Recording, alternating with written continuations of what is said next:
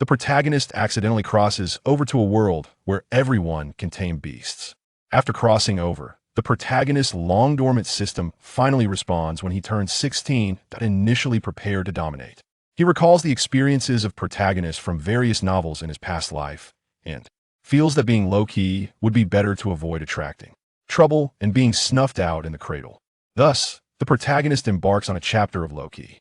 This world is significantly larger than the blue star where the protagonist came from, equivalent to the sum of several hundred blue stars, with humans only occupying a small fraction of this vast territory. Apart from the 10 forbidden areas, other races occupy only 1/20th of the land, while the rest is under human control. In this world, the realms of beast tamers, other races, and exotic beasts are divided into basic level and levels 1 to 9. A beast tamer can contract one more beast for each level they ascend, and only after reaching level 1 can they sign a contract with a beast to become a true beast tamer. Other races can only sign contracts with 3 beasts in their lifetime that at the basic level. A taming space is awakened, and the quality of this space affects the growth rate of both the tamer and their beasts. Along with the awakening of the space, a companion beast appears, which synchronizes its realm with the beast tamers. The companion beast can transform into any cold weapon the host can imagine, and its attributes vary based on the characteristics of each taming space. Chapter 1.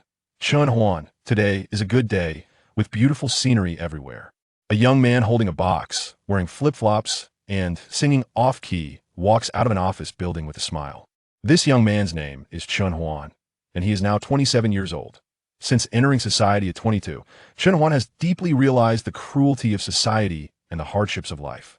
In his first year after graduation, he was scammed into a pyramid scheme, almost lost his life, and nearly got tricked into going abroad for illicit activities. Truly a year full of calamities. However, in his second year, Chun Huan's fortune turned, and he found a job as an editor with a monthly salary of 8,000, benefits, overtime pay, and some side gigs. Delivering food to earn extra cash. Although it wasn't in his field of study, it was enough to support a family. As everything was progressing smoothly, disaster struck. At 27, Chun Huan went to the hospital for a checkup and discovered he had a chronic, progressive neurological disease, commonly known as ALS. This made Chun Huan, who had been abandoned as a child, feel like heaven was playing a cruel joke on him. How could someone so young have ALS? This was hard for Chun Huan to accept. However, he wasn't one to dwell on negativity. After learning from the doctor that ALS was incurable, he seemed to accept his fate and promptly submitted his resignation, planning to travel across the country in hopes of having fewer regrets. And thus, the opening scene unfolded. He would never wake up again. Chun Huan's soul slowly floated out of his body, and he realized he had passed away, but he looked at his body with a complex expression. Just as he was about to complain, he saw the lotus painting hanging in the living room suddenly glow. The golden light enveloped Chun Huan's soul and body and then vanished, as if he had never existed in this world. At this moment, the bewildered Chun Huan could only quietly watch everything unfold, knowing he couldn't stop it and could only accept it in silence. Wrapped in golden light, Chun Huan felt himself being pulled into another time and space, with the scenery around him rapidly changing. At this moment, he heard a voice. Ding! Host detected. Binding now 10, 20, 50, 60, 80, 100 ding. Congratulations, host. Binding successful. Chun Huan stared blankly at the suddenly appearing system panel, feeling that everything had overturned his understanding. He sighed, but reluctantly accepted the reality. Looking at the system panel before him, various information was displayed. He tried clicking the attributes button, and his personal attributes popped up: physique, soul, functions, and other information. Sigh, it seems I really have crossed over, Chun Huan thought with a sigh. Just then, the system said, Host, this system has brought you to a different world, a beast taming world. Please choose your reincarnation power. A common family of 5 military family business family descendant of another race random exotic beast. Please choose, host. After hearing the system's words, Chun Huan frowned slightly, pondering how to choose that.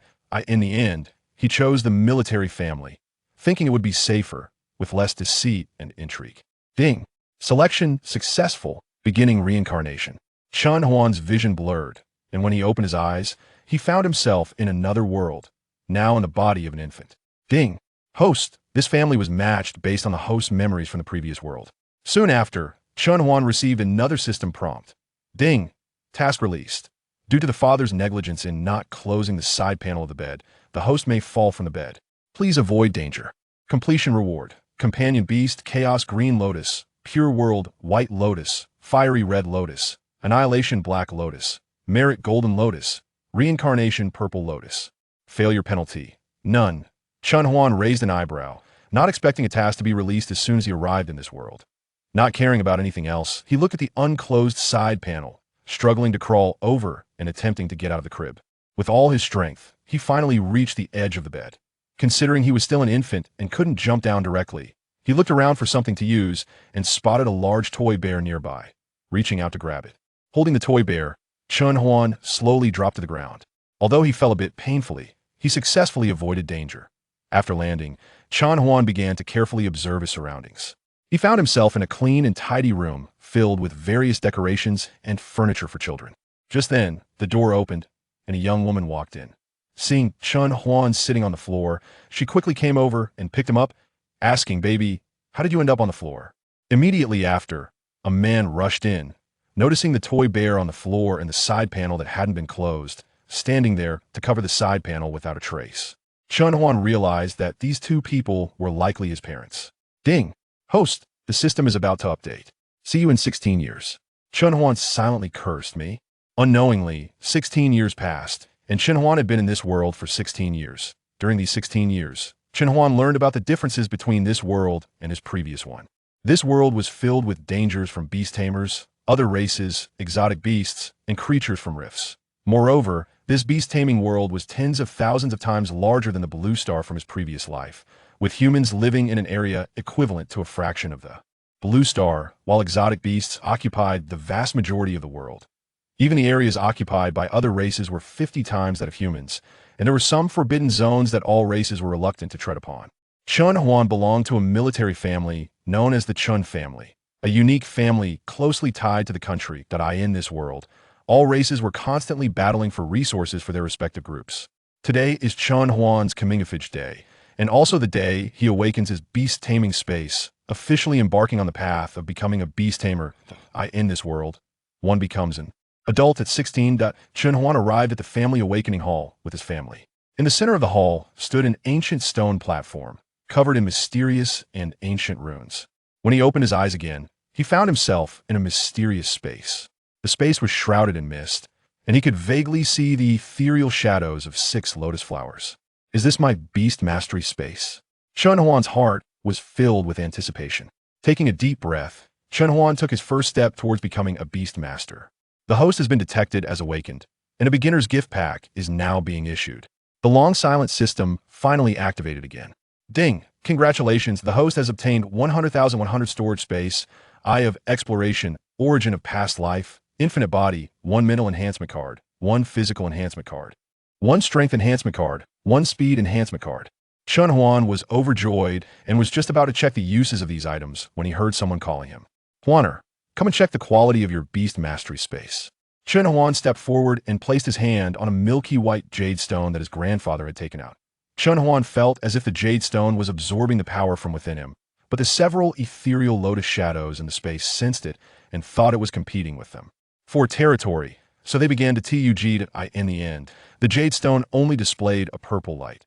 The quality of the beast mastery space is categorized as white normal, yellow good, green excellent, blue perfect, purple epic, gold legendary, red mythical, black demigod, and silver gray god. The better the quality of the beast mastery space, the faster the beasts and beast masters can improve their realms, and the more powerful the awakened companion beasts will be. Shin Goen's face also showed a pleased smile. Not bad. Huaner, your beast mastery space quality is very high. Chun Huan smiled and stepped down. Next, the others who were awakening took their turns. It must be said that this generation's talent is quite strong. Even the worst had a green quality beast mastery space, with 3 people having it. There was also one with golden and red quality, while the rest had blue quality beast mastery spaces, totaling 20 people. The uniqueness of the Chun family lies in the fact that they avoid the position of family head, and because of this, there is a rule that the person with the 3rd best beast mastery space quality must be trained to become the next family head, while the 1st and 2nd must be sent to the military for training. The others can freely choose their own development paths. When the members of the Chun family saw the golden and red main lines, everyone prayed not to have a purple talent, which left the elders helpless, as they had been through the same when they were young, so they understood but felt resigned. The current family head of the Chun family is Chun Huan's grandfather, Chun Goen. The next in line is Chun Huan's third uncle, and then comes Chun Huan himself. Chapter 2. Rong City. Chun Huan's smile gradually transformed from the original smile to a bitter smile, from joy to helplessness. The quality of Chun Huan's awakened space is actually very high, far surpassing the red level. However, due to the illusion of the lotus flower, the quality of the beast controlling space only shows purple. But given the current situation, he couldn't explain this openly, as it would also help him hide his potential to avoid unnecessary troubles. System, Avatar System. Host, Chun Huan. Contract Beast, none. Talent, Eye of Investigation. Storage Space, 100100. Origin of Previous Life, 1 Spirit Enhancement Card, 1 Physique Enhancement Card, 1 Strength Enhancement Card, 1 Speed Enhancement Card. Unknown. Chun Huan did not immediately use these items, but planned to quietly cultivate and improve his strength in the coming days. He knew that his current strength was too weak, and enhancing his strength was the top priority, but if he improved too quickly, it would attract the attention of those around him. He thought, one must always be cautious. On the second day after his awakening, Chun Huan could finally freely enter and exit his beast-controlling space. Looking at his beast-controlling space, he saw a pool in the center, with a blue lotus quietly standing on the water's surface. Upon closer inspection, there were mysterious patterns faintly visible on the blue lotus. Surrounding the blue lotus were 5 other lotus flowers of different colors: red, white, purple, black, and gold. The red lotus was fiery, the black lotus was dark and silent. The white lotus felt like a spring breeze. The purple lotus was solemn and dignified, and the golden lotus was balanced and peaceful. The 6 lotus flowers reflected 6 colors in the water of the pool, with each color clearly distinct and not interfering with each other. After exiting his beast-controlling space, Chun Huan heard someone knocking on his door. "Huan, are you there? Open the door. I have something to discuss with you." Hearing his grandfather's voice, Chun Huan got up from the bed and opened the door. "Huaner, you know our family rules. According to the family regulations, you must be trained by the head of the family, so you need to experience the outside world until you reach the 6th level. It's best to create your own unique force," his grandfather said slowly. Chun Huan's heart stirred. He understood his grandfather's meaning, but still asked, "Grandpa, are there people secretly protecting me? After all, you know the current situation is a bit unstable." Chun Goen paused, feeling that Chun Huan had a point. After all, times had changed. It was better to be cautious. He patted Chun Huan's shoulder and smiled kindly, saying, "Don't worry, the family will arrange this. Just go ahead with peace of mind." Chun Huan nodded, indicating that he understood. Jokingly, he said, "Grandpa, who says a person will fail before they even start?" On July 1st, 5189 of the Yanhuan calendar, Chun Huan was assigned by the family to experience training in a 6th-level city, Rong City. The reason for being assigned to Rong City was that it was a special city where flowers bloomed all year round, and the air was always filled with a faint floral fragrance. It was the safest city among all cities, bar none. The safety of Rong City was closely related to the nearby, friendly alien tribes. Surrounding Rong City were the most amicable beings among all beasts, the ancient tree of life, which had reached demigod level. Around the ancient tree lived 3 tribes: the forest elves, purification elves, and life elves.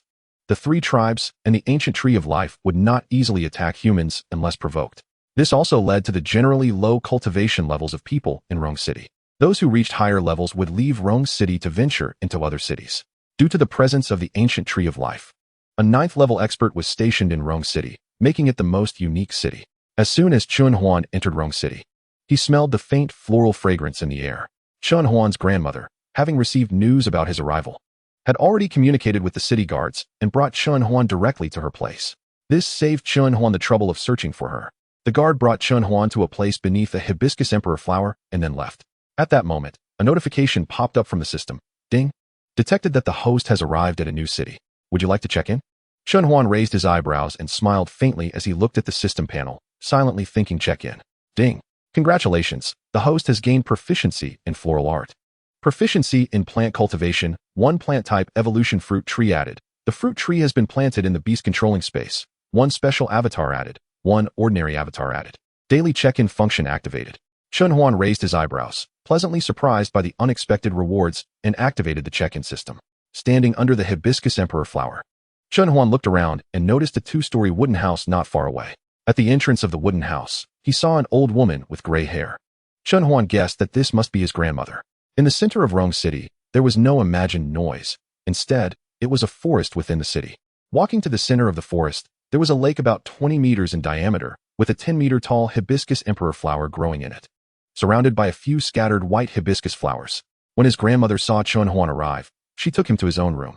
"Xiao Huan, this will be your residence in Rong City from now on. Remember not to get lost," she said while opening the door. Chun Huan nodded and curiously asked, "Grandma, how far is it from here to my school?" Saying this, his grandmother went upstairs to call his cousin. Not long after, Chun Huan saw his grandmother coming down from upstairs with someone following her. It was his cousin, Su Li, who yawned upon entering the living room, appearing drowsy. His grandmother, seeing her grandson in this state, was understandably upset and slapped his forehead. Clearly, he had been a source of frustration for her. With that slap, Su Li snapped awake, turned his head, and happily said, "Huaner, you finally came. You have no idea how much fun it is here. It's way better than home, where I have to be managed every day." He said this while pretending to pounce on Chun Huan. Seeing this, Chun Huan quickly used his hand to block Su Li's face, stopping his next move, and disdainfully said, "No, I'm not interested in you." Seeing this, Su Li stopped his antics and casually placed a hand on Chun Huan's shoulder, saying with a sense of authority, "Come on, I'll take you around the city to enjoy the beautiful scenery." The two greeted their grandmother and then went off together to explore the sights. Seeing the two getting along so well, his grandmother was even more determined about their decision to stay at school. The two quickly reached the Western District, which was the area where the police department was stationed, but it was also the busiest area in the entire city. When Chun Huan arrived in the Western District, he was taken aback to see elves with pointed ears on the street. Su Li, noticing Chun Huan's surprise, smiled and explained, "You should have known about Rong City's situation before coming here, but that was information from a year ago and not entirely accurate. The Western District allows elves to enter, but only elves." Chun Huan looked at Su Li and said helplessly, "I don't think it's that my cultivation speed is fast. It seems more like you've been slacking off." Su Li, having been found out, wasn't embarrassed but laughed heartily, saying, "You're still so smart. You hit the nail on the head." Chun Huan twitched his mouth, expressing his helplessness and speechlessness. Su Li mysteriously said, "I'll introduce a few people to you later."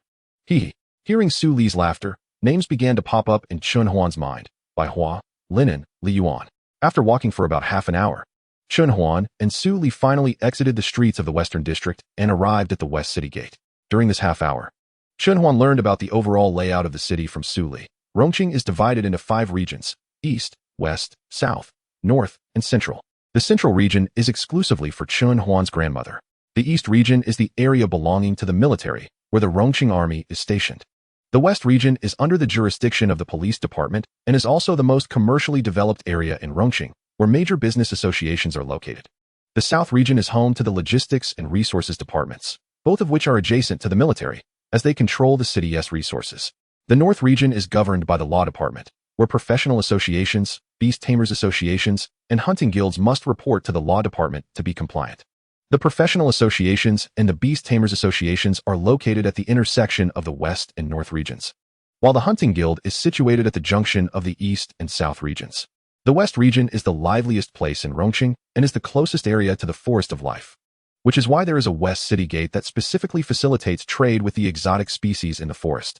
Generally, only the elves from the forest are allowed in and out, while the people of Rongqing can only go out if they have Chun Huan's grandmother's token, are on a mission, or possess a transit pass. Otherwise, they cannot freely enter or exit the West City Gate.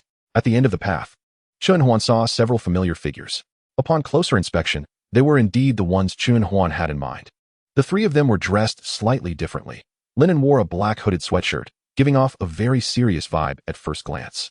Bai Hua was in a white training outfit, appearing to be a graceful and handsome man. The last one, Li Yuan, was simply and neatly dressed, his face revealing a hint of melancholy, clearly a brooding god.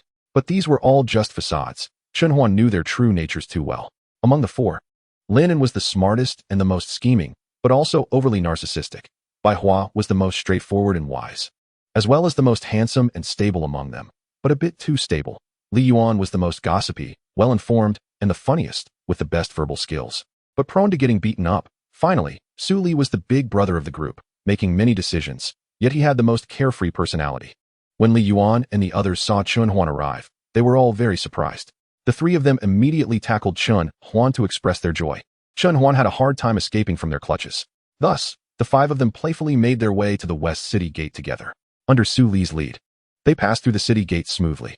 Just after exiting the gate, Su Li and the others skillfully took out masks and put them on, transforming their appearances. Chun Huan also followed suit, taking a pink lotus flower from his beast taming space and turning it into a mask, which he put on. After wearing the mask, Chun Huan's entire aura became ethereal and natural. Su Li, noticing the change in Chun Huan, curiously asked, "Huaner, your mask has an impressive effect. It even changes your aura." As soon as Su Li finished speaking, Bai Hua, Linen, and Li Yuan also looked at Chun Huan with curiosity, waiting for his explanation. Seeing the four of them looking so inquisitive, Chun Huan smiled and explained, "This mask is made from a lotus flower bred by my companion beast. Only I can use it. You guys can forget about it." The four of them rolled their eyes at Chun Huan in disdain. Thus, after equipping themselves, the five of them headed toward the forest. As Chun Huan stepped into the forest, he felt the air become fresh. It was clear that Su Li and the others were used to this place. After walking for a while, they encountered no exotic beasts obstructing their path, and they smoothly arrived at their destination. Su Li and the others found it strange. They usually encountered exotic beasts along the way, but today they had none. After pondering for a while and finding no explanation, they attributed it to good luck. Upon reaching the destination, Chun Huan heard voices coming from behind the bushes.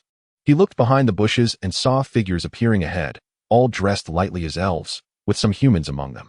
Just as Chun Huan hesitated about whether to approach, Su Li, who was behind him, directly wrapped his arm around Chun Huan and said, "This is the place I wanted to bring you. It's pretty nice, right?" With that, he led Chun Huan forward to begin interacting with the elves. As Chun Huan stepped forward, the surrounding elves seemed to have discovered a rare treasure, all walking towards him, which made Chun Huan a bit nervous and secretly on guard. At that moment, Chun Huan thought of his system and asked, "System, what is the situation? Why are these elves looking at me like a bunch of infatuated fans?" Beep. The mask worn by the host is transformed from a lotus flower, which is of a quality equivalent to a rare plant in this world, strongly attracting elves and plant-type exotic beasts. Consuming one could allow them to disregard major realm upgrades. Of course, this is the most foolish method. The best way is to form a symbiotic relationship with the lotus flower, as mutual sustainable development is the best choice. After understanding the reason, Chun Huan gasped. He never expected the lotus flower to be so extraordinary. He immediately began to squeeze towards the area with fewer elves, wanting to escape from this place as quickly as possible. At that moment, a system notification rang out. New sign-in location detected, Forest of Life. Would you like to check in? Without hesitation, Chun Huan chose to check in, hoping to gain something that could help him out of his current predicament. Check-in successful. Congratulations to the host for gaining the friendship of the 3 elf clans, allowing communication with any elf and gaining their favorability. Special Avatar 1. Gain danger perception, allowing sensing of malice and killing intent from creatures within a 50-meter radius. Just as Chun Huan was troubled about what to do, a high-ranking elf elder approached him, and the surrounding elves parted ways to make room for him. The elder walked up to Chun Huan and said in a friendly tone, "Young man, your aura feels very familiar to us, so we may have offended you. I hope you can forgive us." Chun Huan breathed a sigh of relief. Finally, someone who could help with the problem had arrived.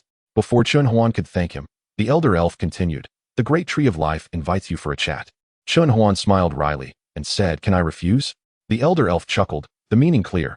"If you don't go, we'll just take you there by force." Chun Huan helplessly said, "All right, please lead the way." Subsequently, the elder elf took Chun Huan towards the grand central tree. Seeing that the situation was getting a bit off, Su Li and the others split up, with 2 going back to the city for help while the remaining 2 stayed behind to observe. The elder brought Chun Huan to the Tree of Life, and then a gentle and charming woman appeared before them. The elder bowed to the woman and said, "My lady, I have brought him." The woman nodded and said, "Good, you may leave now. I will talk to this little one alone." The elder elf acknowledged and turned to leave.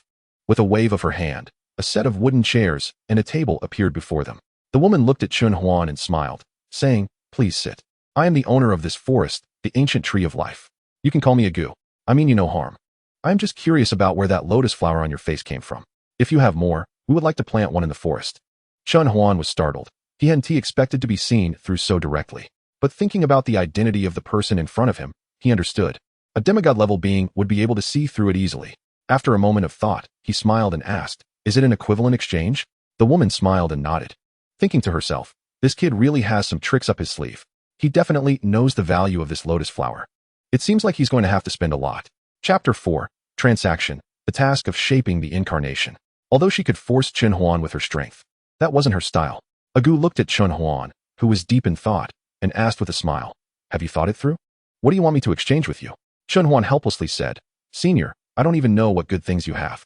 Agu covered her mouth and laughed. "Just bring it up. After all, I've lived for thousands of years and still have some stock." Saying this, she revealed her treasures to Chen Huan. Even someone from a prestigious family like Chen Huan had never seen so many treasures. Agu thought that this time she should be able to provide what this little guy wanted. However, Chen Huan still looked contemplative. Chen Huan was thinking that his lotus flower couldn't be away from its main body for too long, or it would turn into an object and lose its original plant characteristics. In the end, he couldn't think of a solution and could only ask the system what to do. Host, this system is called the incarnation system. You can use a special incarnation once, and then use a lotus flower or lotus seed from the Beastmaster space to create an incarnation to stay here. It's best to use a drop of 6th tier life essence, which will rapidly enhance the incarnation's realm. Chen Huan raised his eyebrows, surprised that the system was so considerate, and opened the system panel to check. Host, Chen Huan. Companion beast, Chaos Lotus Flower, attached with fiery red lotus, world-destroying black lotus. Reincarnation purple lotus, merit golden lotus, and pure world white lotus. Talent, Eye of Detection, infinite body, first stage unlocked, danger perception. Storage space 100-100, past life body source. Spirit enhancement card, strength enhancement card, speed enhancement card. Incarnation, special incarnation 2, ordinary incarnation 1. Affiliated forces, Chen family. Subordinate forces, none. Tasks, none. Sign in, Rome City, Life Forest. Lottery, first stage unlocked. Evolution, first stage unlocked. Idol, first stage unlocked. Extraction, first stage unlocked. Mall, unlocked after shaping an incarnation. Chen Huan looked at the panel thoughtfully and then, feeling confused, asked the system, System, how do I go about creating this incarnation? Ding. System task released. Shape the first incarnation. Completion reward. Unlock mall function. Freely select 2 items from the mall, talent, weapon, or technique. Failure penalty. Bad luck for a day. After Chen Huan finished asking, a task to shape an incarnation appeared in the task section of the system panel. Chen Huan felt a bit aggrieved and said, System, there are no steps for shaping an incarnation. You can't just make me run around like a headless chicken, can you? Ding. The host can check the incarnation function. Each function has a description. Please check it yourself. After the system finished speaking, descriptions appeared next to the incarnation, sign in, lottery, evolution, idol, extraction, and mall functions. Chen Huan almost cursed it out loud, but managed to hold it in due to his composure. Chen Huan opened the description of the incarnation. A special incarnation requires the fusion of special items to shape the incarnation. The created incarnation cannot contract with beasts and can only exist as a strange beast. After completion, the initial talent will vary based on the fused items. Although the incarnation has the identity of a strange beast, it cannot be contracted by others. It can be revived directly upon being killed, but only 3 times. And each revival will decrease its strength by 1 small realm. Ordinary incarnation can be shaped directly. Relevant talents, etc., must be purchased from the mall. Initial realm, talent, and companion beasts are randomly drawn. Ordinary incarnations will have 3 career choice templates for the host to select. Intermediate and advanced incarnations. Intermediate and advanced incarnations will also have shaping templates, but only templates of characters from the host's memory will appear. Talents, skills, and companion beasts will also be linked to the characters in the host's memory. Chen Huan raised his eyebrows, not expecting that the system, despite its ordinary name, had such good features.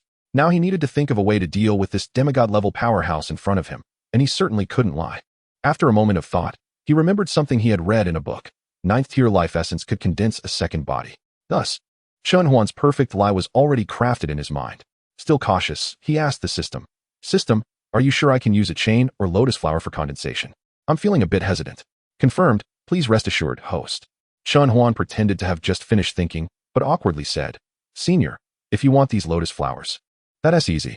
The difficult part is that once this thing leaves me, it will automatically turn into an object, and its original plant characteristics will disappear. At this point, Chen Huan paused to observe Agu's expression. Noticing that Agu's expression remained unchanged, he continued, So I need a drop of your 9th tier life essence, along with a drop of my blood and a few lotus seeds to condense a doppelganger to live here. My doppelganger can even cultivate more lotus flowers. Agu just looked at Chen Huan without commenting, maintaining a calm demeanor. Chen Huan understood that what he had just said was not enough to persuade her. So he added, This doppelganger also has the ability to accelerate the growth speed of surrounding plants, and there are no realm restrictions. However, the effect will not be as significant for those with higher realms, and my doppelganger's main body is a strange beast. Agu thought for a moment and smiled. It's a pleasure to cooperate. You will be a lifelong friend of our life forest. She then took out a drop of 9th tier life essence, and just the aura emanating from it caused the surrounding plants to visibly grow. Chen Huan didn't hesitate. After receiving the life essence, he directly used a dagger to cut his palm, letting his blood drip onto the life essence. Then took out the 3 prepared lotus seeds and fused them in. Immediately, Chun Huan felt his vitality rapidly draining, and his complexion grew worse. Seeing this, Agu realized something was wrong and quickly dripped a drop of 3rd-tier life essence onto him.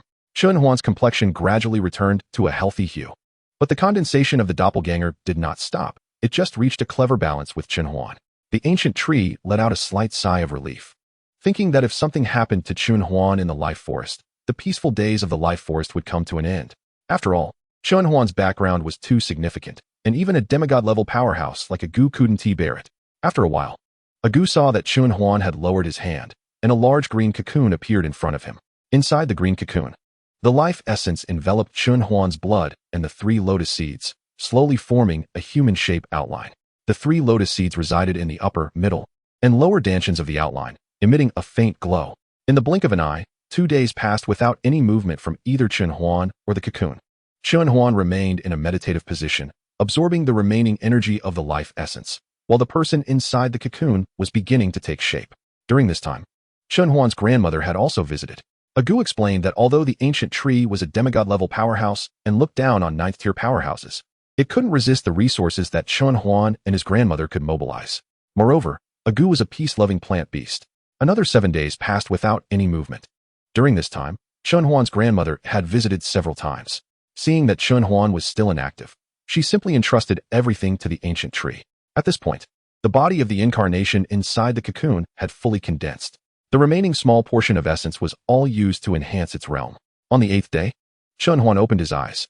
After waking up, he felt a surge of power throughout his body and discovered that his realm had directly risen to the 1st stage. The first thing Chun Huan did upon waking was to thank Agu for saving his life. Otherwise, he would have been completely drained. Chun Huan waited with Senior Agu for his first avatar to awaken, and this wait lasted a week. On this day, the cocoon finally broke open, revealing an avatar dressed in a green ancient costume, looking like a handsome young man with a face as beautiful as jade, capable of enchanting countless women. Chun Huan looked at the avatar before him and felt an imposing aura surrounding him, so he opened the avatar panel. Avatar, Special Avatar 1. Ordinary Avatar 1 Note. Avatar 1 has been shaped. Name of shaped avatar, none. Talent, Lotus Phantom. 2 abilities, the first assists in cultivation, with effects on similar attributes of spirits and plants. The second has powerful group healing capabilities and can purify demonic energy and other evil auras. Eye of Purification. Can purify all negative things and has a restraining effect on evil beings. Lotus Body. When transformed into a lotus, one's level forcibly increases by 1 major realm. Under normal circumstances, all negative emotions disappear, calming the mind. Life Dharma. Under normal conditions, it nourishes the body, enhancing physical strength. When activated, its healing ability significantly increases and physical strength greatly enhances. The ancient tree sensed the aura of the avatar and showed surprise in its eyes. Just as Chun Huan had said, this avatar could accelerate the cultivation speed of surrounding plants, and even it had experienced a slight enhancement. Another reason was the aura emitted by the avatar, which resembled that of a strange beast, and it subtly complemented the ancient tree of life. The ancient tree calmed its mindset and generously said to Chun Huan, "According to our agreement, he will stay here. If you want anything, just say it, excluding life essence, as you have already absorbed a drop." This made Chun Huan, who was about to ask for life essence, close his mouth directly, feeling somewhat resentful and thinking, "No way to play like this." It seemed the ancient tree heard Chun Huan's thoughts and jokingly scolded him. "Little rascal, you are too greedy. You just absorbed a drop of my life essence and want another one? Not possible. Moreover, absorbing life essence requires a certain physique. If your physique hasn't reached the 2nd tier, absorbing life essence will cause you to explode from the energy." Chun Huan understood the unspoken words of the ancient tree and smiled awkwardly. After thinking for a moment, Chun Huan said, "Senior, look, I have already reached the 1st tier. I only need a contract beast to become a true beast master. Could you help me find one in your life forest?" Chapter 5. The First Pet Beast, 1st Tier. Return. Agu readily agreed. Immediately, a powerful mental force swept over, causing Chun Huan's scalp to tingle. He knew this was Agu using mental power to help him find a suitable pet beast. In just a moment, Agu's mental power covered the entire life forest. After a short while, Agu found 3 potential strange beasts. Agu directly brought the 3 strange beasts before Chun Huan for him to choose. At the same time, Agu said, "Among all the solitary strange beasts, these 3 have the highest potential. Choose one." The 3 strange beasts were a small wolf with pure white fur, a small black bear with thick fur, and a brightly colored green snake less than a meter long. Chun Huan used his probing eye to check the attributes of the three strange beasts. The first was the white wolf. Race, silver wolf cub. Talent, gold devour. Bloodline, bloodline of the silver and gold wolf king. Evolution, silver wolf gold and silver wolf wolf king, gold wolf king gold, and silver wolf king. Potential, tier 3, tier 7. After looking at the silver wolf's panel, Chun Huan immediately eliminated it due to its low potential. Only at tier 7 and lacking an outstanding bloodline. The second was the small black bear. Race, cracking earth black bear cub. Talent, tier. Bloodline, bloodline of the earth bear emperor. Evolution, cracking earth black bear king earth black bear king earth bear emperor. Potential, tier 4, tier 8. Seeing the black bear's panel, Chun Huan sighed. Although the earth bear emperor's bloodline was indeed good, it still did not meet his expectations. The last one left was the small green snake. Race, green snake. Talent, lethal toxin, rapid healing. Bloodline, thin bloodline of the azure dragon, 001. Evolution, green snake swift wind fierce snake grave sun fierce snake azure flame fierce snake azure wood snake king azure wood emperor azure wood sovereign. Potential, tier 3, tier 9. Chun Huan was extremely excited. The last little snake had already exceeded his original expectations. Originally, he only required his contract beast's potential to reach tier 9 and to have a special bloodline. But this little green snake was too special, actually possessing the azure dragon bloodline, albeit very thin at only 001. However, this was not a problem for Chun Huan. Not to mention that he had the system by his side. Just based on his current family background, finding something to enhance the bloodline would be easy. Chun Huan barely calmed his emotions, but still spoke with a trembling voice. Senior, I choose this little green snake. Agu raised an eyebrow, surprised that Chun Huan had such good taste, immediately selecting the one with the highest potential. He then placed the little green snake directly in front of Chun Huan and said impatiently, contracted. Chun Huan did not notice Agu's tone and only heard the words contracted. He cut his fingertip and let a drop of blood fall on the little snake's head. That drop of blood slowly coalesced into a contract formation on the green snake's head, and in an instant, Chun Huan completed the contract. With a trembling hand, Chun Huan gently touched the body of the little snake. The little snake seemed to sense his joy and rubbed its head against Chun Huan's outstretched finger. From now on, your full name will be Qing Yue, and I will call you Xiao Qing, Chun Huan said with a smile. The little Qing raised its head and rubbed against Chun Huan's finger, expressing its happiness. Hearing Agu's tone, Chun Huan understood that Senior Agu was urging him to leave. So he thanked Agu and then left the life forest with Xiao Qing. Once outside the life forest, Chun Huan headed straight to his grandmother's house in the central area of Rong City. On the way, feeling bored, Chun Huan opened the panel of his first avatar. Avatar name, none, please name it. Gender, male. Talent, Lotus Phantom. 2 abilities. The first assists in cultivation, with effects on similar attributes of spirits and plants. The second has powerful group healing capabilities and can purify demonic energy and other evil auras. Eye of Purification, can purify all negative things and has a restraining effect on evil beings. Lotus Body, when transformed into a lotus, one's level forcibly increases by 1 major realm. Under normal circumstances, all negative emotions disappear, calming the mind. Life Dharma, under normal conditions, it nourishes the body, enhancing physical strength. When activated, its healing ability significantly increases and physical strength greatly enhances. Beep, detected that the host has successfully shaped the first avatar. Task completed, settling. Beep, congratulations to the host for unlocking the mall function, receiving a free choice of 2 items in the mall, talent, weapon, or technique. Beep, congratulations to the host for contracting the first contract beast, unlocking lottery, evolution, idol, extraction, and mall functions, and receiving task rewards of 3 ordinary avatars of other races. Just as Chun Huan was about to open the introduction of other functions, a prompt message popped up from the system. Please name the avatar first and issue a task. Otherwise, you cannot continue to open other interfaces. Reminder, the avatar and host can freely transfer items. The host can also instantly transfer the avatar to their side or teleport themselves to the avatar's side. Chun Huan stroked his chin and said, since it is shaped by the lotus, let's call it ear lotus. As for the task, let's focus on cultivating various rare plants and herbs in the life forest. Oh, and don't forget to improve your own strength. When you have time, take a look at the terrain and racial distribution in the life forest and act according to your capabilities to ensure your own safety. Ding. Task assigned. Reminder to the host, after creating an avatar, please issue a task. Otherwise, the avatar will explode in place after 49 hours. Chun Huan was alarmed by the severity of the consequences and immediately committed it to memory. He walked over to the 4 people nearby and asked curiously, "What are you doing? Are you up to no good?" The crying was quite loud. Chun Huan pushed Li Yuan away in disgust and said, "Snot, snot. Snot got on me." After saying that, he dragged Chun Huan to the kitchen to cook, leaving Su Li and the others in a state of confusion. Chun Huan and his grandmother busied themselves in the kitchen for an hour before finishing the meal. After bringing the dishes to the table, he called the others over to eat together. Once everyone was present, his grandmother said sternly, "From now on, except for Xiao Huan, you four are not allowed to go to the life forest." Su Li and the others, having forgotten the pain after healing, immediately retorted in unison, "Why not?" His grandmother glared at them, and they quickly realized how foolish their previous behavior had been, instantly deflating. The 4 of them then ate quietly like obedient children. His grandmother nodded in satisfaction and explained, "If you can receive the protection of the ancient tree of life like Xiao Huan, you can also come and go freely in the life forest. But now, some people have become restless and have already extended their claws to Rong City. You should all behave yourselves and be careful not to fall into their traps. Do you understand?"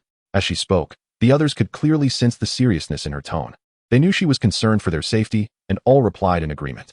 After dinner, they didn't linger in the living room and carefully climbed upstairs to sleep. Chun Huan realized that Su Li and the others hadn't had a good night's sleep since arriving in the life forest. That night, everyone slept very soundly. However, the next morning was a different story. The next day, Su Li got up early, trembling as he made his way to the bathroom. Chapter 6, Shopping Mall. The next morning, Su Li got up early, trembling as he walked toward the bathroom, apparently needing to use it. At the same time, Chun Huan also woke up and, just as he stepped outside, he saw Su Li's awkward appearance. He took out his phone to capture the moment of joy. Chun Huan slowly walked to the bathroom, took out his phone, and started recording. Inside the bathroom, Su Li was unaware and only saw someone outside the door. Chun Huan pretended not to know the bathroom was occupied and began to twist the doorknob, but to his surprise, he opened the bathroom door directly. At that moment, Su Li inside the bathroom looked at Chun Huan in horror, and Chun Huan quickly switched his phone to video mode and began filming Su Li. Chun Huan grinned mischievously and started quoting famous sayings, but just as he stepped into the bathroom, an extremely pungent odor assaulted his nostrils. Chun Huan quickly ran out, shutting the bathroom door behind him. At the doorway, he felt it wasn't that bad, but once he stepped inside the bathroom at that moment, Chun Huan gagged, nearly throwing up his stomach. It was just too smelly. However, he still wore a satisfied smile, thinking to himself, "Hee, another piece of evidence."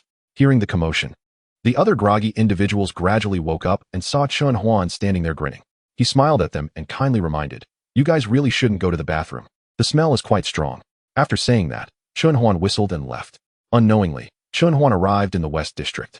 At this time, the West District looked entirely different from what Chun Huan had first seen. The streets that were crowded at night were now nearly empty during the day. However, as he walked through this street that looked so lively at night, he found that the area with the most night stalls transformed into a vegetable market selling various ingredients during the day, seamlessly transitioning every day. This was Chun Huan's first visit to a vegetable market in this world, and he felt a bit curious. As he passed by a shop that specialized in meat, he looked inside and saw that there was no space left to step. Chun Huan quietly noted down the shop and then turned to visit other stores. Chun Huan entered a shop and began to examine the meats, and various meat information appeared before his eyes. Tier 1 explosive porcupine meat has a strong fire attribute. Consuming it can enhance one's realm, and it has remarkable effects on fire attribute pets. Requires a professional chef to cook. Estimated value is 500 yuan per pound. Market price is 480 huaxia coins per pound. Actual price is 450 huaxia coins per pound. Tier 2 wild boar meat, sour taste. Not recommended for direct consumption. Requires a professional chef to cook. Estimated value is 1,000 huaxia coins per pound. Market price is 1,000 huaxia coins per pound. Actual price is 999 huaxia coins per pound. Basic level domestic pork. Has a certain effect only on basic levels, very easy to cook. Does not require a professional chef, can be made into home-cooked dishes. When cooked to perfection, it can not only enhance one's realm, but also has certain nourishing effects. Estimated value is 200 huaxia coins per pound. Market average price is 190 huaxia coins per pound. Actual price is 180 huaxia coins per pound. Tier 3 Qing Jiao meat. Contains a trace of dragon bloodline. Consuming it can enhance a trace of dragon bloodline, 001. After being cooked by a professional chef, it can enhance a trace of dragon bloodline, 01. Estimated value is 100,000 huaxia coins per pound. Market average price is 90,000 huaxia coins per pound. Actual price is 2,000 huaxia coins per pound. Very poor appearance. Upon closer inspection, Chun Huan found that the meat looked extremely bad. The whole piece was dark and murky.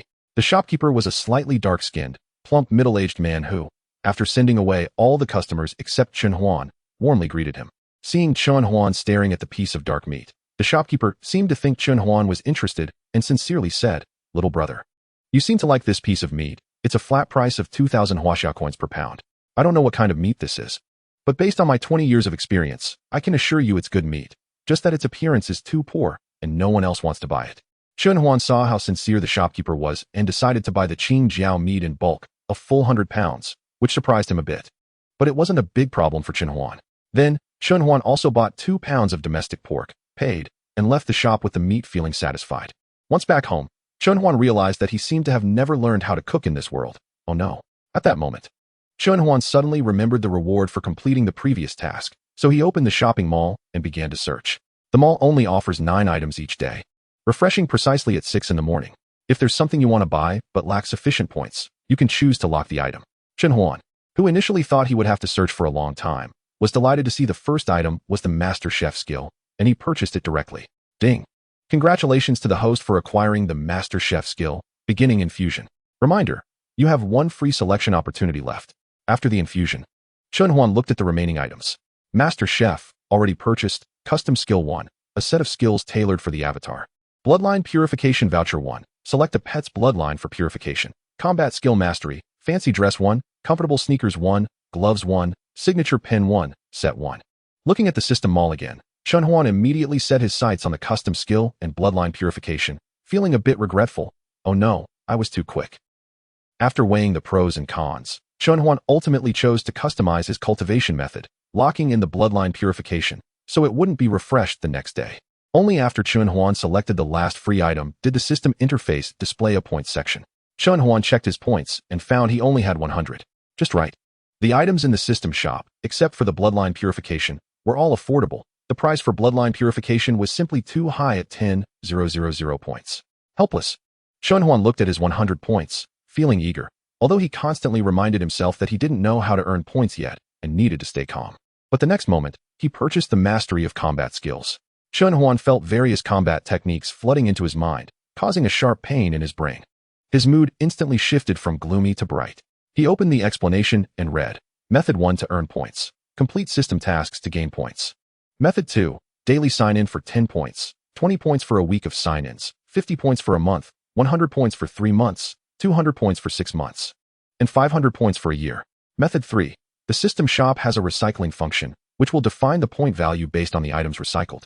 Method 4, points can be exchanged for real currency at a rate of 1,000 to 1,000 huaxia coins for 1 point.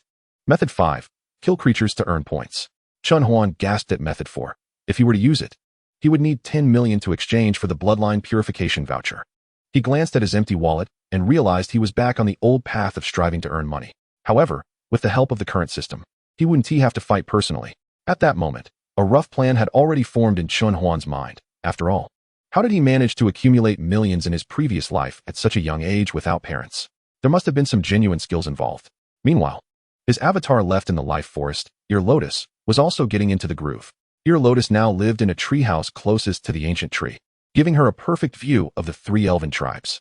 The 3 elven tribes were just a stone's throw away from the ancient tree. Ever since she learned about her task, Ear Lotus diligently focused on her work every day. First using her own blood to condense seeds and planting lotus flowers in the lake surrounded by the 3 elven tribes. Whenever she had free time, she would wander around the forest. The routine was repetitive, but Ear Lotus found joy in it. On the other side, Chun Huan had begun his offensive on meat. Step 1, skin it. Step 2, cut it into 2, 5 centimeters pieces. Step 3, throw the cut pork into the pot and stir fry it. Step 4, take it out. Add rock sugar, stir fry to caramelize. Put the meat back in and mix well. Step 5, add an appropriate amount of water and seasoning and simmer for 50 minutes. Chun Huan's first meal in this world was ready. He also prepared several vegetarian dishes to serve. Next was the green dragon meat. For this, he just needed to use fire to burn off the impurities. Chun Huan remembered the many red lotus flowers in the Beastmaster space and communicated with them. With a thought, flames erupted from his hand as he began roasting the 100 pounds of green dragon meat. The meat visibly shrank until it was only the size of a palm, and the black substance on the surface had turned to ash from the flames. By the time Chen Huan finished cooking, it was already 9 in the morning. After finishing, he called everyone up to prepare for the meal. When everyone arrived in the living room, they were all astonished, even the grandmother, because everyone knew each other well. They were surprised that Chen Huan had unknowingly learned to cook, and he had done it quite well. This made the others a bit unhappy, but they couldn't say anything. Otherwise, they wouldn't have any food to eat. However, everyone internally complained about eating such greasy food so early in the morning. Was it really okay?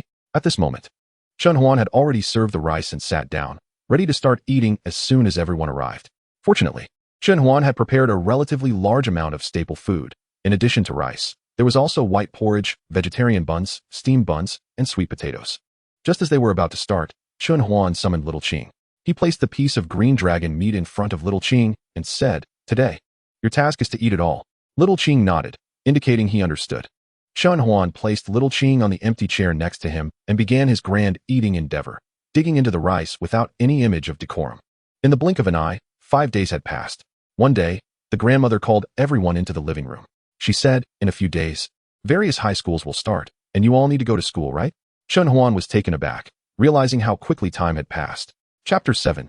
Enrollment, Avatar No. 2. Everyone responded affirmatively.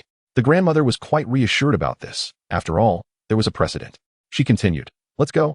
I'll take you to the school first, so you can familiarize yourselves with the place where you'll be living for the next 3 years. With that, she led them to the Beastmaster No. 3 High School in Rong City. Among the 5, except for Chen Huan, everyone knew about Beastmaster No. 3 High School, but had never entered. As the guards there were quite fierce. Every time Su Li and the others tried to sneak in, they were caught and thrown out. Once, they even tried to use the grandmother's reputation to get in, but were still kicked out because the grandmother had already made arrangements. The 6 of them arrived at the entrance of Beastmaster No. 3 High School, where the most eye-catching feature was the laid-back security guard. These guards were all veterans who had retired from the battlefield due to injuries and were assigned to various universities, teaching those willing to educate and guarding the school as safety for those who weren't willing to teach. They explained the purpose of their visit and specifically instructed the guards to treat the group as ordinary students, except in special circumstances.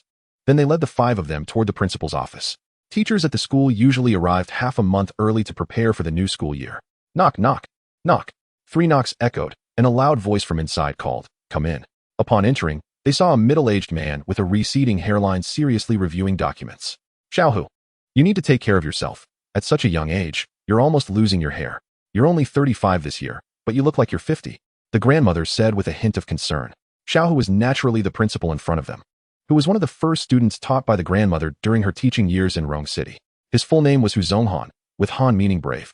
Seeing the visitors, Principal Hu quickly got up and said, "Teacher, what brings you here?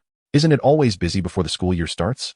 As he spoke, he guided everyone to sit down and continued, "Is there something you need to discuss with me today?" Principal Hu was more than willing to hear this. After all, every year, the new student selection primarily involved picking from the leftovers of the first and second high schools, and there weren't many good seedlings left for them. Now, with the situation reversed, having these first-tier beast masters meant they could prioritize selecting quality students next year. Acknowledging this, Principal Hu immediately agreed. Then the grandmother exchanged glances with Chen Huan, signaling him to step out as she had some matters to discuss. Once the others left, the grandmother began.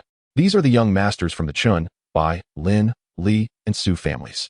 I just wanted to give you a heads up so you don't mishandle any situations that may arise and offend anyone. Just handle any minor issues fairly and justly. It's best not to smooth things over too much, as these are not easy characters to deal with. If any major issues arise, notify me immediately. That's all. By the way, except for Chen Huan, the others are a bit unruly. It's best to separate them and not let them be in the same class."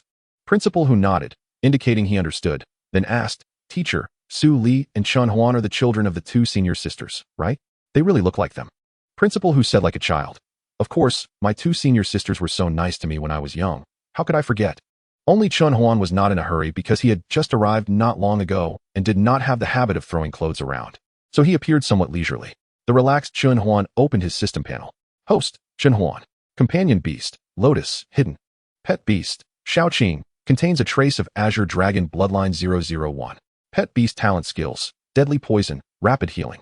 Pet beast bloodline, Thin Azure Dragon Bloodline 001. Evolution, Azure Snake, Gale Fierce Snake, Tomb Yang Fierce Snake, Azure Flame Fierce Snake, Azure Wood Snake King, Azure Wood Snake Emperor. Azure Snake, Azure Python, Azure Anaconda. Azure Flood Dragon, Azure Dragon. Talent. Eye of exploration, infinite body. Body constitution is continuously and slightly improving. Consuming special effect food or exercising will significantly enhance body strength. Danger perception. Items. Storage space 100100. Origin of past life. Mental enhancement card. Strength enhancement card. Speed enhancement card. Incarnation. Special incarnation. Ordinary incarnation 1. Incarnation 1. Ear lotus. Affiliated force. Chen family. Subordinate forces. None. Tasks. None. Sign in. Rome City. Life forest. Not signed in today. Lottery. 45 random rewards. Anything is possible. 25 choose a pet skill to master. 15 random enhancement coupons. 10 bloodline purification coupons. 5 a random talent. Idle. No idle cultivation skills or professions. 3 empty slots. Extraction. Can extract skills, talents, or bloodlines from future or alien races, excluding talents, limited to pet beasts and incarnations. Mall. Customized cultivation method 1. Purchased. Bloodline purification coupon 1. Locked. Mastery of fighting skills. Purchased. Gorgeous dress 1. Comfortable sneakers 1. Gloves 1. Signature pen 1. Set 1. Chunhuan knew he was about to take his first step. Refresh them all. Bloodline purification coupon 1. 10,000 points. 1 chi transforming into 3 clears. Low version 10,000 points. Foodie, 10 points. Gourmet, 20 points. Culinary master, 100 points. Skill copy coupon 1. Limited to life skills, 20 points. Green tea illustrated guide, 10 points. Tea making skills, 20 points. Pottery craft, 10 points. Points, 0. Chunhuan looked at the newly refreshed items in the system mall and fell into contemplation. Another good item. So he locked the bloodline purification coupon 1 and 1 chi transforming into 3 clears. Then he said, system, recharge 50,000 Huaxia coins to exchange for 50 points. Ding. Exchange successful. Chunhuan acquired the foodie, gourmet, and skill copy coupon 1. Chunhuan looked at the busy crowd, slowly retreated from the room, found a hidden place, and began to shape his incarnation. However, this time the system was very user-friendly, providing Chunhuan with a template labeled swordsman, gourmet, and forging. Since Chunhuan was shaping an ordinary incarnation this time, he needed to purchase the relevant talents and skills from the mall, and the final character's realm would be random. What Chunhuan needed was simply someone who could earn a little money while gathering intelligence. Therefore, the ordinary incarnation was the optimal solution. Chunhuan ultimately chose gourmet. There was no other option for talents at the moment. Ding. The system detected that the host has chosen a template. Would you like to proceed with shaping now? Then a plump figure slowly appeared in front of Chunhuan, materializing from nothing. Chunhuan checked the information of the person in front of him. Incarnation 2, none. Space quality, blue. Talent, none. Note, the system has rationalized the identity of the incarnation.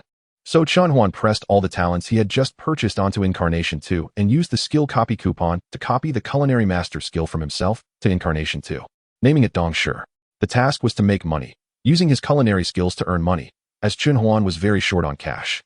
His family only provided a monthly living allowance and no other support. Chapter 8. Boarding School 1 Chi transforming into 3 clears low version. Chunhuan looked at the system panel again, and another panel popped up. Then images and descriptions of various pet beasts appeared on the panel.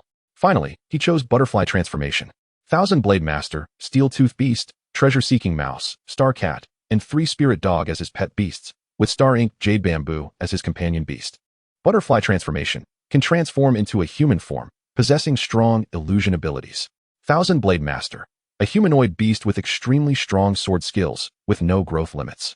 Steel Tooth Beast, a water-type turtle beast with sharp teeth and strong penetration, highly efficient in predation. Treasure-seeking mouse, has strong perception of various treasures and dangers, with high digging speed. Star Cat, extremely fast, its fur sparkles like stars at night, has some money-attracting effects for small shops. 3 Spirit Dog, perception range of 10 to 20 miles, extremely loyal to its master, and very sensitive to malice. Before opening the third eye, it is a strong radar, and can fight above its level after opening. Star Ink Jade Bamboo, entirely black, absorbs starlight at night to enhance quality. During this process, it emits a faint starlight. Chunhuan also checked the panel of Dong Shi. Incarnation 2, Dong Shi. Space quality, blue. Companion beast, Star Ink Jade Bamboo. Pet beasts, Butterfly Transformation, Thousand Blade Master. Steel Tooth Beast. Talents, foodie, can enhance realm through eating. Gourmet, culinary master. Note, the system has rationalized the identity of the incarnation. Chunhuan looked at the panel with satisfaction and said, let Dong Shi open a restaurant, but I have no money. Forget it. He is a 6th-tier powerhouse. Let him earn money himself. Then he added another task, to establish his own intelligence organization while opening the restaurant. At this time, with nothing to do, Chun Huan ran to the roof of the wooden house, lay down comfortably. Chun Huan leisurely began to check his panel. Noticing he hadn't signed in today, he clicked to sign in. Congratulations to the host for obtaining a monocular telescope 1, points 10.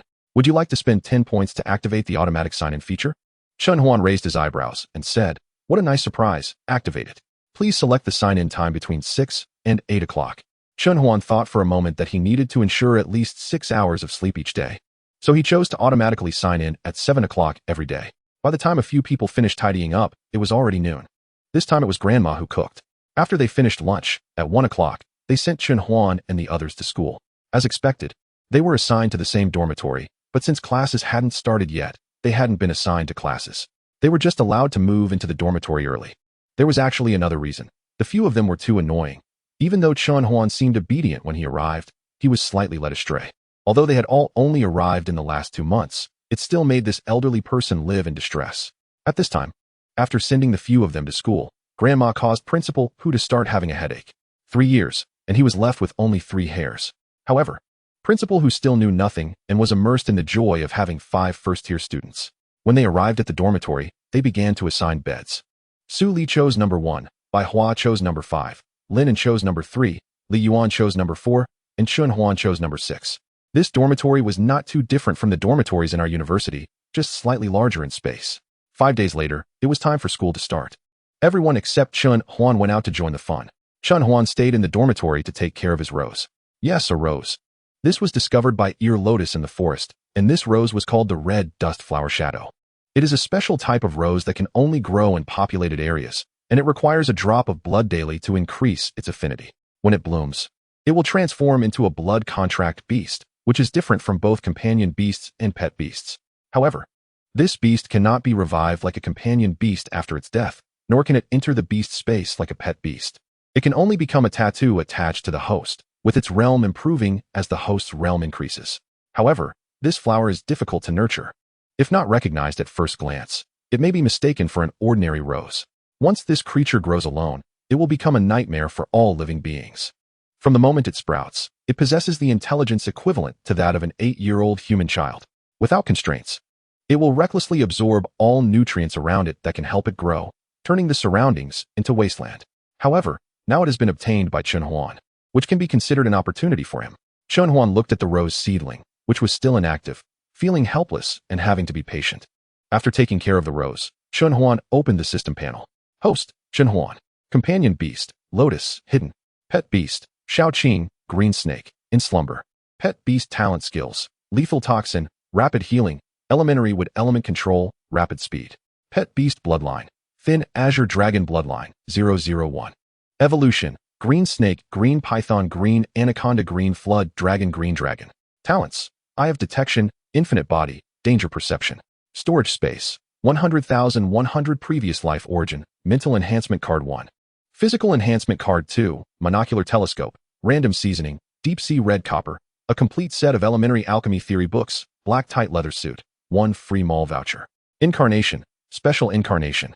Ordinary incarnation 1. Incarnation 1, Ear Lotus. Affiliated force, Chen family. Subordinate forces, Dong Shi, Ear Lotus. Tasks, none. Sign in, Rome City, Life Forest, signed in today. Points, 60. Lottery, 45 random rewards. Anything is possible. 25 to choose 1 pet skill to reach skill mastery. 15 random enhancement vouchers. 10 bloodline purification vouchers. 5 a random talent, 100 points each. Idle, no idle cultivation skills or professions. 3 empty slots. Extraction, can extract skills, talents, or bloodlines from future or alien beings, except talents, limited to pet beasts and incarnations. Mall, bloodline purification voucher 1, 10,000 points, locked. 1 chi transforming 3 purities, low version 10,000 points, locked. Cool black silk, 1 point. Great Xia dictionary, 3 points. Master craftsman, 50 points. Physical enhancement voucher 1, 30 points. Exotic beast illustrated, 40 points. Intermediate sculptor image, 40 points. Elementary language arts, 50 points. Can refresh. Assets, 5032. 254 Shao Shijin Manor. Chun Huan looked at the panel and remembered that he hadn't used the free mall voucher obtained from today's sign-in. He opened the mall panel again and clicked refresh. Mall, bloodline purification voucher 1, 10,000 points. Locked. 1 Chi transforming 3 purities. Low version 10,000 points. Locked. Cool black silk, 1 point. Great Xia dictionary, 3 points. Master craftsman, 50 points. Physical enhancement voucher 1, 30 points. Exotic beast illustrated, 40 points. Intermediate sculptor image, 40 points. Elementary language arts, 50 points. Due to Shao Qing's slumber, Chun Huan did not hesitate this time and directly chose the low version of 1 Chi transforming 3 purities. Chun Huan began to check the conditions for 1 Chi transforming 3 purities. 1 Chi transforming 3 purities requires a complete source plus one's own blood, and 3 treasures of the same origin to produce 3 external incarnations.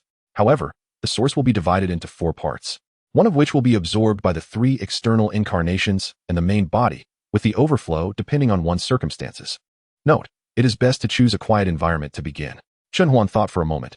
What about Ear Lotus? No, there's a huge creature there. It seems he can only choose Shao Shijian. This Shao Shijian was originally abandoned, but Chun Huan used his connections to take it over and turned it into a manor. In just 3 or 4 days, Chun Huan managed to rake in over 4 million. As for Chun Huan's connection, it was his grandmother.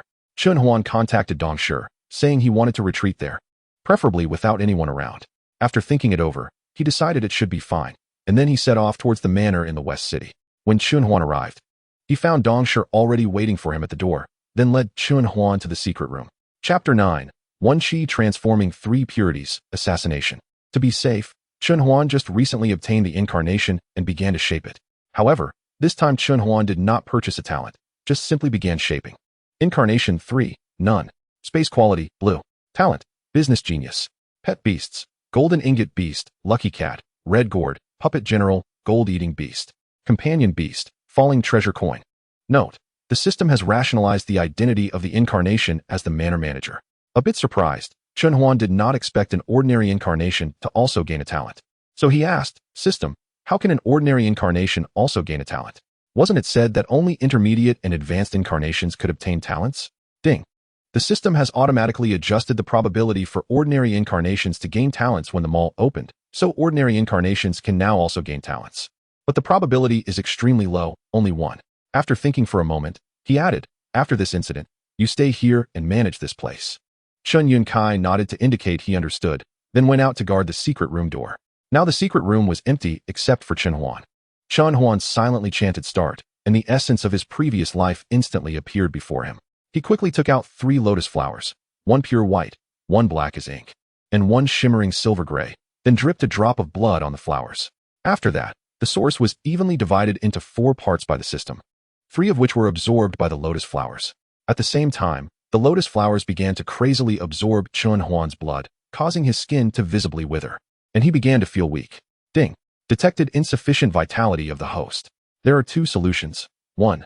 Give up, and the source will dissipate to 1/4. Chun Huan weakly glanced at the option and directly chose the second one. It's already down to half, and you're telling me to give up? Impossible. After Chun Huan made his choice, 3 enhancement cards disappeared from his storage space. Before he could feel joy, his vitality was continuously absorbed by the 3 lotus flowers. Half an hour later, the lotus flowers stopped absorbing, and Chun Huan lay there pale, as if he would pass out at any moment. The remaining 1 part was divided into 4 parts, evenly drifting towards Chun Huan and the 3 incarnations.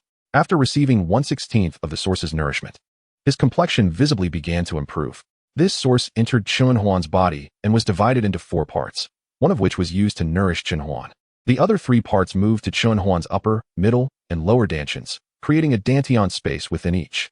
At the same time, the 5 lotus flowers in the beast space also experienced changes. The purple one moved to the lower dantian, the red one to the middle dantian, and the golden one to the upper dantian, leaving only 3 lotus flowers in the beast space, with the blue lotus in the center and black and white on both sides, clearly distinct. Then, heat began to rise continuously from Chun Huan's body, and a layer of black substance appeared on his surface. As time passed, the black substance gradually shed, revealing the crystal-clear skin inside. Chun Huan slowly opened his eyes. Although he sensed that his realm had risen 3 levels, he could still feel the emptiness of his vitality within his body. Chun Huan's face grimaced. He wanted to cry but couldn't. Fortunately, 1 Chi transforming 3 purities was successfully completed. At this moment, his 3 incarnations also awakened, forming a wonderful connection with the main body. They were able to share each other's visions and feelings, as if they had become one entity. At the same time, Each of the three incarnations had their own distinct consciousness. Chun Huan suppressed the wild joy in his heart, knowing that this adventure had brought him great rewards. However, the consequences were also apparent. If he could not find a suitable reason, his current state might be ridiculed for an entire year. Chun Huan did not want to think too much about it now. He decided to deal with the immediate issue first. He opened the system panel of the three incarnations. Incarnation name, Chunjia. Companion beast, Kuei Nyo. Pet beasts, Qingyu lion, golden winged eagle. Quality, red. Talent, array master, thunder heart, heart of education. Incarnation name, Qinchan. Companion beast, Sifong. Pet beasts, Huanglong, earth spirit. Quality, red. Talent, tool master, thunder soul, soul of education. Incarnation name, Chunwu. Companion beast, Ban Jiaoqing Nyo. Pet beasts, silver-horned beast, golden-horned beast. Quality, red. Talent, pill master, thunder essence, teacher of education. Chun Huan looked at the talents of the three and nodded in satisfaction, saying, "You all develop separately. As long as you don't betray humanity, feel free to do whatever you want. Go ahead. If things get tough or you encounter insurmountable danger, then teleport back to this manor." He then took out 3 masks and said, "Remember to keep your identities secret when you're out." Not long after the 3 left, Chun Huan also exited the secret room. At this point, Chun Huan's realm had reached the first stage of completion, and he only needed to contract 1 more pet beast. Just then, a shadow rushed towards Chun Huan, reaching him in a matter of breaths, with a dagger aimed at his neck. Chun Huan's pupils contracted. He did not expect the assassin to choose this moment to strike, but he did not panic. Chun Huan had sensed a trace of killing intent when he came out of the secret room, so he found this situation reasonable. After all, Chen Yunkai was a genuine 5th-stage powerhouse. If he had no reaction at all, he would be useless. Chen Yunkai retaliated with a slap, sending the assassin flying. The assassin's head tilted, and he fell unconscious, unable to swallow the poison.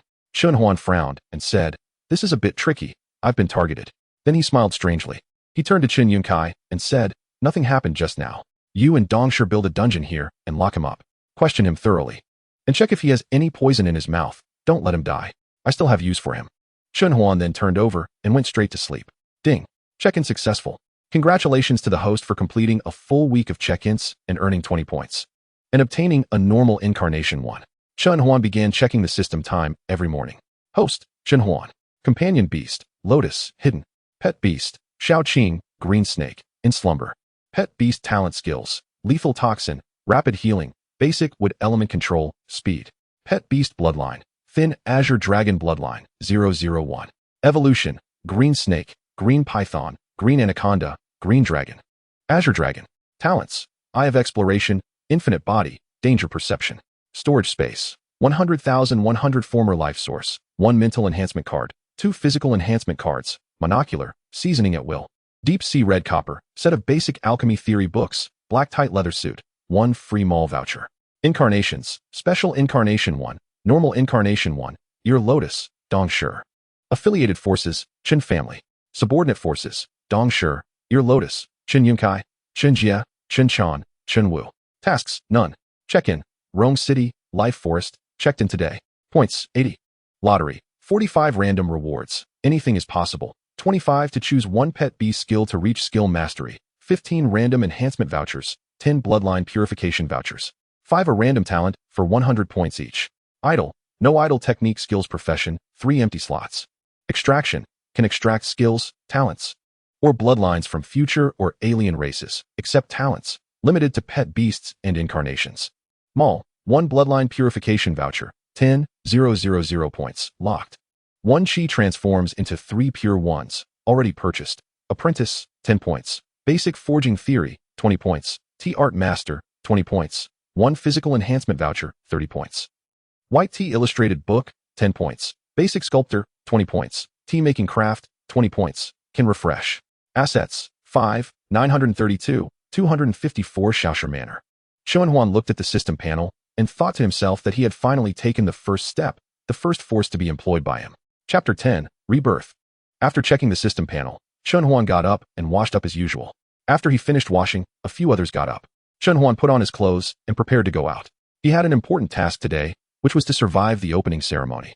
When Chun Huan arrived at school, he saw classmates chatting in groups. He walked straight to his seat and sat down, waiting for the opening ceremony to begin. Chun Huan looked at the unfamiliar classmates around him. Knowing that all the classes were mixed together, and a beast control exam would determine the final class assignments. Soon, the opening ceremony began. The principal took the stage and started speaking. Chen Huan listened absent-mindedly until the principal mentioned something that piqued his interest. Tomorrow, our school will hold a beast control competition, and every student must participate. This competition will also affect the quality of your final class assignments. Additionally, those with companion beasts with special abilities may not need to participate in the competition. The school will provide special training, the principal said. Furthermore, the school will reevaluate the quality of your beast control space, which will also affect your class assignments. The top 10 in the beast control competition will receive rewards, and they will have the right to choose their classes, the principal added. Chen Huan's heart stirred.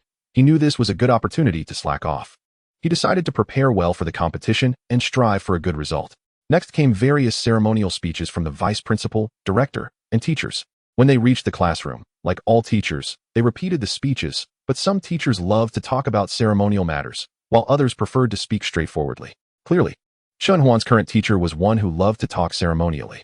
However, because he was a teacher, everyone listened carefully, except for Chen Huan. At this moment, Chen Huan was already feeling drowsy. Due to his incarnation, Chen Huan appeared somewhat pale, but this also added a touch of fragile melancholy to his demeanor. After the teacher finished speaking, Chen Huan could no longer hold on and fell asleep. With a loud thud, the sound was very loud, and the entire class heard it. Everyone looked towards Chen Huan, who had his whole face slammed onto the desk, and blood began to ooze from the desk. When Chen Huan woke up again, he found himself lying in a hospital bed, surrounded by several people watching him. Chen Huan was in the hospital because the ceremonially minded teacher had sent him there. That teacher's surname was Lan, named Lan Yu, and she was the daughter of the grade director, Lan Feng, who was also a balding man, but already 65 years old. Looking at the few people surrounding him, Chen Huan joked, "Why don't you all spread out a bit? I can't even get fresh air." Chen Huan also rarely fell silent, showing a rare look of entanglement. He was actually thinking about what lie to use to cover it up. Su Li and the others looked at Chen Huan's appearance and said, "Your complexion this morning was better than it is now. Aren't you going to say anything? Unless you've been targeted." After this was said, the pupils of the few people in the hospital room all constricted, as everyone guessed the implication of those words. Chen Huan remained silent, but the struggle on his face had disappeared, clearly indicating he had been seen through. He secretly rejoiced in his heart, thinking he didn't even need to find a reason, However, he couldn't show it on his face and simply nodded helplessly. He then said, "Yesterday, on my way to the Shaoxia restaurant, I was chased and attacked. That person was probably at the 4th rank. If it weren't for Manager Chun from Shaoxia and the Eastern Chef intervening, I might have lost my life." He continued, "As for my pale complexion, you can guess it's due to excessive blood loss. I need some time to recover. As for why I didn't tell you, I just didn't feel like explaining. It's not like telling you would directly help." The four of them, Su Li and the others, immediately understood Chen Huan's meaning. It wasn't convenient to discuss here, so they played along. Once the teacher left, Chen Huan instructed someone to handle the discharge procedures, preparing to leave. Very likely, Chen Huan nodded. "So what do we do next?" Bai Hua asked. "We'll keep a low profile for now, but privately, you should mobilize resources from home. If there's anything we can't handle, let them help intercept. I suspect this time they're targeting the 5 of us," Chen Huan decided after a moment of thought. "At the same time, we need to strengthen our own power to be safe." Everyone expressed their agreement, and then they contacted their families to send some people over. Seeing that he had managed to bluff his way through, Chen Huan sighed in relief. Now that he knew he was being targeted, he needed to accelerate the establishment of his forces. He opened the system and used the last avatar. Then, Chen Huan took out a black and white lotus flower from the Beastmaster space and dripped a drop of blood onto it. The system then presented 3 options: Brute, Strategist, and Forge Master. Chen Huan chose the Strategist, as he was lacking in that area for developing his forces. The system then began to condense this special avatar. An hour later, a composed middle-aged man appeared in front of Chen Huan. Chen Huan named him Chen Ji and instructed him to go to Shaoxia restaurant to develop the forces, specifically reminding him, "Be low-key, don't make a big deal out of it. Go ahead, I've already contacted them." Chen Ji nodded and quietly slipped out of the campus towards Shaoxia. At this time, Chen Huan opened the system panel to check Chen Ji's attributes. Avatar name, Chen Ji. Companion beast, Demon Moon Fox. Pets, Wise Demon Tree, Golden Silk Monkey, Thunder Elephant, Thousand Schemes Crow, Bone Erosion Dog, Silver Moon Cat, Wise Dolphin. Quality, Gold. Talent, Wise Demon. Insightful Heart. Skills, Intermediate Forge Master, Beginner Alchemist, Advanced Array Master. Chen Huan looked at the panel and was very satisfied with Chen Ji's data. He had originally thought about equipping him with additional abilities, but it seemed unnecessary now. However, he still refreshed the shop. Shop, Bloodline Purification Voucher 1, 10, 000 points. Locked. Diamond Art, 20 points. Greenwood Art, 20 points. Beginner Alchemy Book, 20 points. Fire Control Master, 60 points. Physique Enhancement Voucher 1, 30 points. Soft Water Art, 20 points. Thick Earth Art, 20 points. Blazing Fire Art, 20 points. Points, 90. Assets, 6, 432, 254 Xiaoshu Restaurant. Chen Huan raised his eyebrows, pleasantly surprised. He collected the Diamond Art, Greenwood Art, Soft Water Art, Blazing Fire Art, and Thick Earth Art, and after thinking for a moment, he also bought the Beginner Alchemy Book as a resource for developing his forces. Then, Chen Huan transmitted these resources to the three in Xiaoshu. At Xiaoshu, Chen Ji had already arrived and took on the role of a guest elder, secretly developing the forces. After all, Chen Yunkai and Dong Shi's strength could already dominate in Rongqing. Chen Yunsai's responsibility was to earn enough wealth, while Dong Shi served as both the chef and bodyguard at the restaurant. Chen Ji, on the other hand, was responsible for taking in homeless orphans and nurturing talents to join Xiaoshu, thereby strengthening their power. The three had clear divisions of labor, and each performed their duties well. Chapter 11. The competition begins the first match of the top 18. At this time, Chen Huan was lying in bed, already snoring and dreaming. The next day, at the school square, it was bustling with people, and the square was filled with the sounds of students gathering to draw lots to determine their opponents. These students understood that the school didn't want to solely determine students' merits based on the quality of their Beastmaster space. The school wanted the students to compete for themselves. Although everyone knew that those with better Beastmaster spaces would definitely receive special treatment, that would be a matter for after the competition ended. The competition had 18 arenas, with 432 enrolled students, perfectly fitting 24 students per arena. The competition would last nearly 2 days before concluding, and the winners from each arena would enter the best resource classes, then compete for the top 10 rankings. After the lots were drawn, each arena began the intense matches. With a signal from the teachers at each arena, the competition officially began. Students summoned their companion beasts to battle, and a variety of strange creatures appeared in the square. Some companion beasts were massive and imposing, others were small and agile. Some transformed into the battle armor and weapons of their beast masters. Chen Huan, however, did not attend the event.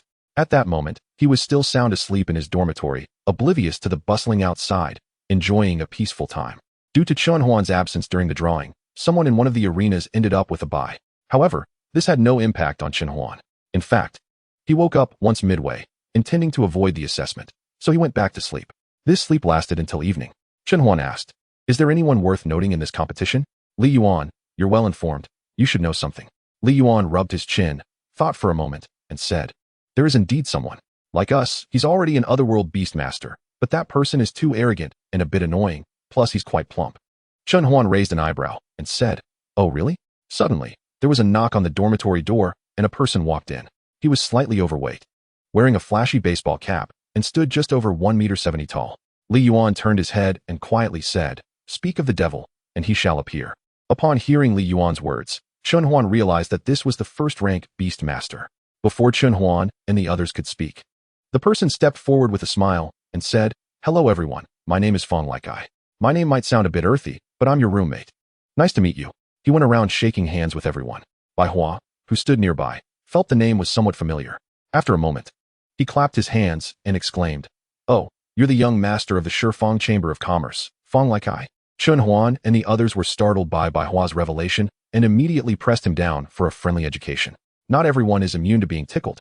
After the commotion, Bai Hua finally calmed down. The group then began to interact in a somewhat awkward manner. The next day, Chen Huan was still the first to wake up as usual. "Congratulations, host, you've acquired the insightful eye talent." Without thinking, Chen Huan directly gave this talent to Chen Ji, as knowing the loyalty of a subordinate was crucial. After washing up, he spent some time with Xiao Hua before the others finally got up, just like every other day. However, today was different. Chen Huan chose to go out with everyone, and the group of 5 now turned into a group of 6. After a night of interaction, the chubby Fong Like I quickly blended in with the 5. The 6 of them finished breakfast and accompanied Chen Huan for a stroll around the square. As Chen Huan's current physical condition appeared very poor, it seemed that anyone could take his life with ease, but it was just a good thing after all. Chen Huan has now reached the complete first level. If it weren't for his body not having recovered yet, he would have already contracted a second pet beast. After a while, the square became lively again. With the arrival of the principal, the competition for the top 18 officially began. The first pair to take the stage were 2 girls. One was dressed in a sexy and alluring outfit named Hong Ling, while the other wore an ice blue training suit named Lung Shuang. One was sensual and charming, the other fresh and elegant, presenting completely different aesthetics. This caused everyone around to widen their eyes, and the support voices from the audience polarized, each side cheering for their favorite. Before the match even started, it felt like the audience was ready to erupt. The moment the teacher shouted start, both girls quickly summoned their companion beasts. Hong Ling's companion beast was a fire element beast without a physical form. In contrast, Lung Xuang's was an ice element beast, both being elemental creatures. At the start, they exchanged blows, with ice and fire merging on the stage, releasing a massive amount of smoke that covered the entire arena. It was clear that the two knew each other and were doing this on purpose. The reason was obvious. However, Chun Huan was an exception, as he was watching the match with an expression of amusement. On the stage, Hong Ling and Lung Xuang had shifted from ranged combat to close combat.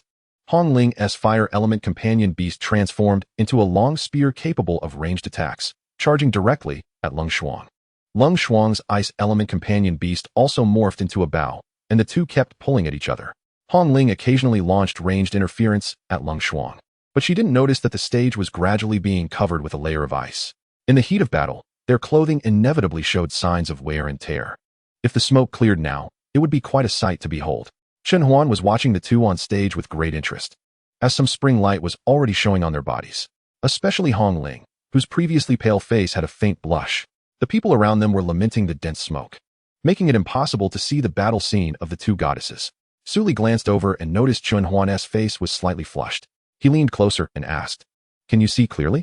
Chun Huan nodded without giving it much thought, and said, "If you want to see, just call me foster father and I'll let you watch." Su Li scoffed in disdain, then looked around and said to Chun Huan, "Foster father, teach me." Chun Huan nodded with a look of approval.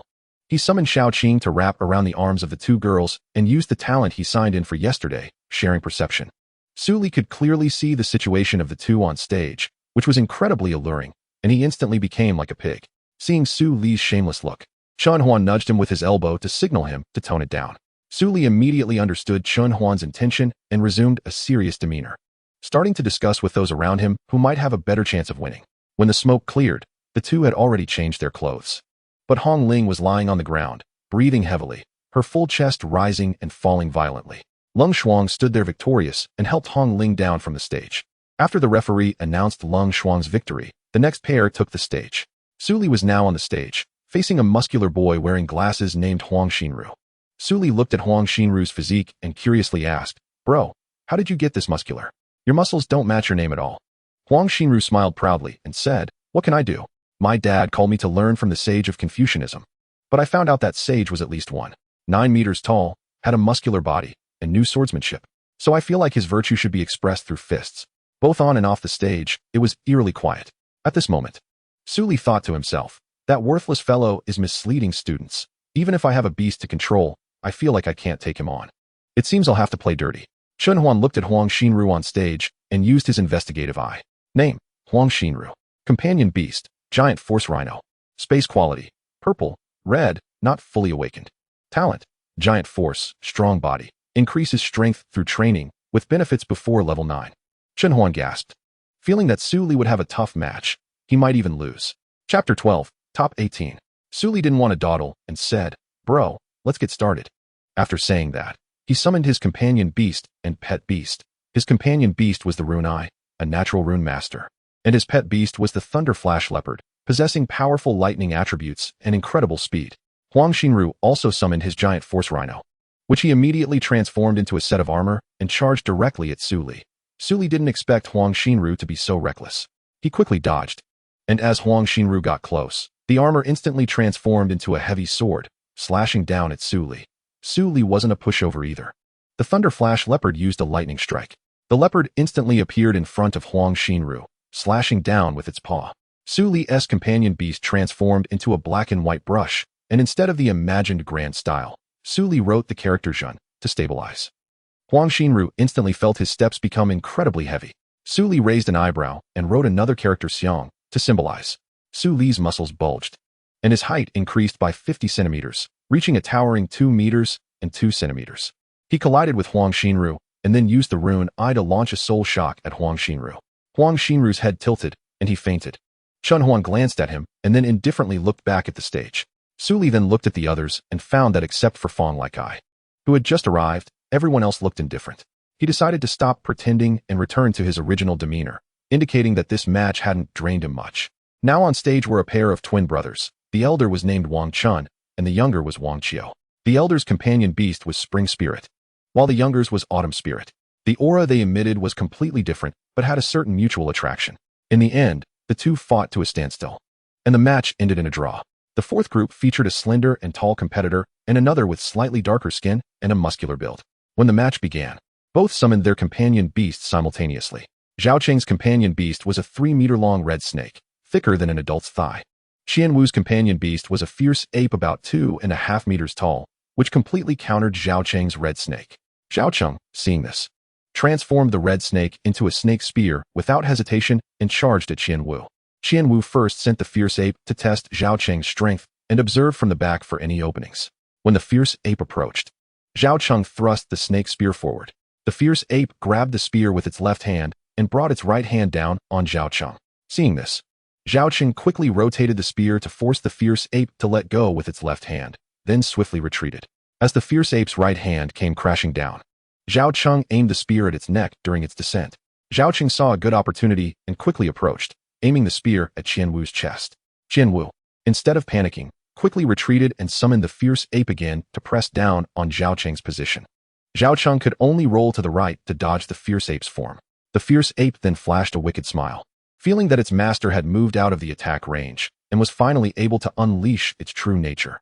Then, it slammed down fiercely towards a point on the ground, causing cracks and bulges to appear around the center of the ring where the violent ape stood. This made it impossible for Zhao Cheng, who hadn't had time to escape, to maintain his balance. Just as Zhao Cheng steadied himself, he saw Qian Wu charging at him with an axe. Without wasting any words, Zhao Cheng rushed towards Qian Wu. Ultimately, due to the exhaustion from Qian Wu's violent ape, Zhao Cheng fell to defeat because he ran out of stamina. This match ended with Qian Wu's victory and Zhao Cheng's defeat. One was helped off the stage, while the other was carried away. Due to the damage to the ring, the match was moved to ring number 2. Let's call the previous one ring number 1. The crowd moved to ring number 2, and both contestants willingly stepped onto the stage. The two competitors were quite different. One had sharp eyes like a hawk and wore a fake smile. Although he looked very handsome, he gave off an uncomfortable vibe.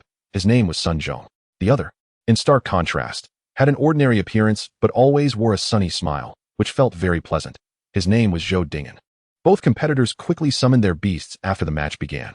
Zhou Dingen's beast was a rock giant standing 5 meters tall, which occupied half of the ring as soon as it was summoned. Sun Zhong, having just summoned his beast Zhu Yao, was left speechless. There was no point in continuing. Without a second thought, he admitted defeat, deciding to conserve his strength for the competition for the 10th place. Thus, this match ended in a lackluster manner. Su Li, sitting in the audience, patted Lin In, Li Yuan, and Bai Hua on the shoulders and said, "Now we understand the three of you a bit better." They, along with Zhou Dingen, were all in the same group and were eliminated by him, unable to break his defense after fighting for a long time. Chen Huan looked at the scene on the stage, his mouth twitching, but he said nothing. However, his expression betrayed him. He was not calm inside. The next match featured the most peculiar pair. Both were oddballs. One was named Zheng Tian and the other Wang Hai. When Zheng Tian stepped onto the stage, he was still dazed and unsure of what to do, and it was Wang Hai, who shared a dorm with him, that brought him over. Once the teacher called for the match to begin, the two simply summoned their beasts to fight each other while munching on sunflower seeds and betting on who would win, with the loser treating the winner to meals for a semester. Zheng Tian's beast was a bluebird, and Wang Hai's beast was a red mouse. The two beasts began to battle on their own. Those in the audience who shared a dorm with them covered their faces, trying to pretend they didn't know the two. Soon, the beasts determined a winner. Clearly, the bluebird still flying in the sky had won, though it was somewhat exhausted and flying unsteadily. At that moment, Wang Hai suddenly flashed a mischievous smile, and Zheng Tian, noticing this, quickly darted away from Wang Hai. The bluebird flew to Zheng Tian's side and transformed into a blue spear. At that time, Wang Hai had somehow acquired a pair of red dual daggers, while the red mouse had mysteriously vanished. Wang Hai, who claimed to seek nothing, seemed to have something he desired now. Zheng Tian remarked, "TSK, are you saying confused Zheng Tian isn't clever? I've wanted to try this for a long time. Don't pretend you don't want to." Wang Hai said with a look of disdain. Zheng Tian chuckled a couple of times but remained silent, holding the spear and striking a pose. Wang Hai then charged toward Zheng Tian with his dual daggers. When Wang Hai was about 2 meters away from Zheng Tian lunged straight at Wang Hai's chest. This forced Wang Hai, now closer, to stop and deflect the thrust. Wang Hai wielded his daggers rapidly, continuously closing the distance for his advantage. However, Zheng Tian refused to give him any opportunity, maintaining a relatively safe distance while quickly executing thrusts, jabs, entrapments, and sweeps with his spear. In the end, both were injured. But Zheng Tian managed to stand, albeit with difficulty, while Wang Hai was exhausted, panting heavily, and had numerous small wounds oozing blood. After the teacher declared the winner, Zheng Tian, too fatigued to continue, collapsed on the ground, and both were eventually carried away. Chapter 13, The Top 18, Final 1. After their match, 2 more competitors stepped up. Both were tall and sturdy, standing at 7 feet. One had a ruddy complexion and a restrained aura, while the other had a dark face and exuded a fierce presence. The red-faced one was named Feng Yu, and the black-faced one was named Chu Wei. The two stood facing each other on the stage, their imposing presence evenly matched. When the teacher called for the match to begin, neither of them immediately summoned their beasts. Instead, they began exchanging punches and kicks. The fight was back and forth, and those in the audience with some martial arts experience knew they were testing each other's skills. Seeing they could not gain the upper hand, Feng Yu and Chu Wei smartly created some distance and summoned their respective beasts. Feng Yu's beast was a golden ape, emanating a sharp aura, while Chu Wei's beast was a black tiger, radiating a kingly might along with a subtle, unfathomable black energy. Almost simultaneously after the summoning, both beasts transformed into weapons. The golden ape became a phoenix beak knife, and the black tiger turned into a Fangtian Ji, a type of halberd, standing opposite each other. Unlike the previous matches, these two wielded their weapons with intention. Even before they struck, the air around them began to stir. Both simultaneously assumed stances, their auras surging, and a fierce wind began to whip around them. In the principal's office, Principal who spotted the scene from afar and smiled, saying, "It seems there are quite a few good seeds this year." The vice principal and the director in the office nodded in agreement. This year's rewards have been expanded. Students who don't make the top 10 among the top 18 can still receive resources. And another challenge match will be arranged for those who didn't advance to compete against the top 10. If the top 10 lose, their rewards will automatically be downgraded. Once their rankings are confirmed, you will notify Lao Lan about this matter. The rewards for this grand competition are divided into 5 levels. Level 1. The first place winner can choose a beast egg, no grade limit, from the school's treasury, along with 50 beast pills and a 1010 space ring. Level 2. The second place winner can choose a beast egg, maximum 5 stars, from the school's treasury and receive 30 beast pills, along with a 1010 space ring. Level 3. The third place winner can choose 1 item from the school's treasury and receive 20 beast pills and a 1010 space ring. Level 4. The top 5 can choose 1 item from the school's treasury, along with 10 beast pills and a 55 space ring. Level 5. The top 10 can choose 1 item from the school's treasury and receive 10 beast pills. Due to the fact that the top 18 also receive rewards, Level 5 has been expanded from the top 10 to the top 18. The principal then added, additionally, they are only allowed to challenge the top 9. After speaking, the 3 of them vanished from the office and appeared beside Chen Huan. Chen Huan sensed the sudden presence of the 3 and merely glanced at them before continuing to observe the 2 on stage. Principal who approached Chen Huan and casually asked, "What do you think, little Huan? Do you see anyone you fancy?" After saying this, Principal who smiled as he watched the competition. This left the vice principal and director beside him dumbfounded, as it was rare to see their principal so relaxed and smiling like this. Back to the stage. The 2 individuals were already engaged in a fierce battle, and at this moment, they gradually developed a feeling of mutual admiration. After all, before coming to this school, both were powerful figures among their peers. After announcing Chu Wei's victory, they laughed and chatted as they walked down the stage together. They didn't go far after stepping down, as the next match was between Chu Wei's elder sister, Wei Chu. Feng Yu learned from Chu Wei that Wei Chu had reached the first stage, and her strength was not to be underestimated. Accompanying Wei Chu onto the stage was a handsome boy named Jiang Zheng, whose gaze revealed a hint of arrogance. He looked at Wei Chu with a slight smirk, as if he could already see himself winning. With the referee's command, the match officially began. Both competitors calmly summoned their companion beasts. Wei Chu summoned a white tiger, while Jiang Zheng summoned a jade statue.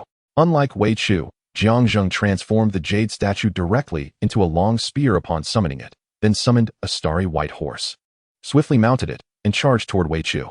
As Jiang Zheng summoned 2 beasts on stage, there was a stir among the audience, as they had not expected Jiang Zheng to have concealed such strength, especially since he hadn't shown his full power during the top 18 competition.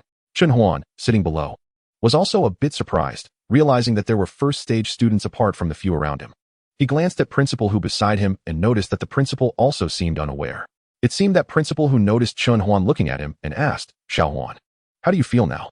Are you interested in going up to compete a bit? Chun Huan raised an eyebrow and replied in a voice only audible to Principal Hu. I'm already at the second stage, but my body hasn't recovered yet, so I haven't contracted. If you let me go up, wouldn't that be bullying? Hearing this, the principal gasped, not expecting Chun Huan to be at the second stage, especially since some teachers at various schools were only at the second stage. Meanwhile, Wei Chu remained calm, watching Jiang Zheng. As Jiang Zheng approached, she summoned the fierce red ape and launched a fiery punch at him, forcing Jiang Zheng to dodge with the starry horse. The spectators below were becoming numb, thinking that the last two competitors wouldn't also be at the first stage. On the stage, Jiang Zheng was not to be underestimated. While dodging, he lunged directly at the fierce red ape's arm. At the same time, Wei Chu's white tiger transformed into a white bow, shooting an arrow made of condensed spiritual energy as Jiang Zheng thrust toward the fierce red ape. However, Jiang Zheng remained composed and continued his attack. Wei Chu's arrow was firmly blocked by a protective shield until it dissipated. Wei Chu frowned, realizing that her arrow had been defended against by the starry horse's star shield. She then transformed her bow into a black and white long whip and lashed out at Jiang Zheng, who was engaged in a fierce battle with the fierce red ape. The retreating fierce red ape saw an opportunity to launch a fireball attack at Jiang Zheng, but it was still blocked. Wei Chu noticed a clue. The starry horse could only defend against elemental attacks and could not withstand physical attacks, which related to the starry horse's current stage. Only after reaching the third stage could its star shield resist physical attacks. Realizing the weakness, Wei Chu instructed the fierce red ape, "Ahong, attack him only with your fists." The fierce red ape moved forward, attacking Jiang Zheng with its fists. At this point, Jiang Zheng had lost the arrogance he had when he first stepped onto the stage and could only struggle to defend against the attacks coming from different directions. After a while, as expected, Jiang Zheng was defeated, leading to Wei Chu's victory. Chapter 14, The Birth of the Top 10. The final battle of the Top 18 competition. Two students took the stage. One was named Han Shu, whose demeanor was elegant yet exuded a faint aura of killing intent. The other was named Yang Dao, dressed in a training outfit with the character Dao written on it, his long hair flowing in the wind, giving off an unrestrained vibe. With the referee's command, the match officially began. Han Shu and Yang Dao summoned their companion beasts and pets simultaneously. The audience watched calmly, but their actions of taking a deep breath revealed their inner unease. Yang Dao's companion beast was a black spirit dog, and his pet was a seemingly harmless green bull. Han Shu's companion beast was a book spirit, appearing in the form of a book, while his pet was a mist wolf. Han Shu directed the mist wolf to harass Yang Dao, while his companion beast transformed into a brush, and he began writing in the book. Yang Dao, unhurried, watched Han Shu and instructed his companion beast to block the mist wolf, mainly because Yang Dao's companion beast completely countered the mist wolf, which could shift between reality and illusion, but its initial attack power was not high enough to do more than restrain. Meanwhile, he sent the green bull charging directly at Han Shu, creating a massive illusory image of the green bull as it rushed forward. Just as the green bull was 1 meter away from Han Shu, he finished writing, and the book clearly stated, "The city is fully adorned in golden armor." Suddenly, numerous soldiers in golden armor appeared on the stage. Yang Dao's mouth twitched at this sight, and he recalled his companion beasts, leisurely walking off the stage. There was no doubt that he had conceded. If it weren't for Han Shu's insufficient realm, that phrase could indeed summon an army of golden-armored soldiers. The 10 advancing were Lung Shuang, Su Li, Wang Chun, Wang Qiu, Zhao Cheng, Zhou Dingyan, Zheng Tian, Chu Wei, Wei Chu, and Han Shu. By now it was noon, and the crowd in the square had dispersed to eat. The matches for the top 10 would begin at 2 in the afternoon. Feeling that they had enough time, Chun Huan led the others toward the snack area. On their way, they were accompanied by 2 principals and a director. The 2 principals learned about the snack area through the director. Upon arriving at the snack area, the staff directly led them to the prepared private room.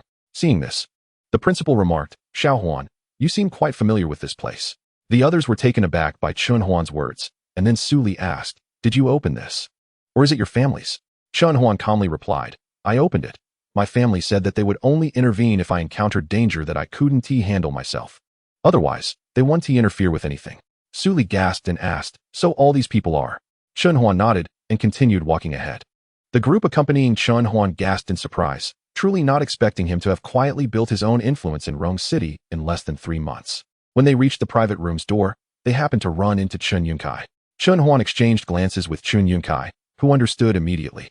"Boss, I have something that needs your attention. I'm not sure." Chun Huan was taken aback by Chun Yunkai's demeanor, realizing he wasn't acting but genuinely had something to attend to. Seeing that Chun Huan had business, the others left him alone.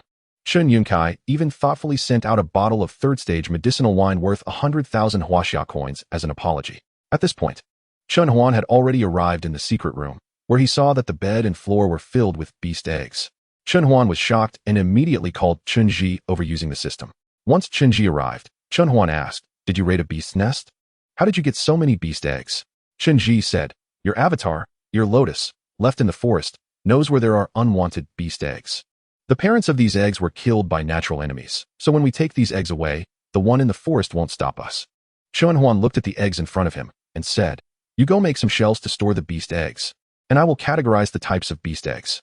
By the way, your lotus should have given you some herbs or rare treasures for nurturing vitality, right?" Shinji thought for a moment and said, "Herbs? Rare treasures? No, I was only given a drop of third-tier life essence." Chun Huan remembered what the ancient tree said, that absorbing life essence below the second tier would harm the body. So, Chun Huan quietly opened the system panel to check his physical strength. Host, Chun Huan. Companion beast, Lotus, hidden. Pet beast, Shao Qing, green snake, in slumber. Pet beast talent skills, lethal toxin, rapid healing, primary wood element control, rapid. Pet beast bloodline, thin azure dragon bloodline, 011.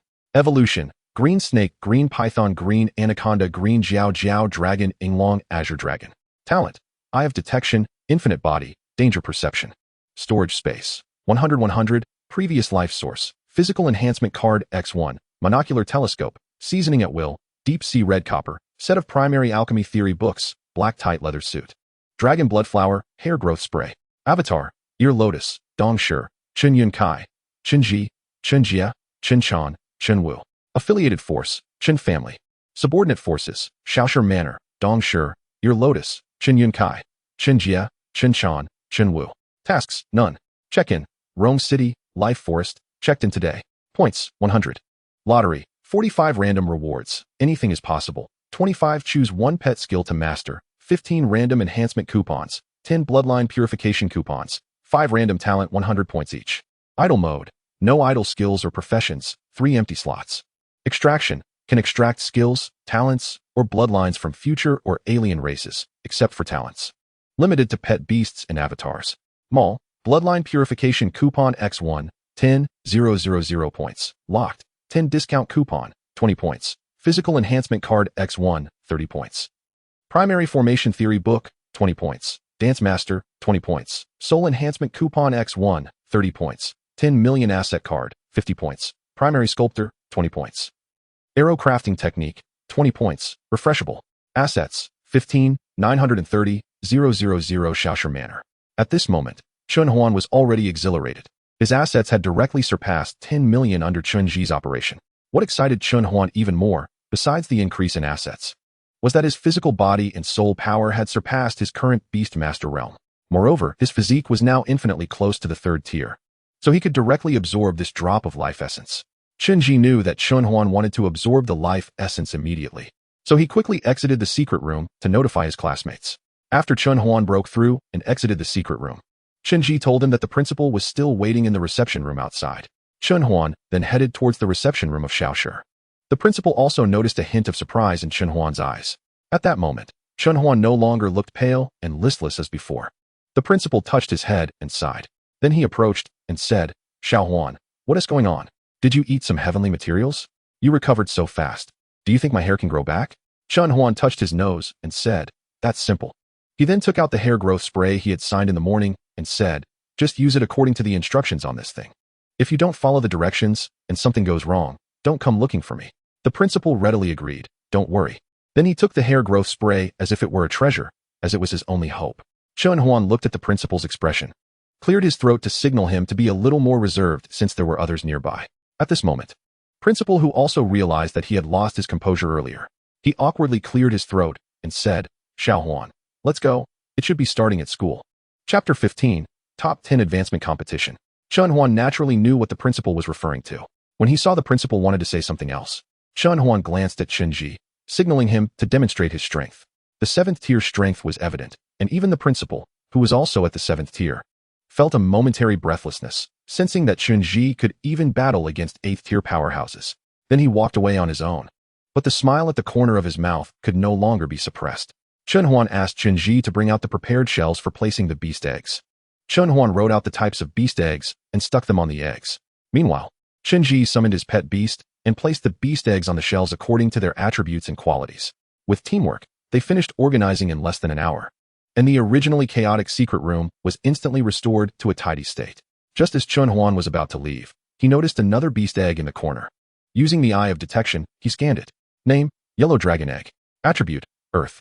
Evolution, Juvenile Stage, Bloodline Concentration 1. Growth Early Stage, 10. Growth Mid Stage, 30. Growth Late Stage, 50. Adult Stage, 60. Complete Stage, 100. Talent, Emperor's Might. Intermediate Earth Element Control. Potential, 9th Tier, Lower Limit. Upper Limit, Host's Current Realm too low to check. Seeing this terrifying data, Chun Huan was taken aback and genuinely surprised. Chun Huan thought, what a coincidence, just when I was dozing off. He stepped forward to pick up the yellow dragon egg and bit his finger, using it to draw a contract formation on the egg. Normally, beast eggs cannot be contracted before hatching, but Chun Huan had the system, so this rule was nullified with the system's help. Just as Chun Huan finished drawing the contract formation, he noticed the yellow dragon starting to hatch. He held the yellow dragon egg in his hand and watched it break open. Soon, the yellow dragon emerged, looking like a small snake, but with limbs and small protruding horns on its head. The hatched yellow dragon immediately began to eat its shell, as it was its home and it wanted to be with it forever. After finishing the shell, the little yellow dragon, cute and satisfied, patted its belly with its little paws, glanced at Chun Huan, called out twice, and then fell asleep. Chun Huan knew the little yellow dragon was just greeting him, and he smiled as he stored the sleeping yellow dragon into his beast space. Chun Huan checked the time and found it was only 1:50. He figured that with Chun Ji's speed, they could reach the school in 10 minutes. At 1:59, they arrived a little faster than expected. Chun Huan reached the square, where many people had already gathered. The 10 contestants were already in position by the arena, each in peak condition. The competition began, and the host announced the rules. Each match would be a one-on-one duel, with the winner advancing until the ultimate champion was decided. Su Li's opponent was Zhou Dingen, who was the one whose companion beast was a rock giant. As the battle began, Su Li's rune eye transformed into a brush, and the lightning flash leopard quickly used its speed to reach Zhou Dingen's side, striking down with a paw. Zhou Dingen was so quick that he didn't have time to react, but the lightning flash leopard's attack did not cause any damage to him, as Zhou Dingen was already surrounded by a layer of rocky armor.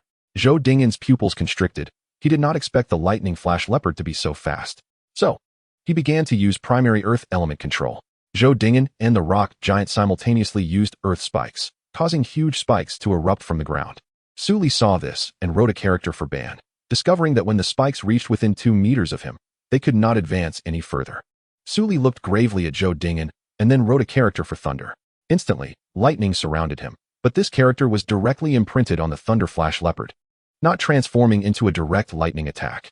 After receiving the enhancement, the Thunder Flash Leopard's speed and destructive power increased even further.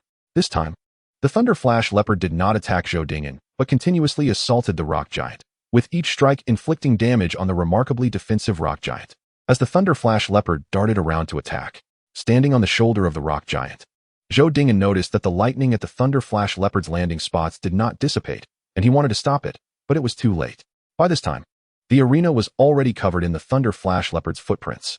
On the other side, Su Li wrote down 3 characters at once: Giant, Thunder, and Slash. All fell upon the Thunder Flash Leopard, instantly increasing its height to 5 meters, with the lightning on its body becoming even more vigorous. It then unleashed a 5-meter-long lightning slash toward the rock giant, which could only raise earthen walls in an attempt to block the lightning slash. Meanwhile, students and teachers below summoned their own companion beasts to withstand the residual waves. The rock giant quickly shrank into the form of a small earth elemental spirit. Chun Huan used his eye of exploration and saw. Name, Zhou Dingen. Companion beast, earth elemental spirit, transforms into earth elemental spirit after the rock giant is defeated, currently dormant. Talent, beginner earth element control, advancing, will upgrade to intermediate after the elemental spirit awakens. Pillar of boundaries, a natural pillar stone that supports the borders, will accelerate the advancement speed at the borders, awakens at level 3. Chun Huan raised an eyebrow, thinking it was a blessing in disguise. Zhou Dingen owed Su Li a huge favor. As expected, Zhou Dingen on the stage showed no signs of defeat, but only joy.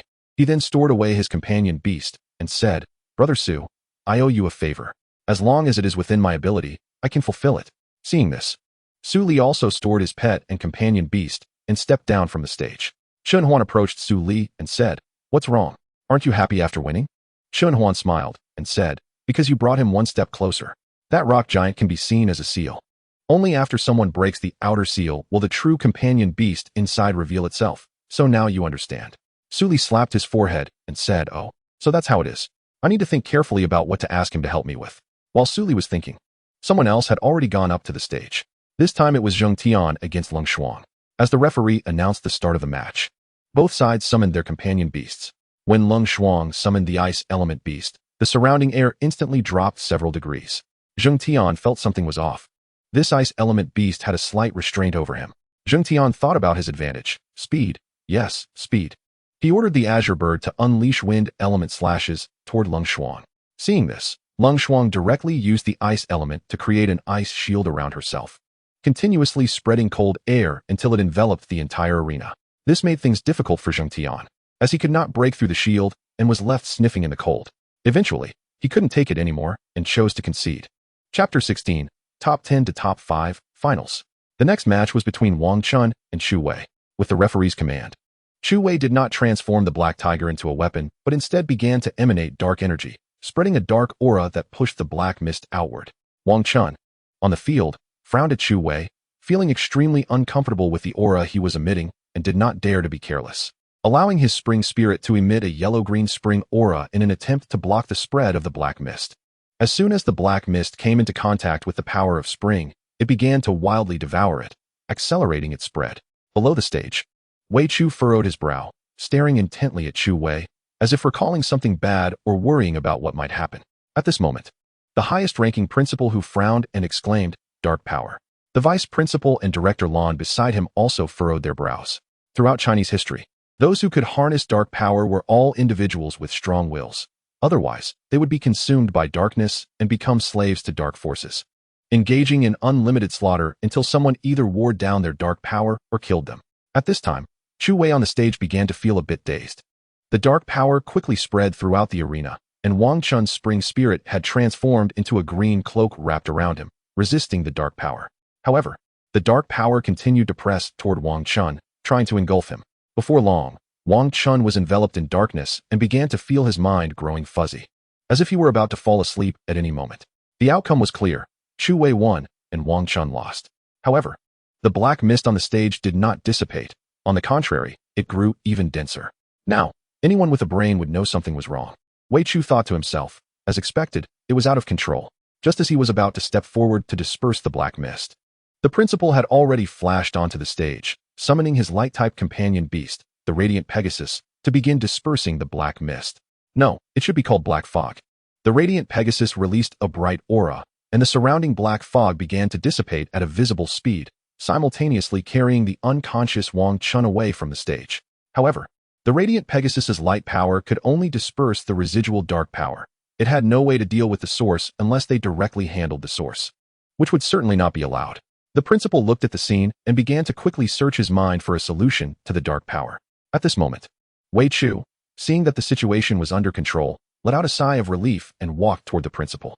Just as he reached the principal's side, he saw someone standing next to him, claiming he could solve the current problem but would require some payment. Wei Chu frowned but said nothing, then stepped forward and directly told the principal, "Principal, all you need to do is emit a bit of 7th tier pressure on the stage to help my brother regain some consciousness. The rest he can handle himself." The principal's furrowed brows relaxed, and he stepped onto the stage to directly emit 7th tier pressure, pinning Chu Wei to the ground, unable to move. Under the 7th tier pressure, Chu Wei's mind cleared slightly, and he quickly regained consciousness. Seeing that it was almost done, the principal withdrew his pressure. After Chu Wei regained his freedom, he thanked the principal and stepped down from the stage. The principal announced from the stage, "The match continues. The next group will take the stage," and turned to leave the stage. Just as the principal stepped down, he saw that the person from earlier was now with Chu Wei, not caring about what they were doing, and kicked at their behinds, saying, "You're blocking my way." Chu Wei stood up and said nothing. After all, causing trouble and getting kicked was no big deal, especially since the other party was stronger. However, the other person was not so easy to deal with. "Uncle Hu, why did you kick me? If you don't explain yourself, I won't get up." At this moment, Chun Huan clearly appeared to be acting like a rogue. The principal said, "Did I not just tell you? You're blocking my way," and whistled as he walked away. Chun Huan huffed and said, "I won't argue with you." Getting up to continue to fool Chu Wei, as soon as I stood up, I saw Chu Wei being dragged away by Wei Chu by the ear. glaring at Chunhuan before leaving. Chunhuan wasn't angry and started to eat sunflower seeds again while watching the match. At this time, there were still 2 pairs yet to compete. Next up were Wang Qiu and Wei Chu. The moment the referee shouted start, a beam filled with a bright aura began to bombard Wang Qiu extensively. Wang Qiu didn't have time to react and was already blasted out of the arena. The entire process didn't even last 10 seconds, marking the fastest finish in a direct confrontation so far. In this battle, Wei Chu won. The next match was Han Shu against Zhao Cheng. Han Shu summoned his beast and summoned beast, while Zhao Cheng also summoned his companion beast, standing opposite each other. Han Shu, as before, sent the mist wolf to harass Zhao Cheng while his companion beast transformed into a brush to start riding. Zhao Cheng wanted to stop it, but felt powerless. At this moment, Zhao Cheng was already entangled by the mist wolf and could only watch Han Shu finish riding and eliminate him. Once Han Shu completed his riding, countless arrows shot toward Zhao Cheng, who had no choice but to concede and give up resistance. The referee quickly intervened to block Han Shu's attack. Thus, the top 5 were decided. Congratulations to Leng Shuang, Su Li, Chu Wei, Wei Chu, and Han Shu for advancing to the top 5. Please take a short break. The competition for the top 3 will begin in 1 hour. 1 hour later, the referee went up to the stage and said, "Now, please step forward and draw lots." Noting that there is 1 bye, so good luck to you all. The few of them came forward 1 by 1 to draw lots, and in the end, Su Li had the bye, Chu Wei faced Wei Chu, and Leng Shuang faced Han Shu. First up was Leng Shuang against Han Shu. As the match began, Leng Shuang entered the arena without summoning her companion beast and directly conceded. Han Shu was taken aback, but quickly reacted and calmly walked off the stage. Everyone was not surprised. After all, who would want to be beaten up for no reason? The next match was even more straightforward. Wei Chu just stood there, and Chu Wei obediently conceded. The siblings knew each other well, so there was no need for a fight. The main reason was that Chu Wei had an innate fear of his sister, a so-called bloodline suppression. The top 3 were decided rather hastily. At this moment, both the students and teachers were twitching at the corners of their mouths. It was just too quick.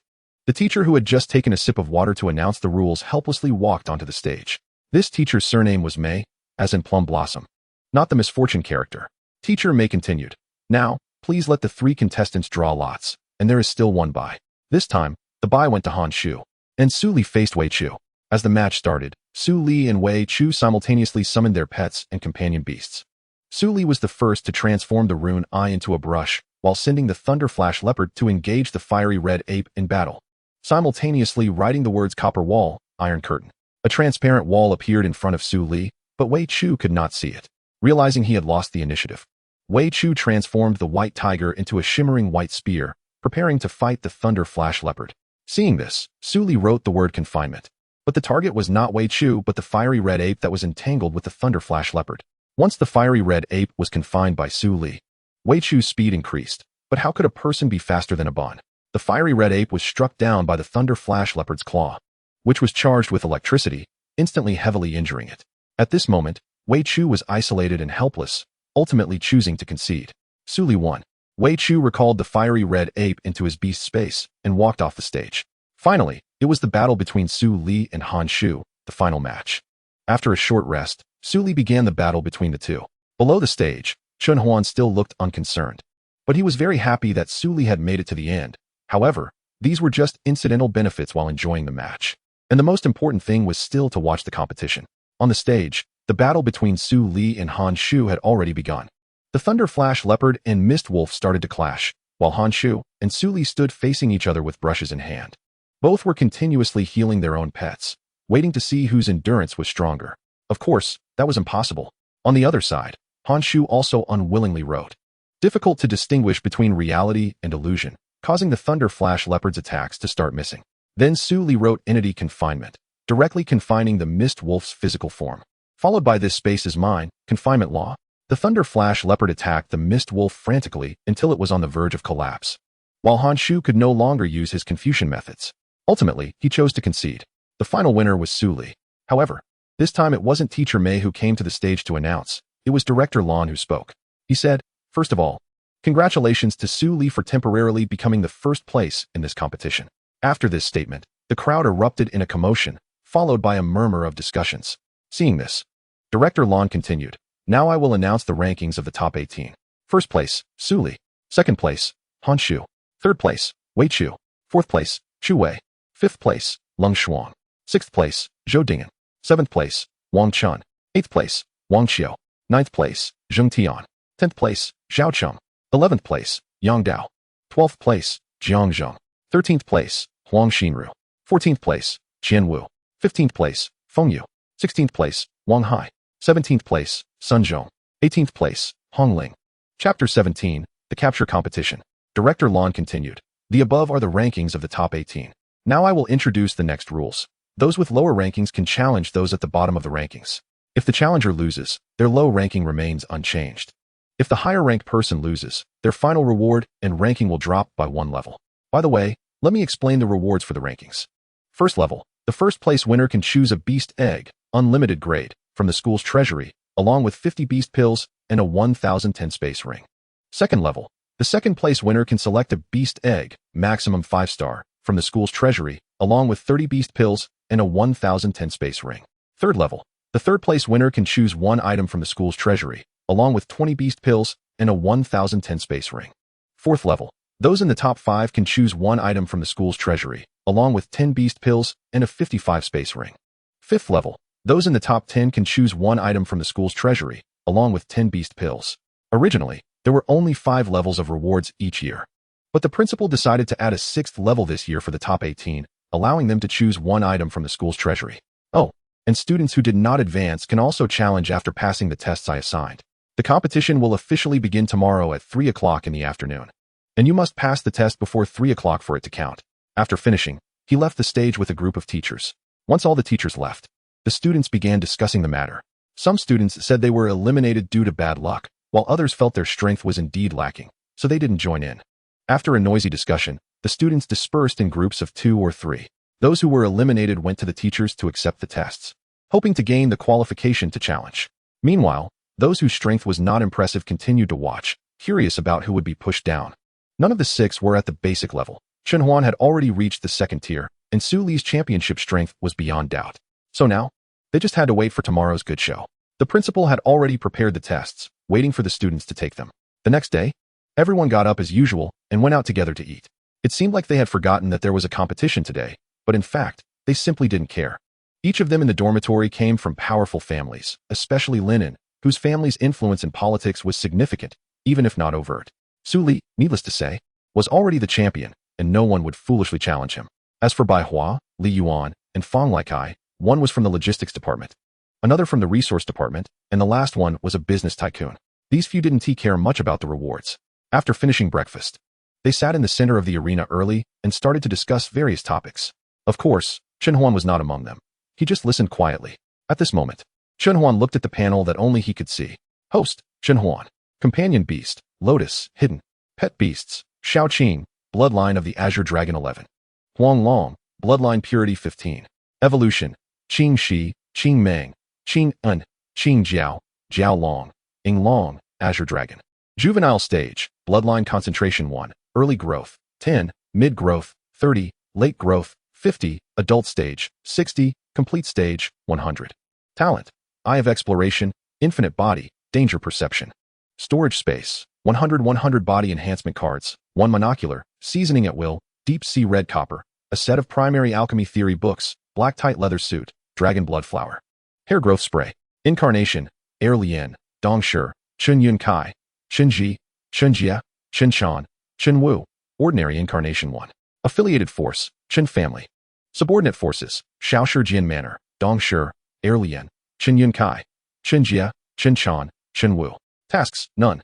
Check-in, Rongqing, Life Forest, checked in today. Points, 13274. Lottery, 45 random rewards, anything is possible. 25 to choose 1 pet skill to reach mastery. 15 random enhancement coupons. 10 bloodline purification coupons. 5 random talents, 100 points each. Idle, no idle cultivation skills or professions, 3 empty slots. Extraction, can extract skills, talents, or bloodlines from others or different races, excluding talents, limited to pet beasts and incarnations. Mall, bloodline purification coupon 1, 10,000 points. Locked, 10 discount coupon, 20 points. Ordinary incarnation 10, 3,000 points. Primary talismonger theory book, 20 points. Martial arts master, 50 points. All-round enhancement coupon 1, 60 points. 30 million asset card, 70 points. Intermediate sculptor, 20 points. 12 zodiac seals, 60 points, refreshed. Assets, 16. 93 million Shaoshi Jin Manor, Sanshin Village. Shenhuan silently looked at the extra points and then opened the logs of the many incarnations. He discovered that the reason for so many points was that Chun Wu, Qin Chan, and Qin Jia had become mountain bandits in a no-man's land. The so-called no-man's land meant that neither humans, different races, nor beasts cared. Moreover, all three were now quite wealthy. Their logs were either on the road to rob or on the road to kill beasts. By now, their strength was not much inferior to their real bodies. Chun Huan sighed, thinking that he had also become a wealthy man. If only he could freely kill beasts in different races, humph. He then bought everything available in the system. However, Chun Huan didn't buy everything blindly. He first purchased a discount coupon and then used it to buy the bloodline purification coupon for only 1,000 points. The remaining items were then purchased. Congratulations to the host for successfully purchasing 1 bloodline purification coupon, 10 ordinary incarnations, primary talismonger theory book, martial arts master, 1 all-round enhancement coupon, 30 million asset card. Intermediate sculptor, 12 zodiac seals, deducting 4, 300 points, remaining points 8, 974. Chun Huan looked at the 11 incarnations in his item bar, pondering whether he could form a hunting team to earn points. Once this idea came up, it couldn't be suppressed. Ding. The system issued a task. Participate in the freshman competition and achieve at least a top 3 ranking. Completion reward. 1 ordinary incarnation, 12 zodiac guardians, 12 exclusive zodiac talents. Failure penalty. Bald for life. Chun Huan's mouth twitched, and he could only smile helplessly. There was no way to refuse system tasks. Chun Huan stood up and said, I'm preparing to participate in the competition. Are you guys coming along for fun? The others exchanged glances and said in unison, Go by yourself. Su Li laughed loudly. Chun Huan stepped forward and grabbed Su Li's neck, saying, I'll just pull you down later, still laughing. Huh, let you laugh enough. Then, Chun Huan kept tickling Su Li, who couldn't stop laughing. After messing around for a bit, he went to the testing place. The others were exempt from the test and passed. In fact, when Chun Huan arrived, he noticed that there were not many people there for the test, and even fewer passed. Including Chun Huan, there were only 4 people. Chapter 18, Competition. Second stage. The 2 girls and 1 boy were not easy to deal with. Chun Huan checked the information of the 3. Name, Huarong male. Companion beast, Azure Wing beast. Talent, archery genius. Space quality, purple. Name, Hongyu female. Companion beast, violent hamster. Talent, martial arts prodigy. Space quality, purple. Name, Su Rue. Companion beast, lark melody bird. Talent, clear sound and ethereal rhythm. Space quality, purple. After looking at the data of the 3, Chun Huan silently wiped sweat for some of them. Mainly because these 3 were not easy opponents, and it was likely that many people would be eliminated this time. After filling out the list, he left directly to find Su Li and the others. By 2 o'clock in the afternoon, the square was already crowded, with students from all grades coming to watch the final competition. Previously, there was no such thing as a competition. It was just about determining the top 3, and the first place would end it. This time, the principal personally took the stage to give a speech, followed closely by the vice principal and director Lon. Finally, it was teacher Mei who began to explain the rules, and once that was done, the top 18 came forward in order. First place, Su Li, first stage, 4th segment. Second place, Han Shu, first stage, 1st segment. Third place, Wei Chu, first stage, 1st segment. Fourth place, Chu Wei, basic 9th segment. Fifth place, Lung Shuang, basic 9th segment. Sixth place, Zhou Dingyan, basic 10th segment. Seventh place, Wang Chun, basic 9th segment. Eighth place, Wang Qiu, basic 9th segment. Ninth place, Zhong Tian, basic 10th segment. 10th place, Xiao Cheng, basic 10th segment. 11th place, Yang Dao, first stage, 2nd segment. 12th place, Jiang Zheng, first stage, 1st segment. 13th place, Huang Xinru, basic 9th segment. 14th place, Qian Wu, basic 10th segment. 15th place, Feng Yu, basic 9th segment. 16th place, Wang Hai, basic 10th segment. 17th place, Sun Zhong, basic 9th segment. 18th place, Hong Ling, basic 9th segment. Now, challengers, please come to the stage. Following that, Chun Huan, Huarong, Hongyu, and Su Rue all walked onto the arena together. Now, challengers, please choose your opponent. Each person has only 1 chance, so please choose carefully. Chun Huan walked directly in front of Su Li and started to tease. Brotherly, who do you think I should challenge? He looked at Su Li, Han Shu, and Wei Chu, moving back and forth between the 3. Apart from Su Li, Han Shu and Wei Chu felt as if they were being targeted by some fierce beast, feeling a chill in their hearts. At this moment, Chun Huan's arm rested on Su Li's shoulder as he began to discuss. Li Gu, give me the first place. I won't ask for any rewards, Just let me go in and grab something, and I'll give you the rest later. We'll just put on a show and make a statement. This way, we can still make a small profit. Nearby, Han Shu and Wei Chu, who were closest to Han Shu, listened to the conversation between the two, feeling as if they had discovered a new continent. Turning around, they saw that Hua Rong, Hong Yu, and Su Rui had already chosen their challengers. Hua Rong would face Leng Shuang, Hong Yu would battle Zheng Tian, Su Rui would duel Chu Wei, and Chen Huan would go up against Su Li. First up was the first match, Hua Rong versus Leng Shuang. Hua Rong stepped forward and said to Leng Shuang's guardian, "Sorry for the offense." Then the two stood on opposite sides, summoning their companion beasts. The green-winged bird transformed into a bow and arrow in Hua Rong's hands, while Leng Shuang, similar to how she dealt with yesterday's opponent, summoned an ice elemental beast to create a shield to withstand attacks and drain the opponent's energy. However, Hua Rong was not a close combat fighter like Zheng Tian. Arrows flew from Hua Rong's bow one after another, and despite her calm demeanor, Leng Shuang's shield was about to shatter. At the moment the shield broke, Leng Shuang transformed her ice elemental beast into a bow to counter Hua Rong's arrows. Hua Rong's arrows became faster. Since they were condensed from wind elements, they gathered much quicker than Leng Shuang's. In the end, Leng Shuang was hit by several arrows and lost her fighting capability, being carried off the stage. Hua Rong won this match. Next up was Hong Yu versus Zheng Tian. Upon seeing Hong Yu, Zheng Tian reacted like a mouse seeing a cat, clearly indicating they knew each other. At this moment, Chen Huan took out his sunflower seeds from his space ring and, while munching on them, invited those nearby to join him. The two fighters on stage were already prepared. Hong Yu had donned the explosive hamster's exclusive gauntlets on her arms. Zheng Tian had also summoned his companion beast, a blue spear. But there was little fighting spirit in his eyes. He looked at Hong Yu with a mix of fear and affection. Hong Yu wore a neutral expression, but the anger in her eyes could not be hidden. Chen Huan remarked, "These two definitely know each other, and there's some unexplainable feeling between them." Su Li and the others were curious and leaned closer to Chen Huan, with Su Li asking, "How can you tell?" The others nodded in agreement. "Look at the way they look at each other. Doesn't it resemble a couple arguing?" Chen Huan said. The others suddenly realized and nodded, clearly not very perceptive about relationships. Chen Huan thought, "I didn't live over 20 years in my previous life for nothing, humph." Now on stage, after Chen Huan's comment, it seemed like two young lovers were having a spat, teasing each other. Zheng Tian spent the entire time on defense and never counterattacked. Eventually, he left an opening, and Hong Yu kicked him off the stage. By this time, Hong Yu's anger had subsided significantly, but she still wore a look of "you're finished." This match ended with Hong Yu's victory. Next was Su Rui versus Chu Wei. The two took the stage and summoned their companion beasts. A flute appeared in Su Rui's hand, while Chu Wei stood empty-handed, with a black tiger sitting beside him. Su Rui frowned and played a tune on the flute. The melodious melody gradually dulled Chu Wei's consciousness as he approached Su Rui. By the time he realized what was happening, it was too late. He collapsed and fell asleep.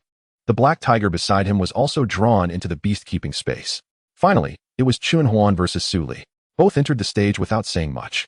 Su Li was the first to release his companion beast and pet, with the Rune Eye and Thunder Flash leopard appearing on the stage.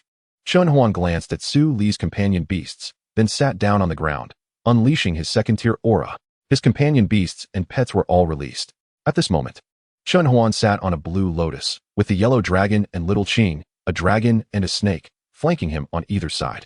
Su Li was taken aback and said, "Do you really expect me to cooperate with you?" The teachers and students watching from below were also incredulous at Chen Huan's display, as they had not expected a second-tier newcomer to appear this time. At this moment, the principal suddenly appeared beside Chen Huan and said, "Chen Huan wins this match. Next, we will have the ranking challenge for the top 18. If you feel your ranking is too low, you can challenge someone ranked higher than you. The competition continues. Chen Huan, come with me." After saying this, the principal took Chen Huan away. After Chen Huan left, the matches on stage continued. While being led away by the principal, Chen Huan was focused on his panel. "Ding. Congratulations, host, for completing the task. Rewards have been issued to the system space. Congratulations, host, for obtaining Ordinary Avatars 1. Zodiac Guardian Spirits 12, Zodiac Exclusive Talents 12. Chen Huan was overjoyed and then clicked on the avatar interface. Avatar, Ear Lotus, East Food, Chen Yunkai, Chen Ji, Chen Jia, Chen Chan, Chen Wu, Ordinary Avatar 12. Avatar Talent, Zodiac Exclusive Talent 12. Avatar Companion Beast, Zodiac Guardian Spirits 12.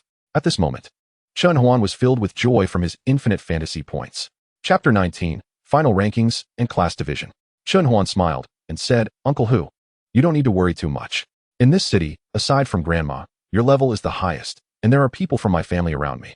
I ask you, Who else in Rome City can deal with me aside from you and Grandma? After saying this, Chun Huan wore a confident expression. The principal looked at Chun Huan and said, "It's impossible with the local forces in Rome City, but have you considered forces outside of Rome City?" He then gave Chun Huan a meaningful glance and continued, "And don't forget, there are other forces watching you as well. The so-called it's easy to dodge an open spear but hard to guard against a hidden arrow. Your talents are so outstanding that they are bound to provoke jealousy and greed." The principal paused and added, "I know you're very confident, but underestimating the enemy is a major taboo in warfare." After listening to the principal's words, Chun Huan frowned slightly, pondering for a moment before saying, "Uncle Hu, you make a valid point. It seems I should wait until my strength is sufficient before revealing it." There was a hint of helplessness in Chun Huan's voice as he said this. He then naturally put on a mask and blended into the crowd. However, at this moment, the competition was nearing its end, and after the last group finished, the rankings were confirmed. First place, Chun Huan. Second place, Su Li Hanshu. Third place, Chu Wei. Fourth place, Yang Dao. Fifth place, Jiang Zheng. Sixth place, Zhou Dingyan, Chu Wei, Su Rui, Hua Rong. Seventh place, Wang Chun. Eighth place, Wang Qiu. Ninth place, Leng Shuang. 10th place, Zhao Cheng. 11th place, Hong Yu. 12th place, Zheng Tian. 13th place, Qian Wu. 14th place, Feng Yu. 15th place, Huang Xinru. 16th place, Wang Hai. 17th place, Sun Zhong. 18th place, Hong Ling. Next, Teacher Mei took the stage to announce the rewards received. Now, the first tier rewards went to one person, Chen Huan. Second tier rewards went to two people, Su Li, Han Shu. Third tier rewards went to one person, Wei Chu. Fourth tier rewards went to three people, Yang Dao, Jiang Zheng. Fifth tier rewards went to eight people, Zhou Dingyan, Chu Wei, Su Rui, Hua Rong, Wang Chun, Wang Qiu, Leng Shuang, Zhao Cheng. Sixth tier rewards went to eight people, Hong Yu, Zheng Tian, Qian Wu, Feng Yu, Huang Xinru, Wang Hai, Sun Zhong, Hong Ling. After finishing, as she was about to leave the stage, she suddenly remembered something and said, "The above students, please go to the principal's office to receive your rewards." Seeing that the competition had ended, Chun Huan turned around and left without a trace of nostalgia. At this moment, in Chun Huan's dormitory, the five were surrounding him as if they were holding a struggle session. "Wow, Huaner, I didn't expect you to hide it so well. You've already reached the second tier without anyone noticing, and it's only been a few months since your awakening." Su Li joked as he stepped forward to lock onto Chun Huan.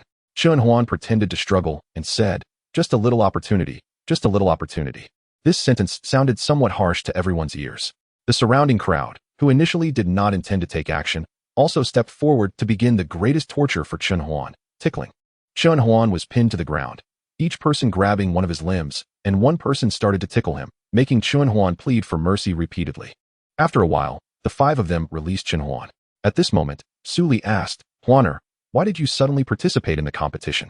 Didn't you want to hide yourself?" After Chun Huan finished speaking, the atmosphere instantly became a bit somber. Seeing this, Chun Huan's friend said, "Besides, it's a shame not to take advantage of a good deal. In fact, I only decided to participate after the principal and teachers announced the rules. And now we effectively won a second place and a first place. I just want one thing from the treasury, and the rest will go to Su Li." Upon hearing this, the others turned their gazes towards Su Li, as if they had caught something amusing. Although everyone lacked this little thing, sometimes it was just about having fun among dormmates. After another round of laughter and commotion, they all washed up and went to bed. The next morning, sunlight streamed through the window onto the dormitory floor. Su Li and the others gradually woke up, ready to greet a new day. This competition determined everyone's classes. The top 18 ranked students were placed in one class, while the remaining classes were divided based on strength and special abilities. In the classroom, the top 18 students were assigned to one class, along with a few students who had reached the first stage of cultivation, totaling 26 people. Chun Huan was the only one from the entire dormitory assigned to this class. When Chun Huan and his group arrived, the other 20 students had already started chatting among themselves. After entering the classroom, Chun Huan found an area where 6 people could sit together. Among the 6, only Chun Huan did not take the initiative to interact with the others. He knew that since leaving the office yesterday, the people around him had become dangerous. Therefore, Chun Huan still wore a mask every day when going out, and the mask was different each day. As a result, besides the people from his dormitory, no one in the classroom recognized Chun Huan. Seeing that no one was around, Chun Huan felt peaceful and opened the system. Host, Chun Huan. Companion beast, Lotus, hidden. Pet beasts, Shao Qing, bloodline of the Azure Dragon 11. Huang Long, bloodline purity 15. Evolution, Qing Shi, Qing Meng, Qing Han, Qing Jiao, Jiao Long, Ing Long, Qing Long. Juvenile stage, bloodline concentration 1, growth early stage, 10, growth mid stage, 30, growth late stage, 50, adult stage, 60, complete stage, 100. Talents, eye of detection, infinite body. Danger perception. Storage space, 100 body enhancement cards, 1 monocular telescope, seasoning at will, deep sea red copper, a complete set of basic alchemy theory books.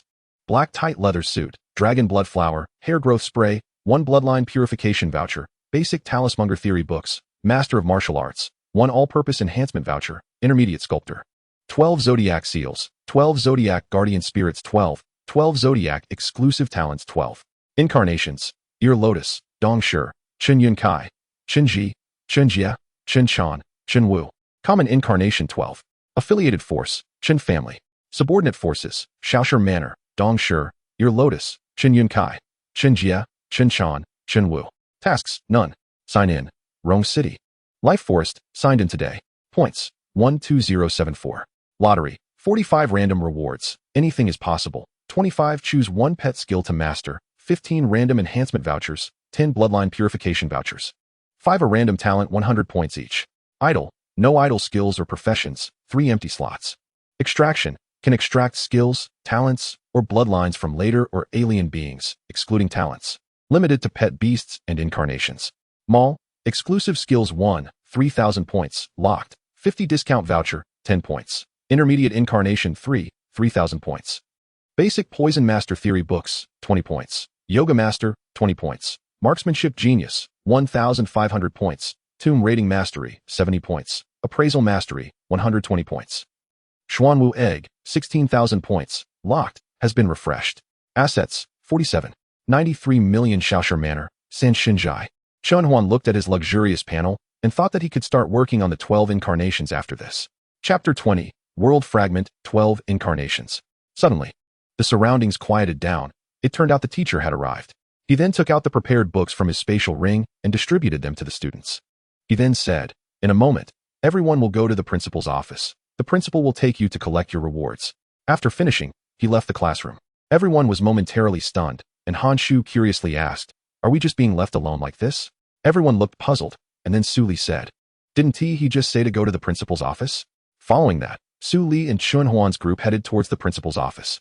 When the principal saw them, he said, "Okay, now I will take you to collect your rewards." He then led the 20 or so students to the school's treasury. The principal summoned his spatial pet beast, a black and white-eared rabbit, which instantly brought everyone to the treasury door. The principal began entering the correct password, and the treasury door slowly opened. Inside, golden light flickered, and various treasures were dazzling. Even Chunhuan was taken aback, as he saw many items of levels 8 and 9. The principal smiled and said, "Every item in here is the school's accumulation over the years. You can each choose one as a reward. After the first and second places have chosen their items, follow me to the beast egg area to choose your beast eggs. All right, go ahead and choose." As soon as the principal finished speaking, the students excitedly rushed into the treasury, each searching for their desired treasures.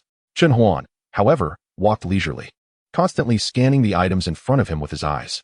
After walking a few steps, he felt his companion beast and pet beast both simultaneously release excited emotions, prompting Chunhuan to summon his companion beast. The Qing Lian released a green spiritual thread that guided Chunhuan. Following the guidance of the green thread, Chunhuan walked to a corner where the items exuded a sense of time sedimentation. The green thread pointed to a black fragment before disappearing. Chunhuan picked up the black fragment and carefully examined it. Not finding anything unusual, he used the eye of detection. Item name, Fragment of the Starry World, 1. Function, unknown. Level, host realm too low to display. Chunhuan raised his eyebrows, feeling ecstatic inside, but maintaining a calm exterior. He picked up the fragment and walked towards the principal. Chunhuan closed his eyes, entering his consciousness to explore the 4 spaces in sequence, discovering that all 6 lotus flowers had gathered to refine the world fragment. As he carefully sensed his soul and spirit, he found them gradually rising. Chunhuan opened his eyes, feeling ecstatic. He took a few deep breaths to calm himself down. He approached the principal and, with some concealment, explained what had just happened. The principal, upon hearing this, flashed a hint of surprise in his eyes, not expecting Chunhuan to have such good fortune. A hint of jealousy crept into his voice as he said, "Hiss, I didn't expect your luck to be so good. That fragment, we haven't figured it out yet. And you just used it without knowing. All right, since you have chosen, just wait here. Once Han Shu and Su Li have finished picking, we will go choose the beast eggs together." Chun Huan nodded, took out a recliner from his spatial ring, and lay down on it to slowly wait. The principal, having a momentary lapse in thought, found someone like Chun Huan rare, but being someone who had seen the world. He said nothing and just looked at Chun Huan without any emotion. Chun Huan also felt as if he was being watched by someone, feeling a bit uneasy. He looked around and only found the principal staring at him. The principal's gaze seemed to convey an understanding, so Chun Huan stood up, took out a lounge chair, and said with a hint of embarrassment, "Uncle Hu, would you like to join?" Initially, he thought Chun Huan had a change of heart and would put away the lounge chair. But it turned out he really had a change of heart and prepared a lounge chair for him as well. The principal said, "This is a one-time exception," and then smoothly lay down, creating a unique scene with the two of them in the treasure vault. After a while, Han Shu and Su Li finished selecting their items. Han Shu chose a plain-colored guqin, while Su Li selected a sword engraved with some Taoist mantras. Once the principal saw that the three had finished choosing, he took them to the area with the beast eggs. The area for beast eggs was quite large, comparable to that of the treasure vault, and there were various types of beast eggs. The beast eggs were also graded from 1 to 9 stars, with 9 stars representing the imperial-grade beast eggs. There were only 3 beast eggs in the 9-star area. However, unless one had extraordinary talent, only those recognized by the eggs themselves could sign a contract with them. Chun Huan was also eligible to select a 9-star beast egg. He immediately went to check the information on the 3 9-star beast eggs. Name, illusion-killing butterfly egg. Quality, 9 stars. Potential, peak of 9 stages. Talent, illusion dust, shadow killing. Evaluation, low upper limit, not recommended for the host to select. It is born in its final form, strong in the early stage, but weakens later on. Name, 8 directions golden toad. Quality, 9 stars. Potential, unknown. Talent, wealth gathering. Gold devouring.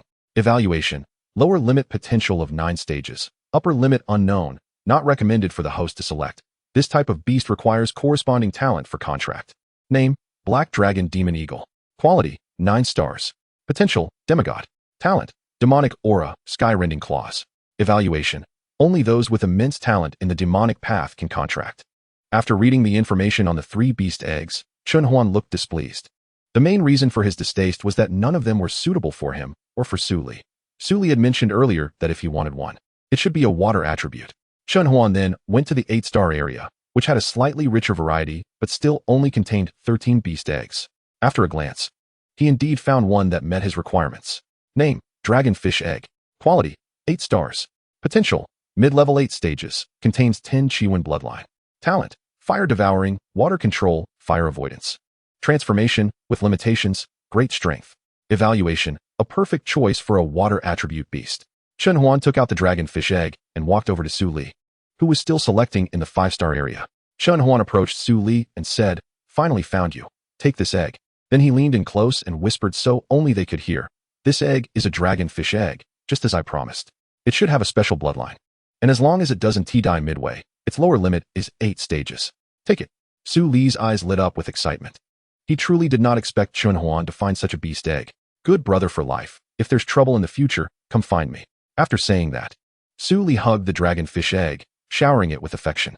If there weren't others around, Chun Huan would have run away already. It was too embarrassing. Chun Huan then looked around the 5-star area and found a beast egg that met his expectations. Name, Een Snake Wisdom Turtle Egg. Quality, 5 stars. Potential, 5 stages, contains 0, 5 Xuanwu bloodline. Talent, water control, ice control, reflective damage. Evaluation, extremely high potential, upper limit unknown. Chun Huan immediately took this egg and ran to Su Li, saying, "Brotherly, can I have your 5-star quota? I want this egg." Su Li waved his hand generously, saying, "Take it, today you helped me make money, so this is nothing." After saying that, he even kissed the egg in his hands. By the time Chun Huan left the school gate, he had already changed his appearance, heading towards the Xiashijian Manor. Upon arriving at Xiashijian, Chun Huan tore off his disguise and walked straight towards the area with the hidden chamber. He took out the Een Snake Wisdom Turtle Egg from his special storage device and placed it in the designated spot for storing beast eggs in the hidden chamber. Then he opened the system and began to summon 12 incarnations. Chapter 21, 12 Incarnations. Chun Huan looked at the storage space and the incarnation interface. Storage space. 100,100 body enhancement cards, monocular telescope, adjustable seasonings, deep-sea red copper, a complete set of beginner alchemy theory books, black tight leather suit, dragon blood flower. Hair growth spray, bloodline purification voucher X1, beginner talisman master theory book, martial arts master, all-purpose enhancement voucher X1, intermediate sculptor, 12 zodiac seals, 12 Zodiac Guardian Spirits X12. 12 Zodiac Exclusive Talents X12. Incarnations: Ir Lian, Dong Shi, Chun Yun Kai, Chun Ji, Chun Jia, Chun Chan, Chun Wu. Ordinary Incarnation X12. The 12 incarnations began to take shape. Ding. Detected that the host is simultaneously shaping 12 incarnations. Please choose a template.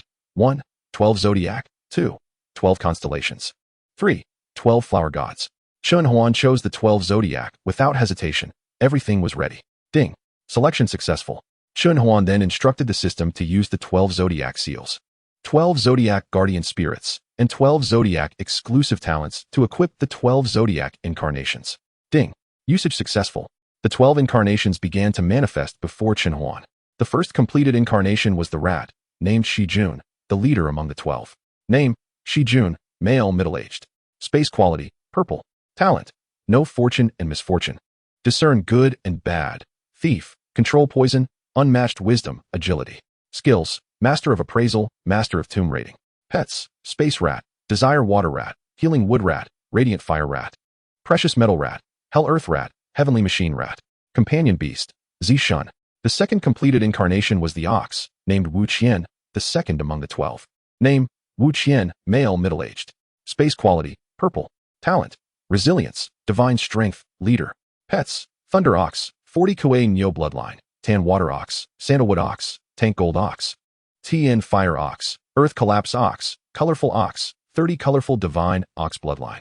Companion beast: Chonyo. The third completed incarnation was the tiger, named Shanjun. The third among the 12. Name: Shanjun, male, youth.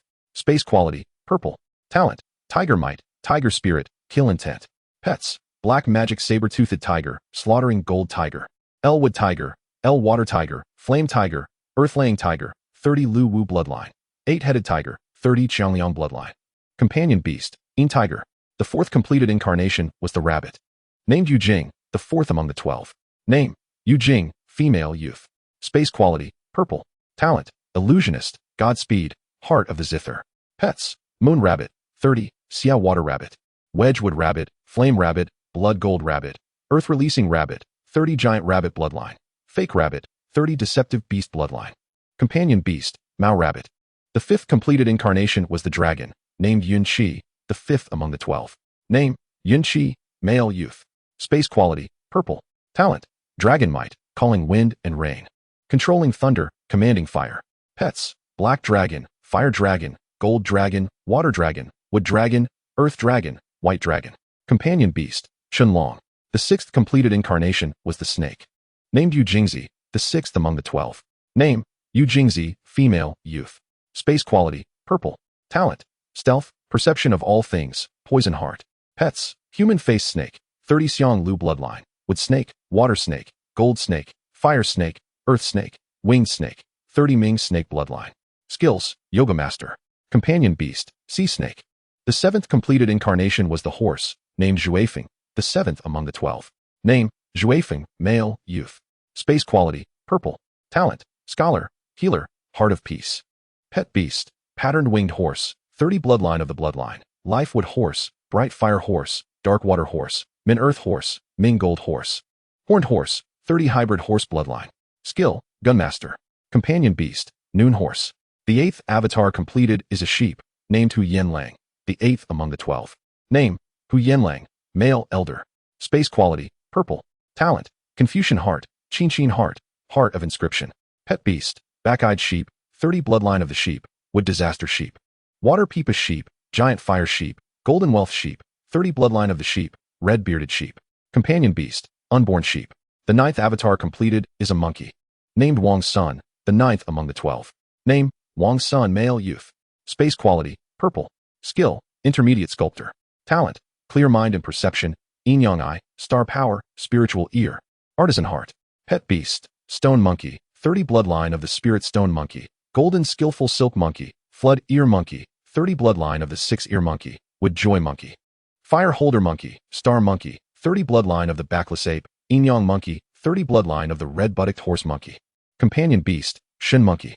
The 10th avatar completed is a chicken, named Si Chun, the 10th among the 12. Name: Si Chun, male, youth. Space quality: purple. Talent: heart of time, heart of sincerity. Pet beast: golden chicken, wood dan chicks, fire young, thousand water bird, shield collapse chicks, time blessing chicks, empty time chicken. Skill, master of martial arts. Companion beast, you chicken. The 11th avatar completed is a dog, named Wulong, the 11th among the 12. Name, Wulong, male youth. Space quality, purple. Talent, mind reading, night vision, heavenly listening. Pet beast, flame dog, 30 bloodline of the disaster fighting dog, flood mist dog, forest ear wolf, 30 bloodline of the 9-eared dog, mountain crumbling wolf, gold expanding dog. Swallowing dog, 30 bloodline of the heavenly dog, 8 source dog. Companion beast, Su dog. The last one is a pig, named Wu Jin, ranked last among the 12. Name, Wu Jin, male, youth. Space quality, purple.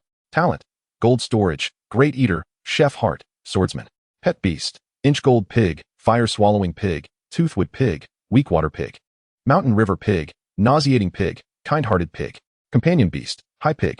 The 12 zodiac avatars have been completed, and their identities have been rationalized. Chun Huan looked at the 12 avatars in front of him and immediately issued a task. You 12, go register a 12-person hunting team at the hunting group. Mainly to hunt alien races and exotic beasts. But don't hunt in the forest near Rome City, as there are familiar people here, which is prone to accidents. He continued, if possible, go to those Fisher secret realms to take a look. After all, our Huaxia country supports the hunting group to hunt there. If possible, it's best for you to form a force, but still focus on hunting alien races and exotic beasts. Well, that's it, you can go. The 12 avatars all gave a fist salute to Chun Huan and then left the secret room through the back door. Chun Huan looked at the time. It was still early, so he took out all the enhancement cards and silently activated them all. Chun Huan's second-tier realm began to improve directly. Chun Huan opened the system panel to check his information. Name, Chun Huan. Gender, male. Space, storage space, beast control space, 3 Lotus Realm. Pet beasts, Shaoqing, 101 bloodline of the Azure Dragon, Huang Long, 20. Storage space, 100 monocular telescope, free seasoning, deep sea red copper. A set of beginner alchemy theory books, black tight leather, beginner talismans theory books, intermediate avatar 3, beginner poison master theory books. Avatars, Air Lian, Dong Shi, Chen Yun Kai, Chen Ji, Chen Jia, Chen Chan, Chen Wu, Shi Jun, Wu Qian, Shan Jun, Yu Jing, Yin Qi, Yu Jingzi, Chasing Wind, Hu Yanling, Wang Sun, Si Chun, Wu Long, Wu Jin. Affiliated force, Chen family. Subordinate forces, Shao Shi Jian Manor, Dong Shi, Air Lian, Chen Yun Kai, Chen Jia, Chen Chan, Chen Wu, 12 zodiac avatars. Task, none. Check-in, Rome City, Life Forest, checked in today. Points, 24074.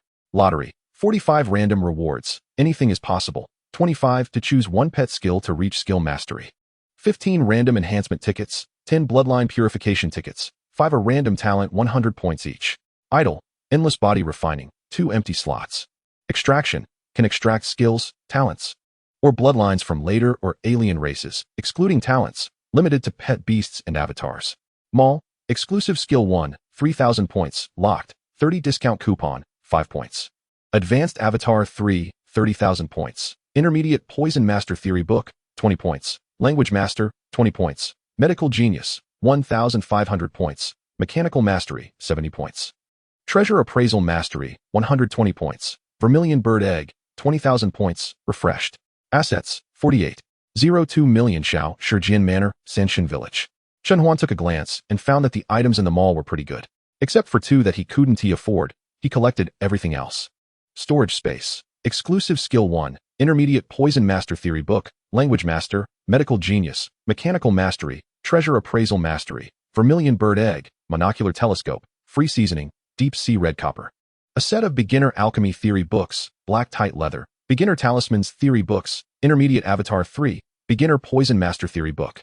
Looking at the items in his storage space, Chun Huan wanted to distribute these items immediately. Chapter 22 Chen Jia, Chen Chan, Chen Wu. Just as Chun Huan was preparing for his next move, a phone call came in. He picked up the phone and saw it was Su Li calling. Chun Huan answered the phone with a hint of confusion. Hello, what's up? Chun Huan felt a bit incredulous and said, is it already the next day? After speaking, he stiffly looked at his phone, but then remembered he had taken a leave of absence and quickly regained his calmness, saying, it's fine, I asked Uncle Hu for leave. You guys go ahead. Then he hung up the phone. Upon hearing that a leave had been taken, Su Li stopped worrying. Meanwhile, Chun Huan was checking the logs of his avatars. At this moment, at Sanshin Mountain, Chen Jia had already left Sanshin Mountain and joined the military at the border. At this moment, Chun Jie was on the battlefield, facing a dozen wolf-headed, human-bodied aliens, the werewolves. Chun Jie was panting heavily, covered in blood, some from himself, some from his companions, and some from the aliens. The leading werewolf noticed Chun Jie. A glint of cunning flashed in its eerie green eyes, and it opened its bloody maw. Lunging towards Chun Jie, the werewolves around him quickly moved in to restrain Chun Jie's companion beasts and contracted beasts. Chun Jie hurriedly dodged, but his movement was still a step too slow, and his arm was slashed by the alien's sharp claws. Blood instantly gushing out and sliding down his arm to the ground. Chun Jie gasped in pain. However, he did not retreat, and countered with a sword thrust towards the werewolf's abdomen. The werewolf quickly dodged and lunged at Chun Jie again. Realizing the danger, Chun Jie knew he couldn't escape. Just then his companion beasts had already killed the 3 werewolves they were facing, flew to Chun Jie's side, knocked the werewolf away, and then went to support the 2 contracted beasts. Seizing the opportunity, Chun Jie swiftly moved forward and pierced the werewolf's forehead with his sword. The werewolf twitched a few times before stopping. Chun Jie's squad of 23 was originally on a routine reconnaissance mission around the forest's edge, which was supposed to be a very safe task, but today an unexpected situation occurred. In the end, this squad of 23, aside from the fate-unknown team leaders, only Chun Jie remained. At this moment, Chun Jie was also exhausted, his whole body leaning on the Kuan Yin. Soon, Chun Jie was sent to the military doctor, where the doctor summoned his life flower contract beast to treat Chun Jie. Under the treatment of the life flower, the small wounds on Chun Jie's body slowly began to scab over, and the scratches on his arm also gradually stopped bleeding, but his complexion was still somewhat pale, likely due to excessive blood loss. After sending Chun Jie to the military doctor, someone hurried to report the situation to the commander. After the treatment was completed, Chun Jie woke up, lying on the hospital bed looking weak. The commander said sternly, "Thank you for the sacrifice of your team. I will report this truthfully." After saying this, he quickly headed towards the command camp. The commander's surname was Fu, so let's call him Deputy Commander Fu. Upon arriving at the command camp, Deputy Commander Fu recounted Chun Jie's words verbatim. The people inside the camp listened in silence, partly out of regret for the members of this small team, and partly because they were pondering why the werewolves were behaving so unusually. Where there is an anomaly, there must be a demon. The leader of this military camp was surnamed Chun, holding the position of division commander, and was a member of the Chen family, also an elder of Chen Huan. Division Commander Chen spoke in a serious tone. The entire army is to be on high alert for the movements of the werewolf tribe. Their territory is in the core area of the forest, and they generally won't suddenly come to the outskirts. It seems the other tribe is planning something big again, and we must pay extra attention to the first line over there. At this moment, a soldier rushed into the tent, saluted, and reported, "Report, Commander. We have spotted a large number of werewolves pouring out of the forest, heading towards our camp." Division Commander Chen's expression darkened, and he immediately ordered, "All soldiers prepare for battle, strengthen defensive works, and absolutely must not let the werewolves get close." Deputy Commander Fu looked worriedly at Division Commander Chen. "It seems they are well prepared.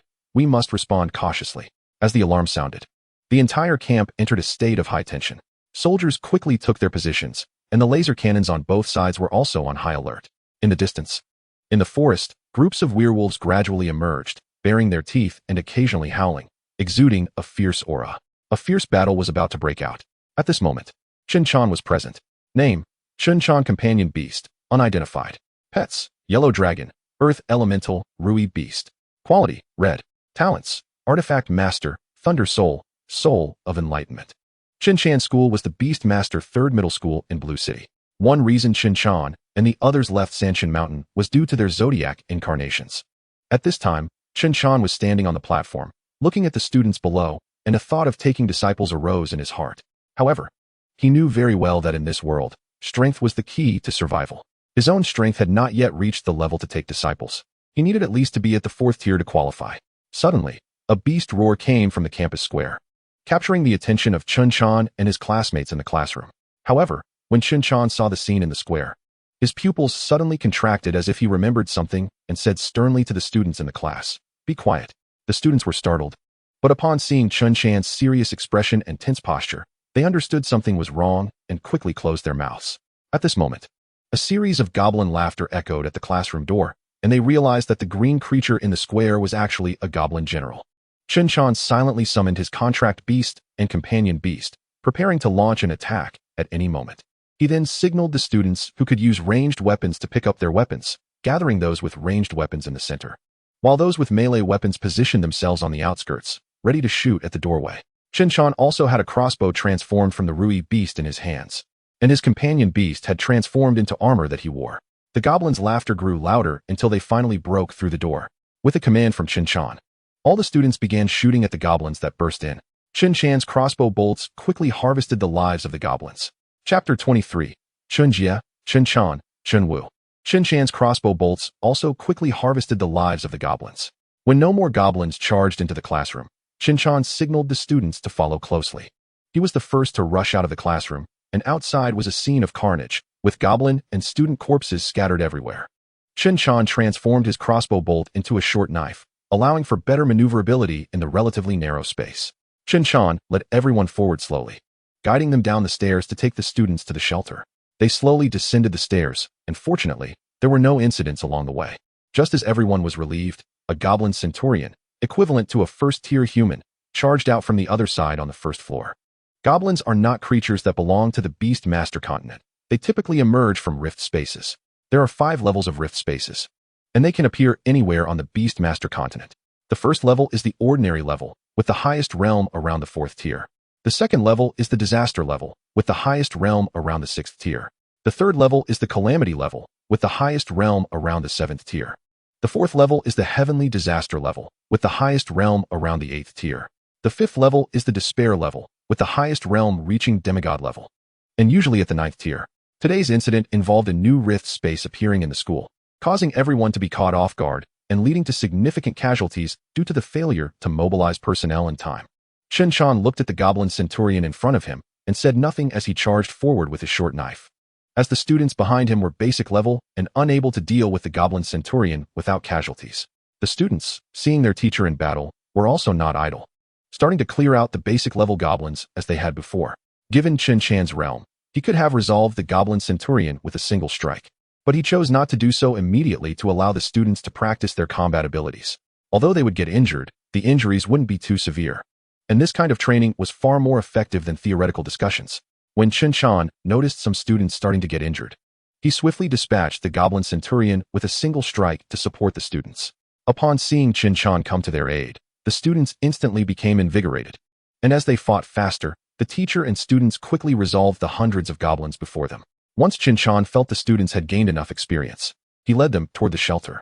After settling the students in the dormitory, Qinshan quickly rushed towards the school square. When he arrived, the ground was littered with the corpses of teachers, students, soldiers, and goblins, creating a gruesome scene. Qinshan immediately summoned his contract beast and companion beast, as many were being overwhelmed in the battle, and already more than one contract beast had been killed by the goblin general. Knowing he could no longer hold back, Qinshan stepped forward to engage the goblin general in combat. As Qinshan joined, the pressure on everyone was significantly alleviated. His first move caused the ground to become flooded, prompting everyone to quickly retreat. He then unleashed his talent, Thunder Soul, and charged at the goblin general, enveloped in lightning. The goblin general, standing on the wet ground, suddenly found himself disoriented for a moment. But that moment was enough. In that instant, all the contract beasts around prepared various attacks aimed at the goblin general, severely injuring him. Realizing he could not defeat the group, the goblin general roared towards the rift as if calling for something. Qinshan immediately sensed something was wrong and urgently said to the exhausted crowd, "Hurry and take him down. There may be something even bigger coming." Hearing Qinshan's words, everyone felt a chill run down their spines, and they quickly focused their fire on the goblin general again. This time, the goblin general was completely finished. The death of the goblin general did not bring joy to anyone present because a more terrifying aura was emanating from the rift. Fortunately, at that moment, high-ranking military officials arrived, flying directly into the rift space. As soon as the military high-ranking officials arrived, the rift space fell silent, and the unexpected incident finally calmed down. Everyone breathed a sigh of relief and lay down on the ground to rest, as they had all expended a lot of energy. If a stronger creature were to appear in the rift space, they would truly be unable to cope. When the military high-ranking official emerged, they were holding a massive goblin head, with residual energy from the head estimated to be at least at the 7th rank or even higher. The first thing the military high-ranking official did upon emerging was to make a statement, declaring that anyone who offends Huaxiao will be punished, no matter how far away. This was to convey to the entire city that it was now safe. However, the level of this rift space was frighteningly high. If it weren't for the principal leading the strongest goblin away from the city right away, the casualties would have likely been much greater. Based on all known intelligence, It was initially judged that this rift space at the school was at least a natural disaster level. After everything ended, Chen quickly ran to the largest real estate company in the area, starting to frantically purchase properties, even borrowing money from his main body, ultimately buying an office building and a cheap residential community at the high price of 30 million. The reason Chen did this was because of this natural disaster level rift space. For the city's level to rise, it is inextricably linked to the level of the local rift space. Originally, there was only a normal level rift space in this city, which kept the city's level relatively low. But after this incident, the city's level would instantly rise, and properties that used to cost 5 million would see their prices skyrocket by dozens of times. Moreover, even if the properties Chen bought couldn't be sold, they could serve as the foundation for Chen future power development. No matter how you looked at it, it was a good deal, heh. At this moment, Chen Wu was at a library called Xuanfeng Taoist Temple, reading books and occasionally stepping out to find someone to play chess with, feeling quite content, which was completely different from Chen and Jia. The residents of the Taoist temple generally had higher realms. Either they were of high realm or came seeking marriage, making someone like Chen Wu quite rare. Chen Wu came to the Taoist temple not for marriage or peace of mind, but to immerse himself in the library. The library of the Taoist temple is open to the public, and those truly inherited cultivation methods are kept hidden. The reason Chen Wu went to the Taoist temple to read was for the tranquility. In the days Chen Wu spent at the Taoist temple, every time he came out of the library, a strand of his hair would turn white, and now he was already completely gray. However, with each strand of hair that turned white, Chen Wu's eyes would become clearer, as if he had found some goal. A month passed in the blink of an eye, and during this time, the temple master simply invited Chen Wu to join the Taoist temple, becoming the head of the library. Name, Chen Wu. Companion beast, Ban Jiao Qingyou. Pets, silver horn beast, golden horn beast, Xianwang Linglong beast. Quality, red. Talent, Dan Master, Thunder Spirit. Teacher of Enlightenment, Heart Transformation Taoist Canon. The Heart Transformation Taoist Canon talent requires studying many Taoist texts, along with a bit of outstanding talent, to comprehend this talent at specific moments. Back to Chun Huan, who was dozing off in class, mainly because he already knew everything the teacher was discussing. But the principal wouldn't approve a leave, so he could only sit there and listen. Chapter 24, Freedom, Encounter at the Black Market. After a month of baptism, Chun Huan felt that school wasn't so great anymore. Feeling bored, Chun Huan opened the system. Name, Chun Huan. Gender, male. Space, storage space, beast control space, 3 Lotus Realm. Pets, Shaoqing, 102 Dragon Bloodline. Huang Long, 205. Storage space, 100,100 exclusive cultivation method 1, language master, medical genius, mechanical proficiency, Zhuke egg, monocular telescope, adjustable seasoning. Deep sea red copper, black tight leather suit, intermediate avatar 3, starfruit kin food 100, yellow peach kin food 100, beast control pill 10,000. Avatars, Air Lien, Dong Shi, Chen Yun Kai, Chen Ji, Chen Jia, Chen Chan, Chen Wu, Shi Jun, Wu Qian, Shan Jun, Moon Spirit, Yin Qi, Yu Jingzi, Chasing Wind, Hu Zhan Lang. Wang Sun, Si Chun, Wu Long, Wu Jing. Affiliated power, Chen family.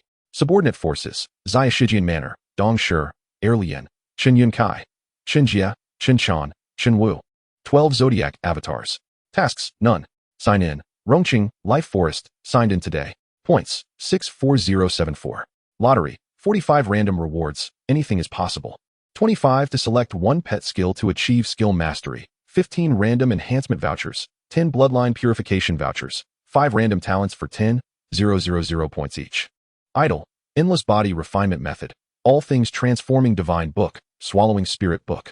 Extraction, can extract skills, talents, or bloodlines from later or other races, excluding talents. Only for pets and avatars. Mall, exclusive cultivation method 1, 30,000 points, locked. Premium instant noodles 5 boxes, 5 points. Advanced avatar 3, 30,000 points. Advanced poison master theory book, 40,000 points. Ingot beast egg, 20,000 points. Great wisdom appearing foolish, 15,000 points. Intermediate inscription master theory book 1, 7,000 points. Elemental jade pendant, 1, 200 points. Zhuke egg, 20,000 points. Has refreshed. Assets, 28. 02 million Zia Shijian Manor, 12 hunting group. Looking at his system panel, Chun Huan felt a bit dazed. He had unknowingly been in Rongqing for almost 3 months. For some reason, he suddenly laughed self-deprecatingly, leaving even Chun Huan himself feeling somewhat inexplicable. Sitting right in front of Chun Huan, Su Li turned around and saw Chun Huan in a pensive state. And all 5 people who shared a dorm with Chun-Huan knew what he was thinking. Seeing this, Su Li helplessly comforted, "Huan-er, you really don't have to rack your brain to ask the principal for leave. You just need to endure for these 2 weeks. The principal said that due to the special nature of our class, the first couple of months are just to let us learn some basic knowledge. The remaining time will be free for us to arrange. Be content." After saying that, Su Li intentionally dragged out the last syllable. Chun-Huan wasn't sure if he was persuaded, but he endured for those 2 weeks. Just as Su Li had said, he was set free after 2 weeks. However, this freedom didn't come without tasks. In Chun-Huan's class, there wasn't a single person who hadn't been learning about various exotic beasts, alien races, treasures, opportunities, and the necessity of various professions since they were 10 years old, and they had already completed this by the time they turned 16. The reason for letting them go free so early was because of this. Besides that, the school knew there wasn't much more to teach, and they couldn't keep holding on, as that would mislead the students. After gaining freedom, Chun-Huan, bound by the tasks set by the teacher, immediately called upon the 12 hunting group to wreak havoc in the normal level rift space. After completing the tasks, he sent the 12 hunting group to develop in the level 3 city since Rongqing was only a level 6 city. After completing the tasks, Chun-Huan began to adopt a semi-relaxed state. Time unknowingly passed, and another week went by. One day, Chun-Huan was aimlessly wandering in the black market streets of the West City. Suddenly, he saw a crowd gathered around a small stall up ahead. Driven by curiosity, he approached the stall. It turned out to be a vendor selling a strange fruit, said to enhance strength when eaten. Chun-Huan was intrigued and considered buying a few to try, but then he overheard someone beside him whispering to another person, "This fruit has a problem. Eating it will cause poisoning." He turned his head to see a somewhat disheveled old stranger talking to a young man beside him. The old man did not smell bad. Instead, there was a faint fragrance of medicine. Suddenly, a voice came from the direction of a stall, filled with malice. "Old man, don't ruin our good deed." Chun-Huan raised an eyebrow, not expecting to encounter such a scene in real life.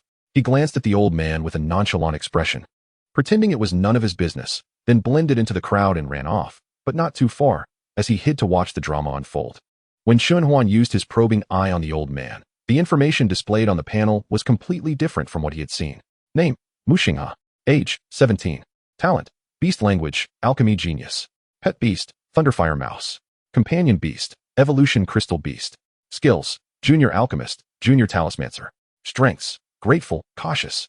Looking at Mu Xinghe's introduction, Chun-Huan smiled, genuinely surprised that he could encounter such a good fortune today. He thought to himself that if his forces could gain Mu Xinghe's allegiance, they could develop rapidly. Although Chun-Huan wanted to recruit Mu Xinghe immediately, he knew that haste makes waste. Rushing in would only backfire. At this moment, the old man disguised as Mu Xinghe had already been surrounded by a group of people. Fortunately, they were all at a basic level and posed little threat to Mu Xinghe. The stall owner said with a hint of threat, "Old man, do you not understand the rules of the black market? Do you need me to teach you?" As he spoke, 4 accomplices moved in closer, tightening the encirclement around Mu Xinghe. Just as it seemed that the situation was about to escalate, a brick came out of nowhere and knocked one of the attackers unconscious. The reason was simple. In the black market, summoning one's companion beast or contracted beast is prohibited, which is a rule of the black market. And the man who was knocked out had clearly just violated it, thus facing consequences. Fighting is allowed in the black market, but if one wants to take another's life, it can only be done on the designated arena for settling grudges. After the man was knocked out, Mu Xinghe quickly took down a few more of the remaining attackers, who, once they got up, shouted as they ran away, similar to scenes from novels Chun-Huan had read in his previous life, claiming that they would call their boss and that the old man would pay for it. Chapter 25, Taking Action, Mission Accomplished. Mu Xinghe cooperated by waiting for the others to call for help, appearing to be fearless. When he saw the approaching figure, he guessed it was someone skilled in martial arts. Judging by the aura, they weren't much weaker than him, yet he still maintained a demeanor of confidence, clearly indicating that Mu Xinghe had some trump cards. Chun-Huan quietly observed the situation, always on the lookout for an opportunity to intervene. When Lu Hu approached and saw it was an old man, he disdainfully laughed and said, "Haha, old man, I won't make it hard for you. Just kneel and apologize, and I'll let you go. Otherwise, with your old bones, it might be difficult for you to leave." After speaking, he sneered, looking quite intimidating. Feeling the pressure from Lu Hu's imposing aura, Mu Xinghe's expression darkened as he sensed the situation was troublesome, yet he did not retreat.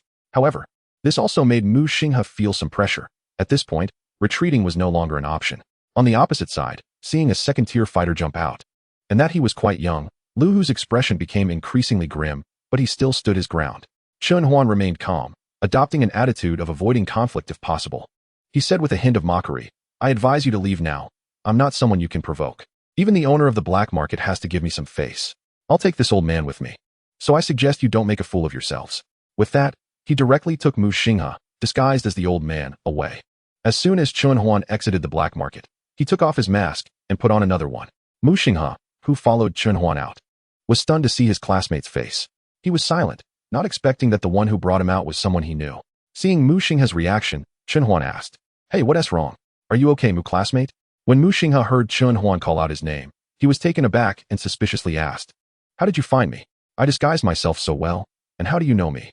At this moment, Mu Xinghe's vigilance was fully heightened. After all, one should always be cautious, even towards someone who has helped you, lest you end up being sold while helping others count their money. Chun Huan helplessly said, Let me ask you something. How many junior alchemists are there in the vocational class? Then, he looked at Mu Xinghe with a helpless expression, which also contained a hint of doubt, clearly wondering how this fool had managed to survive until now. Mu Xinghe suddenly reacted, his ears turning red, and he fell silent. The two of them remained quiet for a while. Chun Huan broke the silence first, speaking in a slightly tempting tone. Are you interested in working for me? I have a senior alchemist from the 7 stars to guide you. What do you say? Are you in? Mu Xinghe found it hard to associate the person in front of him with the top student from first year. He seemed like a definite case of a split personality. However, the temptation from Chun Huan did stir something in him. After all, Mu Xinghe had been relying on self-study for alchemy, and the techniques taught by the classroom teacher were not as good as the ones he had figured out himself. But if he could get guidance from a senior alchemist, his alchemical skills could reach a qualitative leap and improve significantly. Mu Xinghe looked at Chun Huan and asked, If I work for you, what will I be doing? Knowing that Mu Xinghe had already agreed, Chun Huan replied, You'll just focus on alchemy. Other matters will be handled by specialized personnel. Also, the power I'm building in this city will not leave, so I need a partner to help me build it. Among all the candidates, you are the one who best meets my requirements. After Chun Huan finished speaking, Mu Xinghe paused for a moment and then said seriously, I'm in. Chun Huan raised an eyebrow and smiled, saying, Haha, great. Come with me to see the force I've built in Rongqing. With that, he led Mu Xinghe towards the Xiaoshijian. When they arrived at Xiaoshijian, Mu Xinghe exclaimed in surprise, Xiaoshijian Manor is your built force. Chun Huan nonchalantly nodded and said, Yeah. It's been established for several months. He then took Mu Xinghe towards the back mountain, which was now the living area. And the secret room had also been moved to Chen Ji's room on the back mountain. Chun Huan happily showed Mu Xinghe around Xiaoshijian. At this moment, Chun Huan was very pleased, though still within controllable limits. He opened the system panel, and the panels for Chun Jie, Chen Chan, and Chen Wu appeared with a red frame. Curiously, he clicked on it. Ding. Congratulations, host. The realms of your avatars have all reached the 3rd tier, activating the subsystems. Name, Chen Jie. Subsystem, Killing and Teaching System. Companion Beast, Kuei Nyo. Pet Beasts, Green Jade Lion, Golden Winged Eagle, Yellow Toothed Giant Elephant. Quality, Red. Talent, Formation Master. Thunder Heart, Heart of Teaching. Name, Chen Chan Subsystem, Teacher-Student Teaching System. Companion Beast, 4-symbol Beast. Pet Beasts, Yellow Dragon, Earth Spirit, Wish Beast. Quality, Red. Talent, Artifact Master. Thunder Soul, Soul of Teaching. Name, Chen Wu. Teaching System, Companion Beast, Board-Horned Green Bull. Pet Beasts, Silver Horn Beast, Golden Horn Beast, Xian Huang Linglong Beast. Quality, Red. Talent, Pill Master, Thunder Essence, Essence of Teaching, Heart Transformation Daozong. Each of the subsystems for the 3 avatars is different. Chen Jie's subsystem can earn points by killing exotic beasts and different races, which can be exchanged for desired items in the shop. Killing exotic beasts and races will convert a part of the energy to Chen Jie. Additionally, Chen Jie can guide and teach others to earn points and gain 10 times the proficiency of the other person, making Chen Jie suitable for frontier areas. The subsystem of Chen Chan is to teach students and accept apprentices, but the apprentice acceptance template will only unlock after Chen Chan reaches the 5th level. As for teaching students, as long as they solve difficult problems under Chen Chan's guidance, they will receive double returns from their students, including everything related to their realm, martial skills, and professions. Chapter 26, Subsystem War. Chen Wu's subsystem helps him read, understand, and analyze the Taoist scriptures, as well as teach disciples to earn points to exchange for goods in the system mall, and teach disciples to earn back returns based on their status, 10-fold for direct disciples, 5-fold for ordinary disciples, 3-fold for registered disciples, and double for ordinary guests. The 3 avatars each have different roles. One focuses on killing enemies, one teaches students, and one relies on the Taoist scriptures. Chun Huan then asked the system with confusion, What is this situation? Expanding new business. Ding. Due to Chen Jie, Chen Wu, and Chun-Chan being avatars created from the host's essence, they will receive subsystems, and after obtaining the subsystem, the 3 avatars will return 30 of their earnings to the host.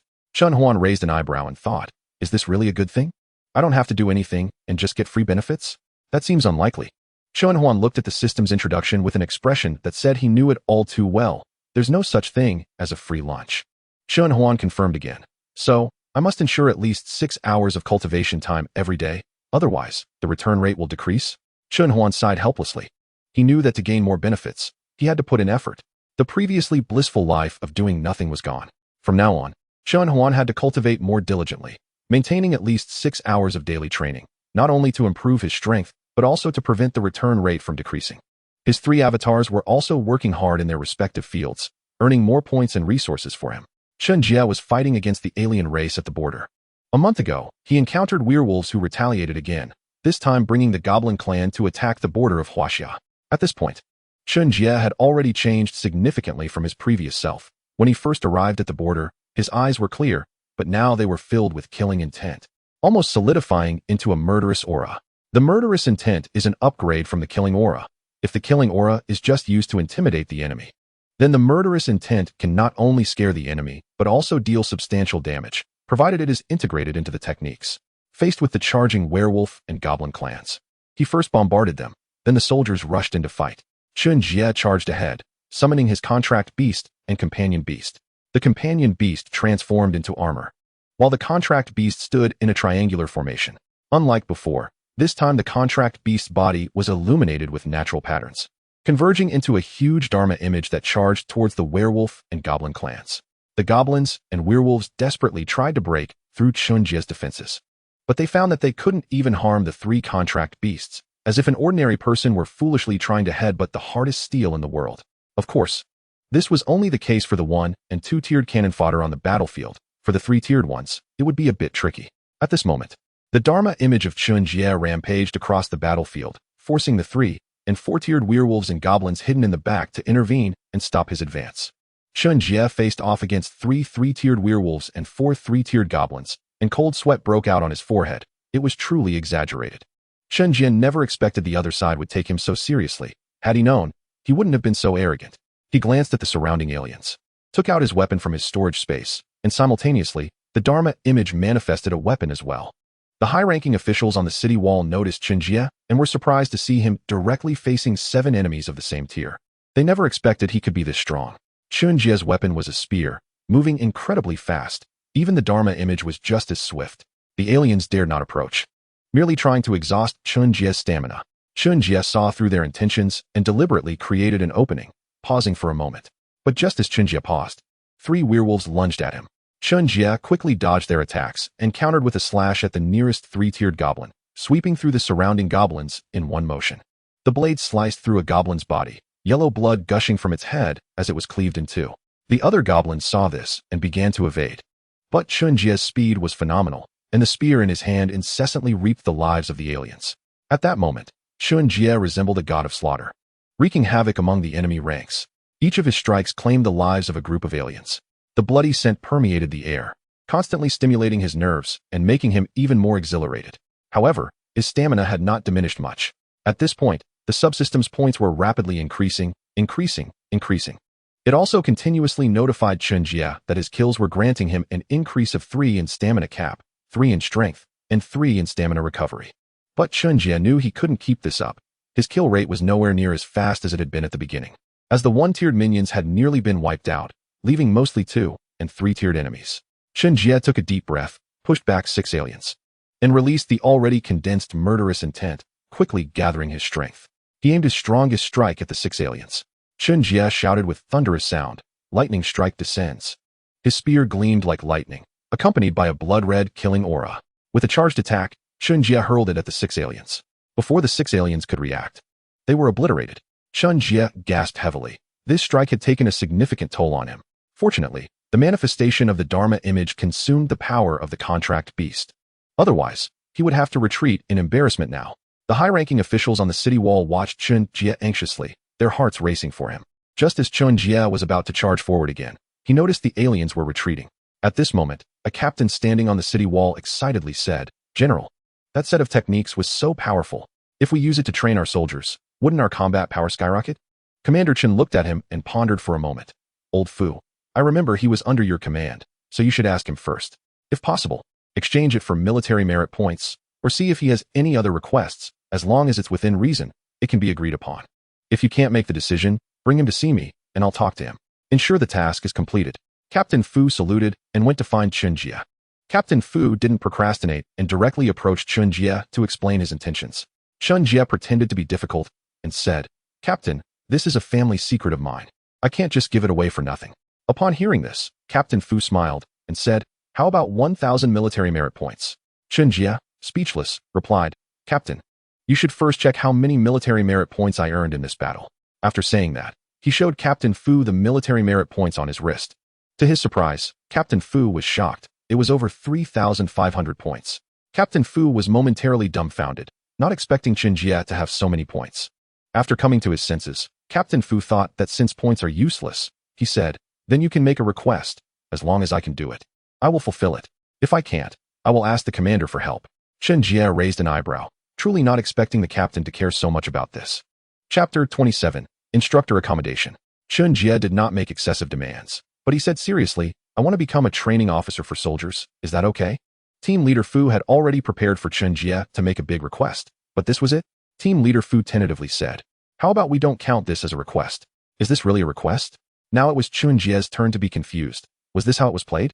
After thinking for a moment, Chen Jie added, then find me some books about formations, preferably about military formations. Maybe I can come up with something better. Suddenly, Chen Jie realized he had misspoken and quickly shut his mouth, glancing around nervously. Fortunately, Team Leader Fu didn't say anything, but there was still some shock in his eyes. He truly did not expect this was something Chen Jie had created on his own. Team Leader Fu nodded and said, I approve your request on behalf of the military. But don't leave yet. Stay here for a moment while I find the commander. After saying that, he went to find someone. Team Leader Fu went to Commander Chen to report the situation, which was incredible. That formation that transformed into a giant was actually thought up by Chen Jie himself. Commander Chen was also somewhat incredulous upon hearing the report. Such talent should be retained in the military. After making a decision, Commander Chen stood up and asked Team Leader Fu to take him to find Chen Jie to show importance. Upon meeting Chen Jie, Commander Chen instructed Team Leader Fu to stand guard outside and not let anyone else in. Commander Chen took the lead and spoke in a negotiating tone. Chen Jie, have you considered how long you want to stay in the military? Seeing that Chen Jie was so straightforward, Commander Chen did not beat around the bush and directly agreed to Chen Jie's conditions. Chen Jie's military training career was about to begin. On the other side, Chen Chan was still teaching in the classroom. After the recent incident with the rift space, his class had become the most special class. Now, any knowledge related to beast taming was taught by Chen Chan, except for the history of beast taming. Chen Chan was only responsible for this one class of students. There were 34 students in Chen Chan's class, each with their own unique skills. At this moment, Chen Chan was earnestly lecturing at the podium, and the students below listened attentively. Suddenly, Chen Chan's system prompted congratulations to the host. The students' basic beast taming knowledge had increased, with a double return. The prompt continued until the end of the class. At this time, Chen Chan's intermediate beast taming knowledge was slowly advancing towards advanced. The reason Chen Chan could gain such privileges was that in the last incident, none of the students in his class had died or been seriously injured. Plus, Chen Chan himself had excellent teaching skills, which resulted in the current situation where one person taught all courses for one class. This was the greatest benefit for Chen Chan. Chen Chan's subsystem panel had many skills. Subsystem, Education System. Host, Chen Chan Pet Beasts, Huang Long, Earth Spirit, Rui Beast. Companion Beast, for not like. Talent, Tool Master. Thunder Soul, Educator's Soul, a natural teaching talent, making it easier for students to understand and absorb knowledge. Skills, Junior Alchemist, 3 stars. Intermediate Blacksmith, 5 stars. Junior Formation Master, 3 stars. Intermediate Basic Beast Taming Knowledge, Master Painter, Mechanical Master. Space Quality, Red. As Chen Chan slowly walked into a small alley, he confidently said to the air, Come out, I see you. After hearing Chen Chan's words, 2 figures walked out from behind him. The 2 figures called out, Teacher Chen. It's us, I'm Guang Zixing, and this is Qi Sunjin. After saying that, the 2 awkwardly approached. Then, Qi Sunjin shyly said to Chen Chan, Teacher, can we spend the night at your place today? We were kicked out by our parents. After saying that, his face turned a bit red from embarrassment. Seeing that it was his students, Chen Chan relaxed his guard and said, You can, but I need to talk to your parents. Otherwise, they will worry about you. Then Qin Shan handed his phone to the two of them, signaling them to make a call. Reluctantly, Guang Zixing took the phone and called home. When the call connected, Qin Shan did not let Guang Zixing speak to his family. He communicated with them the whole time. Fortunately, Guang Zixing's parents were reasonable, so it was resolved quickly. After hanging up, Qin Shan looked at Qi Sun-jin, signaling him to also call home. Qi Sun-jin dialed the number, and it rang twice before being picked up. "Hello, who is this?" A rough voice came through. "Dad, it's me, your son." Qi Sun-jin spoke with a sense of rebelliousness. Qi Sun-jin raised his head and said defiantly, "Yes, I know I was wrong," just as he seemed to want to say something more. He didn't even get the chance to finish. Qin Shan thought to himself that at least they had said a greeting. When they arrived at Qin Shan's home, he invited the two to sit down and turn on the TV, tuning into a cartoon channel. The two showed no interest and started chatting among themselves. "Hey, Jean, you just told your dad you were going to stay at teacher's house. He won't mind, right?" Guang Zixing suddenly thought of this and turned to ask Qi Sun-jin. I forgot about that. But it should be fine. I mostly just get scolded," Qi Sun-jin said with a nonchalant attitude. While they were talking, Qin Shan came over with a plate of fruit from the kitchen and heard their conversation, smiling as he said, "Don't worry, just enjoy yourselves tonight. After all, what you talked about are future events that may not even happen." The two thought about it and decided to completely let loose, exploring the novelty of Qin Shan's home. If Qin Shan hadn't bought a small apartment in advance, it probably wouldn't have been enough for the two to cause chaos. After the two got tired of playing, they sat down on the sofa. Suddenly, Qi Sun-jin said, "How about we take Teacher Chun as our master?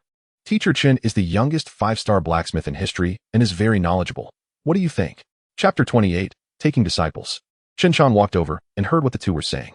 After placing the fruit plate down, he knocked on each of their heads. Qi Sun-jin and Guang Zixing exchanged glances, both surprised to find out their teacher Chun was actually a 5-star blacksmith. Such a level of blacksmith would be treated with great respect even by 7th-grade beast tamers, mainly because 7th-grade beast tamers often used 5-star weapons, while 6-star and above weapons required special materials for forging, making 5-star blacksmiths sought after by many 7th-grade powerhouses. So when the two realized their teacher was a 5-star blacksmith, they were quite amazed. A 5-star blacksmith would actually be a high school teacher in a small 6th-level city, and he was so young. The two immediately smiled and said, "Master, we bow to you." Qin Shan, however, made a very confused gesture, pulling out his phone and opening the calendar. Qin Shan suddenly said seriously, "I can't take disciples today. I just opened the calendar, and it says today is not suitable for taking disciples, so it won't work." Guang Zixing was instantly bewildered. He never expected it to turn out like this. Meanwhile, Qi Sun-jin took out his phone, opened the calendar, and clearly saw the 4 big words stating it was not suitable for taking disciples. Qi Sun-jin nodded in agreement, saying, "Today is indeed not suitable for taking disciples. Let's do it tomorrow." "No, tomorrow isn't suitable either." Qi Sun-jin flipped through the calendar and finally found a suitable date 2 weeks later. Qin Shan did not expect the two to be so serious about it. At that moment, the subsystem issued a task. Task: please accept Guang Zixing and Qi Sun-jin as direct disciples in 2 weeks. Completion reward: preliminary mastery of the rules of tools, experience as a 6-star blacksmith, and 2 hammers, which can grow. Failure penalty: overall return multiplier reduced by half. Qin Shan raised his eyebrows, genuinely surprised that the system suddenly came to offer some warmth. But he felt a bit strange about why it was 2 weeks later. So he asked, "Why 2 weeks later?" The corners of Qin Shan's mouth twitched. He really didn't expect the system's reasoning to be so down-to-earth. In the following 2 weeks, Qin Shan continued to teach his students as usual. The 2 weeks passed quickly, and the day to accept disciples arrived. On that day, Qin Shan, Guang Zixing, and Qi Xuanjin all took a leave of absence to go to the 2 prepared locations to start accepting disciples. Qin Shan sat in a chair, while Guang Zixing and Qi Xuanjin knelt on the ground, offering tea, bowing, and presenting their apprenticeship gifts. Qin Shan looked at the two with a serious expression and said, "Today I take you as my disciples. From now on, you must strictly follow my teachings, work hard in your cultivation, and must not be lazy." Guang Zixing and Qi Xuanjin responded in unison, "Yes, master." Qin Shan nodded in satisfaction, then took out 2 boxes from his spatial ring, which were 2 gifts he had already prepared, and handed them to Guang Zixing and Qi Xuanjin. "This is a welcome gift from your master. Zixing, this is a 4-star weapon, the Heart Seal, a weapon that can be both offensive and defensive. Sun-jin, this is also a 4-star weapon, the Polar Mirror." Qin Shan said, "Thank you, master." The two excitedly thanked him, unable to put the gifts down. "First, put these away. There's more," Qin Shan said with a smile. Hearing this, the two put their gifts away and waited for Qin Shan's follow-up. Next, Qin Shan took out 2 seemingly ordinary hammers from his spatial ring. Guang Zixing and Qi Xuanjin looked at Chen Shan with confusion, but still respectfully accepted the 2 hammers. Seeing that the 2 accepted the hammers despite their doubts, Chen Shan nodded slightly and smiled, saying, "These 2 hammers will accompany you throughout your entire forging career. They will also be your lifelong companions. At the same time, this is also a test for you. Every time your profession level increases by 1 star, this hammer must also increase by 1 star. I hope you can cherish them and not let down my expectations," Chen Shan said earnestly. Guang Zixing and Qi Xuanjin exchanged glances, both seeing determination in each other's eyes. "We will definitely work hard, master." The 2 responded in unison. Chen Shan smiled with relief and patted their shoulders. With that, the apprenticeship ceremony ended. Chen Shan checked the system. The panels for Guang Zixing and Qi Xuanjin had already appeared on the system. It detected that the 2 had become disciples. And as a qualified master, he needed to understand the status of his disciples to better teach them. When a disciple's cultivation level breaks through, the host would receive 50 points, while non-cultivation breakthroughs would not be returned, and gifts not produced by the system would be returned double. Hearing the system's explanation, Chen Shan couldn't help but smile inwardly, but he couldn't show it on the surface, as the disciples and their families were still nearby. He had to stay composed. Chen Shan chatted with the parents of the 2 for a while, and he didn't know if the 2 families had communicated in advance. But they very tacitly left their sons to Chen Shan as their master, leaving Chen Shan bewildered. He thought to himself how unpopular he must be at home to be treated like this. Just as he was about to say something more, he found that the people had already walked far away, leaving only Chen Shan and his 2 disciples in the wind, feeling a bit disheveled. On the other side, Chen Wu was facing a homeless situation. Yes, Chen Wu was kicked out by the people from the Xuanfeng Daoist temple because he did nothing in the temple except eat and spent all day reading in the library, doing nothing productive, and ultimately got kicked out for eating for free. Chen Wu smiled and said, "So stingy, it's just a bit of food." With that, he turned to Chen Huan to ask for money. This time, Chen Wu's target was Wudong Mountain. Just after descending the mountain, Chen Wu saw an ancient-style tavern at the foot of the mountain, and the faint aroma of wine wafted from inside. This lured out Chen Wu's craving for alcohol. So, he walked into the tavern. Upon entering, he found no one there and shouted, "Is anyone here?" Feeling something was off, he shouted again, "Is anyone here?" Chen Wu sensed something was wrong and walked toward the tavern's kitchen. The closer he got, the more he felt something was amiss, as a faint smell of blood began to permeate the air. Chapter 29 Encounter. Assessment. Clearly, Chen Wu had caught the scent of blood in the air. He slowly approached the kitchen, and he realized he had somehow put on a layer of armor. Upon entering the kitchen, he found a person lying on the floor, clearly having been gnawed on by a beast. Chen Wu felt that the beast must still be in the room, so he cautiously observed his surroundings, gripping his weapon a little tighter. Suddenly, a huge beast lunged out from the shadows, claws bared, attacking him. Chen Wu quickly sidestepped and swung his sword at the beast. The sword light flickered, and the beast found itself at a disadvantage in an instant, but it immediately adjusted its stance and launched another attack. Chen Wu raised an eyebrow, clearly seeing the beast's figure and realizing it was a black leopard, probably at the peak of the 2nd tier. Seeing that the beast was preparing to attack again, Chen Wu no longer held back. He summoned his contracted beasts, a silver-horned tiger, a golden-horned tiger, and a brownish-yellow creature resembling a dog, but with dragon-like features. Without giving the black leopard another chance to attack, they overwhelmed it and took it down immediately. The tavern was also destroyed in the process. Fortunately, there was still some wine left that hadn't been ruined. Chen Wu picked up an intact wine gourd from the ground and filled it with wine. After filling the gourd, he noticed the tavern owner's corpse still lying there. Chen Wu looked at the wine gourd and then at the owner's corpse, saying, "I take your wine. And now I will help you rest in peace. We are even." He got up and began digging a pit to bury the owner. After burying the tavern owner, Chen Wu took the wine and rode away on an ox. Along the way, he played the flute and enjoyed his drink, feeling quite happy. While passing through a city, he encountered an old man. The old man looked Chen Wu up and down, his eyes flashing with surprise. He smiled and approached, saying, "Young brother, I see you have extraordinary roots. Would you be interested in becoming my disciple?" Chen Wu stopped in his tracks, looked at the old man, and felt a surge of wariness. So he politely declined. "Thank you for your kind offer, but we have only just met. And you want to take me as your disciple? Isn't that a bit hasty?" Chen Wu was startled. He didn't expect the old man to see through his current realm at a glance, but he couldn't show any signs of weakness. He forced himself to remain calm and said, "Senior is joking. My understanding of the Tao is still at the beginner level. I have much room for improvement." The old man nodded slightly, looking at Chen Wu with increasing fondness, thinking to himself that he was humble, polite, and a great candidate for a successor. The old man said, very well. Would you be willing to take me as your master?" Chen Wu asked, "What benefits are there in becoming your disciple?" The old man was taken aback, clearly not expecting Chun Wu to ask specifically. So he tentatively said, "There are countless Tao scriptures for you to peruse. How about that?" Upon hearing that the Tao scriptures were endless, Chun Wu's eyes lit up, and he immediately knelt down, bowing 3 times, saying, "Master, please accept your disciple's bow." The old man was surprised by the drastic change in Chun Wu's attitude. However, seeing that his goal had been achieved, he didn't mind. The old man said, "Since you've become my disciple, you will be the chief disciple of my Xiaoyao sect.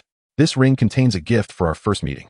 Saying this, he took out a ring from his bosom and handed it to Chun Wu. When Chun Wu saw it, his eyes sparkled with golden light. He truly didn't expect the ring to be filled with Tao scriptures. The old man saw Chun Wu's demeanor during their meeting gift and felt relieved. He then said, "Disciple, my Xiaoyao sect only has 5 disciples in each generation, and you are the last disciple of this generation. The last disciple must find the next generation of disciples after achieving personal cultivation." Upon hearing this, Chun Wu asked, "So, there were 4 senior brothers before me, and I am the youngest of this generation. Can you tell me their names? I might need their help in the future." The old man had no intention of hiding the information and replied, "Not all of them are senior brothers. Your eldest brother is called Wu Su-chun, a 9th-tier expert currently working in the military. Your second sister is called Tian Yu, also a 9th-tier expert, currently one of the official leaders in the professional association. Your third brother is named Li Shan He, the president of the hunting guild. Your 4th sister is called Ouyang Ziyu, a 9th-tier poison master, currently a national security advisor. Let me remind you, do not provoke your 4th sister, or it will be worse than death." After saying this, he shuddered and took out a seemingly ordinary jade ring, saying, "If you want to contact your senior brothers and sisters, use this jade ring. They might not answer phone calls, so I won't give you their phone numbers." He then took out another ring and transmitted. "This ring contains all the assets of the Xiaoyao sect.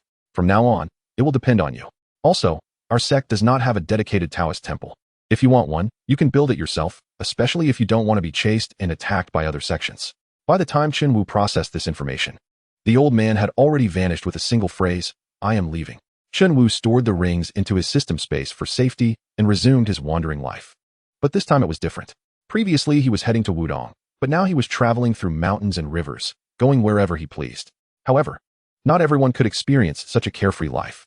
At this moment, Chun Huan was facing the dreadful final assessment. Fortunately, it was a practical assessment in a fisher space. Otherwise, he would have wasted a whole day, possibly reducing his return rate.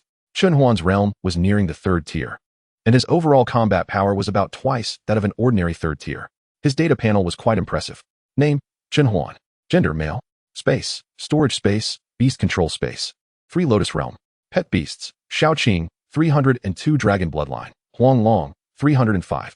Storage space, 100,100 Exclusive Techniques 1, Language Master, Medical Genius, Mechanical Proficiency, Vermilion Bird Egg, Monocular Telescope. Freestyle Seasoning, Deep Sea Red Copper, Black Tight Leather, Intermediate Incarnation 3, Starfruit, Kin 100, Yellow Peach, Kin 100, Beast Control Pills 10,000. Incarnations, Air Lien, Dong Shi, Chun Yun Kai, Chun Ji, Chun Jia, Chun Chan, Chun Wu, Shi Jun, Wu Qian, Shan Jun, Yu Jing, Yin Qi, Yu Jingzi, Ji Feng, Hu Ran Lang, Wang Sun, Si Chun, Wu Long, Wu Jing. Affiliated Force, Chen Family. Subordinate Forces, Xiao Shi Jian Manor, Dong Shi, Air Lien, Chen Yun Kai, Chen Jia, Chen Shan, Chen Wu. 12 Zodiac Incarnations. Tasks, none. Sign in, Rongqing, Life Forest, signed in today. Points, 214074. Lottery, 45 random rewards, anything is possible. 25 to choose 1 pet skill to reach mastery, 15 random enhancement coupons, 10 bloodline purification coupons, 5 random talents for 10,000 points each. Idle, endless body refinement technique. All things transformation book, soul devouring book. Extraction, can extract skills, talents, or bloodlines from others, except for talents, limited to pets and incarnations. Mall, exclusive technique 130. 000 points, locked. 5 boxes of premium instant noodles, 5 points. Advanced incarnation 3, 30,000 points. Advanced poison master theory book, 40,000 points. Yuanbao beast egg, 20,000 points. Wisdom and foolishness, 15,000 points. Intermediate engraver theory book 1, 7,000 points. Elemental jade pendant, 1, 200 points. Vermilion bird egg, 20,000 points. Has been refreshed. Assets, 100 million Xiao Shijian Manor 12 hunting teams. At this moment, Chun Huan's class was gathered in front of the fisher space. preparing to enter together for the assessment. Although there would be teachers ensuring safety, unexpected events could still occur. Chapter 30, Assessment Conflict. Without a doubt, Chun Huan was the strongest among this group, having reached the second tier in his first year of high school, which was quite rare. The Fisher space for Chun Huan's assessment was of ordinary level, with the highest realm reaching the fourth tier. Upon arriving at the assessment site, besides Chun Huan's class, there were also top students from other schools. All the teachers were explaining what to pay attention to when entering the Fisher space. After the teachers finished their briefings, the military official activated the teleportation array. A beam of light descended from the sky, enveloping the students standing in the array. In the array, Chun Huan felt darkness envelop him, and when he opened his eyes again, he found himself in a forest. He took a deep breath, feeling the rich spiritual energy around him, and felt a bit excited. After all, this was his first time exploring a Fisher space alone, so it was somewhat novel. The forest was quiet, with only the occasional sounds of birds and beasts. This kind of environment was the most terrifying and deadly. Chun Huan cautiously moved forward while releasing his mental power to probe the surroundings, enabling him to respond quickly to any danger. After walking for a while without encountering anyone or any animals, he summoned Shaoqing and sat on its back. Chun Huan wandered aimlessly through the forest on Shaoqing, thinking he should have paid more attention to the teacher's advice. Suddenly, he sensed a powerful aura approaching from the right, estimated to be around the third tier. He immediately ordered Shaoqing to stop and began to observe his surroundings cautiously. After a moment, a massive python's head lunged out from the trees, opening its mouth wide and rushing towards Chun Huan, attempting to swallow him whole. Chun Huan reacted swiftly, demonstrating reflexes far beyond the norm, and dodged the attack. The python, realizing it had missed, stared at Chun Huan. Its cold eyes fixated on him, occasionally flicking its tongue. Chun Huan looked back at the python, his eyes gleaming with excitement. Faced with such a strong opponent, Chun Huan felt no fear, only a bit of thrill.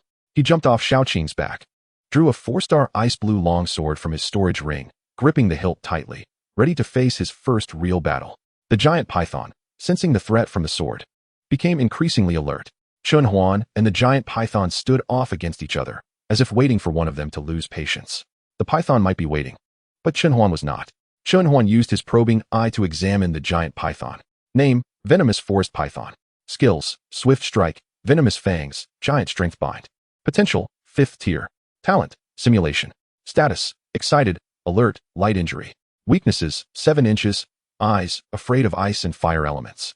Upon learning the python's weaknesses, a wicked smile crept across Chun Huan's face. The venomous forest python saw Chun Huan smile and felt provoked. It used its skill Swift Strike, opening its massive mouth and charging towards Chun Huan. Chun Huan swiftly dodged to the side while thrusting the longsword towards the python's eyes. The python was unable to evade in time and was struck by Chun Huan, triggering the sword's frost power, which froze the python's head from the inside. The venomous forest python was thus defeated. At the moment of its death, a yellow light orb dropped to the ground. Ding! Detecting yellow-grade dropped item. Do you wish to pick it up? Chun Huan raised an eyebrow, surprised that the system had such a function. It was an unexpected gain. He silently thought to pick it up. Ding!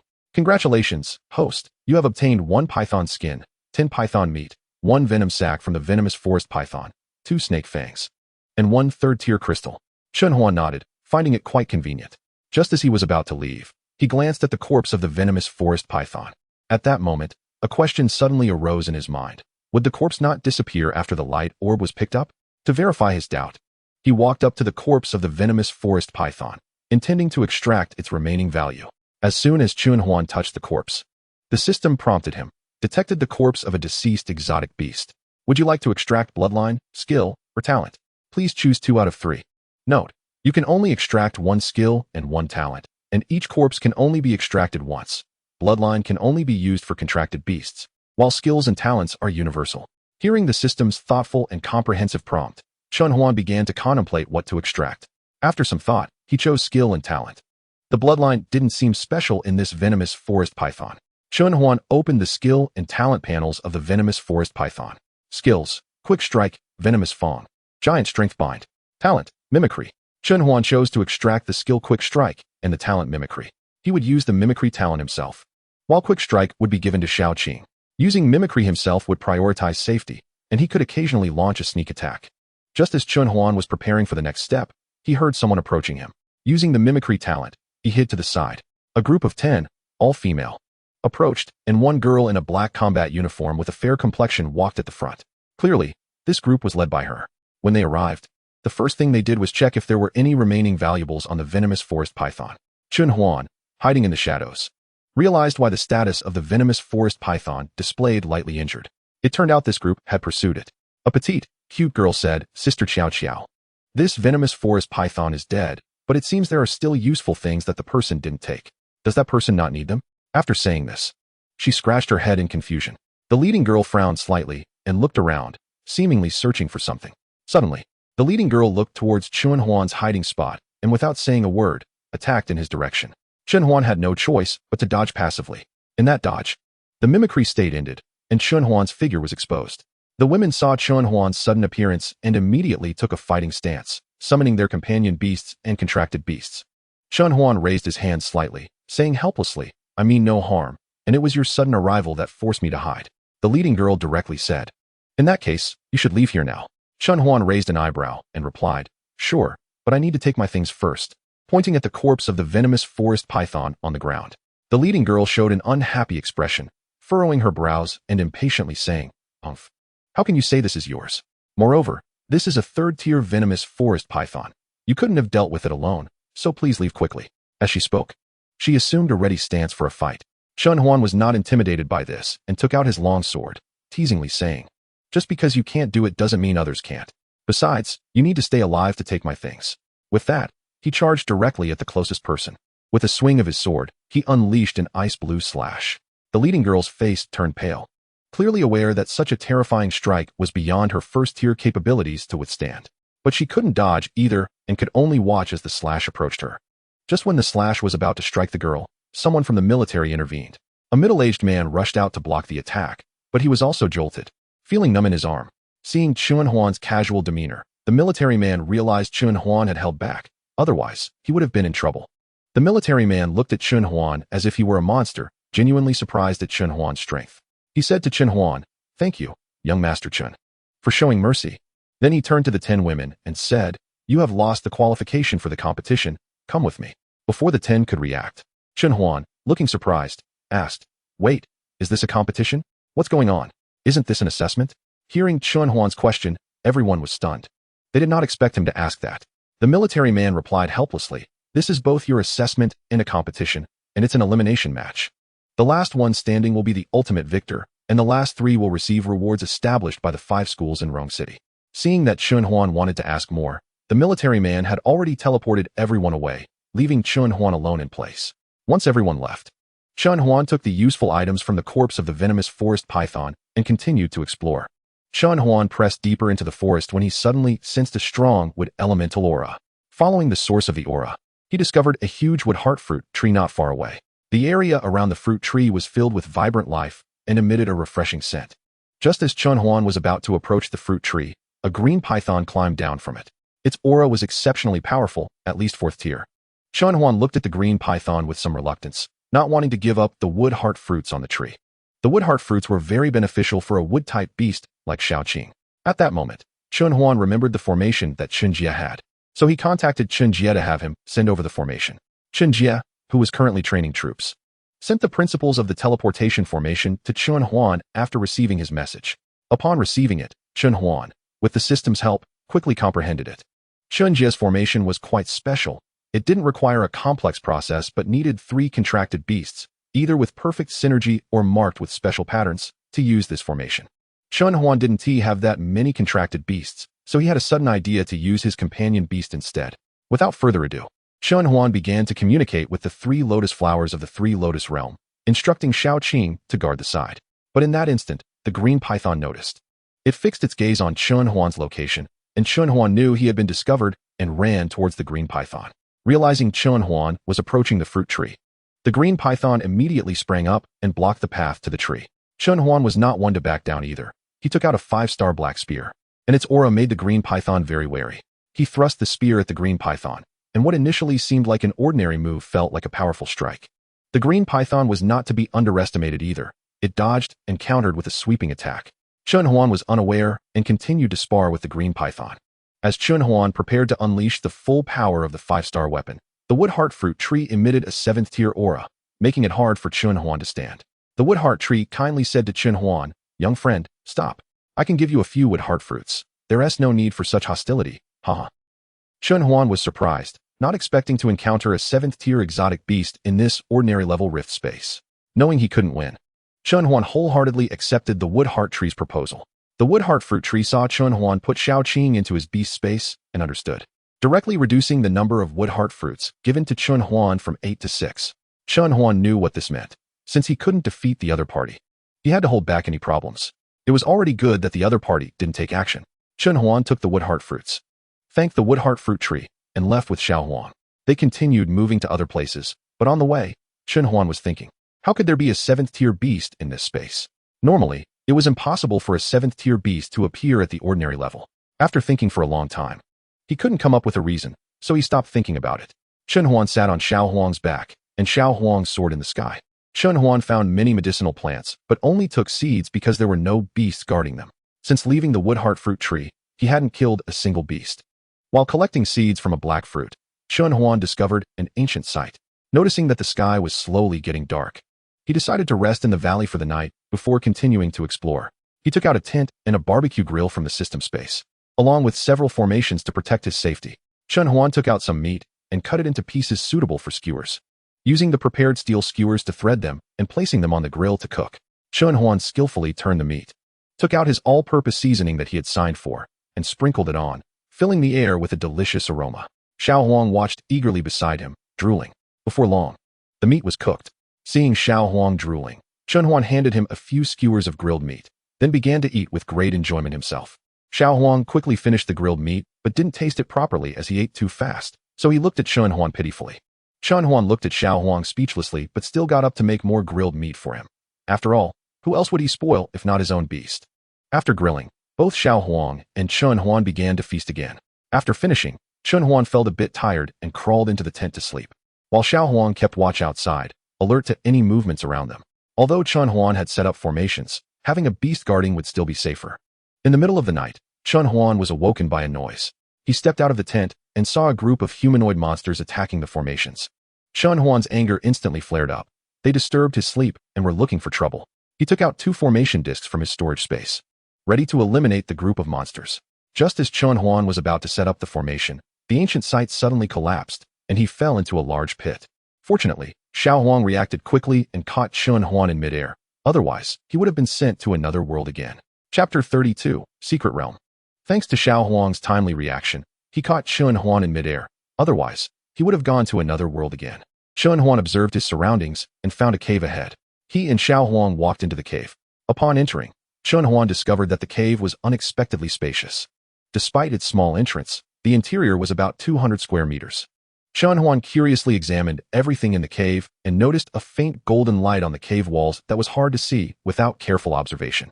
After looking for a while and still not figuring it out, he decided to use his probing eye to investigate the situation. 5-star maze. Possible opportunities hidden behind. Detected 5-star maze. Would you like to spend 10,000 points to crack the maze? Chun Huan raised an eyebrow, surprised that the system had this function, and chose yes without hesitation. He watched as his points decreased by 10,000. Cracking completed. Host may pass safely. He smoothly passed through the maze without any obstruction. After crossing the maze, a blinding light suddenly appeared in front of him. He instinctively closed his eyes. When he opened them again, he found himself in an unknown secret realm. The air here was fresh, filled with a strange fragrance, comparable to the forest of life. Dense vegetation and peculiar rocks surrounded him. Looking ahead, a clear stream flowed gently, with some strange flowers and herbs growing by the stream that Chun Huan had never seen before. Filled with curiosity about this secret realm, Chun Huan cautiously walked toward the stream. As he approached, he noticed several brilliantly colored small fish swimming in the clear water, each shimmering with dazzling and enchanting light. Just as Chun Huan was captivated by the sight, a low growl came from not far away. His heart tightened, and he immediately became alert, using his simulated talent to hide his aura, then slowly moved toward the source of the sound. He saw a massive black bear roaring, facing a pack of swift wolves. Chun Huan hid behind a large tree, observing the impending battle. The black bear was enormous, with well-developed muscles, its black fur shining with a glossy sheen, and its sharp claws and teeth were chilling. However, the wolf pack was not to be underestimated. Watching the black bear closely, suddenly, the black bear leaped toward the wolf pack. The wolves quickly reacted, scattering to avoid the bear's attack, then surrounded the bear from all sides, attacking it from behind and biting it all over. The black bear roared angrily and swiped at the nearest swift wolf, crushing it beneath its massive paw. Then the black bear began to rampage, scattering the wolf pack completely. Just when Chunhuan thought it was over, he felt a warning in his heart, turned around, and saw the black bear charging directly at him. Chunhuan immediately swung out a slash toward the black bear. The bear had no time to dodge and was hit squarely, its arm severed. In that moment of having its arm cut off, the black bear felt excruciating pain and let out a howl. Only then did Chunhuan begin to probe the black bear's information. Name, black bear. Skills, heavy strike. Talent, great strength, tough skin. Potential, tier 3. Status, heavily injured, hostile. Weakness, any attack. After seeing the black bear's data, Chunhuan didn't let his contracted beast attack. But to be safe, he summoned Xiao Huang to be alert to the surroundings. Only then did he feel safe enough to approach and confront the black bear. Rather than a confrontation, it was more appropriate to say it was a one-sided suppression, as Chunhuan wielded a long sword and quickly cut off the black bear's head. Item dropped. Would you like to pick it up? Chunhuan thought to himself to pick it up. Congratulations, host has obtained 1 black bear hide, 5 bear meat, 1 bear whip, 2 bear paws, and 1 talent. This time, Chunhuan only had 1 opportunity to select a talent, and after some deliberation, he ultimately chose great strength for Xiao Huang. Chunhuan looked at the black bear's corpse, not intending to extract all its value before leaving. Instead, he chose to leave the black bear's body in place to attract other beasts. Chunhuan then hid behind a nearby tree. Before long, many demon vultures gathered around the black bear's corpse, feasting on it. The swift wolves also arrived late. Upon seeing the demon vultures gathering around the black bear, they left. Seeing the swift wolves depart, Chunhuan glanced at the vultures and felt it would take some time for them to finish eating the black bear. He then dashed in the direction the swift wolves had left. This time, Chunhuan's long sword had transformed into a black bow. Upon spotting the wolf pack's tracks, he drew the bow and aimed at the lead wolf, shooting it in the head, not giving it any chance to retaliate. The wolf pack, seeing their leader dead, instantly gathered together. Chunhuan couldn't help but smile widely. He pulled the bow and shot, pulled the bow and shot, and just with 1 bow, he completely wiped out the wolf pack. At this moment, there were light clusters everywhere on the ground, and Chunhuan stepped forward to pick them up one by one. Feeling it was quite troublesome, he asked, "System, is there an automatic pickup function? Picking them up one by one is too inefficient. There is an automatic pickup function. Do you wish to enable it? Activation requires 3,000 points." Chunhuan chuckled and thought to himself to activate it. Congratulations, host, for activating the automatic pickup function. Then, the light clusters on the ground were instantly cleared, and the system provided a notification. Congratulations, host, you have obtained 20 first-order wolf skins, 1 second-order wolf skin, 60 first-order wolf meat, 3 second-order wolf meat, 40 first-order wolf fangs, 2 second-order wolf fangs, 20 first-order wolf bones, 1 second-order wolf bone, 20 talent wind speed, 1 talent, and 1 light cluster of the memory of the alpha wolf. Chunhuan pondered that the talent option should be for the alpha wolf and began to select the talent.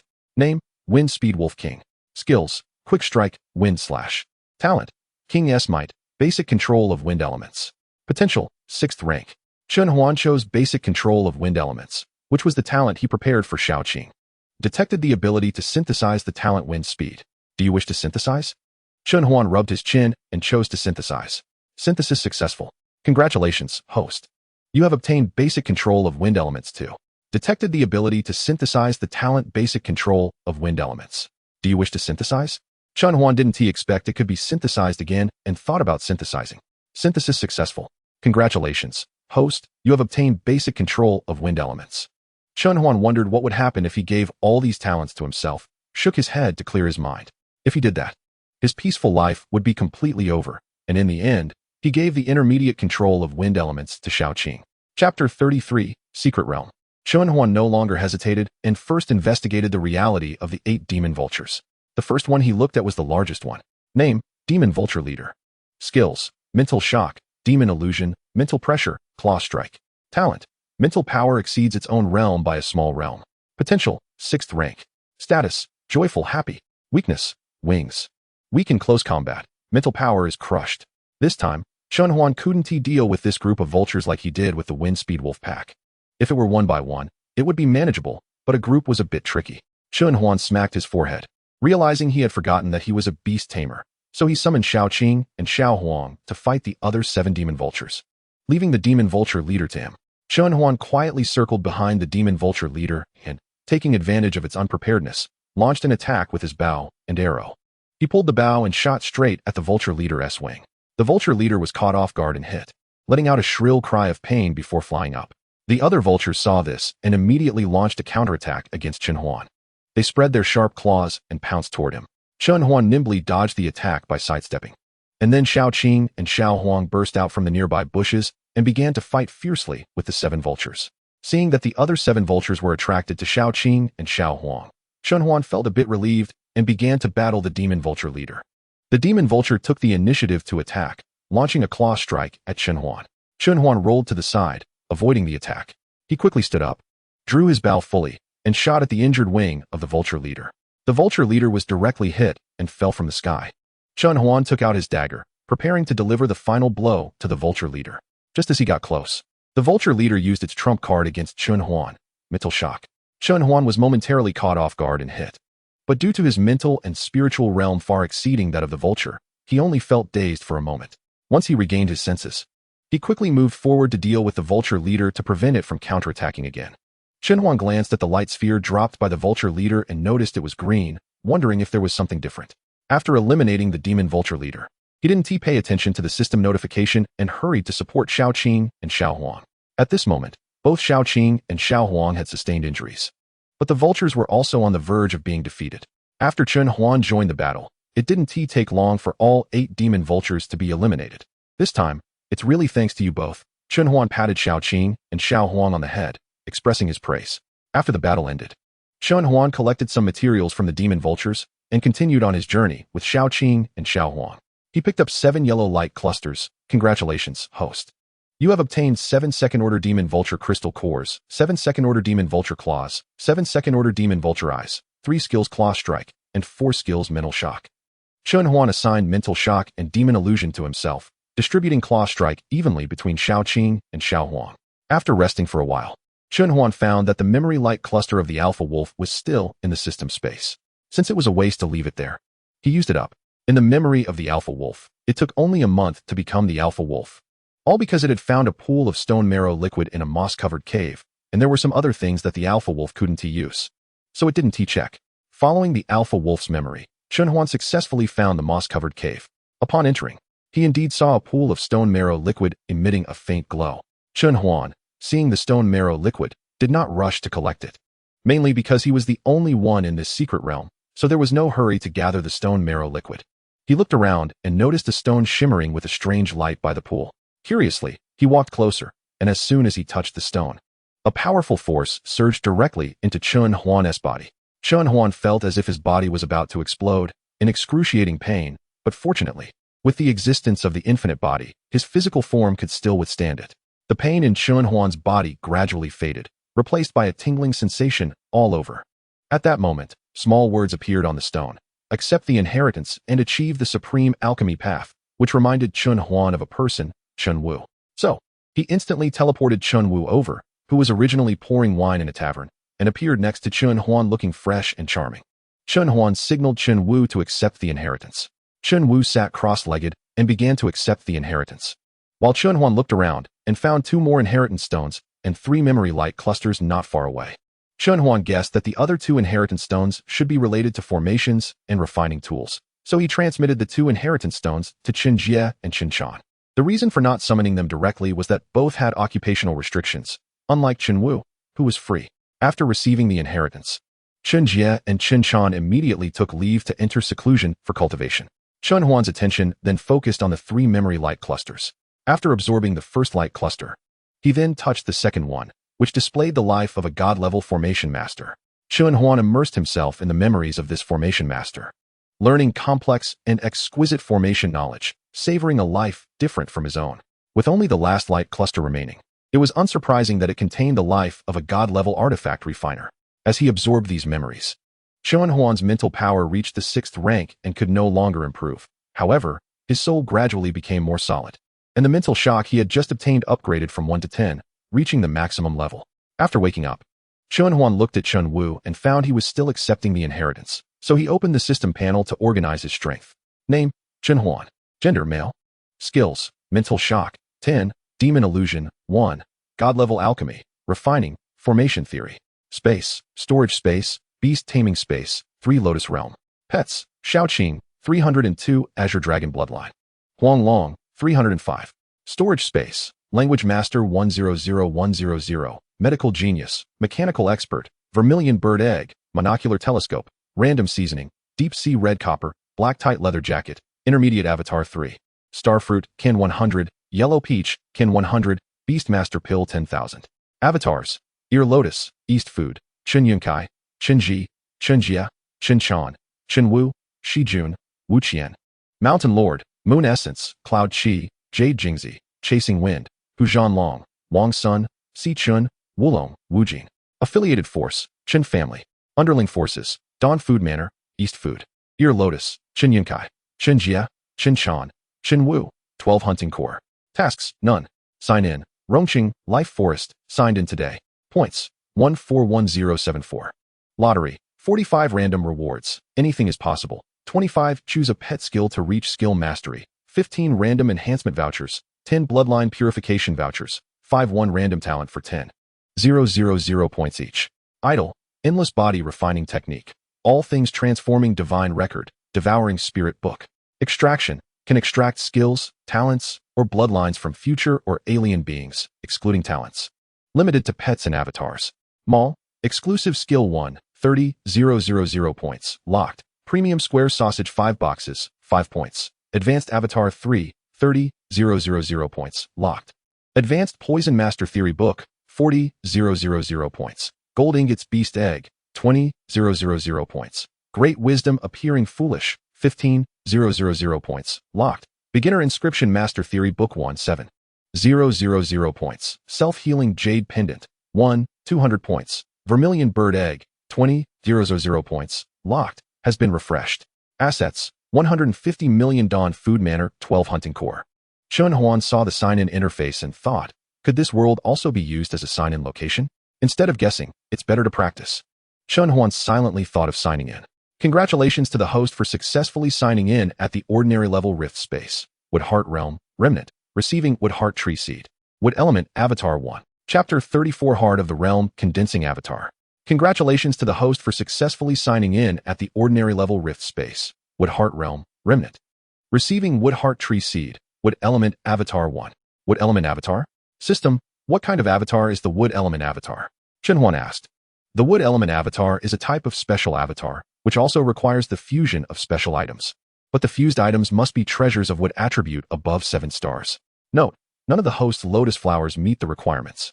Originally, Chen Huan was quite happy to see the previous introduction, but upon seeing the latter's requirements, his joyful mood was directly halved. Chen Huan looked at them all again and found no wood attribute treasures, so he gave up on the idea of condensing the Wood Element Avatar for now. Chen Huan looked around and noticed a faint green light emanating from the deepest part of the cave wall. Initially, he thought it was his eyes playing tricks, but upon closer inspection, he found that there was indeed a beam of green light.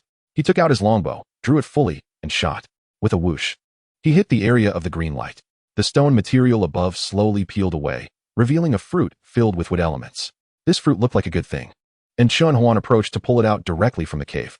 After a long time of trying, he couldn't budge the fruit at all. It seemed to be embedded in the stone, impossible to extract. Chen Huan wiped the sweat from his forehead, increasingly curious about the origin of this fruit. He directly used his eye of insight to scan the fruit. Name, Heart of the Realm, Wood Heart Realm, Remnant. Function, the heart of the Wood Heart Realm. An essential item for stabilizing the world. After absorption, it can call upon the powers of this world, and the realm will also quickly improve. But it cannot leave this world unless the realm of the person fusing it reaches the 8th stage to take the world into their body. Status, incomplete, unconscious. Chen Huan felt that his luck today was really good.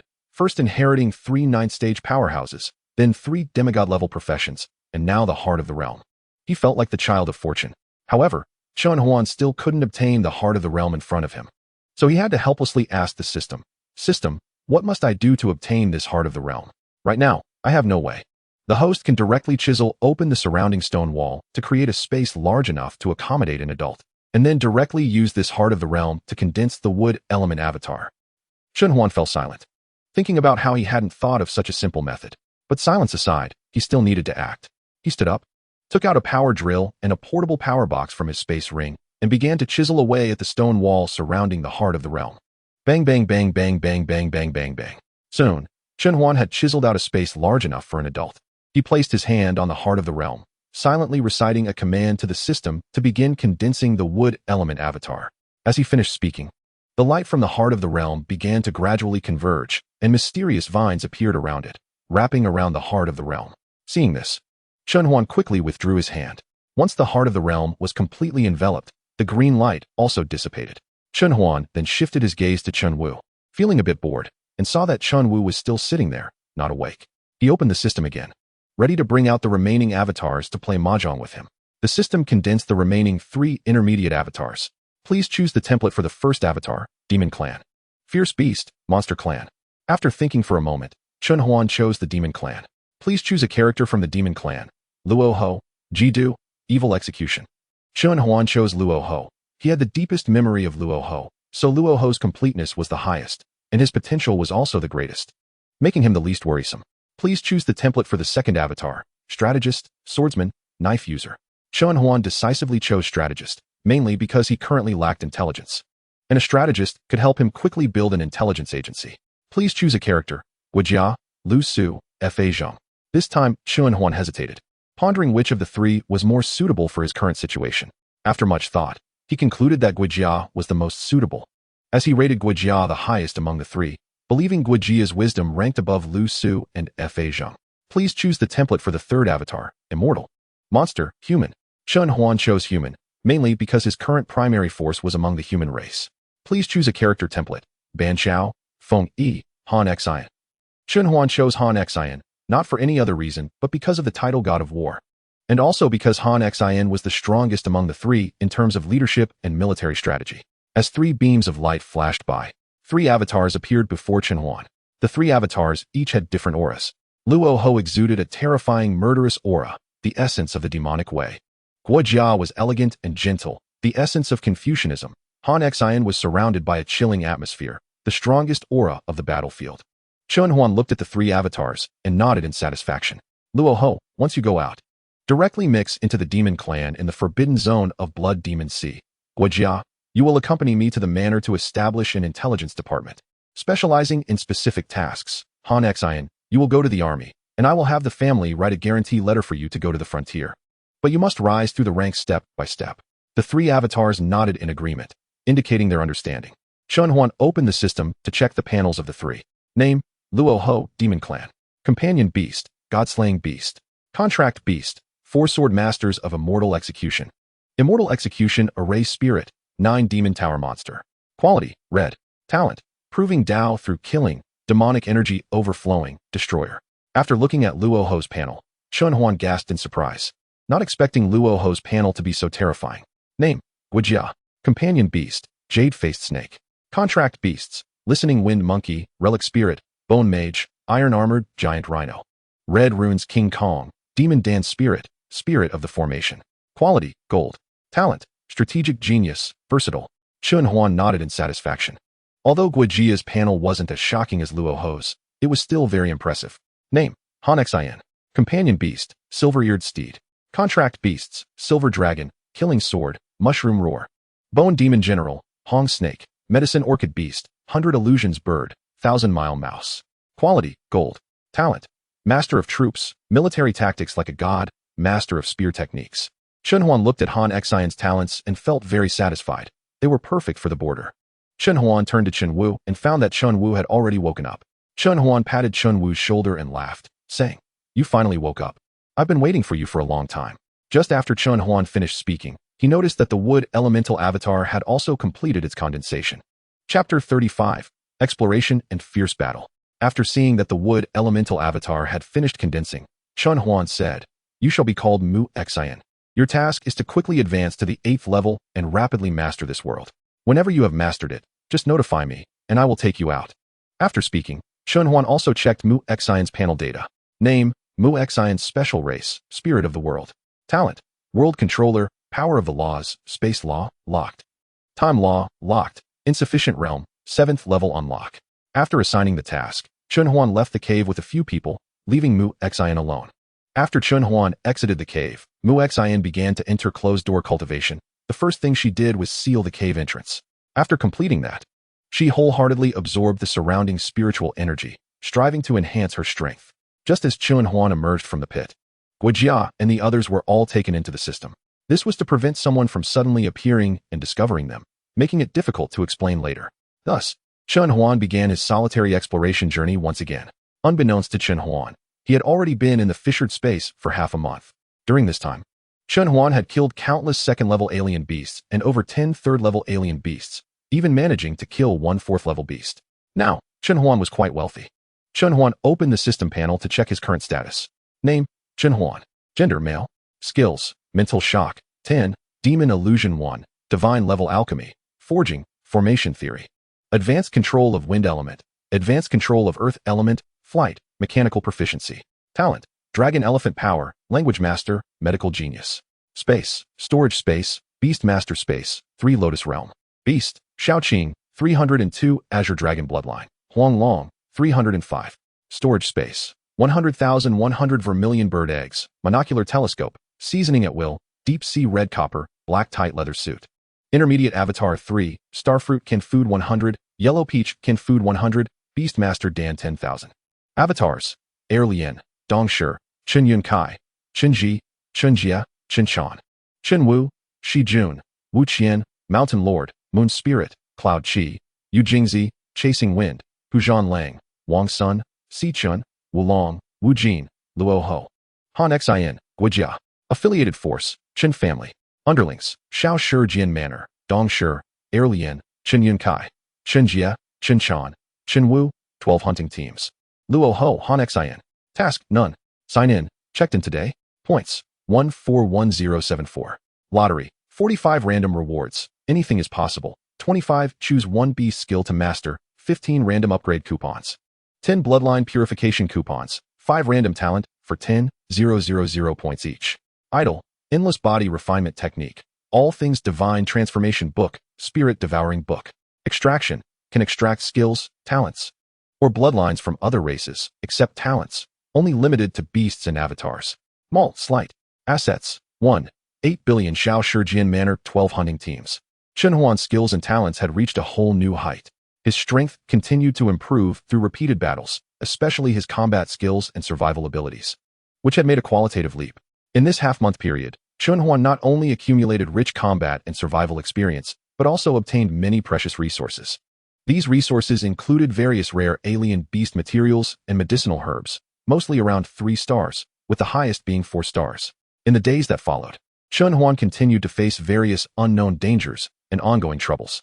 Chen Huan continued to move forward in the fissured space, during which he also encountered his classmates. They fought side by side, facing various challenges together. However, these partners did not explore with Chen Huan. As time passed, Chen Huan ventured deeper into the forest and discovered that the area he was in had at least third-level beings. Occasionally, he would even encounter fourth-level alien beasts. This kept Chen Huan on high alert at all times, because the strength of fourth-level alien beasts was equivalent to that of fifth-level human warriors. Moreover, these alien beasts had diverse talents, making them unpredictable. For example, right now, after just repelling a fourth-level flame lion, Chen Huan didn't have time to catch his breath before he felt a strong sense of crisis approaching. He quickly dodged, but was still a step too late, and a wind blade grazed his arm. Hiss, Chen Huan gasped, looking at the wound on his arm, a serious look flashing in his eyes. He knew he had truly encountered trouble this time, because 3 fifth-level storm wolves of the same realm had appeared, and these 3 wolves were clearly prepared. They did not immediately attack Chen Huan, but surrounded him, cutting off his escape routes. Chen Huan took a deep breath, forcing himself to calm down. He knew that in this situation, panicking would only lead to a quicker death. Even summoning his contract beasts for help would only be sending them to their doom.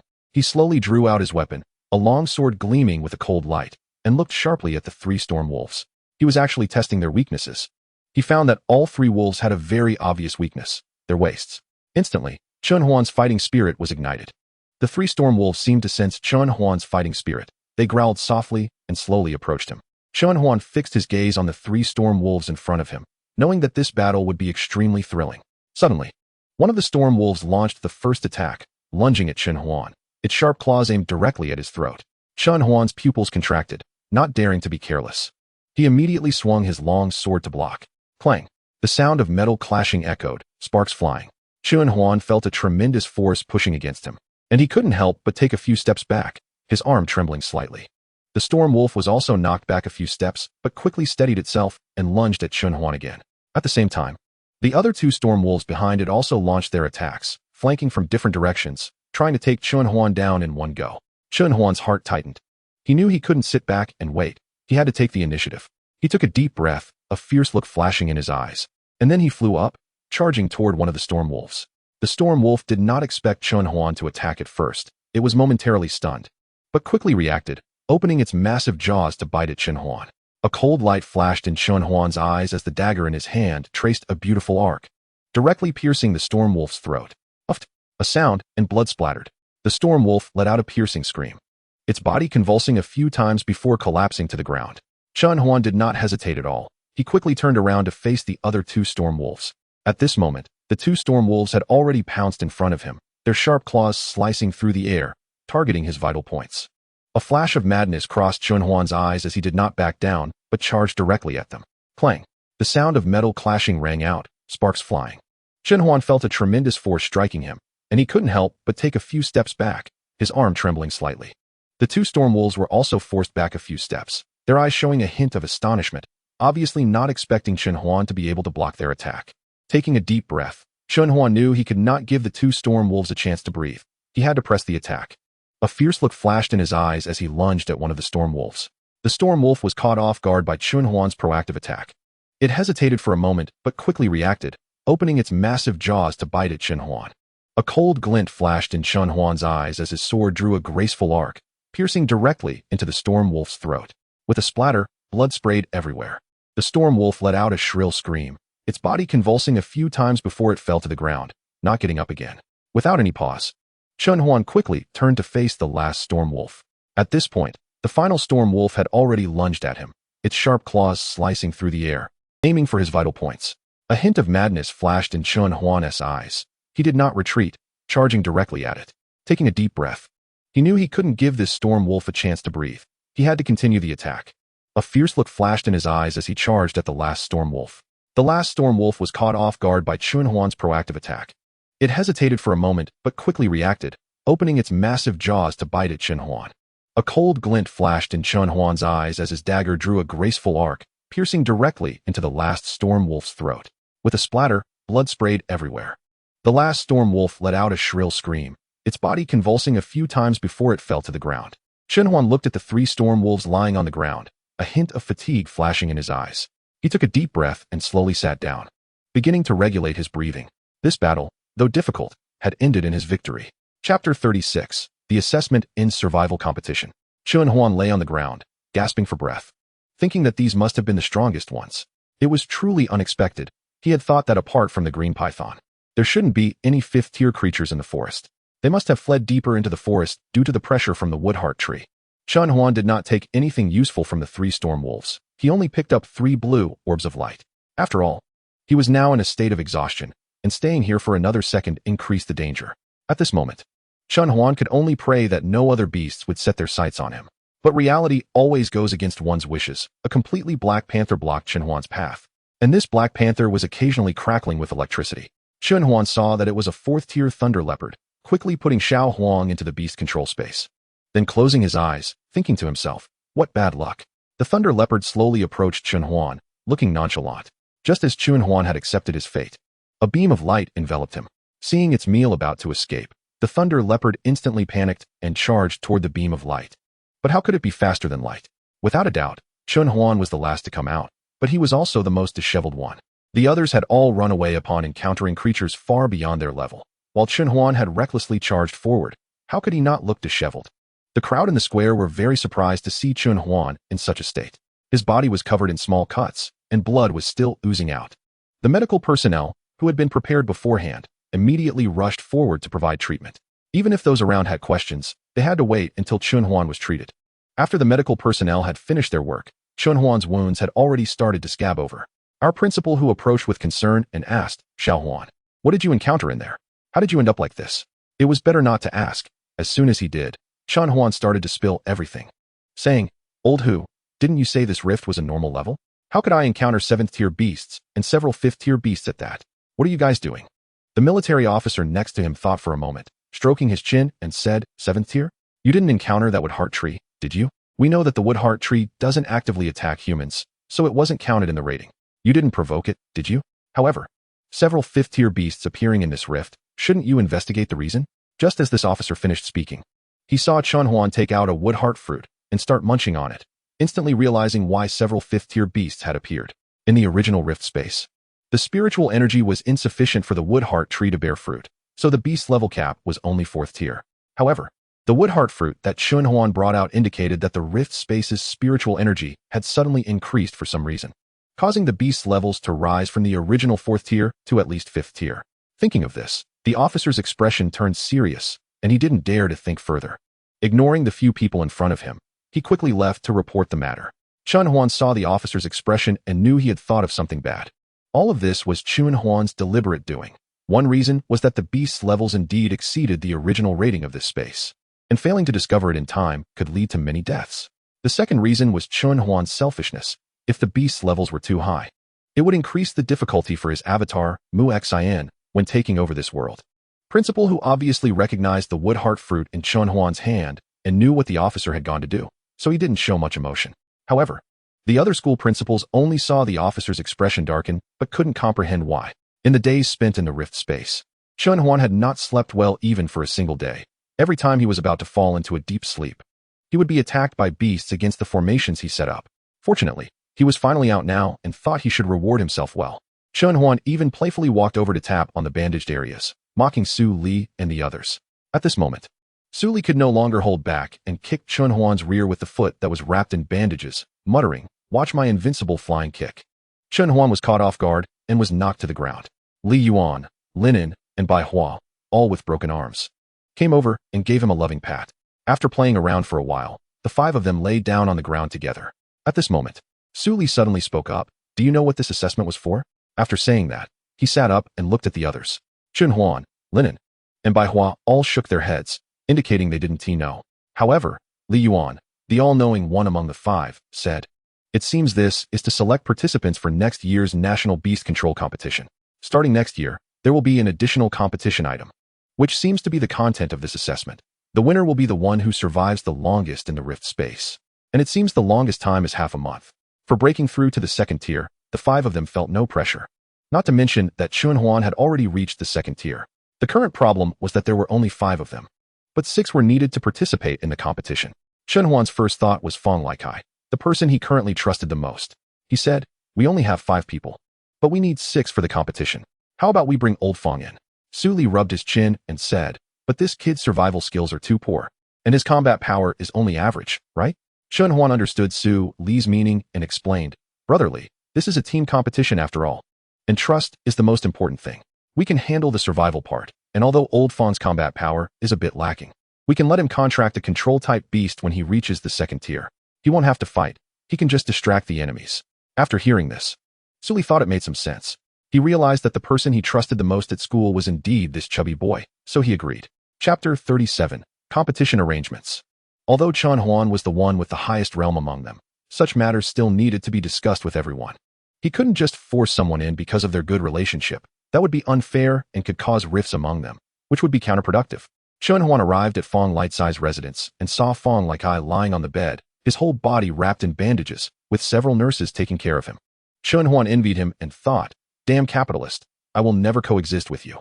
However, seeing Fong Lightsai's appearance was somewhat adorable, he couldn't help but laugh. Once he calmed down, Fong Likai said, "I don't know. I haven't been in touch with my family lately, so I don't know the latest news." Chun Huan patiently explained everything to Fong Likai, and after finishing, he caught a glimpse of Fong Lightsai's small eyes. He just couldn't hold back his laughter again. Fong Likai lay quietly on the bed, watching Chun Huan laugh. The chubby boy thought to himself, "What can I do? I'm wrapped in bandages like a giant rice dumpling and have no way to fight back. Even if I wanted to argue, I can't." Chun Huan stifled his laughter and said to Fong Likai, "So, are you coming, fatty? We're one short. At least right now, you're the only one we can trust completely." Fong Likai blinked his small eyes, seemingly deep in thought. After a while, he finally spoke. "Okay, I agree. But I want you to help me choose my 2nd beast. Your judgment is the sharpest among the people I know." Fong Likai stated that he wasn't short on money, saying, "It's fine. I have money. Just tell me what to choose." Chun Huan directly mentioned the 8 Directions Golden Toad, and when he saw Fong Lightsai's reaction, he explained, "I saw this when I was selecting beast eggs at school last time. This thing can at least reach tier 8. And it's said that only the wealthy can contract it. If you start raising it now, it should hatch when you break through to tier 2. He then playfully tapped Fong Lightsai's small belly, saying, "Fatty, is this okay?" Fong Likai was so touched that he was speechless, just staring at Chen Huan. If looks could kill, Chen Huan would have been dead countless times. Chen Huan felt a bit uneasy under Fong Lightsai's gaze and quickly left for the Xiashijian manor. Upon arriving at Xiashijian, Chen Huan headed straight for the secret chamber in the back mountain. He first activated the concealment formation of the secret chamber before releasing the 4 people. Otherwise, Luo Ho's overwhelming demonic aura could easily be detected by Chen Huan's grandmother. And if a fight broke out, Chen Huan would have nowhere to cry. Looking at the 3 people before him, Chen Huan spoke. "Next. It's time to assign tasks to you 3. Guojia, you're good at strategizing, so develop an intelligence network based on Xiashijian. As for Luo Ho, you can come out when I leave the city to enter the forbidden area. As for Han Xian, as I mentioned before, I will directly introduce you to the army for development. For now, just stay by my side." After he finished speaking, Guojia immediately left the secret chamber to connect with Chen Ji, which also relieved some of Chen Ji's burden and made him feel a bit easier. After making the arrangements, he incorporated Luo Ho into the system and then took Han Xian out of the city towards the life forest. The anomalies here were also noticed by nearby powerful individuals, who quickly flew towards the source of the disturbance. Chen Huan knew that soon there would be strong individuals coming. So he had Han Xian and Luo Ho perform a play. Luo Ho would act as the alien trying to kill Chen Huan, while Han Xian would play the passerby protecting Chen Huan. As Luo Ho's demonic aura surged, another wave of crimson, iron-blooded energy gathered in the air to counteract the anomaly caused by Luo Ho's demonic aura. At that moment, an old man in military uniform with white hair approached from a distance, shouting, "Who dares to be reckless here?" Seeing this, Luo Ho immediately charged at Chen Huan without a second thought. Chen Huan felt a surge of joy. The act was becoming increasingly realistic. When the military old man reached the battlefield, Chen Huan sent a telepathic message to Luo Ho to let him retreat. Luo Ho acted accordingly, putting on an expression that he couldn't assassinate his target, while Han Xian also appropriately defended against Luo Ho's attack, being pushed back. Luo Ho then quickly fled towards the forbidden area. Seeing that Luo Ho had escaped, the military old man abandoned the idea of coming forward to help. At this moment, Chen Huan began to observe this military old man and checked his information. Name, Luo Fong. Contracted beasts, Thunderfire Leopard, Dark Art Snake, Dragon Eagle, Skylight Horse, Tortoise Snake. Hunting Phantom Dog, Dream Silkworm, Black Gold Violent Bear. Companion Beast, Star Bamboo. Talent, Staff Arts Genius, Inyang Eye. Skills, Thunderfire Law, 30, Gold Law, 30, Water Law, 25. Background, serves in the military department, holds the rank of colonel, and is the military commander, the second strongest in Rongqing. Chen Huan was somewhat surprised. He didn't expect there to be an 8th-tier powerhouse in Rongqing. Regardless, he turned to Han Xian and said, "Young brother, who are you, and where are you going?" "Good." A glimmer of appreciation flashed in Luo Fong's eyes as he said, "I didn't expect there to be young people with such aspirations. It's truly a blessing for the country. However, the situation ahead is tense, and it's too dangerous for you to go alone. Moreover, your identity is unclear, which could cause problems. It's better for you to stay in Rongqing for now. After I report to my superiors, we can make arrangements. How about that?" Han Xian pondered for a moment before agreeing.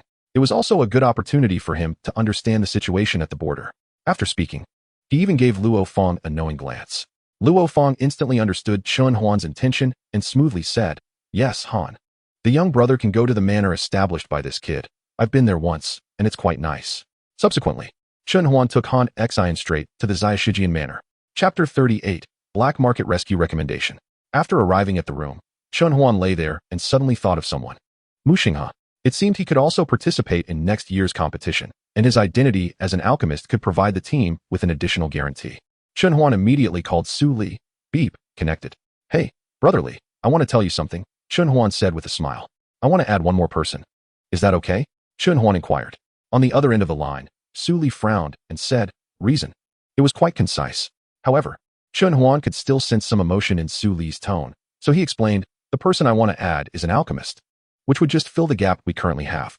Upon hearing this, Su Li's furrowed brow slowly relaxed, but he still seemed a bit hesitant.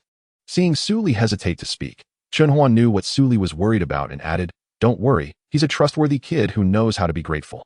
If you still have doubts, you can check for yourself. His name is Mu Xinghe." Su Li, hearing Chen Huan's words, no longer hesitated and said, "Okay. Leave the rest to me." Chen Huan smiled upon seeing Su Li's agreement and said, "That's great, but you should first find Mu Xinghe. I haven't talked to him about this matter yet. It's mainly to let you and others know." He Su Li also laughed and scolded a few times before hanging up the phone. After finishing the communication, Chun Ji came to find Chen Huan, saying that the meal was ready and they could go eat. When Chen Huan saw Chen Ji, he asked, "What is Mu Xinghe's current realm?" Chen Ji, upon hearing Chen Huan's inquiry about Mu Xinghe, began to talk endlessly about how good Mu Xinghe was and how high his talent was. While listening to Chun Ji's narration, Chen Huan was deep in thought. Chen Huan directly said, "You are now Xinghe's master. If that kid chooses the wrong contract beast at the second level, let him come to me, and I'll help him sort it out." The two of them talked as they walked toward the private room. When Chen Huan arrived, the main responsible people of the manor were already there, and Han Xian had also arrived. After all, this meal was specially prepared for Han Xian. In the room were only Chen Huan, Dong Shi, Chen Yunkai, Chen Ji, Gui Jia, and Han Xian, who were the real core figures of this manor. Everyone was just putting on a show for others to see, but the audience had not yet arrived. Just as Chen Huan was about to start eating, General Luo Fong arrived. The audience had come. After Luo Fong arrived, he also exchanged some pleasantries before directly getting to the point. Luo Fong tentatively asked, "Brother Han, are you sure you want to go to the border? It's quite unstable there now, with wars everywhere and countless deaths." Seeing Han Xian's firm words, a hint of emotion appeared on Luo Fong's face, mainly because he did not expect Han Xian's ultimate purpose for going to the border was not to achieve merit, but to reduce sacrifices there. Good. Luo Fong suddenly slapped the table and stood up. "Brother Han, I indeed did not misjudge you. Since that's the case, I won't waste any more words. The higher-ups have already approved your request, and soon I'll have someone take you to the northern border. They really need people there right now." The others present also cheered, and the atmosphere became lively. Han Xian looked at Luo Fong gratefully and said, "Thank you, Brother Luo. I will not disgrace my mission." After 3 rounds of drinks and 5 flavors of dishes, everyone had chatted enough, and they quickly dispersed. After the meal, Chen Huan called Mu Xinghe and heard that Mu Xinghe had another conflict with someone in the black market. Chen Huan's mouth twitched, and he momentarily didn't know whether inviting Mu Xinghe was right or wrong. By the time Chen Huan arrived, he found that the other party's people had also arrived. The other party was very arrogant when they saw Chen Huan, but when Chun Ji and the others revealed their realms, the other party immediately cowered. Chen Huan saw Mu Xinghe and got straight to the point. "Xinghe, are you interested in participating in a competition? The top 3 can directly enter the 3 highest academies." Mu Xinghe, hearing that he could reach the highest academies, became interested and said, "Tell me more." Thus, Chen Huan explained the specific details of the competition. After listening, Mu Xinghe eagerly asked, "When does the competition start?" Mu Xinghe confidently said, "Don't worry, I won't let you down." Chen Huan nodded and continued, "If you break through to the second level and don't know what contract beast to choose, come find me, and I'll help you arrange it." The next day, when Chen Huan woke up, he continued his usual routine of tending to flowers, practicing, and checking the system. It was on this day that Chen Huan's rose matured and signed a blood contract with him, becoming Chen Huan's 3rd contract beast. However, this blood contract does not count towards the limit, so Chen Huan can still contract 1 more beast.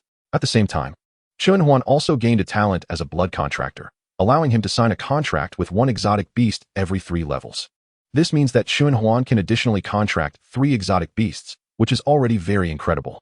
Chen Huan opened the system to see what good things he still had. Name, Chen Huan. Gender, male. Skills, mental impact, 10, demon illusion 3, god level alchemy, refining, array theory, advanced control of wind element 10, advanced control of earth element 7, advanced control of wood element 8, flying, mechanical mastery, absorption hand. Talents, dragon elephant power, language master, medical genius, blood contractor. Space, storage space, beast control space, 3 lotus realm. Contract beasts, Shaoqing, 302, azure dragon bloodline, Huang Long, 305. Storage space, 100,100 vermilion bird egg, monocular telescope, adjustable seasoning, deep sea red copper, black tight leather suit. Intermediate avatar 3, starfruit kin 100, yellow peach kin 100, beast control pill 9353. Avatars, Air Lien, Dong Shi, Chen Yunkai, Chen Ji, Chen Jia, Chen Chan, Chen Wu, Shi Jun, Wu Qian, Shan Jun, Moon Essence, Cloud Qi, Yu Jingzi, Chasing Wind, Hu Ranlang, Wang Sun, Si Chun, Wu Long, Wu Jin, Luo Ho, Han Xing, Wujia, Mu Xian. Affiliated forces, Chen family. Subordinate forces, Shao Shi Jian Manor, Dong Shi, Air Lien, Chen Yunkai, Chen Jia, Chen Chan, Chen Wu, 12 hunting teams, Luo Ho, Han Xian, Mu Xian. Tasks, none. Signed in today. Points, 151074. Lottery, 45 random rewards, everything is possible. 25, choose a pet skill to reach skill mastery. 15 random enhancement coupons, 10 bloodline purification coupons, 5 a random talent for 10,000 points each. AFK, endless body refinement technique, all things transforming divine book, swallowing spirit book. Extraction, can extract skills, talents, or bloodlines from oneself or exotic races, excluding talents, limited to contract beasts and avatars. Maul, Rose 99, points 99, Spirit Sniffing Cat, points 10,000, Mysterious Ghost House Dog, points 10,000, Black Robe 14, points 5,000, Ghost Sea Mayfly, points 100,000, Nine Heavens Dragon Emperor Ginseng, points 300,000, Underwear 20, points 20, Shapeshifting Gloves, points 500, 7-star Gale Talismans 10, points 10,000, 6-star Explosive Talismans 10, points 5,000. Assets, 480 million Shao Shijian Manor, 12 hunting teams, a small district in Blue City. Chunhuan looked at the items in the mall and wanted to buy them all, but unfortunately, he was poor. In the end, Chunhuan could only lock the Nine Heavens Dragon Emperor Ginseng and buy all the others. His points instantly shrank. Chapter 39 Support Contract. His points instantly shrank. Chunhuan felt quite pained to see this, but in reality, points are meant to be spent, right? With this thought, Chunhuan's mood became less painful. Chunhuan left the spirit-sniffing cat and mysterious ghost house dog at Shao Shijian, just as Dongshi and Qin Yunkai had both broken through, making it just right to contract another one. Chunhuan rubbed his chin and thought for a while, finally choosing to give the spirit-sniffing cat to Qin Yunkai and the mysterious ghost house dog to Dongshi for contracting. Chunhuan checked the effects of the rose and found that it was quite valuable. Rose 99, system product, can accelerate the growth rate of similar plants, has aphrodisiac effects, and beautifies the skin. He then looked at the effects of the black robe and thought it wouldn't be a clothing item that cost me 5 million. Black robe 14, system product, conceals one's aura, provides invulnerability from harm not exceeding 3 major realms, keeps warm in winter and cool in summer, adapts to the environment, and can change into preferred clothing styles. Next, Chunhuan looked through all the items, and aside from the underwear, the rest were all rare good items. Ghost Sea Mayfly, a special species that lives in the netherworld, blood sea, and deep sea, belonging to the same category as the contracted rose. Underwear 20, extremely comfortable to wear, will not deform, and will not retain odors. Shape-shifting gloves, fits the hands, protects the hands from harm, and feels no different from normal hands when worn.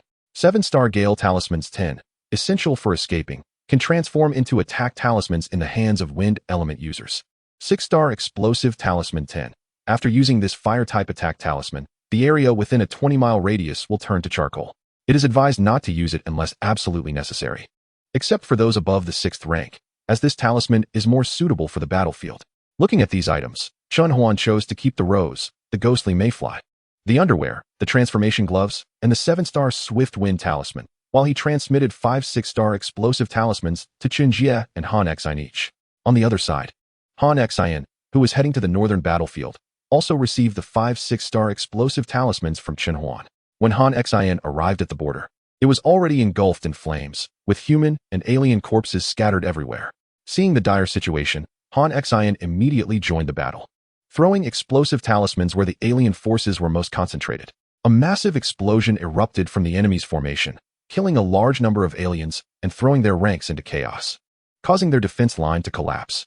Seizing the opportunity, Han Xian led his soldiers to charge, completely breaking the alien formation.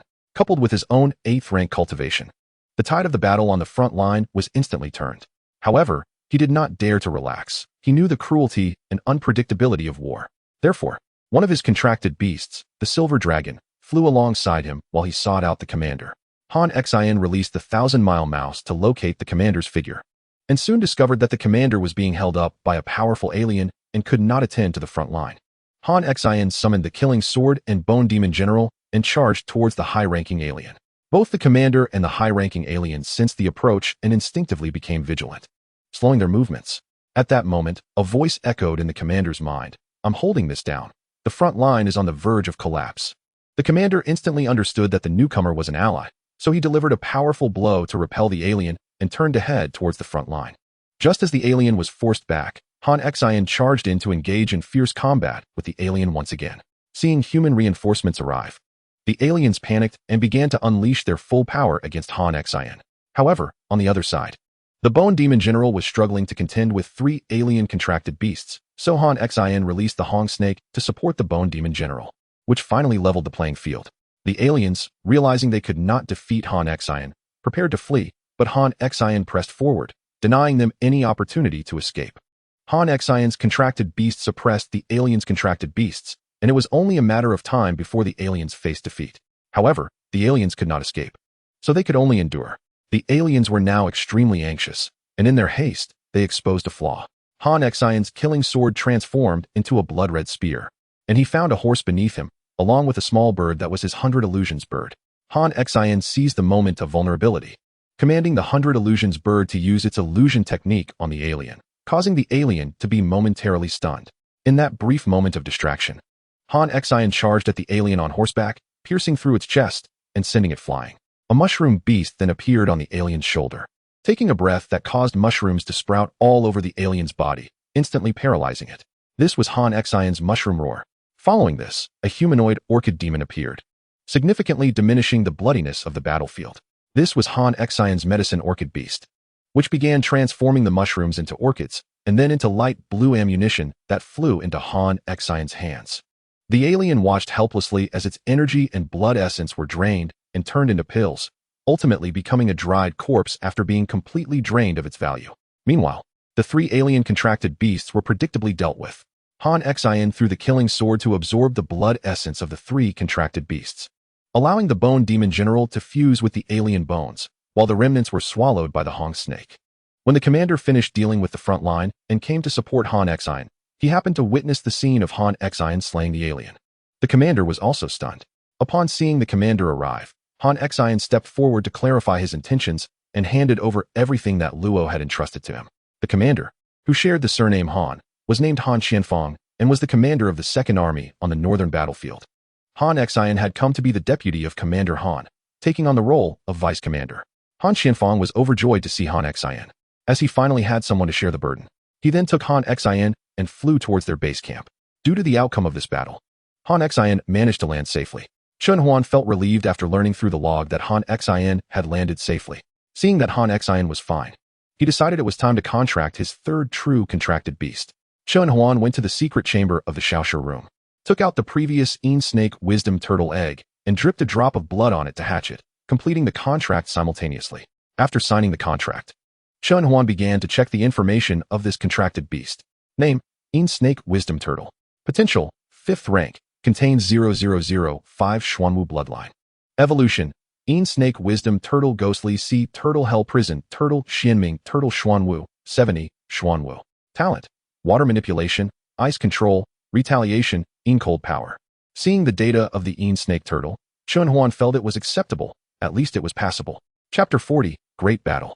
Observing the surroundings, Chen Huan found many empty spaces, so he planted the system-produced roses nearby, placing the blood-contracted red dust flower shadow in the center. But he did not intend for the red dust flower shadow to directly absorb these roses. After taking a bath, Chen Huan cultivated in his room for 6 hours before falling asleep. When Chen Huan woke up, it was already dark, and upon checking the time, he saw it was only 7 o'clock.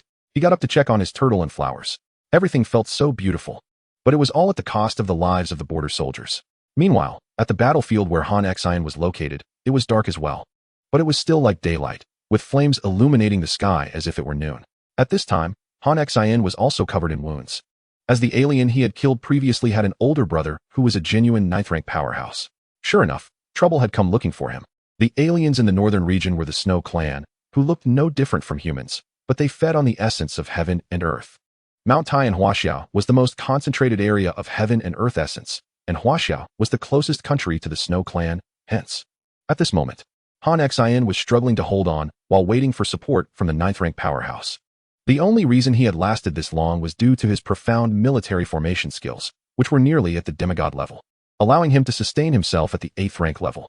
However, every move he exchanged with the opposing Snow Clan was fraught with peril. A single mistake could cost him his life. After being pushed back several dozen meters again, the Snow Clan opposite grew impatient and unleashed their most powerful attack. Han Xion felt his scalp tingle. He knew he could not evade this strike. However, he also understood that if he blocked this attack and died, at least the main army would remain safe. With a single breath, he made his decision. Han Xion summoned his contracted beasts and companion beasts to his side, forming an outer 5, inner 3, and 1 formation, and a large array instantly appeared around him, rising with an imposing aura that matched the opposing force. A phantom identical to Han Xian emerged from the array, and the momentum continued to rise. However, before it could rise significantly, the Snow Clan powerhouse had already launched their attack. You can be proud to die under this strike, Frostlight. A terrifying ice-blue beam shot towards Han Xian. The phantom charged straight towards the light, and the shockwaves generated by their two moves devastated the surrounding area for dozens of miles. Even the soldiers who had already entered the city felt the powerful wind pressure. Afterwards, Han Xian landed on the ground, propping himself up with the broken spear shaft in his hand, standing tall as blood gushed out uncontrollably. He stood there, laughing heartily at the somewhat disheveled Snow Clan expert across from him. The Snow Clan expert was also severely injured, but he was not someone of the 8th rank who could contend with Han Xian. The onlookers in the city watched helplessly as the Snow Clan expert slowly approached Han Xian. Many wanted to rush out to help him, but reason told them that doing so would mean sacrificing their vice commander for nothing. At that moment, the soldiers on the battlefield were watching, their clenched fists bleeding without their notice. These soldiers did not see the rising killing intent around them, which had already condensed into a tangible red killing sword above the city, aimed firmly at the 9th rank expert of the Snow Clan. When the 9th rank expert felt the killing intent forming into a killing sword, his body involuntarily trembled.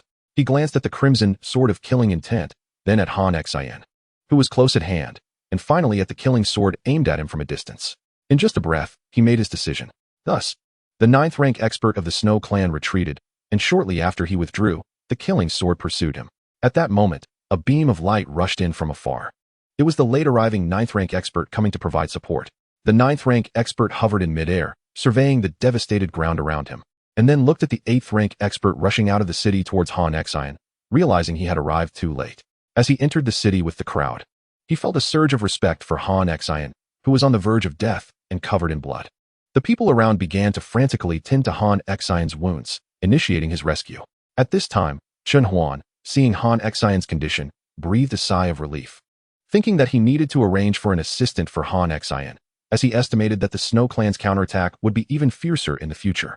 Chen Huan looked at his own shop, filled with useless items, and extinguished the thought of buying anything. He noticed his points were rapidly increasing, so he clicked to check and found that his hunting team was at work. However, what he saw shocked him. The 12 members had gone to Jilong City in Bashu, where the space was the most unstable, with the most rifts and occasional attacks from other races.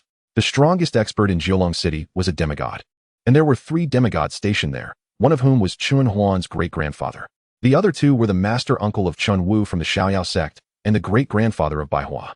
Chen Huan's great-grandfather was named Chen Zhongyun, a publicly recognized demigod, while the other 2 were hidden from view, taking precautions against unforeseen events.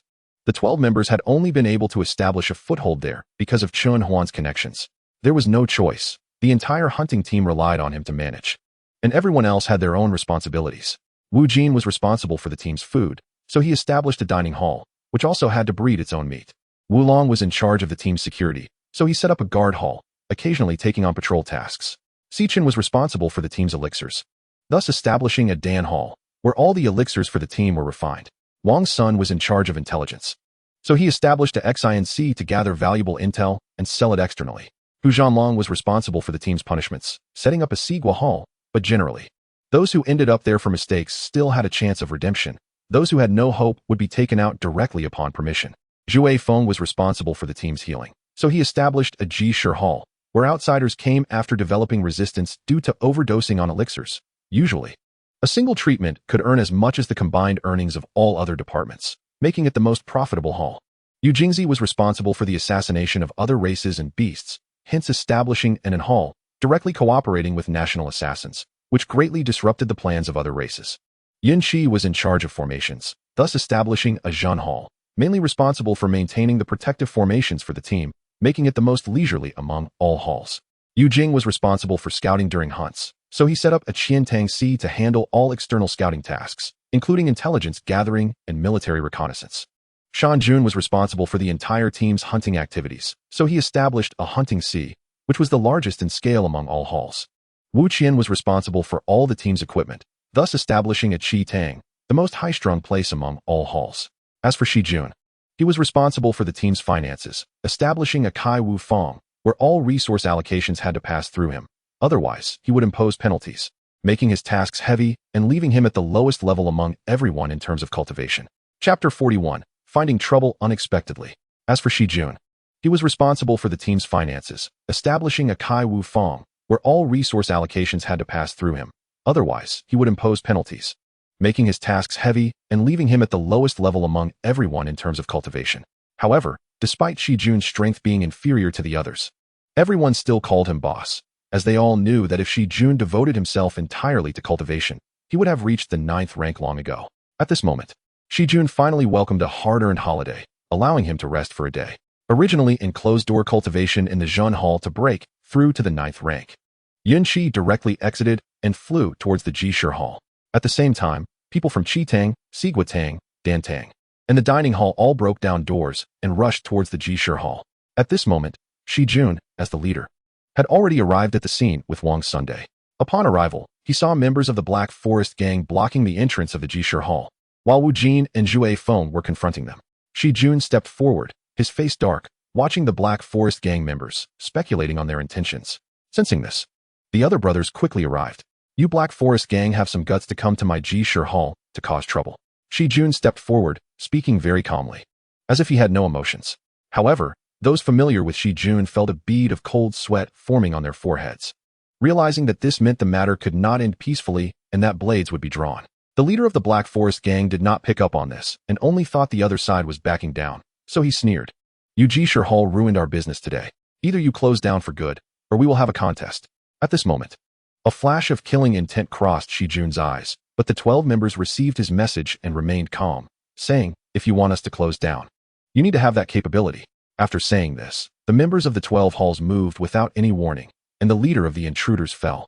In just a few breaths, all the troublemakers who came to the Jishur Hall were taken care of, and after the small fry cleaned up the scene, the Jishur Hall resumed normal operations.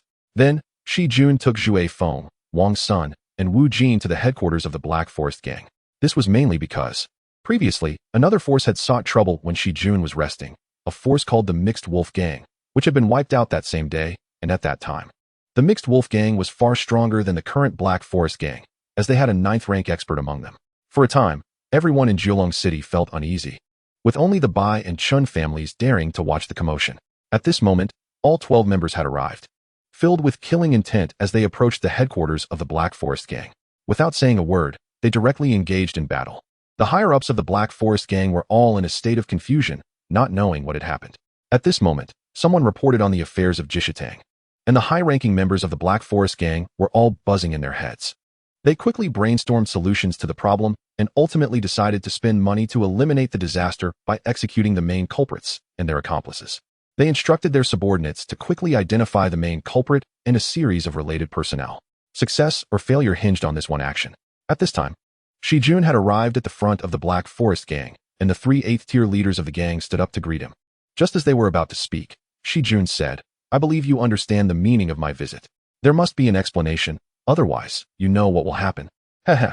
The members of the Black Forest Gang were already sweating profusely, but upon hearing Shi Jun's words, they all breathed a sigh of relief, knowing that someone was mediating, someone with enough power to earn Shi Jun's respect, and that could only be the representative of the Qin family. They silently expressed their gratitude. The 3 8th-tier leaders of the Black Forest Gang were named Haimu, Hailan, and Heisen, 3 brothers who rarely engaged in wrongdoing, but were the largest black force in the area. Strangely, the 3 brothers restrained their trusted subordinates from committing crimes and discouraged them from looking down on others. They were somewhat detestable in that they enjoyed engaging in illegal activities, with 90 of the yellow industry and gambling establishments in Jiulong City being controlled by the Black Forest Gang. Although they would cheat people, they would not push anyone to a dead end. Those without money could join, and the benefits of joining were quite good, which was a major factor in the rise of the Black Forest Gang. As for the yellow industry, it was organized by their subordinates. The 3 brothers had repeatedly mentioned that they should not engage in this line of work, as it easily offended others, but no one listened. The eldest brother, Haimu, said, Boss Shu, this time it is our fault, but, Before he could finish, the mountain lord beside him interrupted Haimu. Shi Jun remained silent, eyes closed. Haimu wiped the sweat from his forehead and continued, Let's first identify the instigator and eliminate them. We can discuss compensation tomorrow. We shouldn't delay your time. Shi Jun nodded in agreement and continued speaking. Haimu wiped his sweat and said, From now on, my Black Forest Gang will not enter your territory except during wartime. Additionally, I will give you half of the earnings from the casinos in the West City as compensation. Shi Jun nodded, revealing a smile, and said, "Not bad, not bad. Now there's only one last matter left." Haimu immediately understood and said, "Bring them up." Thus, the trusted subordinates of the three brothers brought a group of people to kneel in front of them. The moment Shijun saw this group, he sensed something was wrong. This group had issues, and he discreetly glanced at Haimu, saying nothing, but secretly transmitted a message to him. "These people have problems. Half of them have restrictions from foreign races on their souls. Are you sure they are yours?" Haimu, upon receiving the message, furrowed his brow and took out a silver Julong token that only the leaders of forces possessed, then activated it. Instantly, the leaders of various forces arrived at the Black Forest gang, all frowning as they looked at this group. At this moment, Haimu's face darkened as he looked at the leaders of other forces, and everyone shook their heads, indicating that these were not their people. Just then, one person among the kneeling crowd suddenly raised their head, made eye contact with Haimu, and a strange smile appeared on their lips. Then their body gradually became transparent. And the powerful individuals all attempted to capture this person, but it was futile. At that moment, Wang Sun and Si Chun acted simultaneously, temporarily sealing off the area.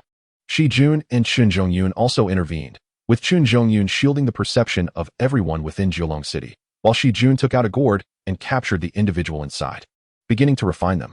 This gourd was transformed from Shi Jun's companion beast, capable of capturing anything. If a conscious being was collected, all of its memories would be extracted. Chapter 42. Compensation in the shattered space of the rift. The gourd was transformed from Shi Jun's companion beast. It could capture anything, and if a conscious being was collected, all of its memories would be extracted.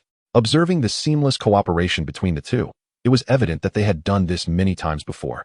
At this moment, the expressions of the people who had come to the Black Forest gang were grim, as they had not anticipated that foreign races had become so bold. They even attempted to incite conflict between the two forces, had it not been for the cowardice of the Black Forest gang members, coupled with Chun Zhongyun's persuasion. The Black Forest gang would have likely been wiped out completely. Seeing that the matter had been initially resolved, Chun Zhongyun said, "If there is nothing else, you can disperse. Come to the City Lord's Hall tomorrow to discuss specific matters regarding this issue." After saying that, he left directly. At this moment, Haimu was just about to say something when the other leaders hurriedly left, fearing that Haimu would keep them behind as mediators. Once everyone had left, Shijun began to settle accounts. He straightforwardly accepted everything and calmly said, "The remaining compensation will be delivered to you tomorrow." Shijun nodded in satisfaction at Haimu's attitude and left without saying anything else. Haimu understood that this matter had come to a close, and after Shijun and his group departed, he let out a heavy sigh of relief, feeling that he had escaped a calamity. In that moment, Haimu deeply realized his own weakness. He knew that if it weren't for the three brothers being strong enough to contend with ninth-tier experts, they would likely have been finished. After Shijun left, Haimu turned to the people behind him, his face now frighteningly grim. "First, have all those troublemakers executed, then call in Hylan, Hyzen, and the three trusted subordinates." Once the people entered the room, Haimu immediately activated the shielding formation inside, then took out a purple formation.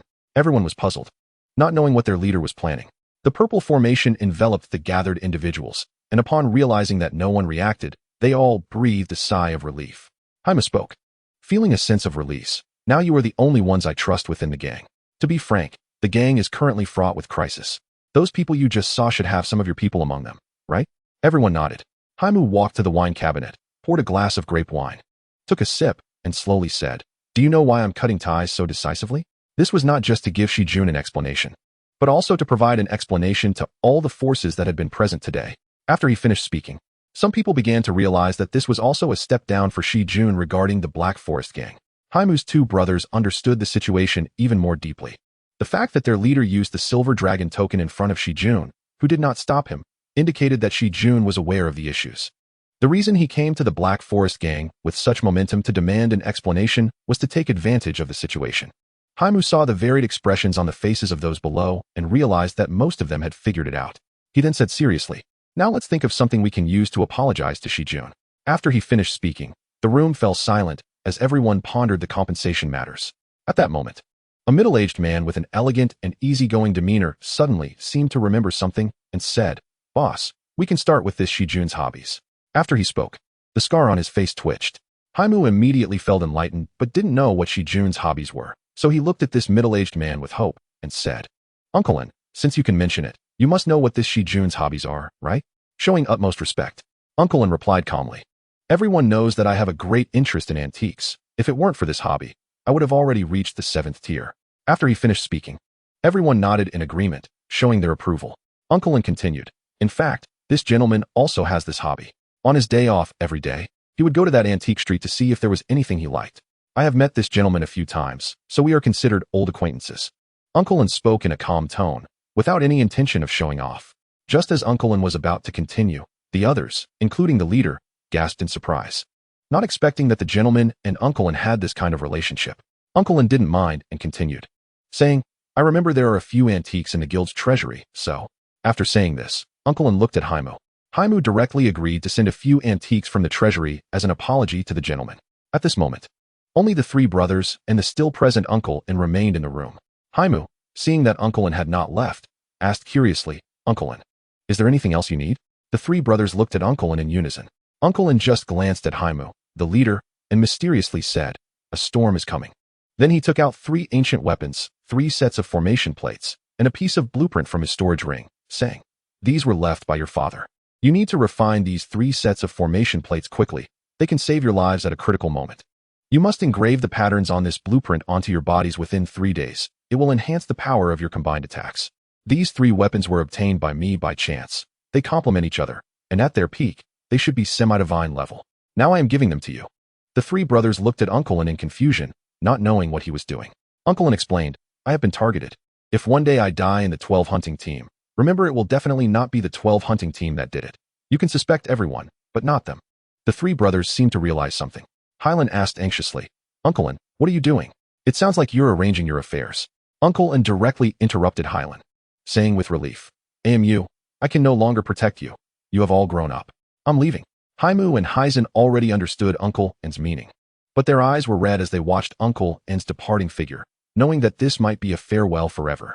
On the other side, after receiving the compensation from the Black Bear gang, the gentleman couldn't help but exclaim, Olden has good taste. I will protect the person. Because among the compensation given to the gentleman were all of Uncle Lin's antique collections over the years. It was clear that the two had reached some kind of agreement beforehand. At this time, the gentleman looked at the sky. It was dark, and his aura became restless. The others, seeing that things were not looking good, quickly found excuses to leave, afraid that the anger would be directed at them. Looking seriously at the crack in the sky, Chen Zhongyun also arrived at the finance workshop, looking solemnly at the crack in the sky. The gentleman closed his eyes to sense and calculate the auspiciousness, and it showed good fortune. He then calmly said, Commander Chen, leave this to us. Generally, when a new crack appears, other cracks will become unstable. Commander, you should go check all the cracks. We can handle it. Chen Zhongyun obviously knew that the gentleman could calculate fortune, so he didn't say anything extra and directly went to check the other cracks. Everyone waited half a day, but the cracks still showed no reaction. Wang Sun stepped forward, summoned the golden clever monkey, and had it create several clones to investigate the specific situation of the cracks. Soon, about a dozen small monkeys entered the cracks, while Wang Sun and the golden clever monkey closed their eyes to check the situation inside the crack space. Wang Sun said to the others, Ruins level crack space, related to the Dragon Clan. At the same time, far away in Rong City, Chen Huan also received the news immediately. Chen Huan was extremely excited, not expecting that a Ruins level crack space would appear, which was exactly what he needed at the moment. Ruins level crack space is a special type of crack space, which is essentially a place of inheritance, equivalent to a secret realm. Because there are no living things other than the inheriting beings in the crack space, it is called Ruins level. Chapter 43 Check-in Inheritance. Since there are no other living beings active in the crack space besides the inheriting beings, it is called Ruins level. After receiving the news, Chen Huan asked the system, Is there any way for me to teleport directly to my clones? Ding, searching. Ding. The host can teleport to the clone side for 5,000 points each time, regardless of the distance. Pinpoint dropping of clones costs 5,000 points each. Chen Huan looked at the system's charges and couldn't help but curse, scammers. But he still accepted it with a pinch of his nose. He rushed from home to the Xiaoshi room, and as soon as he arrived, he dove into the secret room, then had someone guard outside the secret room. Inside the secret room, Chen Huan directly teleported to Jiulong City, beside the 12 clones. When the gentleman saw Chen Huan arrive, he explained the situation inside to him. Chen Huan also noticed the newcomer and used the Eye of Insight to check the newcomer's information. Name, Chen Zhongyun. Age, 95. Companion beast, giant iron-eating beast. Contract beasts, Hurricane Qinghe, Divine Light Rabbit, Wisdom King Kong, Worry-Free Flower, Divine Fire Qilin, Weak Water Green Dragon, Elemental Gold Spirit, Colorful Tree Demon, Red Dust Soil Deer. Talent, Heart of Enlightenment. Skills, 9-star Refiner, Semi-Divine Level Array Master, Staff Master, Sword Master, Gunmaster, Fistmaster. Relationship: host grandfather's uncle, host great-grandfather. Chun Huan was dumbfounded after seeing this. The middle-aged man before him was actually his great-grandfather. Before Chun Huan could react, Chen Zhongyun asked curiously, "Kid, have we met somewhere? You seem quite familiar." Chun Huan said, "Great-grandfather, I am Chen Huan. My mom said you held me when I was a child." Chen Zhongyun slapped his forehead, remembering, and said, "Little Huan, since you are here, after you finish your business, come sit with me. It has been over 10 years since we last met. And you've grown so much." Chen Huan agreed. The gentleman hesitated and said, "My lord, is this too risky? We haven't fully assessed the situation yet." Chen Zhongyun, who was beside them, looked at Chun Huan and the gentleman with some surprise, initially thinking that they were friends. But now it seemed that Chun Huan was in charge of a force. Seeing that Chun Huan insisted, he no longer tried to persuade him and sent Chun Huan into the cracked space. Throughout the process, Chen Zhongyun did not stop him because he was already certain that this cracked space was indeed a ruins-level cracked space, so he did not intervene. After Chun Huan entered, he found dragon bones scattered not far away, and beside him was a stone tablet with the words Tomb of Inheritance written on it. Chun Huan confirmed again that this was indeed a space of inheritance and silently thought about checking in. Detected that the host is checking in at the ancient dragon clan's place of inheritance. Congratulations to the host for obtaining the 7 guardians of the Azure Dragon. Azure Dragon Guardian Leader, Special Clone 1. Chun Huan raised his eyebrows. The items obtained from checking in were quite good. Chun Huan sensed that Little Qing and Little Huang wanted to come out, so he released them. Looking at the dragon bones all over the ground, Chun Huan couldn't help but feel a surge of emotions. He decided to explore this so-called Tomb of Inheritance first. Just as he was about to set off, he noticed that Little Qing and Little Huang had disappeared without him realizing it.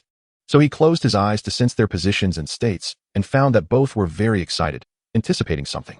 Chun Huan smiled, thinking that since this was the Dragon Clan's place of inheritance, they must be looking for their own inheritance. Observing the surrounding tombs, nothing attracted him. So he kept walking forward, examining the runes and powers on each dragon corpse. Chun Huan continued walking forward until he reached the center of the place of inheritance, where he discovered a formation made of 6 pillars, with a light sphere suspended in the center of the formation. Chun Huan glanced at it.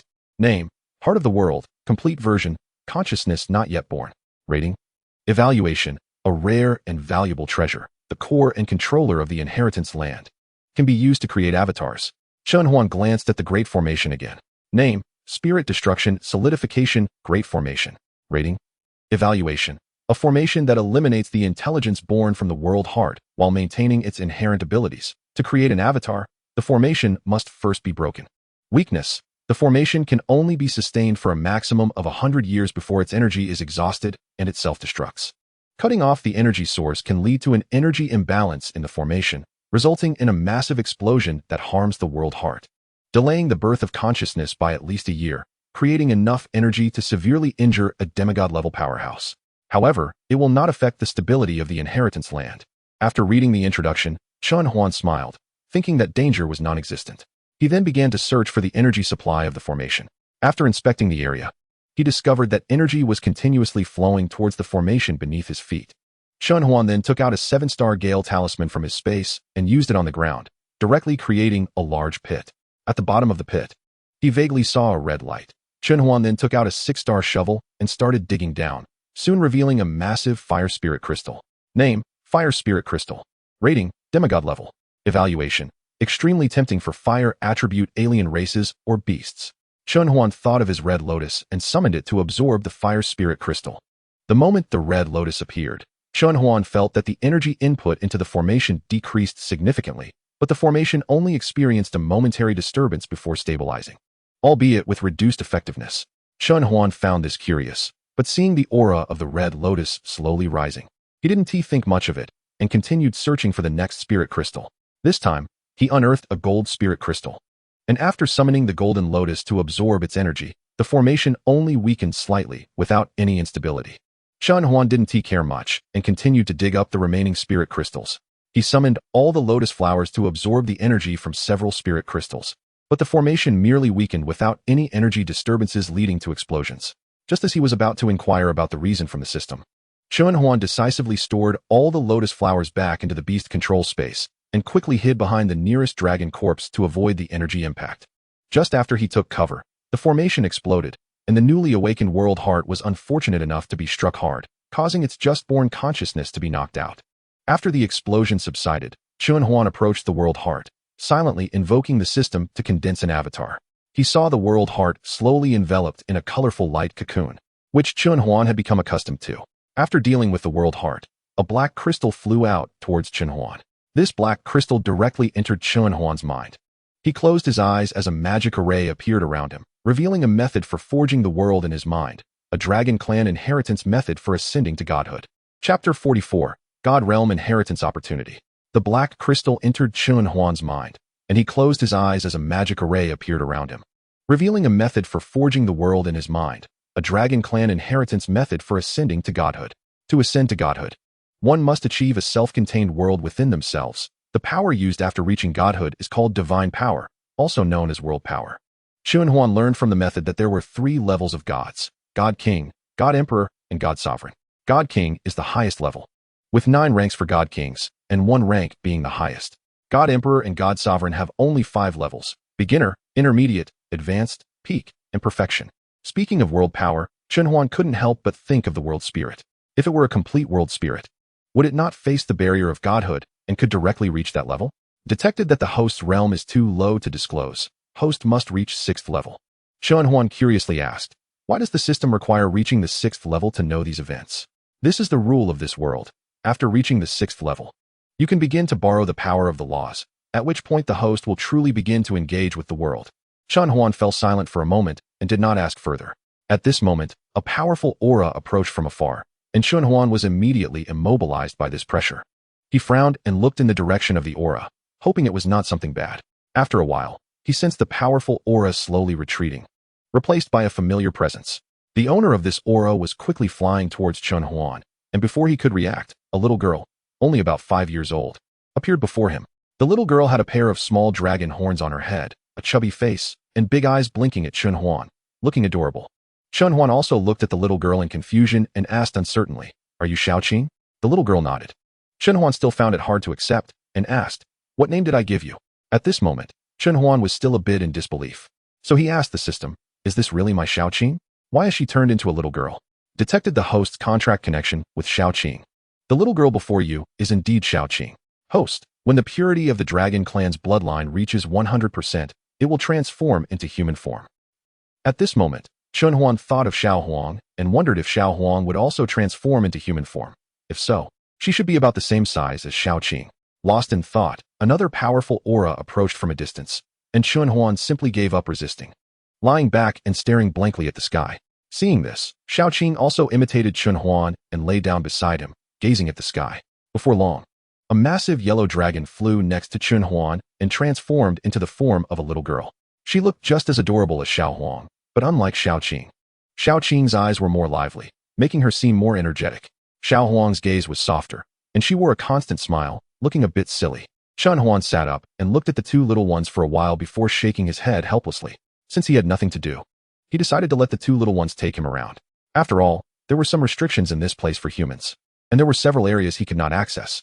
For example, the dragon blood pool was one such area that Chun Huan could not enter. These places had a restriction that only dragons could enter. If a non-dragon wanted to enter the dragon blood pool, they must be a pure-blood dragon and be led by a dragon from the ancestral lineage of the ancestral dragon, candle dragon, azure dragon, emperor dragon, or black dragon. Looking at the dragon blood pool before him, Chun Huan couldn't help but feel a surge of emotions, realizing that after countless years of the dragon clan's inheritance, it ultimately benefited an outsider like him. He turned to Xiaoqing and Xiao Huang and asked, "Do you know what the dragon blood pool does?" Xiaoqing blinked and said, "According to my inheritance memories, soaking in this pool can greatly enhance one's physique, and one can also comprehend how to use the power of the laws before reaching the 6th level. However, there is a prerequisite. Both the physique and soul strength must reach the 4th level." Chun Huan nodded, feeling a spark of inspiration as he checked his attributes. His physique just met the requirement, and his soul strength barely reached the 6th level. Perhaps he could try entering the dragon blood pool to enhance himself. Chun Huan stepped forward to enter the dragon blood pool, but found that he could not advance any further, no matter what. It seemed that the legends were true. Only dragons could enter. Chun Huan sighed helplessly. He then looked at the 2 little girls and said, "Then you 2 lead me in." After speaking, he rubbed the heads of the 2 little ones. Xiaoqing and Xiao Huang each held one of Chun Huan's hands and led him into the dragon blood pool. As soon as they entered, Chun Huan felt a powerful energy surge into his body, making him instantly feel hot, and his skin turned bright red. He sat cross-legged in the dragon blood pool, closed his eyes, and focused on adjusting his breathing, guiding the energy to flow within him. Gradually, he felt that his body had adapted to the intensity of this energy, and his physical strength was continuously increasing. Just as Chun Huan was immersed in the pleasure of his physical enhancement, a sense of enlightenment regarding rules surged in his heart. Chun Huan knew this was his opportunity, so he began exploring the rules. Thus, the 2 dragons and 1 person soaked in the dragon blood pool for half a month. If the group outside, led by Shijun, had not sensed Chun Huan's aura continuously rising, they would have rushed in without hesitation. Suddenly, Chun Huan opened his eyes, a glimmer of brilliance flashing from his gaze. He felt the surging power within him, the corners of his mouth slightly rising, feeling very good at the moment. Chun Huan stood up from the blood pool, lightly stretched his muscles, and looked at the still sleeping Xiao Qing and Xiao Huang beside him. He then woke them up. After receiving Chun Huan's message, Shijun finally breathed a sigh of relief, saying, "The master is fine, but he wants Yin Qi to go up and accept the inheritance. Also, if the city lord has a dragon clan contract beast, it should also go up to accept the inheritance. It seems to be a divine level inheritance." Shijun looked at Chen Zhongyun, inquiring about his opinion. Hearing divine level, Chen Zhongyun's breath caught. He didn't expect this time to be about a divine level inheritance. At this moment, Shijun received another message from Chun Huan saying, "If you don't come to accept it this time, there won't be another opportunity next time. The spirit of this world is about to awaken." Shijun conveyed this truthfully to Chen Zhongyun, who decisively released his weak water blue dragon. Thus, both Yun Qi and the weak water blue dragon entered the rift. Once inside the rift, Yun Qi summoned his contract beasts, letting them search for suitable inheritances. Meanwhile, Yun Qi went to find Chun Huan, protecting him from any accidents. Chapter 45, Insect Eater, 100 Insect Valley. Yun Qi went to find Chun Huan to protect him from any accidents. Chun Huan sensed Yun Qi's arrival and sat cross-legged on the spot waiting for him. On the way to find Chun Huan, Yun Qi saw the corpses of giant dragons, feeling quite unsettled. When he arrived at the location, Yun Qi saw Chun Huan sitting cross-legged on the ground, looking at a colorful cocoon in front of him. Yun Qi felt a sense of familiarity from within, knowing that they would be colleagues in the future. Upon hearing Chun Huan's words, the 2 little ones quickly came to Chun Huan's side, very happy. Seeing the 2 little ones arrive, Chun Huan smiled and said, "Before we play, let's first take brother Yun Qi to the big pool. Let's go." So, Chun Huan led the 2 little ones and Yun Qi towards the dragon blood pool. The energy in the dragon blood pool was still abundant. After bringing Yun Qi to the dragon blood pool, the 2 little ones went off to play in another place with Chun Huan. This time, Chun Huan arrived in a lush valley, filled only with plants and almost devoid of animal presence. This made the entire valley seem very quiet. Chun Huan did not find it strange. If it were someone's place of inheritance, how could there be so many outsiders? However, as Chun Huan explored deeper, Xiao Qing and Xiao Huang held Chun Huan's hand tightly in fear. Chun Huan reacted and asked, "What's wrong? Is there something inside that scares you?" Chun Huan slowly advanced further into the valley. Gradually, he saw many bones scattered everywhere. The white powder on the ground was the weathered remains of bones. The more Chun Huan walked forward, the more bones he saw, and he began to feel that something was not right. Even the aura of those bones made him feel shudder. Chun Huan asked the system, "What realm did the owners of these bones belong to? And what caused their deaths?" Detection in progress. Ding. Host. The owners of these bones were at least demigod level before death, cause of death unknown. Detection shows that the surrounding bone powder is due to insect eaters. After devouring flesh and blood, they also absorb the energy from the bone marrow, which accelerates the weathering of these bones. Before Chun Huan could express his astonishment, he suddenly saw an insect appear ahead. He looked closely. Name, Insect Eater Motherbug. Talent, Sharp Teeth, Rapid, Devour, excluding plants, Immune to all poisons. Evaluation, High potential, can be captured and cultivated as a goo insect, extremely high vitality. Difficult to kill completely except by soul attacks, even if it is 5 major realms higher. Weakness, will starve to death before transforming. Cannot pass through formations regardless of transformation and cannot learn formations. Fears soul attacks, can be easily killed by soul attacks of the same realm. Upon seeing this, Chun Huan smiled wickedly and watched the insect eater. Before it could reach him, he directly used his 6th tier spiritual power to charge towards the 3rd tier insect eater. After being attacked by Chun Huan's soul, the insect eater froze and then lay on the ground, motionless. However, Chun Huan did not relax. Instead, he remained vigilant, staring at the insect eater. Since the insect eater had not dropped a light orb, Chun Huan could confirm that it was not playing dead, but genuinely fainted from the impact of his soul. Chun Huan slowly approached the insect eater, cautiously using soul impacts several times until he finally saw the light orb and breathed a sigh of relief. Without hesitation, Chun Huan chose the talent immune to all poisons. Thanks to the system, he didn't need to devour this talent. Preserving his life was more important. Chun Huan stored the insect eater in the system space and continued to explore forward. The further Chun Huan went, the more alarmed he became, for he saw even more corpses ahead, most of which belonged to the dragon clan. There were also many insect eater bodies on the ground, indicating what had happened here. Chun Huan continued walking forward and saw a cave ahead, but his intuition told him it was dangerous inside. Nonetheless, Chun Huan boldly entered the cave and saw one insect egg after another, with several on the verge of hatching, about to break out of their shells. Chun Huan looked at the eggs, all displaying insect eater egg. Without hesitation, Chun Huan directly used soul impact in the cave, and in an instant, all the eggs were destroyed by him. Chun Huan instantly felt relaxed, dragging along the system's continuous prompt sounds until the end. Congratulations, host, you have obtained 168. 594 insect eater eggs, 1 mid-tier energy essence. Chun Huan was surprised and broke out in a cold sweat. Imagining what would happen if all these insect eaters hatched and escaped outside, the consequences would be unimaginable. Looking at the insect eggs in front of him, to prevent them from hatching again, Chun Huan directly chose to store them in the system space. This was the quickest way to handle it. When it came time to condense his avatar, these things would also be excellent fusion materials. After dealing with the situation in the cave, Chun Huan collapsed the cave, blocking the entrance, ensuring that anything that hatched would starve to death inside. Just as Chun Huan was about to leave, a thought suddenly popped into his mind. Would there be a reward if he signed in here? So he silently thought of signing in. And then he heard the system's prompt sound. Congratulations, host. You have signed in at the Insect Dragon Battlefield and received 100 ordinary avatars, 2 special avatars, and 1 Insect Eater inheritance. Hearing the rewards made Chun Huan excited, but upon calming down and hearing the words Insect Dragon Battlefield, he felt puzzled. Knowing that to obtain more, he needed to continue moving forward, he continued to explore. Chun Huan continued to walk deeper. As he walked, he saw a magical array with a stone tablet beside it, inscribed with the words 100 Insect Valley. Chun Huan was momentarily stunned. Just as he was about to leave, he noticed that the surroundings had completely changed, causing him to feel a bit flustered. However, he soon regained his composure and began to observe everything around him. At this moment, Chun Huan continued to move forward. He had no other choice. After walking for a long time, he saw nothing alive except for trees. Not even a single insect. He found it strange and looked around. When he glanced towards the south, the system displayed that there was a shielding array ahead. Tentatively, he tried to pass through the array and saw a source of the world placed on a round disc, surrounded by the corpses of various insects. Each one was at a realm that Chun Huan couldn't discern, and he couldn't fathom what had happened here. Chapter 46, Treasury. Each one was at a realm that Chun Huan couldn't discern, and he couldn't fathom what had happened here. Without hesitation, Chun Huan silently initiated the sign-in. Sign-in successful at 100 Insect Valley.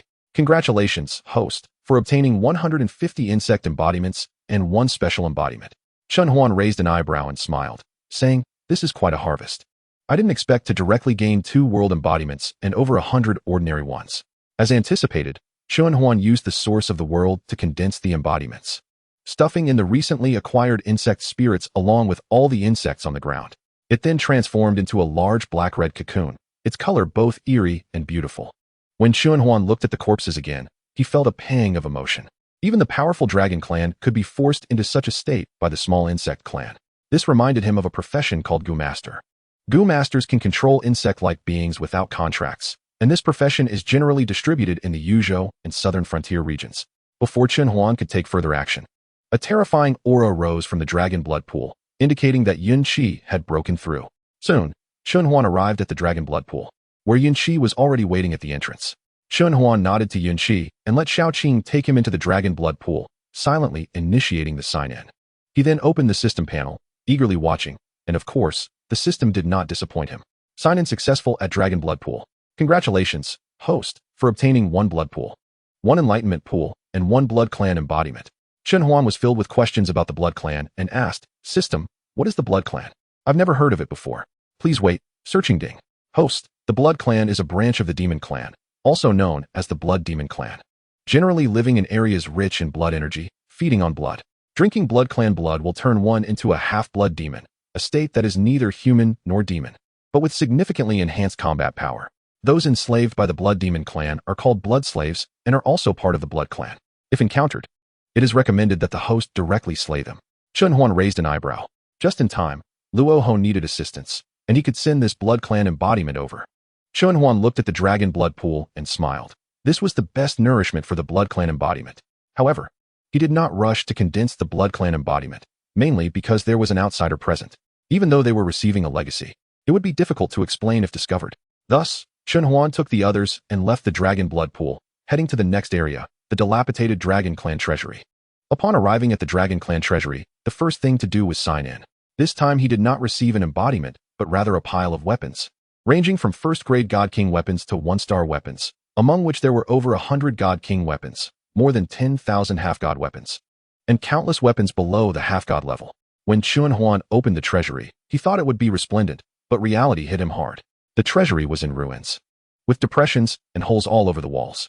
The surrounding weapons had lost their original luster, giving off a sense of decay. The air was filled with a stench of rot. Chun Huan and the others moved forward and, upon reaching the end, discovered a book emitting a glow resting on a throne. Xiao Huang unconsciously stepped forward, and the book seemed to sense something, flying directly into Xiao Huang's mind. Xiao Huang felt a wave of dizziness and fainted. Chun Huan hurriedly went to check on Xiao Huang, but couldn't discern anything, even with the eye of insight showing that it was not observable. System scanning ding. Status detected. Receiving a legacy. Please wait patiently, host. Hearing that Xiao Huang was receiving a legacy eased Chun Huan's concern. He stored Xiao Huang in the system space and continued to explore the treasury with the remaining two. Just around a corner, Chun Huan discovered a hidden door. Opening the hidden door revealed complete darkness. However, Chun Huan and his companions were unaffected. The eye of insight granted by the system, although not very useful at times, was excellent for vision. As for Shao Qing and Yun Qi, one was a pureblood dragon, and the other a newly promoted 9th-tier powerhouse. Upon entering the hidden door, they found a spiral staircase leading straight down. Instead of taking the stairs, they let Yun Qi carry the two directly down. At the bottom was a massive man-made cave, and the spot where they stood was the center of the cave. The moment they arrived, candles around them suddenly ignited, illuminating the entire cave as if it were daytime. Chun Huan looked around and saw paths leading east, south, west, and north. For a moment, the three didn't know which path to take. Ultimately, they relied on rock, paper, scissors to choose a route, deciding on the eastern path. Gradually, Chun Huan noticed that the scenery around them began to change, revealing a forest ahead. Chun Huan hesitated but still entered the forest, and after taking a few steps, he saw dragon eggs scattered on the ground. However, upon closer inspection, they were all dead eggs, unable to hatch into young dragons. Nevertheless, Chun Huan collected these eggs because they were a significant supplement, although they couldn't hatch. Their nutritional value was still extremely high.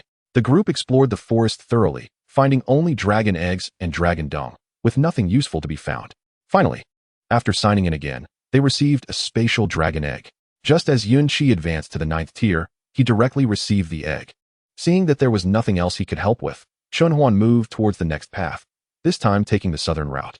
The southern path was quite different from the previous one. The temperature was frighteningly high, and Chun Huan was drenched in sweat. Thus, he had to change into a black robe obtained from the system. After putting it on, he felt refreshed. Slowly, they arrived at the end of this path, where a door was marked with the words fire, flame, and blaze. Chun Huan did not understand their meaning, so he asked Shao Qing beside him, Shao Qing, what do these words mean? Shao Qing shook her head in confusion, indicating that she didn't know either. Frowning, Chun Huan decided not to ask the system further because his infernal fire red lotus was showing signs of excitement, urging him to open the door quickly. Although Chun Huan didn't understand why, he trusted the infernal fire red lotus and resolutely opened the door, instructing the others to wait outside while he entered. Once inside, the infernal fire red lotus rushed out to protect Chun Huan and began to absorb the flames within. Chapter 47, Treasury, continued. Once inside, the infernal fire red lotus rushed out to protect Chun Huan and began to absorb the flames within. Gradually, the flames around began to dissipate, and the infernal fire red lotus urged Chun Huan to delve deeper, indicating that the flames here were nearly fully absorbed. Chun Huan walked deeper into the area. He noticed that the temperature around him increased the further he went. By this time, he had reached the central region, but Hong Lian was still urging him to go deeper. Despite Hong Lian's protection and his black robe, he still felt a bit hot. Chun Huan said to Hong Lian, "Why don't you stay here for a while?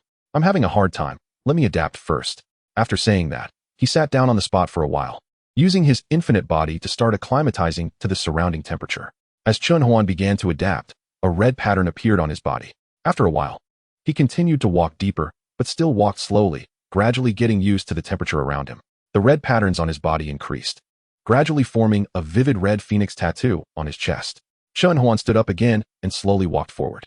This time, he directly reached the area that Hong Lian wanted. And then Hong Lian began to crazily absorb the surrounding power. Chun Huan was not idle either. He wandered around the area and found that there was nothing there. He was not discouraged and silently thought to himself, sign in. Sign in at the Dragon Clan's treasure vault successful. Congratulations to the host for obtaining Nirvana Heart Fire. Fire Element Avatar 1. Ding. Nirvana Heart Fire begins to fuse. Chun Huan felt a hot sensation in his chest, his heartbeat instantly quickening, and his body temperature continuously rising. At this moment, Chun Huan was already drenched in sweat, and this reaction lasted for half an hour before it ended. Fusion complete.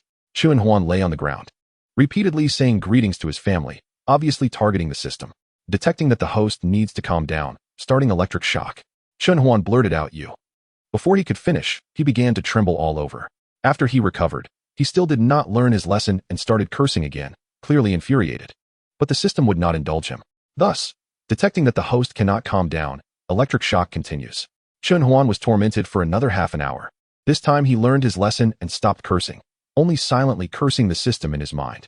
When Chun Huan saw the incoming object, it was a dragon-headed flame. Just as he was about to get closer, a terrifying suction force emerged from his surroundings, crazily devouring the dragon-headed flame. The source of the suction being Chun Huan's red lotus. The dragon-headed flame disappeared like this, replaced by a stunningly beautiful woman in a red dress standing there. Chun Huan sensed that this was his Hong Lian, and thus he asked, "Hiss, what's going on? Can a companion beast also transform into a human form?" After Hong Lian and the dragon-headed flame vanished from this space, the surrounding temperature quickly dropped to normal room temperature, and the flames began to dissipate at a visible speed. It was then that Chun Huan realized he had reached the end, where 3 platforms held 3 items: a pearl, a source of the world, and an ancient zither. Chun Huan approached to examine these items closely, discovering they were extraordinary. The first item, the pearl, was named Fire Spirit Pearl. Level, First Class Divine King Artifact. Evaluation, Kid. You struck gold. How did you find this? The second item, the Source of the World, was named Source of Fire Domain, Fragment. Level, Evaluation, your ancestors are smoking? The third item, the Ancient Zither, was named Phoenix Perching on Wudong Zither. Level, Evaluation. Chun Huan looked at the system's evaluations with a grim face, but couldn't vent his frustration, only internally complaining, "Why am I unworthy? You're the one being haughty." Chun Huan looked at the Source of the World and thought it might be a bit problematic. Other sources of the world all had their own worlds, but this one? Chun Huan then realized that this so-called might actually be the world of the Source of the World. At this moment, Chun Huan felt that the Dragon Clan in this world was a thoroughly thieving race, from the previous 100 Insect Valley to now It was clear they had taken everything. Remembering the place where the dragon eggs were stored, Chun Huan suddenly felt a sense of familiarity, as if it were in the Wood Heart domain. Chun Huan was at a loss for words to verify whether these places were indeed robbed by the Dragon Clan. Chun Huan left taking Yun Qi and Xiao Qing westward. Inside the Source of the World had turned into a large red cocoon, and the Fire Spirit Pearl and Phoenix perching on Wudong Zither had vanished. Chun Huan no longer had these 2 items in his hands, as they had all merged into the avatar that was currently condensing. At this moment, Chun Huan, on the West Road, was feeling the care of the metallic giants. The West Road was the only one with guards, and although these guards were not at their peak strength, they were still at the 5th or 6th rank. At this time, facing 7 metallic giants was somewhat strenuous for Chun Huan, as every move was fraught with danger. Just as Chun Huan was pushed back again, the surrounding metallic giants had formed an encirclement. Chun Huan had no choice but to use the newly acquired move. He stored the black robe in space and tore open his shirt to reveal a phoenix tattoo, causing the surrounding temperature to rise rapidly. As the temperature increased, some of the metal on the metallic giants began to slowly melt into metallic water, while weaker metallic giants slumped to the ground, unable to move. Before Chun Huan could unleash his ultimate move, they had already been dealt with. Chun Huan and his group continued moving forward, and the subsequent guards were at a level that Chun Huan couldn't handle, so basically, it was all up to Yun Qi while Chun Huan watched, until the final semi-divine level metallic giant appeared. However, the last metallic giant did not attack them. Instead, it glanced at Xiao Qing and then opened the Platinum Gate. Chun Huan, along with 1 person and 1 dragon, entered the Platinum Gate, which contrasted sharply with the treasure vault above. Although this place was not resplendent, the ground was covered with gold coins, various gemstones, and materials, dazzling Chun Huan. However, Chun Huan was not overwhelmed, as he sensed a faint aura. Chapter 48, Treasure Vault, continued 2. However, Chun Huan was not overwhelmed, as he sensed a faint aura. This aura made Chun Huan feel danger. like a hidden venomous snake ready to strike him at any moment. Chun Huan maintained a calm exterior, but had already telepathically communicated with Yin Qi, estimating that it was coming for him, and instructed her to eliminate it the moment it appeared. Yin Qi silently took out a dagger that was not easy to detect, hiding it in her sleeve, ready to attack the enemy at any time. Suddenly, Chun Huan noticed a ripple in the space in front of him, and a shadow suddenly lunged out, attacking him. Chun Huan swiftly dodged back, avoiding the incoming attack. At the same time, Yin Qi used the power of time to freeze the shadow in place, then quickly moved forward to stab at the shadow's head, ultimately piercing straight through it. After confirming the shadow was dead, Yin Qi allowed Chun Huan to approach. Chun Huan walked closer and removed the shadow's hat, revealing a scarred face. Chun Huan frowned, recognizing the person before him as a ranked assassin from Blood Prison, known as Scarface. Although he was at the bottom of the rankings, he still possessed at least 7th rank strength. Chun Huan's confusion deepened, wondering if sending a 7th rank assassin to kill him was overkill. Surely, the price hadn't gone up again, right? At this moment, Chun Huan felt quite helpless regarding his father, as the troubles he had caused were being counted against him. Chun Huan sighed and helplessly said to Yin Qi, "Looks like we need to speed up." Because Chun Huan felt that there would be more trouble later, he decided to quickly explore everything here and leave. Yin Qi nodded and began to search the surroundings for any good items. After searching thoroughly, they found only the items in front of them. Of course, these items were all good, but Chun Huan was just a bit greedy. Chun Huan always adhered to the principle of not wasting, so he stored all the gold and other treasures in the system space. After playing with the treasures in front of them, Chun Huan and the dragon headed towards the last northern route. As they walked north, they discovered that ahead was a body of water, and at the other end of the water was a magnificent pale blue crystal palace. Chun Huan glanced at Yin Qi, indicating for him to take him over. Yin Qi looked around and helplessly said, "This time it won't work. It's a no-fly zone here." Reluctantly, Chun Huan summoned the recently contracted snake wisdom turtle and had it carry the 3 of them to the palace across the water. It would have been fine if they could just go over like this. Just as Chun Huan and his group were about to relax their guard, Yin Qi sensed that something seemed to be approaching. Seeing Yin Qi's vigilant expression, Chun Huan knew trouble was coming, so he became alert as well. Soon, Chun Huan also sensed something approaching, and it was of a massive size, so he ordered the snake wisdom turtle to swim faster. However, the snake wisdom turtle's speed was somewhat insufficient, and soon it was caught up by the approaching creature, which blocked Chun Huan's path. When this creature revealed itself, Chun Huan discovered it was a Xuanwu. Chun Huan couldn't help but wonder about the Xuanwu's intentions, so he asked. Sensing the connection between Chun Huan and the snake wisdom turtle, the Xuanwu's expression became complex. It then said, "Young human, leave your turtle behind and accept my inheritance." However, Chun Huan did not make an immediate decision. Instead, he respectfully replied, "Senior, we are heading to the Crystal Palace across the water. So could we discuss this after we reach the other side?" The Xuanwu looked somewhat displeased and said, "Hurry up." It then waited for Chun Huan to reach the opposite shore. However, the Xuanwu was stuck in place, clearly bound and unable to move forward. Chun Huan kept his promise and had the snake wisdom turtle swim towards the Xuanwu, mainly because the Xuanwu did not show any malice when looking at the snake wisdom turtle. Another reason Chun Huan felt at ease was that the Xuanwu was already like a candle in the wind, its life hanging by a thread. This appearance was likely because it did not want its inheritance to be cut off and was looking for a successor. Chun Huan stopped thinking about it and turned his attention to the palace, contemplating how to enter. Just as Chun Huan was still pondering, Xiaoqing walked to a slot, bit her finger to draw blood, and dripped a drop of dragon blood into it. Then the grand door of the Crystal Palace slowly opened. As the door opened, an extremely violent aura burst out, causing everyone standing at the entrance to stagger slightly. At this moment, Chun Huan thought of a scene where an incredibly powerful person was besieged by many strong opponents, but was still killing indiscriminately. Mainly, there was blood all around that person, and Chun Huan could sense a strong aura of sealing from the chains, enough to make even demigod-level strong individuals surrender. Chun Huan no longer looked at the person in front of him and continued to explore the surrounding rooms for any good items, but to his disappointment, there was nothing around, only the person in front of him. Chun Huan felt a bit dejected for a moment, but quickly recovered, still adhering to the principle of not leaving empty-handed, so he decided to take at least something. He reached out his claws towards the bound person. But just as he was about to act, a voice entered his mind. "Kid, if you don't want to die, I advise you not to touch that person. Even at my peak, I wouldn't dare to challenge him. The reason he is trapped here is that he chose to be. And it took all the strong ones to barely seal him. I, the old turtle, possessed the power to suppress the Tao, which is why I was left here to keep him suppressed until now." Although Chun Huan was still somewhat reluctant, reality was such that there was no other choice. He could only place his last hope on this sign-in. He silently thought about signing in. Detecting sign-in location, Sealing Crystal Palace. Congratulations, host, you have obtained 1 demigod-level bodyguard, 11 special avatars, 10 sealing chains, 1 Buddhist avatar, 1 demonic avatar, 1 monster avatar, 1 Confucian avatar, 1 Taoist avatar, 1 sealing avatar, 1 corpse avatar. Upon seeing such generous sign-in rewards, Chun Huan's previous gloominess lifted. Chun Huan looked at the man in front of him again and asked the system. System, confirm if this person is dead. Detection in progress. The result shows that this person is already dead, and the soul has been extinguished.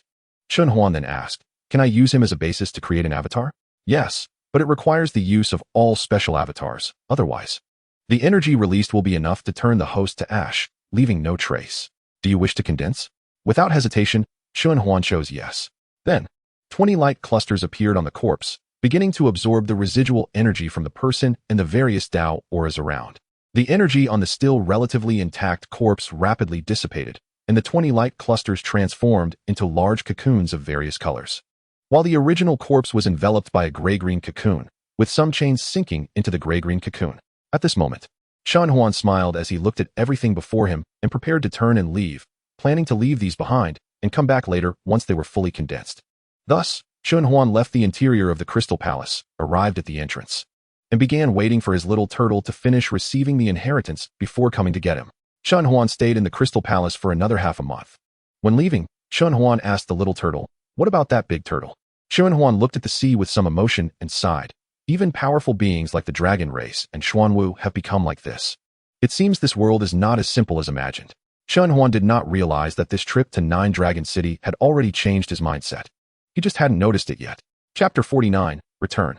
Chun Huan quietly gazed at the world spirit he had just condensed, which emitted a soft, yet powerful glow. At this moment, the world spirit slowly opened its eyes and looked at Chun Huan. It respectfully said to Chun Huan, Master. Chun Huan nodded calmly and directly began to assign tasks to the world spirit. From now on, your name will be Dragon Realm. Your task is to seal off the entrance to this world immediately after we leave, and then take this world to the dragon race's territory for development, trying to restrain the dragon race from clashing with the Huaxia people. As he spoke, Chun Huan pondered for a moment and added, after the world spirit in the 100 Insects Valley and the fire domain beneath the treasury is condensed, you will separate them from this world and let the 100 Insects Valley develop in the Yin-Yang Insect Valley. As for that broken fire domain, let it develop in the Phoenix clan, and also try to restrain your subordinates from clashing with the Huaxia people unless they provoke trouble first. After finishing, he rubbed his chin, thinking if there was anything else he hadn't explained. After a while, Chun Huan slapped his forehead and said, is there a crystal palace below that can sense? There are several avatars down there. Pay attention and let me know when they are condensed, and I will come over. Seeing this, Chun Huan no longer lingered, and the group set out. After Chun Huan's group left, the Dragon Realm executed Chun Huan's orders, immediately sealing off the entrance to the world and quickly leaving Nine Dragon City towards the direction of the dragon race. Just as Chun Huan and his group exited the fissure space, they saw the opening behind them slowly close and disappear. Aside from the slightly surprised weak water green dragon, the others remained quite calm as they observed everything. Chun Huan had been away for a full 2 months. Upon leaving the secret room, he saw Guijia walking towards him. Chun Huan smiled and said, let me guess, it must be Su Li, right? Guijia nodded and smiled, somewhat flattering, indeed.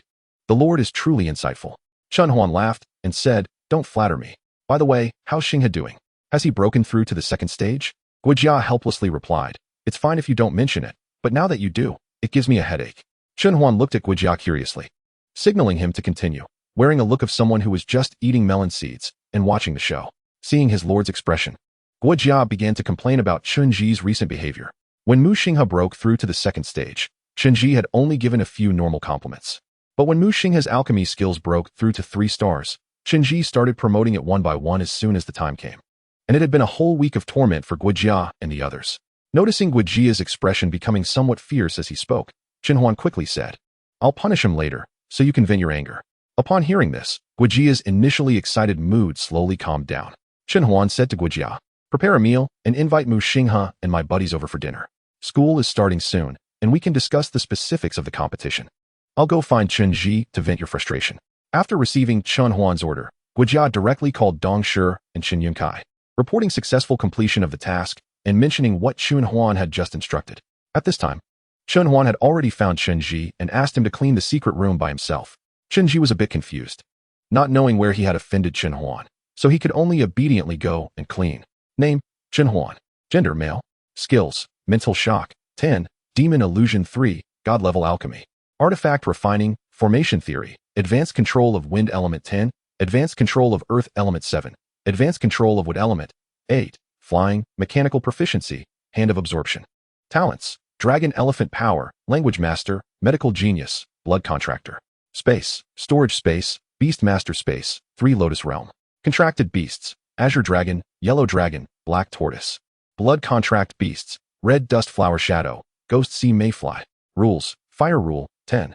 Storage space, 100,100 vermilion bird eggs, monocular, seasoning at will, intermediate avatar 3, starfruit, can 100. Yellow peach can 100, beast master pills 9353, black robes 14, avatars 100. Avatars, ear lotus, dong shi, chen yunkai, chen ji, chen jia, chen chan, chen wu, shi jun. Wu qian, mountain king, moon essence, cloud qi, jade jingzi, chasing wind, hu zhan long, wang sun, si chun, wu long, wu jin, luo ho, han xing, guijia, mu xing. Dragon realm, insect clan avatars 100. Underling forces, shaoshi jian manor, dong shi, ear lotus, chen yunkai, chen jia, chen chan, chen wu. 12 hunting groups, luo ho, han xing. Mu xian, dragon realm heritage tomb, 100 insect valley, azure dragon guard, not dispatched. Tasks, none. Sign in, checked in today. Points, 591074. Idle, endless body refinement technique. 10,000 things transforming god book, soul swallowing book. Chen Huan looked at his system panel and realized why he felt like he had forgotten something. The 100 avatars of the dragon clan had not been taken out yet, and the azure dragon guard had not been dispatched to the corresponding places. Then, Chen Huan transformed all 100 avatars into dragon clan ones and directly teleported them to the heritage tomb, which is the world of the dragon realm. Originally, when entering, 60,000 points were deducted instantly, and at that moment, Chen Huan's heart was bleeding, thinking about how 50,000 points were gone, which was truly painful. Suddenly, Chen Huan thought that he could go there, and he felt as if he had been abandoned by the whole world. After a while, Chen Huan began to arrange for the azure dragon guard again. Finally, he chose to deploy them to 9 Dragon City, mainly because the foreign races in 9 Dragon City might be making big moves soon, allowing the azure dragon guard to help Shi Jun and the others, and then establish their own influence there.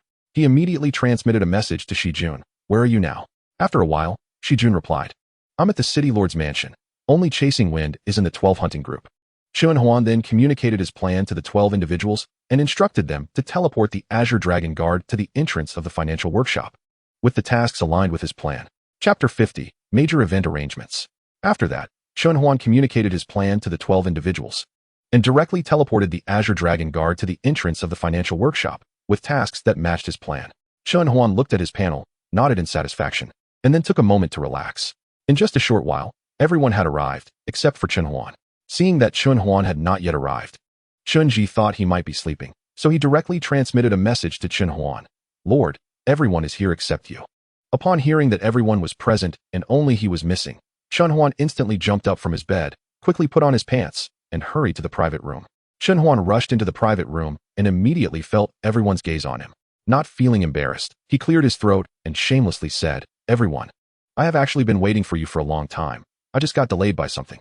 Ignoring everyone's reactions, he sat down, and everyone felt embarrassed for Chen Huan, who was becoming increasingly thick-skinned.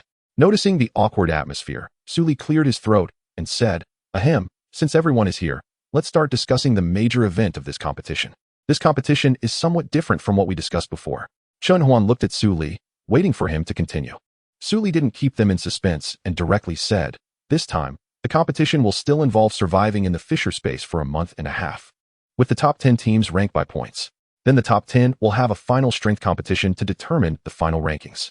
As for rewards, the top 3 will still receive the opportunity for direct admission to the highest academies.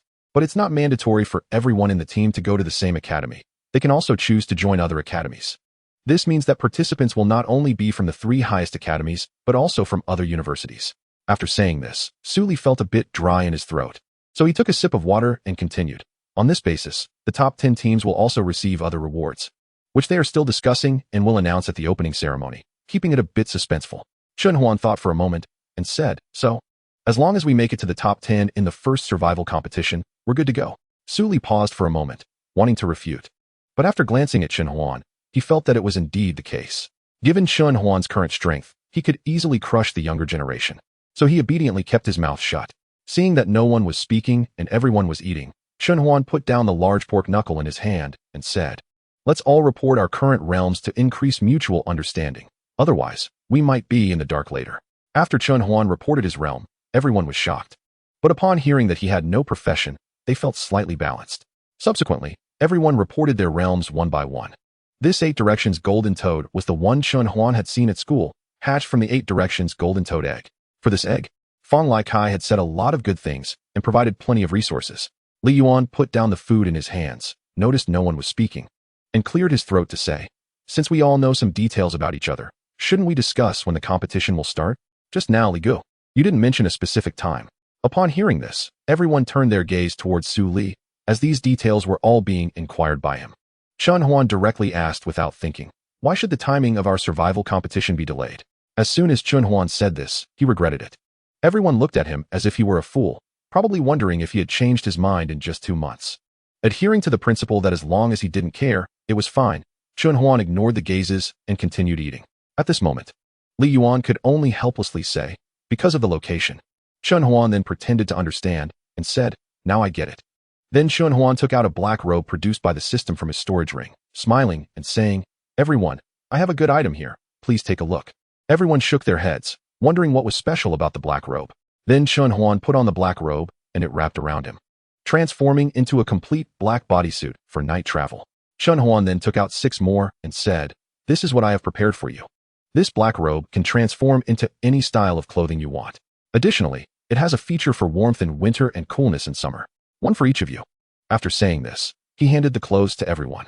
Su Li skeptically draped the black robe over himself, and with a thought, the robe transformed into a black hoodie, making him feel refreshed. Su Li realized this was the winter warmth and summer coolness feature that Chen Huan mentioned. After some discussion, they finally settled on 3 matters. First, within these 3 months, everyone should try to improve their realms as much as possible. Second, during these 3 months, the 7 of them should work together to survive in the crack space for a month. Third, they should prepare as many useful items as they can. As soon as this was decided, Chen Huan hurriedly went to find a blacksmith to customize several barbecue grills and meat racks, 3 each of large, medium, and small. In the following days, everyone became busy with their own tasks. Of course, Chen Huan was also occupied. He entered his cultivation chamber, planning to make good use of the resources gathered from this crack journey to enhance his own strength. However, not long after he closed himself off, Chen Huan received news from the Dragon Realm, saying that the several avatars in the Crystal Palace had completed their condensation and asked him to come over. After receiving the message, Chen Huan directly teleported to the Crystal Palace.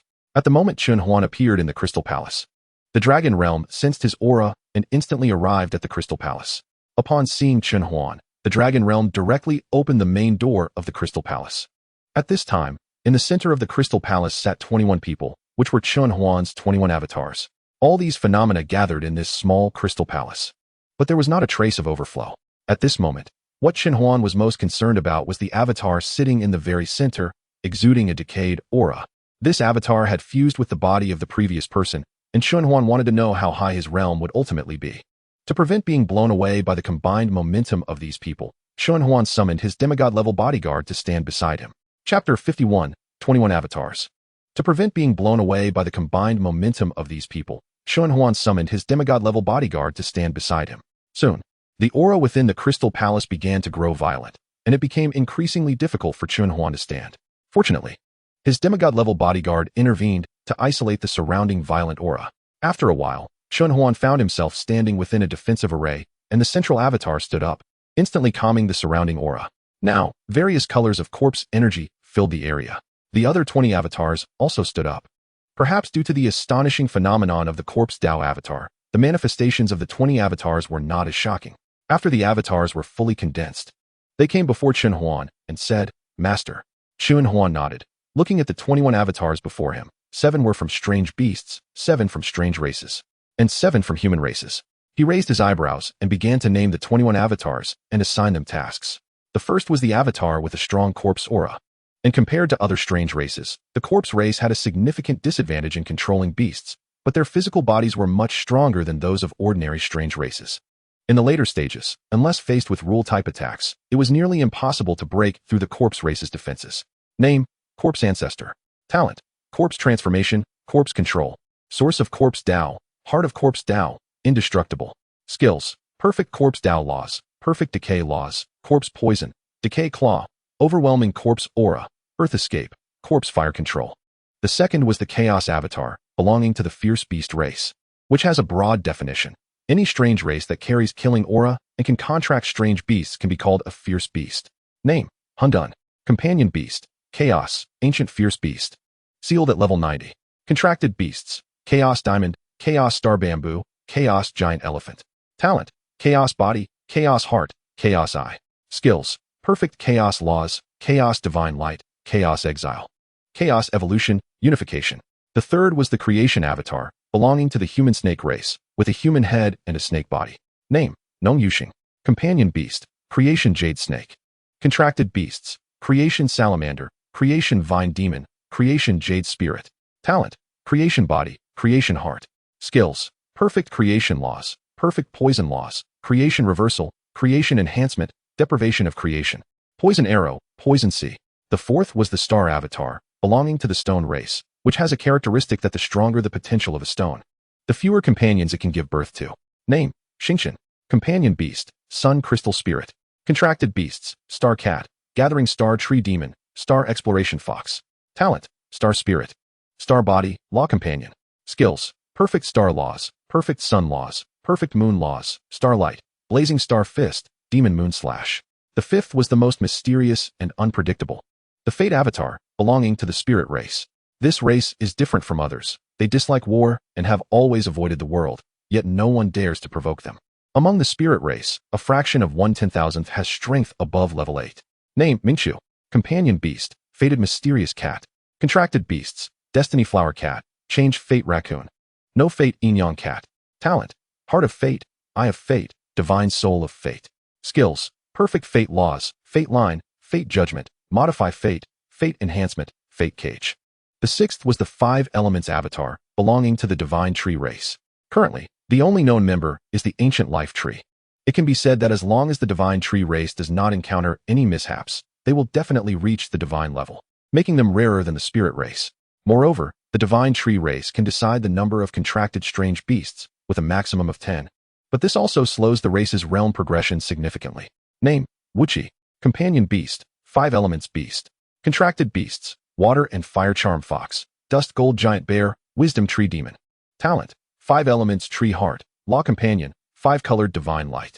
Skills: Perfect Five Elements Laws, Perfect Metal Laws, Perfect Fire Laws, Perfect Wood Laws, Perfect Water Laws, Perfect Earth Laws.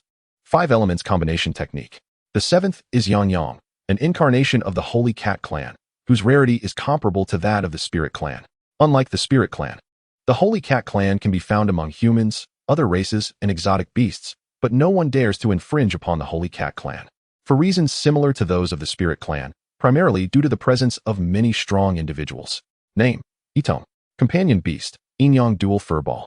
Contract Beasts: Yin-Yang Tiger, Yin-Ming Leopard, Blazing Sun Lion. Talents: Yin-Yang Heart, Yin-Yang Body, Yin-Yang Divine Light, Yin-Yang Eye. Skills: Perfect Yin-Yang Laws, Perfect Yin Laws, Perfect Yang Laws, Yin-Yang Combination Techniques. Chun Huan looked at the 7 alien incarnations, stroking his chin, and said thoughtfully, "You 7 should each establish a power, but do not stay too far apart. If you encounter troubles that one person cannot resolve, you can assist each other. Just that, go ahead. By the way, don't establish near the borders of Huaxia." After speaking, the 7 incarnations left together to choose their locations. This time, Chun Huan turned his attention to the 7 exotic beast incarnations. The first was the Chaos incarnation. Chun Huan finally named him Chaos, as he thought of the fierce beast from his past life, Chaos, which symbolizes disorder and does not belong to any race of exotic beasts. Name: Chaos. Talents: Heart of Chaos, Eye of Disorder. Skills: Perfect Chaos Laws, Perfect Disorder Laws. Chaos Power, Disorder Calamity. The second was the Life and Death incarnation, whose original form is the Life and Death Silkworm. Chun Huan named him One Thought. As in one thought lightens life and death, thousands of years determine right and wrong. Name: One Thought. Talents: Life and Death Transformation, Heart of Life and Death. 9 Lives Completion. Skills: Perfect Life and Death Laws, Perfect Life Laws, Perfect Death Laws, life and death combination techniques. The third was the devouring incarnation. And Chun Huan lazily named him Tao Tai. Name, Tao Tai. Talents, heart of devouring, body of devouring. Skills, perfect devouring laws, perfect shattering laws, perfect assimilation laws, eye of devouring. Shattering storm, power assimilation. The fourth was the calamity incarnation, and this time Chun Huan was even more straightforward, directly naming him disaster. Name, disaster. Talents, eye of calamity, heart of calamity. Skills, perfect calamity laws, perfect decline laws, perfect robbery laws, 5 declines, 5 disasters, 3 calamities. The fifth was the reversal incarnation, and Chun Huan named him deception. Name, deception. Talents, soul of reversal, heart of change. Skills, perfect reversal laws, perfect deception laws, perfect change laws, reversal of black and white. Asking heaven and earth, changes of all things. The sixth was the dark incarnation, which Chun Huan named Dark Bat, as its original form is a bat. Name, Dark Bat. Talents, heart of darkness, dark bat body. Skills, perfect dark laws, perfect blood laws, perfect sound laws, dark space, dark exile, blood attraction, sound wave slash. The seventh was the light incarnation, which Chun Huan named Qing Shuo, representing brightness and warmth. Name, Qing Shuo. Talents, heart of light, holy body of light. Skills, perfect light laws, perfect yang laws, perfect speed laws, light judgment, light slash, blazing sun slash, wings of speed. Chun Huan was very direct with these few, saying, you 7 should choose a territory together and develop within it, with one thought as the leader. Help each other out when needed. And do not impact the borders of Huaxia. The rest is up to you. After saying this, the 7 exotic beasts also went to choose their locations. Now, only the 7 human incarnations and a few Tao, demon, Buddha, Confucian, and demon-sealed incarnations remained before Chun Huan. Chun Huan felt that there should be no major issues with naming the remaining ones, so he began his naming endeavor again. First was the Sword Tao incarnation, and seeing the sharp sword intent surrounding him, he named him Li Jun name. Li Jun companion beast, sword spirit. Contract beasts, sword-holding Vajra, gentle wind crane, cold light beast. Sword bamboo, thousand-faced fox, Ling Long, golden-winged rock, empty shadow flower, formation spirit. Talents, bitter sword body, sword soul. Skills, perfect sword Tao laws, perfect gold laws. Perfect formation Tao laws, one sword cuts the sky, instant, and one sword of blooming splendor. The second was the knife Tao incarnation, whose aura was incredibly domineering. So he named him Crazy Knife. Name, Crazy Knife. Companion beast, knife soul. Contract beasts, golden tiger, sin dragon, earth-splitting black bear, thunder eagle, flame wolf, ice python, dark leopard. Blood shark, illusion butterfly. Talents, knife language, knife body refinement. Skills, perfect knife Tao laws, perfect weapon Tao laws, perfect domineering laws, mad demon knife, domineering knife, questioning heaven. The third was the gun Tao incarnation, whose aura was filled with malevolence and righteousness, making him the most complex one, so he named him Chiu Su. Name, Chiu Su. Companion beast, gun soul. Contract beasts, shadow tooth wolf beast, dark night phantom lion, ghostly eel, soul-eating blood python, ghostly demon tiger, dark magic dragon, flame phoenix, frost giant bear. Storm thunder eagle. Talents, gun technique genius, extraordinary talent. Skills, perfect gun Tao laws, perfect medical Tao laws, perfect soul Tao laws, perfect killing Tao laws, perfect formation Tao laws. Breaking the sky, splitting the earth. The fourth was the stick Tao incarnation, whose aura was the most profound, so he named him Qiu Chun. Name, Qiu Chun. Companion beast, ancestral soul. Contract beasts, Ling mountain lark, purple flame phoenix, azure sea dragon, holy light pegasus, thunder giant bear, illusion spirit cat, ghostly tiger, 9 sun wonder deer. Starry sky fox. Talents, heart and soul.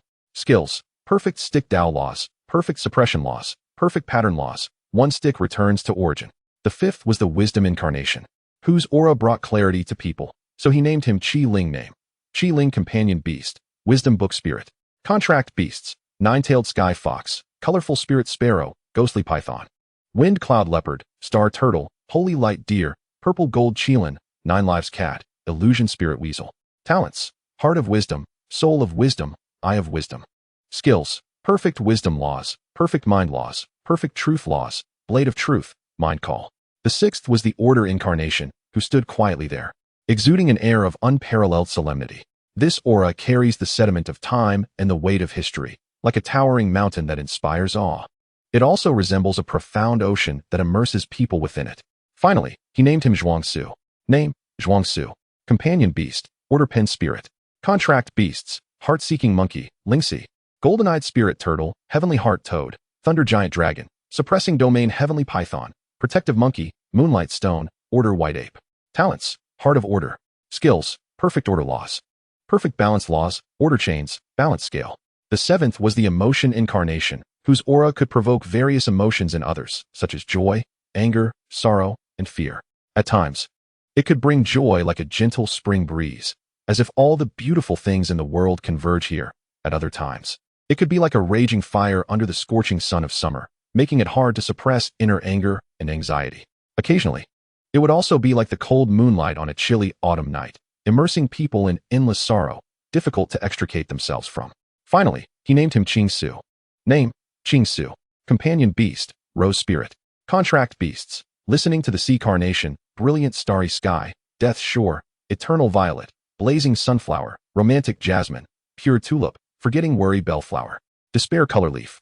Talents, Spirit of the Sea of Emotions.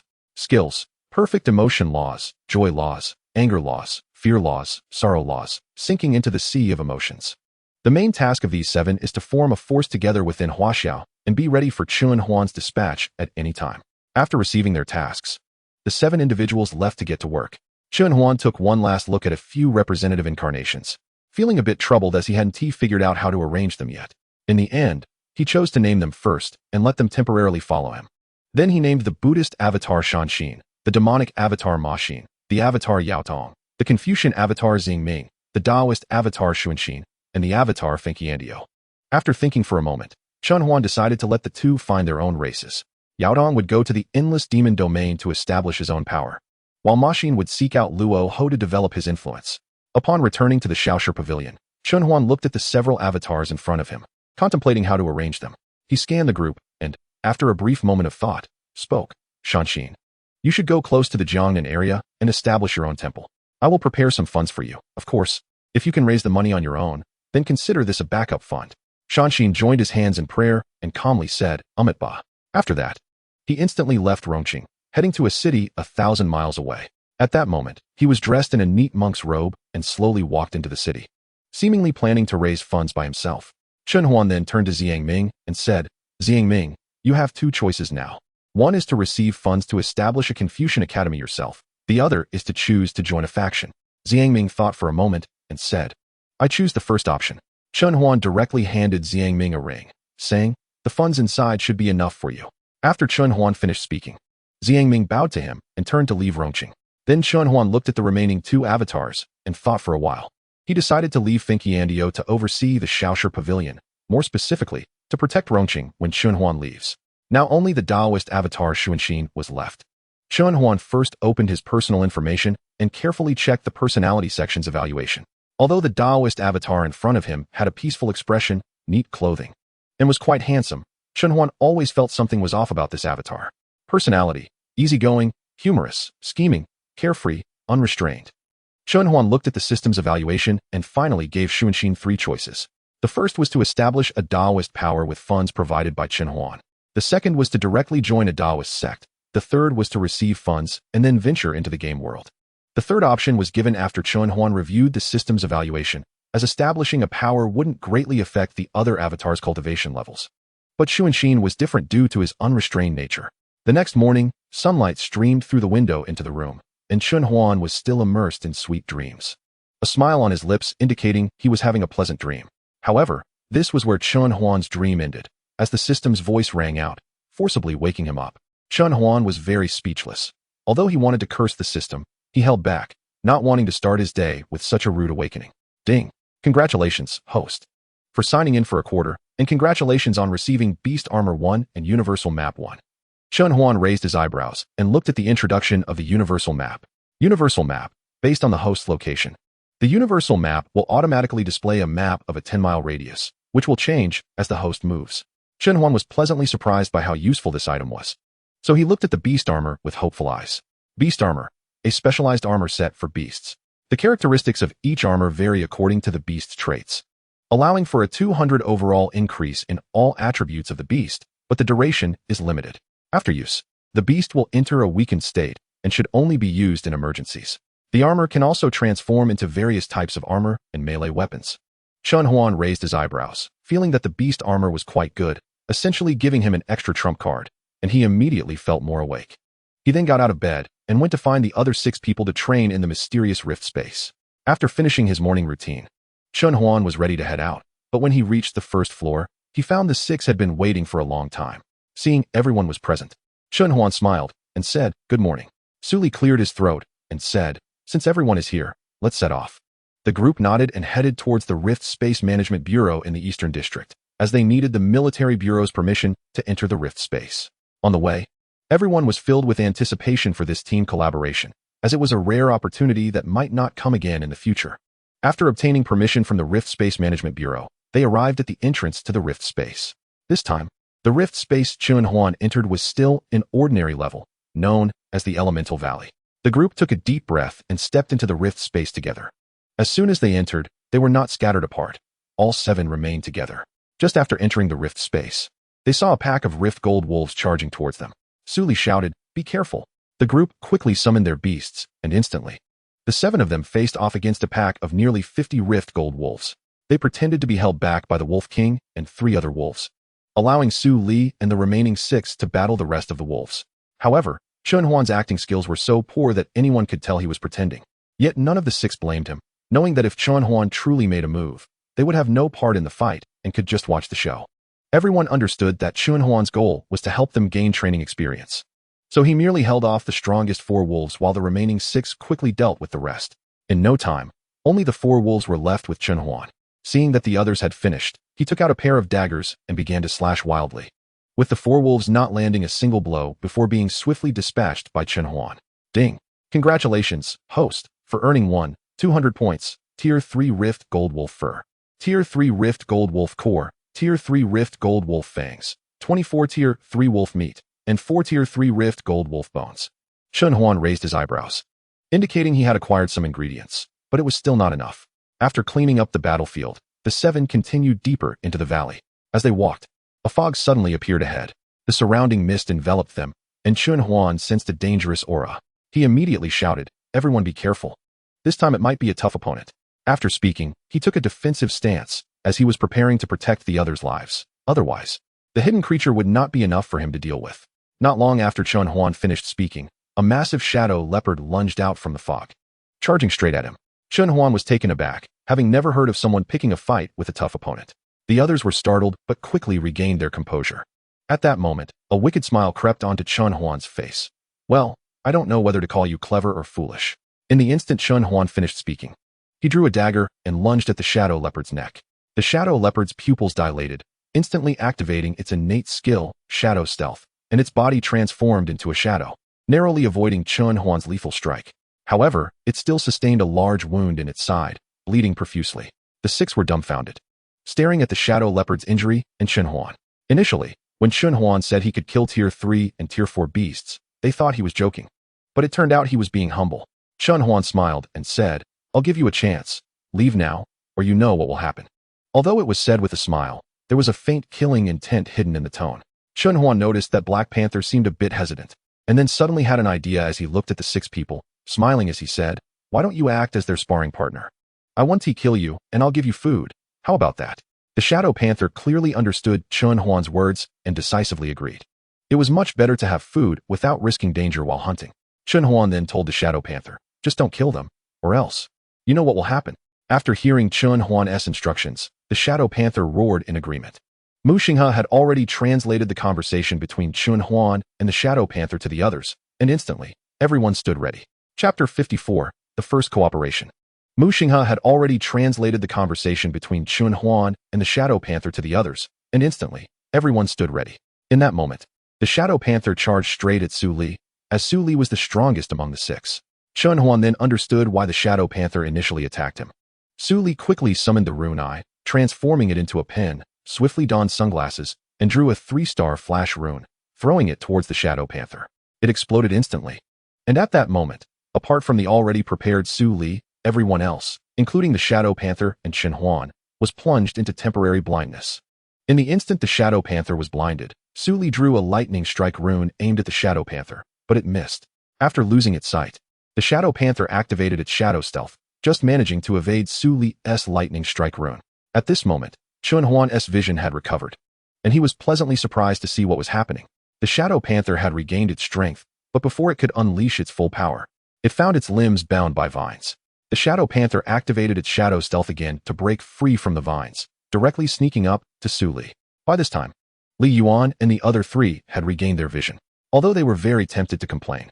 Seeing Su Li holding off the Shadow Panther made them realize they were all part of a team. Seeing the Shadow Panther had reached Su Li, Li Yuan took out the formation plate he had prepared and directed it at the Shadow Panther. The Shadow Panther seemed to be frozen as if caught in an illusion. Li Yuan knew that a head-on battle was hopeless for their side, so he used the illusion formation to buy time. At this moment, everyone summoned their beast companions. Su Li's lightning leopard, the fastest, rushed towards the Shadow Panther and struck down with a paw, sending the Shadow Panther flying in front of the battle ape. Upon seeing this, the battle ape took out its prepared stick, seemingly shouting something, and just as it struck down, the Shadow Panther woke up and swung a shadow claw at the battle ape, which couldn't dodge and was sent flying. At this moment, surrounded by so many beast companions, the Shadow Panther showed no signs of fear. Instead, it triggered its ferocity and roared. Then it vanished in an instant. Chun Huan saw the Shadow Panther had appeared behind the battle ape, delivering a shadow claw that rendered the battle ape unable to fight. The Shadow Panther quickly flashed to the side of the giant wood snake. Bai Hua had predicted the Shadow Panther's movement, and as it approached the giant wood snake, the Sky Wind Eagle swooped down to grab the Shadow Panther. The Shadow Panther was caught off guard and suffered a gash on its body. Seeing the ambush fail, the Shadow Panther glanced at Chun Huan and let out a low growl. Chun Huan understood and nodded. The Shadow Panther's speed had increased more than twice, bypassing the beasts in the middle and directly reaching Su Li with a claw strike. Su Li's pupils contracted sharply. The speed was too fast to evade, and he closed his eyes, preparing to face this significant challenge. Bai Hua instantly summoned his companion beast, the Golden Light Tiger, which appeared next to the Shadow Panther and struck down with a claw, but the Shadow Panther dodged just in time. The moment the Golden Light Tiger appeared, the Shadow Panther felt an innate sense of suppression. It wasn't a suppression of bloodline, but of rules, something difficult for the Shadow Panther, not yet at the 6th tier, to comprehend. However, Chun Huan clearly saw that when the Golden Light Tiger emerged, that golden light seemed ready to swallow the Shadow Panther whole. The Shadow Panther decided to stop fighting and went straight to Chun Huan, letting out a few roars. After which Chun Huan gave the Shadow Panther the 4th 3rd tier cracked gold wolf cores he had just obtained. Once the Shadow Panther left, Su Li and the others relaxed their guard. Just as everyone was easing up, the ground suddenly began to shake violently. In the distance, a massive rock-armored beast was slowly approaching, each step resembling an earthquake. Chun Huan glanced over, and the information about the rock-armored beast appeared. Name: Rock-armored beast. Talent: Earth element heart distance, giant strength. Skills: Earth element rule, 30, landslide, earthquake. After seeing the information, Chun Huan instructed the others to leave first. He stepped forward, took out a bow, and summoned Shao Qing. Standing on Shao Qing, he flew up to confront the rock-armored beast. Seeing that Chun Huan was human, the rock-armored beast immediately attacked. Several earth spikes formed in the air and charged towards Chun Huan. Noticing the other party wasn't planning to communicate, he drew his longbow and conjured 3 arrows infused with fire rules, shooting them at the incoming earth spikes. Seizing the opportunity, he knocked another arrow, borrowing a bit of flame from his red lotus, merging it with his fire rules. The arrow, whistling as it flew, shot toward the rock-armored beast, its intense heat posing a severe threat to the beast. The rock-armored beast hurriedly swung its massive claws, raising a wall of earth to try to block the arrows. Chun Huan frowned. The rock-armored beast had extremely strong defenses, and he was uncertain if this arrow could break through. He circled in the air on Shao Qing, observing the beast's reaction. When he looked at the beast, it roared, its body glowing with earthy yellow light. Several earth walls had already risen before the beast, seemingly attempting to withstand Chun Huan's fiery arrow. Chun Huan raised an eyebrow, a smile forming on his lips. He quickly shot 4 arrows, also infused with red lotus flames, targeting the beast's right arm, legs, and head. The beast moved slowly and was helpless against the rapidly approaching arrows, having to endure the hits. At that moment, the beast's aura surged dramatically, sending Chun Huan and Shao Qing flying backward. Several earth spikes had formed in front of the beast, charging directly at the incoming arrows, while the earthy yellow light brightened, ultimately forming an extremely thick armor. As the earth spikes were launched, several more earth walls rose, but this time, they had a faint metallic sheen. However, this still couldn't stop Chun Huan's flames. They struck the beast, with only the arrow aimed at its head narrowly missing, but it still left a massive gash on the beast's face, flames continuing to scorch its features. Now the beast was left with all 4 limbs incapacitated, lying helplessly on the ground, barely alive. At this moment, the beast regretted not letting Chen Huan go earlier. But Chen Huan didn't care about that. He flew above the beast, and without hesitation shot an arrow at its head, ending the beast's life. Chen Huan didn't rush to choose. He stored the corpse of the rock-armored beast into his system space and began using his mental energy to search for the figures of Su Li and the others. Eventually, he found them 3 miles to the east, where Su Li and his team had encountered another group. Chapter 55, Conflict and Slap in the Face. Eventually, he found them 3 miles to the east, where Su Li and his team had encountered another group. Chen Huan glanced at the opposing team, noting that they had several third-tier members, so he decided not to reveal himself immediately. Su Li and his companions looked very grim, not expecting to encounter a robbery on their first visit to the rift space. The people opposite saw Su Li's group in such a disheveled state, thinking they had just come from a fierce battle, at their wits' end. Su Li silently assessed the group in front of him, comparing the disparity between the 2 sides, and ultimately concluded that they would completely crush the opponents. A middle-aged man on the opposite side said arrogantly, "Those who know what's good for them should hand over their treasures, or today will be your last." Su Li retracted his smile and said lightly, "Just you guys? Are you mistaken about something? You dare to rob us?" The moment the opposing group heard this, their anger surged, and they all summoned their beasts and drew their weapons, preparing to attack. Su Li's side also reacted but only summoned their companion beasts and held 3- or 4-star weapons. The fastest was Bai Hua, who suddenly dashed forward like a ghost and appeared in front of the big man, his sword glowing with a ghostly light aimed directly at the man's chest. The big man, not expecting the opponent to strike first, quickly countered. Instead of blocking Li Yuan's sword with his weapon, he swung at Li Yuan's waist. Seeing this, Bai Hua had no choice but to retreat. The others on the big man's side, realizing what was happening, were instantly filled with rage and charged at Su Li and his companions. Seeing this, Su Li's group no longer held back and summoned all their beasts, with their companion beasts attaching to their weapons.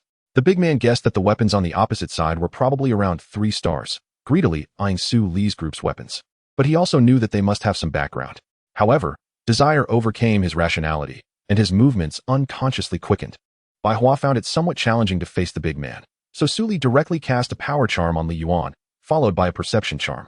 Bai Hua's sudden change caught the big man off guard, and a large wound appeared on his abdomen. At that moment, Bai Hua's companion beast, the Golden Light Tiger, erupted with golden light, rushing out to strike the big man's face, sending him flying and knocking him unconscious.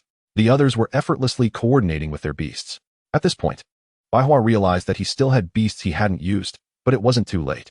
Bai Hua released the wind-riding eagle and the giant wood snake to assist others while he went to help Fong Like-ai deal with his opponent. Fong Light-ai's opponent was a stunning young woman, but her attacks were fierce, targeting vital points. The first strike from the beautiful woman aimed at Fong Light-ai's throat, but fortunately, Fong Like-ai, being a nimble fat man, managed to dodge. However, Fong Like-ai was no pushover. He swiftly knocked down the incoming poison needles with his long staff. Just as he was about to approach her, 4 or 5 flying needles came at him, and as Fong Like-ai moved closer, she retreated. It became a game of chase where neither could gain the upper hand. Fortunately, Bai Hua arrived, and Fong Like-ai pretended to draw fire while Bai Hua seized the opportunity to launch a sneak attack. Everything was going smoothly. But just as Bai Hua's sword was about to hit the woman, a massive black-purple snake suddenly lunged out, striking Bai Hua with its tail and sending him flying. Blood trickled from the corner of Bai Hua's mouth, indicating how heavy the hit was. Both Bai Hua and Fong Like-ai were taken aback by the hidden strength of their opponents. The woman, realizing the situation was unfavorable for her side, quickly shouted, "Everyone, stop. Otherwise, none of us will get out of here safely." Just as she was about to speak again, Chen Huan shot an arrow at her feet. Her pupils constricted. If the opponent aimed at her vital points, she would be dead. Chen Huan clapped and slowly walked out from behind a tree, standing next to Su Li with a mocking expression, saying, "I've been watching for so long and haven't seen you take down the opponent. You're really pathetic." Su Li's mouth twitched, suppressing the urge to hit Chen Huan. The woman realized that she was being treated as a practice opponent, her face turning pale with anger. Chen Huan looked at the woman with a teasing tone. "I heard you wanted to rob us?" The woman gritted her teeth and scoffed. "Today you are lucky. We'll see about that." With that, she prepared to lead her group away. "Want to leave? It's not that easy." Chen Huan blocked her path, looking at her with a mocking expression. "Don't push your luck." The woman glared at Chen Huan. "Pushing your luck? It seems like you were the ones trying to rob us first. Now that you failed, you want to escape? There's no such good thing in this world. Leave something behind before you go, or the price you pay after leaving will be countless times higher than now. Chen Huan crossed his arms and refused to budge. At this moment, one of the people beside them, filled with anger, swung a knife at Chen Huan. Chen Huan didn't even look at him, catching the incoming weapon with his bare hands and visibly crushing it. Then, in a flash, Chen Huan produced a dagger and stabbed it toward the man's throat. Ding! Killed a second-tier beast master, physical strength increased by 1%, soul increased by 1,000th, gained 200 points. The man fell straight down, and everyone present looked at Chen Huan with fear in their eyes. Chen Huan raised his eyebrows, a faint smile on his lips. The woman furrowed her brows, realizing that they would have to pay a price this time. She took out a fiery red bead from her pocket and threw it to Chen Huan, saying, "I found this in an ancient tomb. Is it enough to compensate for this offense?" Chen Huan took the bead, toyed with it for a moment, and nodded. "Okay. Hand it over." The woman glared at everyone resentfully before leading her giant snake away in embarrassment. The group exchanged smiles and continued exploring. That evening, they found an abandoned cave to spend the night. Li Yuan set up a defensive formation at the entrance. Lin placed a 3-star puppet to keep watch, and Bai Hua connected a flashing light pattern and formation outside the cave. Once the preparations were complete, they could rest easy. Chen Huan, as expected, took out a comfortable soft bed from his system space and lay down comfortably, forming a stark contrast with the others. But who knew about all this? Anyway, they had already fallen asleep. At this moment, Chen Huan lay on the bed, playing with the fiery red bead in his hand, and the information about the bead appeared in his eyes. Name, Fire Soul Bead. Level, 7 stars. Effect, assists in comprehending the law of fire and absorbs fire attacks. Seeing the effect of the Fire Soul Bead, Chen Huan was very pleased, placing it in his palm and closing his eyes to begin comprehending. After a short while, Chen Huan felt his meager 10% of the fire rule slowly increasing. He decided not to sleep that night. Thus, Chen Huan cultivated all night. Chapter 56, The Palace. In this way, Chen Huan practiced through the night. The night passed without incident. Chen Huan opened his eyes, feeling his fire rule. With the assistance of the Fire Soul Bead, he estimated that in about half a month, his fire rule could reach 20%. Chen Huan got up, packed away his bed, and walked over to the others. The first thing he did was take a photo, then he woke everyone up. Once everyone was awake, Chen Huan took out the prepared meat and vegetables, along with his custom-made barbecue grill, and started making breakfast. The aroma quickly spread, and everyone gathered around, their eyes filled with anticipation. "Chen Huan, your cooking skills are amazing." Fong like I couldn't help but praise. Chen Huan chuckled, flipping the skewers, and said, "Of course. It's a secret recipe." After everyone was full and satisfied, they tidied up the entrance and left the cave, walking deeper inside. Not long after, they heard a melodious sound of a flute. The sound was ethereal and twisting, as if it had some kind of magic that made people unconsciously want to seek its source. Chen Huan immediately became alert and signaled for everyone to be careful. The group slowly approached the source of the sound, and they saw a woman in white sitting on a pile of ruins, playing the flute. The surrounding ruins seemed to come alive and slowly formed a white palace. The woman stopped playing, looked calmly at the crowd, and vanished in an instant. Chen Huan felt the hairs on his body stand up, cautiously observing his surroundings. His 7th-level spiritual power instantly enveloped the area within a mile, but he still could not find any trace of the woman. At that moment, Fong like I called out that the palace door had opened. Everyone's gaze naturally turned toward the palace. The palace door opened, and from where a few of them stood, they could vaguely see the situation inside the palace. The palace was neither golden and resplendent nor luxurious. From the outside, it looked very tidy. However, Chen Huan knew that this palace was not easy to enter, especially since the woman in white was too strange. Nevertheless, the others were not like Chen Huan, driven by curiosity. Su Li and the others had already stepped into the palace. Seeing this, Chen Huan had no choice but to follow. As soon as Chen Huan stepped into the palace, the large door behind him slammed shut. Chen Huan thought to himself that this was not good and began to examine his surroundings more carefully. The entire palace appeared neat and spacious, but the oppressive atmosphere in the air was impossible to dispel. The group cautiously moved forward. The deeper they went, the more items they encountered, and the more chaotic the arrangement became. Further ahead, the group heard whispers of women, but when they looked around, there were no women present. Chen Huan's hair stood on end again. He knew this was either a test or a life-threatening situation. He needed to resolve the current dilemma quickly. This was what Chen Huan wanted to do most. Just as Chen Huan was deep in thought, the woman in white reappeared. Like a ghost, she softly said, her tone devoid of any emotion. "If you want to leave, you must first break the illusion before you." The scene before Chen Huan changed again, and he found himself on a battlefield, dressed in armor, surrounded by many others in similar attire. Before Chen Huan could grasp the situation, He heard the sounds of battle ahead. Instinctively, he swept his spiritual power through the area, discovering that he could still use it.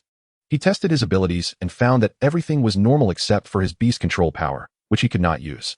Seeing an enemy charging toward him, Chen Huan narrowed his eyes, unleashing the rules of fire in an indiscriminate attack on everything around him. In an instant, the illusion shattered. After breaking the illusion, Chen Huan found everyone lying on the ground, but one person, Li Yuan, was missing. However, Chen Huan could not search for him now, as the others had not yet awakened. In fact, Chen Huan was not particularly worried about Li Yuan's safety. After all, he came from a large family, and they had some means of protection. After a while, Mu Xinghe and Su Li woke up.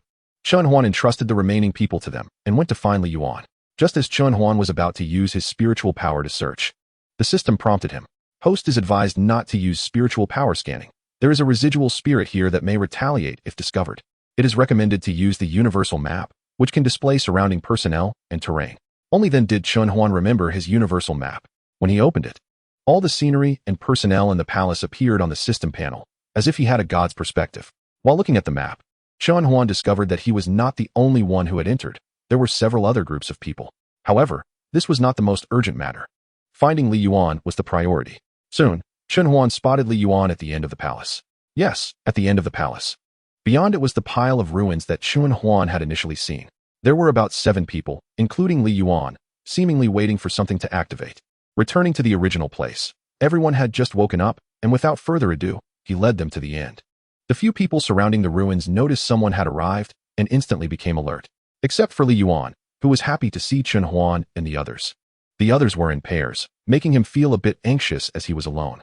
Now, seeing that Li Yuan was fine, everyone breathed a sigh of relief. If injuries had occurred before the competition even started, there would be no need to participate in the competition 3 months later. Su Li inquired about the situation, and Li Yuan said that this seemed to be a relic with a total of 4 entrances. Their side was the east gate. This relic would only activate when 13 people were gathered, and as for the situation of the others, Chen Huan did not want to know too much. When Chen Huan and his group reached the ruins, 7 whirlpools appeared on the ruins. Everyone knew these were the entrances to the trials. Then the remaining 6 people also stepped onto the ruins, and 6 more black whirlpools appeared. Before anyone could react, they were swallowed up by the black whirlpools. Everyone was terrified, except for Chen Huan. Because Chen Huan did not feel any danger from it, it simply transported him to another place, so he remained very calm. At this moment, Chen Huan arrived at a place very similar to the illusion he had just experienced, a battlefield. However, this battlefield had evidently been weathered by time, with countless bones littering the ground and a desolate atmosphere everywhere. Chen Huan walked slowly forward, and with each step, the scenes in his memory became clearer. Looking at the scene before him, a sense of desolation unconsciously arose in Chen Huan's heart. Suddenly, a cold wind blew by, not violently, just gently. Chen Huan found himself in that battlefield again, but this time he was an outsider, watching everything before him. At the same time, a powerful spiritual force was observing him. Chapter 57, Inheritance. Chen Huan watched everything on the battlefield, a sense of tragic emotion rising within him. He also realized that this was a battle with a significant disparity in forces. When Chen Huan saw soldiers falling one by one, he wanted to step forward to stop it, only to find how powerless he was. At that moment, a mysterious understanding arose in Chen Huan's heart. But he did not close his eyes to contemplate. He simply watched quietly. The owner of the spiritual power that had been observing Chen Huan looked at him in surprise. Not expecting that Chen Huan, at the 3rd level, would comprehend the power of rules, something unprecedented. But soon, he stopped focusing on Chen Huan and turned his attention to Li Yuan, whom he had chosen early on. Otherwise, how could Li Yuan have broken through the illusion set at the entrance so quickly? Chen Huan was unaware of all this. He was just looking at the battlefield where both sides had exhausted their resources. Chen Huan was momentarily stunned by the sight of blood flowing like rivers and bones exposed on the battlefield. Having lived 2 lives, he had never personally experienced war, and the scene of bloodshed made him seem a bit dazed. Even as an outsider, he could smell the faint scent of blood. Chen Huan closed his eyes, and a thread of the power of rules emanated from him, a faint sadness. Chen Huan's understanding of the rule of sorrow had reached 30%. When Chen Huan opened his eyes again, everything had vanished, leaving him standing alone on this battlefield that had been touched by time. When a white whirlpool appeared before him, Chen Huan knew it was time to leave, and without any hesitation, he stepped into the white whirlpool. Chen Huan has come to a farmer's home. But rather than being a visitor, he is actually that farmer. Through various inquiries, Chen Huan discovers that he has arrived in the 3 Kingdoms period, the same era he remembers. It is now the time of the uprising led by the chief of the Taiping Dao, the great wise master. Over the next period, Chen Huan experiences the funeral of his wife and children, class oppression, the granting of titles and positions, and a happy family life. At this time, Chen Huan is already 70 years old, with many grandchildren, enjoying the joys of family life, having gone through nearly 40 years of time. Now, he is a gray-haired old man who has worked his way up to a position of power, and the twists and turns of this journey are known only to him. Thus, Chen Huan leaves his three kingdoms world at the age of 70. At this moment, Chen Huan sits on a green mat, surrounded by 12 others who entered with him, each with their eyes closed. Among them, Chen Huan's emotions are the most peculiar, fluctuating like threads drifting around him, sometimes sorrowful, sometimes angry, sometimes fearful, and at other times joyful, culminating in a sense of calm. The spirit in the palace clearly senses that Chen Huan has reached the threshold of understanding the path of emotions, which consists of 4 rules: joy, anger, sorrow, and fear. Only by simultaneously comprehending these 4 rules does one qualify to enter the path of emotions, and Chen Huan evidently possesses this qualification. Meanwhile, Chen Huan's originally black hair gradually turns gray, and it begins to grow longer, reaching his waist in just half a day. In this secret realm, 3 days pass, while half a month elapses outside. They are unaware of this. At this moment, Chen Huan slowly opens his eyes and looks around, realizing they are still amidst a pile of ruins, and all that happened before was merely an illusion. Suddenly, a person dressed in a white long robe with flowing hair appears before Chen Huan, glancing at him before handing him an object. It is a box. After receiving the box, the person disappears, and Chen Huan does not pay much attention to it, instead examining the box in his hands. The box has no intricate patterns and does not feel particularly exquisite. It is just an ordinary wooden box, covered in the breath of time. He tries to open the box, but finds it impossible, so he begins to channel the power of the rules he has comprehended into it, attempting to break the seal. As he infuses the power of the rules, intricate patterns begin to glow on the lid, which slowly opens. Inside the box lie 5 jade orbs of varying colors, each emitting a slightly different light. The blue-black represents fear, the gray-blue represents sorrow, the bright red represents joy, the black-red represents anger, and the final colorless orb represents emotion. At the same time, the others around him gradually wake up, observing Chen Huan's unusual state with astonishment. Chen Huan is already immersed in a sudden realization. Knowing that this opportunity is rare, he sits cross-legged, slowly comprehending the path of emotions. This time, Chen Huan's emotions include not only joy, anger, sorrow, and fear but also despair, disgust, hope, and many others. However, his hair turns from gray to completely white, and he gradually exudes a decaying aura, which is the aura of decay rules. Another day passes, and Chen Huan awakens. At this moment, the spirit reappears, the same one that had given him the wooden box, gazing at him with a hint of surprise. You can withstand such a barrage of emotional impacts, and have comprehended the rules of decay. How interesting. Chen Huan stands up and respectfully bows to the spirit, thanking it for its assistance, which granted him such an opportunity. The spirit shakes its head slightly, saying, "Do not thank me. Your inheritance is merely a favor owed from back then, a request to pass on his legacy. So, if anyone should be thanked, it should be me thanking you." After speaking, it does not give Chen Huan a chance to argue and continues its process, casually glancing at Li Yuan. "All right, you have received the inheritance from this place. Depart." With that, it directly expels several people from this space. In an instant, everyone is thrown out of the rift space, which then slowly disappears. This causes the Rift Space Management Bureau in Rongqing to spring into action, needing to investigate the real cause, starting with those who emerged. Chapter 58, Explanation and Reward. The events at the Management Bureau quickly reached the ears of Luo Fong and Chen Huan's grandmother, who arrived shortly to understand the specifics of the situation. As soon as Luo Fong and Chen Huan's grandmother step into the Management Bureau, they are met with an extremely oppressive atmosphere. The surrounding staff breathe a sigh of relief upon seeing the two arrive. They walk directly to the director's office, their expressions serious. Upon entering the office, the director hands them a document detailing the event, which is very vague. The more Luo Fong reads, the deeper his frown becomes, filled with confusion and worry, as the document contains no useful information. Chen Huan's grandmother takes the document from Luo Fong, and after reading it, she puts it down, crossing her arms and remaining silent, intensifying the already oppressive atmosphere in the office. There is likely a greater conspiracy behind this. "Let's report upwards and see if other regions have similar situations," Luo Fong says at this time. "Yes, let's handle it this way. I'll ask some old friends if they can find any useful information," the grandmother replies. Seeing Chen Huan's serious expression, which shows no sign of jest, she realizes that he must know something.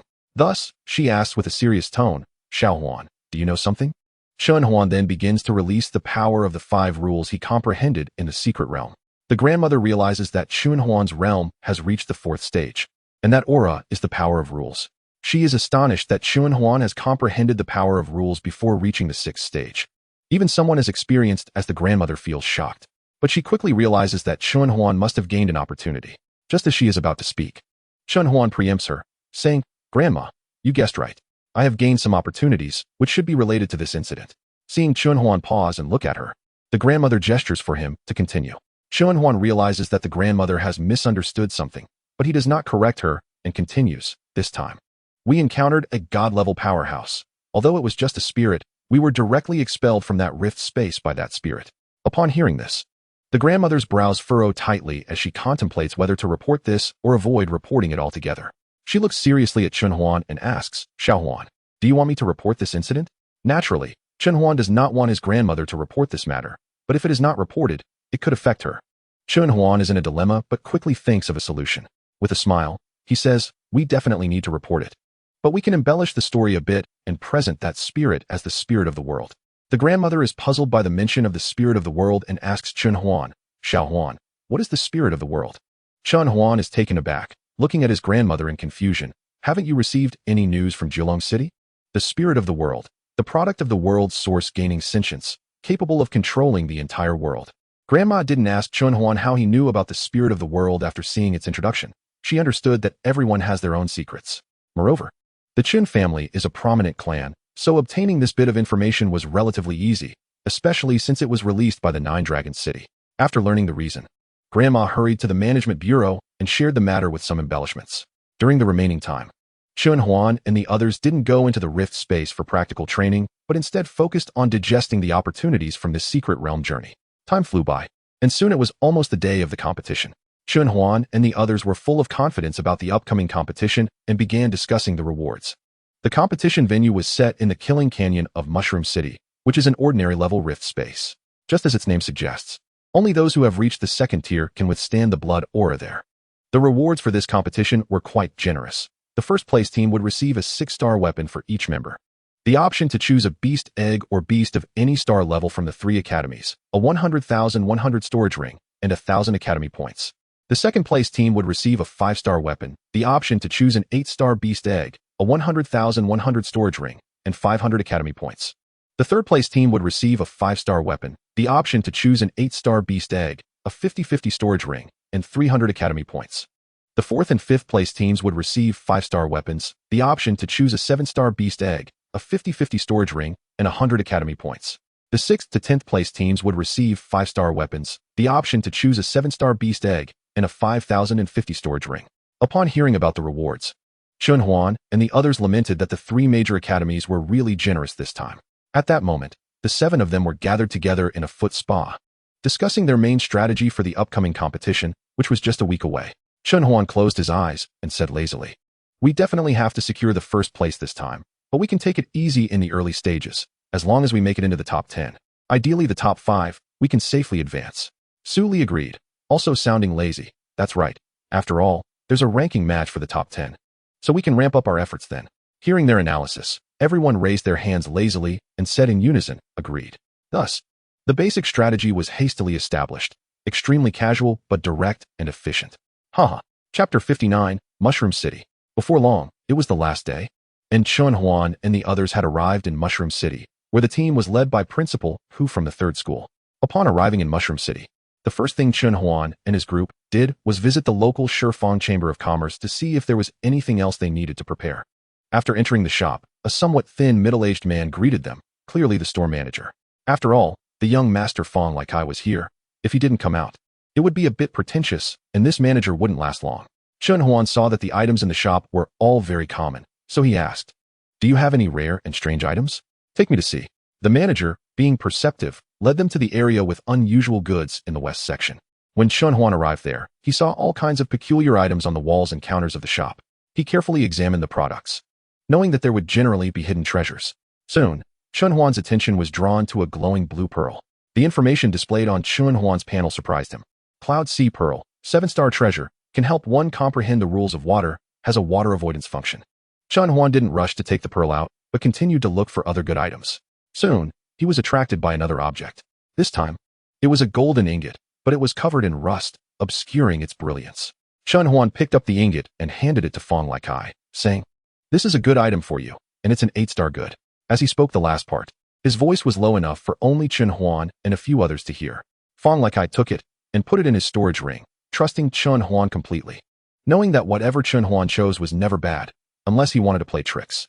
The others present were surprised to hear that such an unassuming item was actually an 8-star treasure, which made the store manager feel a bit pained. Seeing this, Chun Huan said, "It's not your strong desire that can acquire it. Even if you get it, you'll pay a great price, so there's no need." The manager realized Chun Huan was speaking to him, and upon reflection, it did seem that way, so he stopped dwelling on it and continued to show them around. They each picked out one item: a white paper fan for Su Li, a golden sword for Bai Hua, a 4-star puppet for Linen, an array stone for Li Yuan, and finally, a pill furnace for Mu Xinghe.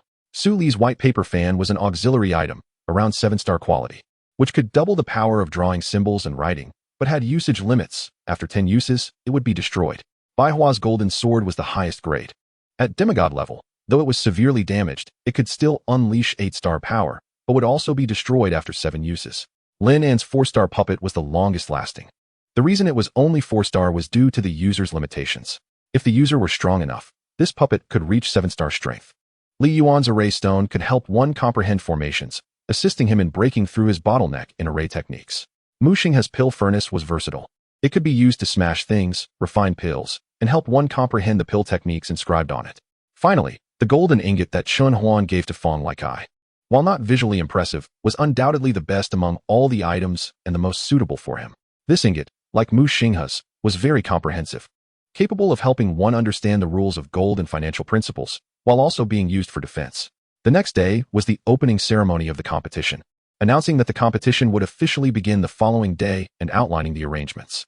Chun Huan and the others were quite relaxed, strolling through Mushroom City, enjoying the local delicacies over the month, which starkly contrasted with other participants. As soon as the competition began, Chun Huan and the others were transported to a forest filled with the smell of blood. Although the ancient trees towered, the faint red mist around them hinted at danger and a bloody aura. Chun Huan scanned the surrounding environment with a vigilant gaze, sensing many presences. Some were beasts, some were human, and others were from different races. The highest level of these presences was only 4th tier, which posed little danger to Chun Huan, but was still a challenge for Su Li and the others. Chun Huan noticed the excited expressions on Su Li and the others' faces, and didn't he say much. After all, everyone had enough resources to protect themselves, so there was no need for him to worry too much. Just then, a 4th-tier ferocious tiger suddenly leaped out from the bushes and pounced towards Su Li, who was closest. Although Su Li was startled by the sudden attack, he quickly regained his composure, retreating while casting a freezing talisman. The beast slammed into the talisman and was frozen in place, glaring angrily. The others acted swiftly, each delivering a quick strike to eliminate the ferocious tiger. "Everyone be careful. We haven't been here long and already encountered a 4th-tier beast. This is much more dangerous than the previous rift space," Su Li reminded them. Everyone nodded and became more cautious. Chun Huan remained silent, seemingly lost in thought. As they continued deeper into the forest, the number of exotic beasts they encountered increased, and their levels also rose. Most were 4th tier, with only a small portion being 5th tier. Chun Huan and his group did not engage in unnecessary killing. They ignored any beasts that did not actively attack them. However, this still caused their points to rise at an alarming rate, and they now had over 10,000 points. The competition points were awarded as follows. 1st tier beasts earned 50 points, 2nd tier 100 points, 3rd tier 500 points, 4th tier 1,000 points, 5th tier 5,000 points, and 6th tier 100,000 points. No one would dare to provoke the 6th tier ruler of the Killing Canyon, except for Chun Huan. They pressed on into the depths of the forest and soon discovered a cave. The entrance glimmered with a faint, eerie light, emanating a tempting aura. Su Li, curious, approached to take a look, but was pulled back by Chun Huan. "Let's catch an exotic beast first and throw it inside to test the waters," Chun Huan suggested. Soon, a 3rd-tier beast was captured and thrown into the cave, and a terrible roar echoed from within shortly after. Everyone was startled. Just then, Chun Huan spotted an injured white tiger slowly approaching the cave using his mental power. "Hide, a 6th-tier beast is approaching," he said calmly. The group activated the concealment ability of their black cloaks. Before long, Chun Huan saw the white tiger inching closer to the cave. He glanced at it. White tiger, severely injured. Talent, Heart of Slaughter. Skills, Slaughter Rules, 100, Slaughter Clause, Bloody Massacre. Chun Huan's heart raced. The slaughter rules were at full capacity. Determined, he walked towards the cave, telling Su Li and the others to wait outside for a moment. Su Li, knowing Chun Huan's strength, did not stop him and stayed at the entrance. Chapter 60, White Tiger. Once inside the cave, the tempting aura intensified, but Chun Huan did not stop. The White Tiger, still unaware of the intruders due to its injuries, continued deeper into the cave. Chun Huan took a deep breath and silently followed closely behind the White Tiger. The further he went, the more shocked he became. The cave was littered with the bones of exotic beasts. Suddenly, the White Tiger halted, sensing that someone was following it. Chun Huan quickly held his breath and pressed against a large rock. He did not want to fight the White Tiger in such a cramped space. Observing the White Tiger's state, Chun Huan noticed its aura weakening further. Confused, he used his probing eye once more. White Tiger, poisoned by the Spider King. A thought struck him. If he could tame the White Tiger, his safety in this competition would significantly increase, and the cave could serve as a resting place for him and his companions. After a moment of contemplation, Chun Huan made up his mind to continue following it. As he delved deeper, the cries of a young tiger grew clearer. Finally, he arrived. Contrary to his expectations, the area behind the White Tiger's cave was a vibrant world filled with birdsong and fragrant flowers, far from the cold stone walls. However, on the ground lay a weak little White Tiger, while another slightly larger White Tiger frantically sought help from the injured White Tiger. Seeing this scene, Chun Huan felt a pang of sympathy, but it was just a fleeting feeling. The law of the jungle was unyielding. The mother White Tiger anxiously looked at her cub, feeling helpless. If she were in her prime, this would be a trivial matter, but now, severely injured, a sense of powerlessness engulfed her heart. Recognizing this shift in the White Tiger's emotions, Chun Huan knew his opportunity had come and made his presence known. With a smile, he tried to convey his goodwill. I have a way to save this little White Tiger, but you must take me to find the Spider King. I can also help heal your injuries. What do you say? The White Tiger realized she had no choice. If Chun Huan suddenly attacked, all three of them would perish. Human, how can I trust your words?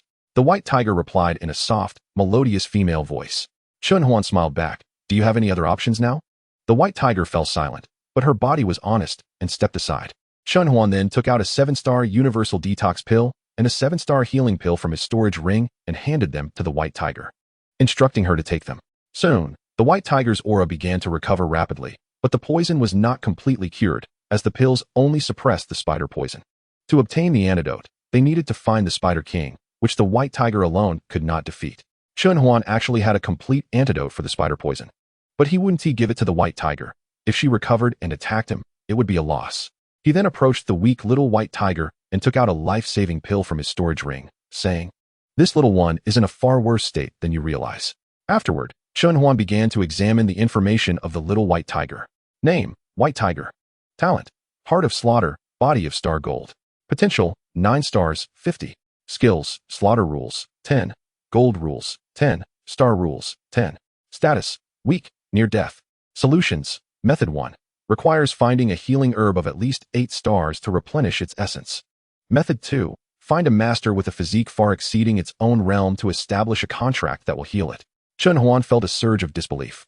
This little White Tiger was extraordinary. While he relied on the system, this little creature depended purely on its innate talent. Joy followed quickly, he thought. This little White Tiger would soon be mine. Haha, here I come, little White Tiger. Although he did not have an 8-star herb, he had a physique that far exceeded her own realm, but he needed to clarify things with the White Tiger before establishing the contract. Chun Huan explained the little White Tiger's condition to the White Tiger. Initially, she was skeptical, but upon careful examination of her cub's condition, she realized it was true and ultimately allowed Chun Huan to contract the little White Tiger. The White Tiger watched as Chun Huan established a contract with her near-death cub, and when she understood the little White Tiger's condition, she knew everything was destined. After contracting with the little White Tiger, Chun Huan said he wanted to bring his companions inside and asked for the White Tiger's opinion. The White Tiger replied indifferently, then lay down to begin recuperating. Chun Huan did not hesitate to call Su Li and the others inside. When Su Li entered and saw the White Tiger and little White Tiger, he was startled, and Chun Huan quickly summarized what had happened. Su Li exclaimed, "You have the luck of a dog. I'm envious." However, the others ignored him, taking out all their meat, while Chun Huan set up a barbecue grill and began to cook. The aroma wafted through the air, and the remaining little White Tiger unconsciously approached them, drooling. Chun Huan then summoned the little White Tiger he had just contracted, saying, "Bai Yao, go play with your sister." Bai Yao was the name of the little White Tiger. chosen for its connection to the white tiger's star rules. At that moment, Chunhuan looked at his skill list and felt it was too cumbersome to mix skills and rules together, so he decided to separate the rules out.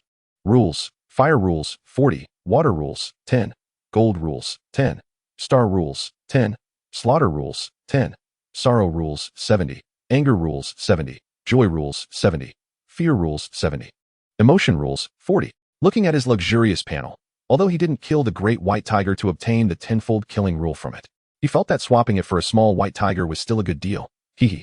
Chunhuan and his party rested in this cave for a day, starting their stay with a break.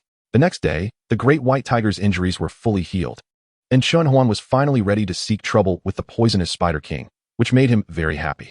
From the great white tiger, Chunhuan learned that the poisonous Spider King's poison rule also reached tenfold. As for whether it had comprehended other rules, the great white tiger wasn't very clear. Chunhuan was too lazy to care about these details. He would know when he saw it. Chapter 61, Cooperation, Great Battle. The great white tiger took Chunhuan to find the poisonous Spider King, while the rest of the group acted freely, and the small white tiger was left in the cave by Chunhuan. Chunhuan didn't know if it was compassion, but seeing the great white tiger's expression, he summoned his demigod-level bodyguard, Duhu, and asked Duhu to leave a beast to protect the small white tiger's safety. Duhu also left a white tiger. When Chunhuan released Duhu, everyone and the beast were shocked. No one expected Chunhuan to have such a big move. Su Li and the other 6 went off to hunt freely, and after they left, Chunhuan had Duhu send out another beast to protect their safety, but it couldn't interfere with them. After making these arrangements, Chunhuan and the great white tiger headed towards the territory of the poisonous Spider King, beginning Chunhuan's hunt. Thus, the pair of man and tiger rushed towards the poisonous Spider King's domain, without any reckless beasts blocking their way, mainly because the aura they released was too terrifying for these beasts. Soon, they arrived at the territory of the poisonous Spider King.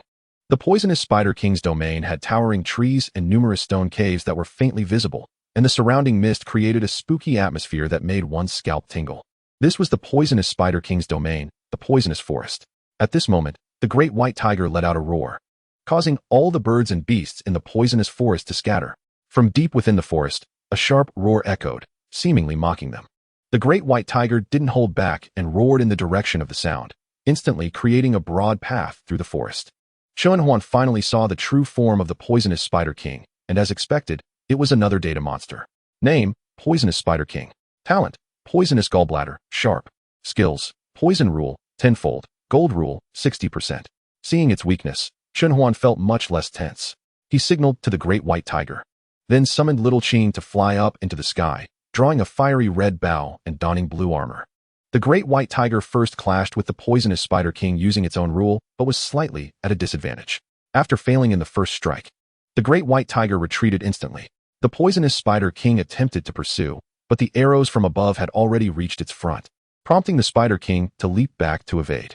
An explosion created a large crater in the ground, and Chunhuan knew that this blow missed, so he didn't approach. Just then, he saw a massive spider web coming towards him, with faint purple venom on it. Chunhuan drew the bow and shot, firing 11 arrows in just a few seconds, burning the web to ashes. Chunhuan transformed his black robe into a headscarf to tie up his scattered hair and took out a weapon, which he transformed into a fist blade for a while, then into dual daggers. After testing the weapons, Chunhuan revealed a somewhat bloodthirsty and sinister smile, his entire aura changing dramatically. At this moment, both the great white tiger and the Spider King had sustained injuries. The great white tiger was already wounded and gradually falling into a disadvantage. Seeing this, Chunhuan charged forward, his weapon transforming into a silver spear. Piercing Sun Long Rainbow, Chunhuan shouted. The spear, accompanied by a whistling sound, stabbed towards the Spider King. But the Spider King swiftly moved its 8 legs to evade this fierce attack. Chunhuan followed up with a series of combo strikes, and the Spider King dodged in a somewhat flustered manner. At this moment, the great white tiger had also charged up its ultimate move, unleashing a dark red tiger claw. The poisonous Spider King took the hit from the great white tiger, being sent flying far away, a tiger claw mark appearing on its body, blood gushing out. Just as Chunhuan and the great white tiger were about to deliver the final blow to the Spider King, poisonous mist began to envelop them both. Chunhuan reacted quickly, summoning the Red Lotus to shield himself and the great white tiger. The moment the poisonous mist made contact with the red glow, it emitted a sizzling sound. Simultaneously, Chunhuan sat on the great white tiger and retreated rapidly, feeling that the poisonous mist had corrosive properties. Chunhuan planned to have the great white tiger wait outside while he went to find the poisonous Spider King. As he could clearly feel the great white tiger's movements were somewhat sluggish, retreating was the best choice at this time, or else it would become a burden. The great white tiger was also very perceptive and waited at the edge of the poisonous mist. As Chunhuan re-entered the poisonous mist, his gear upgraded to another level. The blue light emitted from his armor blocking the poisonous mist, and his spear had already transformed into the red lotus. Once inside the forest's poisonous mist, Chunhuan began using his mental power to search for the Spider King's trace, and he quickly found it. At this moment, the Spider King was healing, frantically consuming nearby creatures. However, Chunhuan's arrival made the Spider King extremely furious. It rushed to Chunhuan's side, its massive spider legs stabbing towards him. Feeling the danger, Chunhuan's spear instantly transformed into a fist blade, dodging the incoming attack, then quickly lunging forward, the fist blade striking deep into the Spider King's back. The Spider King writhed in pain, its massive body twisting violently. Chunhuan tightly gripped the fist blade, slowly channeling the fire rule into it. The Spider King felt a severe burning sensation spreading across its back. Chunhuan had prepared for this. A faint blue shield materialized around him, and the venom splattered onto the shield, hissing. Taking advantage of the Spider King's moment of spewing venom, Chunhuan pulled out the fist blade and increased the intensity of the fire rule, even borrowing the flames of the red lotus. In an instant, flames erupted from the Spider King's body. Chunhuan quickly jumped down, planning to flee to a distance. The last desperate counterattack before death was the most dangerous, and one mistake could cost him his life. Thus, the tug-of-war between Chunhuan and the poisonous Spider King lasted over an hour before it ended. At this point, Chunhuan was exhausted and panting, but he first captured the poisonous Spider King. Chunhuan quickly recovered and began to search for the white tiger. On the way, he started to check his gains from this time. Chapter 62, Rescue Breakthrough. Chunhuan looked at his competition score, which had reached 478 million, while the second place only had a little over 10,000 points. At this moment, Chunhuan felt that he could really relax now, for the remaining time. He just needed to accompany Su Li and the others for training. Little Qing was very fast, arriving at the white tiger's location in just a few minutes. However, there was no sign of the white tiger, only pools of blood that were clearly left not long ago. A bad premonition arose deep in Chunhuan's heart, and he immediately released his mental power to search for the white tiger's figure. Soon, he saw a group of people attacking the white tiger from a distance. Chunhuan, riding Little Qing, rushed towards the white tiger. At this point, the white tiger was already at its limit. The previous severe poison had flared up again after this battle, and it could only exert about 40 of its strength, which seemed to be at the 4th rank. Facing multiple 3rd-rank attackers, it was truly difficult to withstand, and it was finally forced into a corner, trying to use a roar to disperse the others. This might have been the white tiger's last stubbornness. Just as the white tiger resigned itself to its fate, suddenly, an attack interrupted the attacker's steps. The leader looked towards the source of the attack and said, "You all want to share too? Then you need to see if you have the capability, or you might end up losing your life." At this moment, a somewhat deep voice said, "Humph, whether you qualify or not is not for you to decide." After saying this, a lightning strike talisman was sent towards the opposing leader. The person opposite sneered, "Do you think a mere lightning strike talisman is enough?" Before he finished speaking, his expression changed dramatically as he tried to dodge the lightning strike talisman. Although he moved quickly, he was ultimately struck on the shoulder. Clutching his shoulder, he said, "4-star lightning strike talisman, I don't believe you have more." However, what awaited him was not a 4-star lightning strike talisman, but a large ingot that came crashing down towards him. Only then did the struck man realize he had encountered a group of formidable opponents, and he hurriedly pleaded for mercy. "We'll leave immediately, spare us." At this moment, the group of people in the forest slowly revealed themselves in front of these attackers, and it was Su Li and his companions. They had thought about rushing over when they sensed the commotion on Chunhuan's side, but hesitated a bit. However, on the way, they encountered the heavily injured white tiger and chose to save it. Upon hearing the plea for mercy from the attackers, Su Li and the others also stopped their subsequent attacks, just watching the situation unfold. Seeing that there were only 6 newcomers, someone from the opposing group said, "What are you afraid of? Just go for it. We have 15 people, can we not handle 6 of them?" As soon as this was said, everyone's expression changed, their eyes greedily looking at Su Li and the others. Just then, a red arrow flew into the middle of the group, exploding and releasing a powerful surge of fire rules, eliminating all 15 of them. Su Li and the others were also nearly blown away by the ensuing shockwave. After all 15 were eliminated, the expressions of the white tiger and Su Li's group relaxed somewhat. However, the bloodiness of the scene attracted powerful 5th-rank beasts from the surroundings, and some fast 4th-rank beasts also approached. Chunhuan quickly arrived beside the white tiger and took out the pouch from the spider, letting the white tiger swallow it. The white tiger did not hesitate. It was not because it trusted Chun Huan immensely, but simply because it had no other choice. However, the white tiger soon discovered that the toxins in its body were rapidly dissolving, and its wounds were healing faster. After a while, the white tiger's aura began to rise slowly, and the number of surrounding beasts continued to increase. The beasts weren't foolish. They knew that if they didn't T-attack now, they might lose their chance, so they all charged towards the white tiger. Seeing this, Chun Huan's eyes sharpened, and a long bow with a red lotus pattern appeared in his hands. Without hesitation, he shot down the surrounding beasts one by one, ultimately forming a fire circle that surrounded Chun Huan and his group. The beasts dared not cross the fire circle to attack the white tiger. It wasn't that Chun Huan's skills were exceptionally high. It was simply because as long as the red lotus flames touched anything, it would continue to burn. Thus, a standoff was formed. Soon after, the white tiger advanced to the 6th rank, 2nd stage, and a sharp aura emanated from its body. Chun Huan was startled. He was very familiar with this aura. It was the aura of the Law of Gold. Chun Huan eagerly began to check the information about the white tiger. Name: White Tiger. Talent: Heart of Slaughter. Skills: Sharp Tiger Claw, Bloodlust Strike.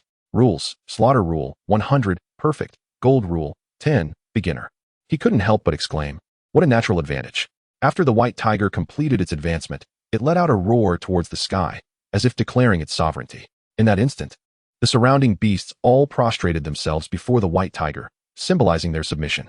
Just as they reached the entrance of the cave, Chun Huan noticed a team of 7 people observing the situation at the cave entrance. With a charming smile, Chun Huan shot an arrow at the group, instantly eliminating all 7. Finally, Chun Huan said sternly, "These matters are for our own people to know, don't tell others." As for explanations, Chun Huan fell silent and directly released the red lotus. The flames on it were exceptionally mysterious and beautiful, but no one dared to approach within a meter of the red lotus, all keeping their distance out of respect. The moment the red lotus appeared, everyone understood Chun Huan's arrangement and no longer asked questions. At this point, Chun Huan felt reassured and began his barbecue venture. Chun Huan sighed, saying, "Being too strong is also a problem. It's so boring." Su Li and the others looked at the pretentious Chun Huan, but said nothing, although their hands unconsciously reached for the stones around them. However, reason told them to stay calm and take deep breaths. Thus, another day passed, but there were still about 20 days until the end. It was morning again, and Chun Huan decided to let Su Li and the others act independently. As this was their training, having Chun Huan around would somewhat affect them, so he chose not to follow them. Moreover, each of them was not weak, and their previous inheritance was no joke. Even Fong Lai Kai, who had the weakest combat power before, could fight a rank higher. And unless they encountered a 6th rank beast or more than 3 5th rank beasts, they would not be able to handle them. However, Chun Huan still gave each of them a 7-star Gale talisman, just in case. Chapter 63. Current Situation of the Incarnation. After seeing Su Li and the others leave, Chun Huan thought about how he would have to stay here for about 20 days. He couldn't possibly live in the cave every day. With that in mind, Chun Huan decided to build a wooden house, choosing the entrance of the cave as the site. After making the decision, Chun Huan did not hesitate, summoning all his beasts to start chopping trees. After 2 days of hard work, Chun Huan finally built a wooden house that could accommodate 8 people comfortably. Once the wooden house was completed, Chun Huan remembered that he had not signed in at this Fisher space, so he mentally initiated the sign-in. Sign-in successful at the Slaughter Canyon. Congratulations to the host for receiving the Slaughter Dagger, 7-star. Insight into Slaughter Rules 1. Chun Huan smacked his lips, feeling somewhat disappointed, but it was better than nothing. He then opened the system panel to review his gains and buy some items. Name: Chun Huan. Companion Beast: Chaos Qinglian. Tame Beasts: Qingyue, Azure Dragon; Xiaohuang, Yellow Dragon; Xuanwu, White Tiger.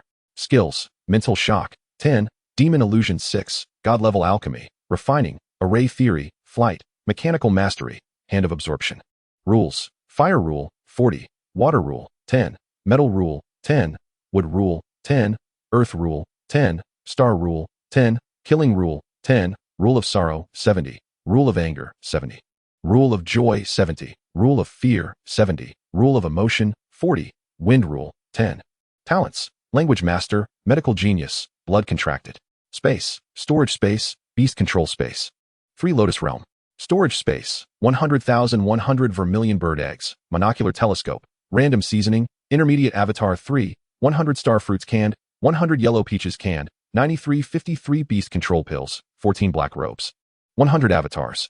Avatars: Ear Lotus, Eastern Food, Chen Yunkai, Chen Ji, Chen Jia, Chen Chan, Chen Wu. 12 Hunting Group: Luo Ho, Han Xian, Guijia, Muexine, Dragon Realm. Insect Race Avatar 100, Dragon Race Avatar 150, Azure Dragon Guard, 8 people, Exotic Beast Avatar 7, Alien Race Avatar 7, Human Race Avatar 7, Confucian Dao Avatar, Buddhist Dao Avatar, Demon Dao Avatar, Monster Dao Avatar, Sealed Avatar, Taoist Avatar. Underlying Forces, Xiashijian Manor, 12 Hunting Group, Azure Dragon Guard, Tomb of Inheritance, 100 Insects Valley, Woodheart Realm, 7 Clans Tribe, 7 Stars City, 7 Beasts Domain, Demon Sect, Chunjia, Chunchan, Chunwu, Han Exine, Mu Exine, Bodyguard. Task: obtain first place in preliminary round. Completion reward: 50 killers. Failure penalty: go insane for a day. Signed in today. Points: 5 million. Lottery: 45 random rewards. Everything is possible. 25 choose 1 beast control skill to break through level 1. 15 random enhancement coupons. 10 bloodline purification coupons. 5 1 random talent for 10,000 points each. Auto farming. Endless body refining technique. All things transformation book. Soul devouring book. Creation classic. 1 vacant spot. Mall. Night walking clothes 99. Points 990, 000. 1 hectare of snow. Points 20. Mechanical technology civilization. Points 200, 000. Black tea 20. Points 10, 000. Mayfly feed 50. Points 10, 000. 9 heavens dragon emperor ginseng. Points 300, 000. Flower underwear 20. Points 25. Winter plush gloves 3000. Points 30. 7 stars earth escape talisman 10. Points 100, 000. 7 stars explosion talisman 10. Points 150, 000. Assets: 50 trillion huaxia coins. Looking at his assets and points, he decided to try a lottery. So he silently chanted lottery and watched as the spinning wheel on the lottery interface spun rapidly. Chunhuan silently said stop. Finally, the pointer slowly stopped in the area for breaking through a beast control skill to level 1. The system prompt sounded. Please choose a pet skill to upgrade to master level. After checking the beast control skill list, he finally chose the Sky Tear Claw, which is Xiaoqing's skill. In an instant, a beam of light infused into Xiaoqing's body, causing a strange wave to ripple on Xiaoqing's body. After a moment, Xiaoqing just yawned, changed positions, and continued sleeping. He then turned his attention to the task in the taskbar, which was to obtain first place in the preliminary round. He glanced at his points and shrugged, indifferent. Just as Chunhuan was still immersed in his fantasies, he received a help request from Luo Ho. Master, send some resources. I'm in a fight here, and the logistics supply is insufficient. Chunhuan waved his hand, giving 20 of his assets to Luo Ho, meaning simply that he wanted Luo Ho's established demon sect to gain enough influence within the demon race. Chunhuan then opened Luo Ho's panel. Name: Luo Ho. Companion beast: God-slaying beast. Contracted beasts: Slayer of the 4 swords, Spirit of the slaying formation, Demon of the 9 demon tower. Quality: red. Talents: Kill to prove the way. Overwhelming demonic energy, Destroyer. Laws: Peak of the law of destruction, 90. Peak of the law of demonic path, 90. Peak of the law of killing, 90. Looking at Luo Ho's data, Chunhuan felt very satisfied. He then checked the status of other avatars. First, the 12 Hunting Group and Azure Dragon Guard. Mainly because Chunhuan arranged these 2 forces together to support each other, as 9 Dragon City was not peaceful. This was indeed the case. Within a month after the Azure Dragon Guard settled in, the closest demon race called the Red Cloud Leopard suddenly launched a fierce attack on 9 Dragon City, without any warning. Fortunately, the area under attack happened to be the Azure Dragon Guard's territory, and the Azure Dragon Guard had just arrived at 9 Dragon City and needed to establish their authority. So the Red Cloud Leopard ran straight into the Azure Dragon Guard's guns. Moreover, after the Azure Dragon Guard settled in, the original Black Forest Gang was directly absorbed, followed by the rapid absorption of the Black Fire Gang and Bear Gang, with the entire West District falling into the Azure Dragon Guard's hands. However, the Azure Dragon Guard did not disband the original group. The original businesses still existed, just with a few more rules added. Although they earned a little less, they gained a good reputation. Chunhuan then looked at other forces, such as the newly established 7-Star City, 7 Clans Tribe, and 7 Beasts Domain. The location of 7-Star City was very peculiar, situated in the northwest desert of Huaxia, with 7 cities arranged in the shape of the Big Dipper. Hence the name 7-Star City, but each city also had its own name. The city where Qingsu is located is called Wansu City. The one where Zhuangsu is located is called Chengguo City. The city where Qiling is located is called Zhiguang City.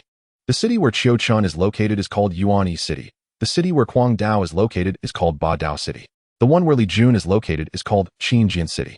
Due to being newly established, there aren't many people in the cities. Chunhuan rubbed his chin.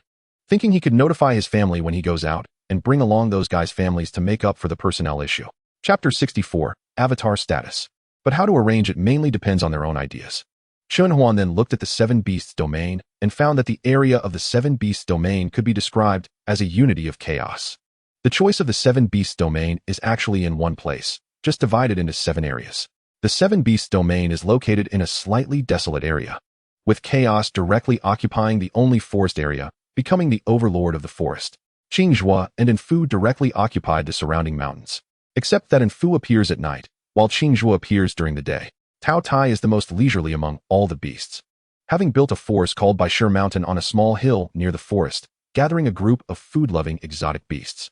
The fierce beast also chose a small mountain like Tao Tai and built a forest called Doom Peak, where they started teaching exotic beasts.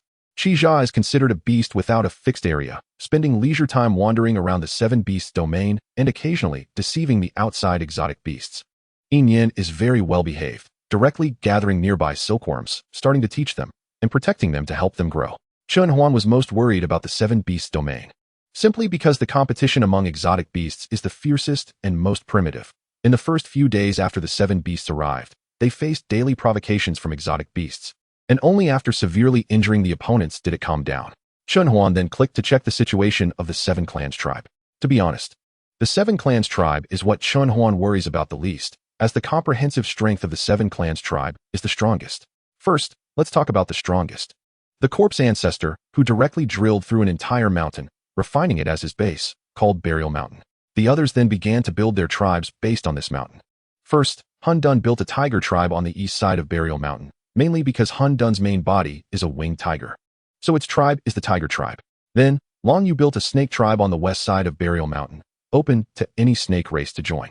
Afterwards, the stars were the most direct, directly occupying all the surrounding mountains, merging into the mountains to create a stone tribe to form its own clan. In the early days, Wu Qi and the directly established 3 tribes in the forest, the Raccoon tribe, the tribe, and the Double Fox tribe. The 3 tribes were basically mixed together, with no significant differences. Chun Huan didn't have to worry about the number of members in the 7 tribes, as they were outnumbering the human race by several times. At this time, the who was in the had just stabilized the power he had built in the, barely squeezing into the top 10 of the where was located was essentially the biggest difference between the and, as well as, was whether they would awaken their intelligence at birth. They would only awaken their intelligence at the age of 3, while they would not awaken until they reached the 5th level. At the same time, the and the had reached the sky of the, integrating into the, serving as a foundation for training talents. That was called the. Finally, there was the, which was closely connected to Chen Huan. After Feng Qiandao joined, the resistance to expansion decreased significantly. Even if there was any, they only dared to act secretly. If discovered, Feng Qiandao would directly find all related personnel and seal their realm for a day, during which they would be just ordinary people. As for what would happen in between, that remained unknown. The current personnel had included Feng Qiandao, Guijia, Qinji, Qin Yunkai, and Dong Shi, while others were brought in by Qinji and Guijia. In such a short time, had already encompassed the entire, which was also due to the wealth in the treasury. Then there was, who directly established his own Buddhist temple. They at Tianguang Peak in Bashu, followed by Ziyang Ming, who formed his own force. The, in the Central Plains, a purely private academy. And finally, the Carefree, who was currently in the coastal areas of, engaged in a one-sided massacre against the. Lastly, in the, had become a mature cultivator, taking care of hundreds of lotus flowers every day, with the edges of the lake covered in various colored lotus flowers. Although hadn't practiced, his strength had still reached the 8th level, and with the help of the, he had perfected the laws of life, with the laws of wood and water also reaching 90%, which was truly extraordinary. After checking on everyone's situation, Chun Huan began his cultivation time, as any cultivation time below 6 hours would reduce the return of his 3 incarnations. Just as Chun Huan was about to cultivate, he noticed someone approaching his newly built wooden house, and he quickly ran out of the cave. He happened to see a few people trying to enter the wooden house, and Chun Huan stepped forward to block their path. Isn't it a bit inappropriate to enter someone else's house without the owner's permission? Chun Huan's tone was slightly displeased. Upon seeing Chun Huan, the few people opposite assumed a fighting stance. Humph, you say it's yours, but I say it's mine. Chun Huan didn't want to waste any more words and directly sent them all away with a punch, without any suspense. After being sent away, the opponents probably thought, why did I provoke him? Just as Chun Huan settled down to cultivate, a commotion outside the cave broke out. Chun Huan helplessly opened his eyes and walked out of the cave again. He saw a group of oddly shaped creatures gathered in front of the wooden house. They were short in stature but had cunning glints in their eyes. Chun Huan exclaimed in surprise, not expecting goblins to appear in this place. One of the goblins, seemingly the leader, stepped forward arrogantly and said, "We discovered this place first. What right do you have to occupy it?"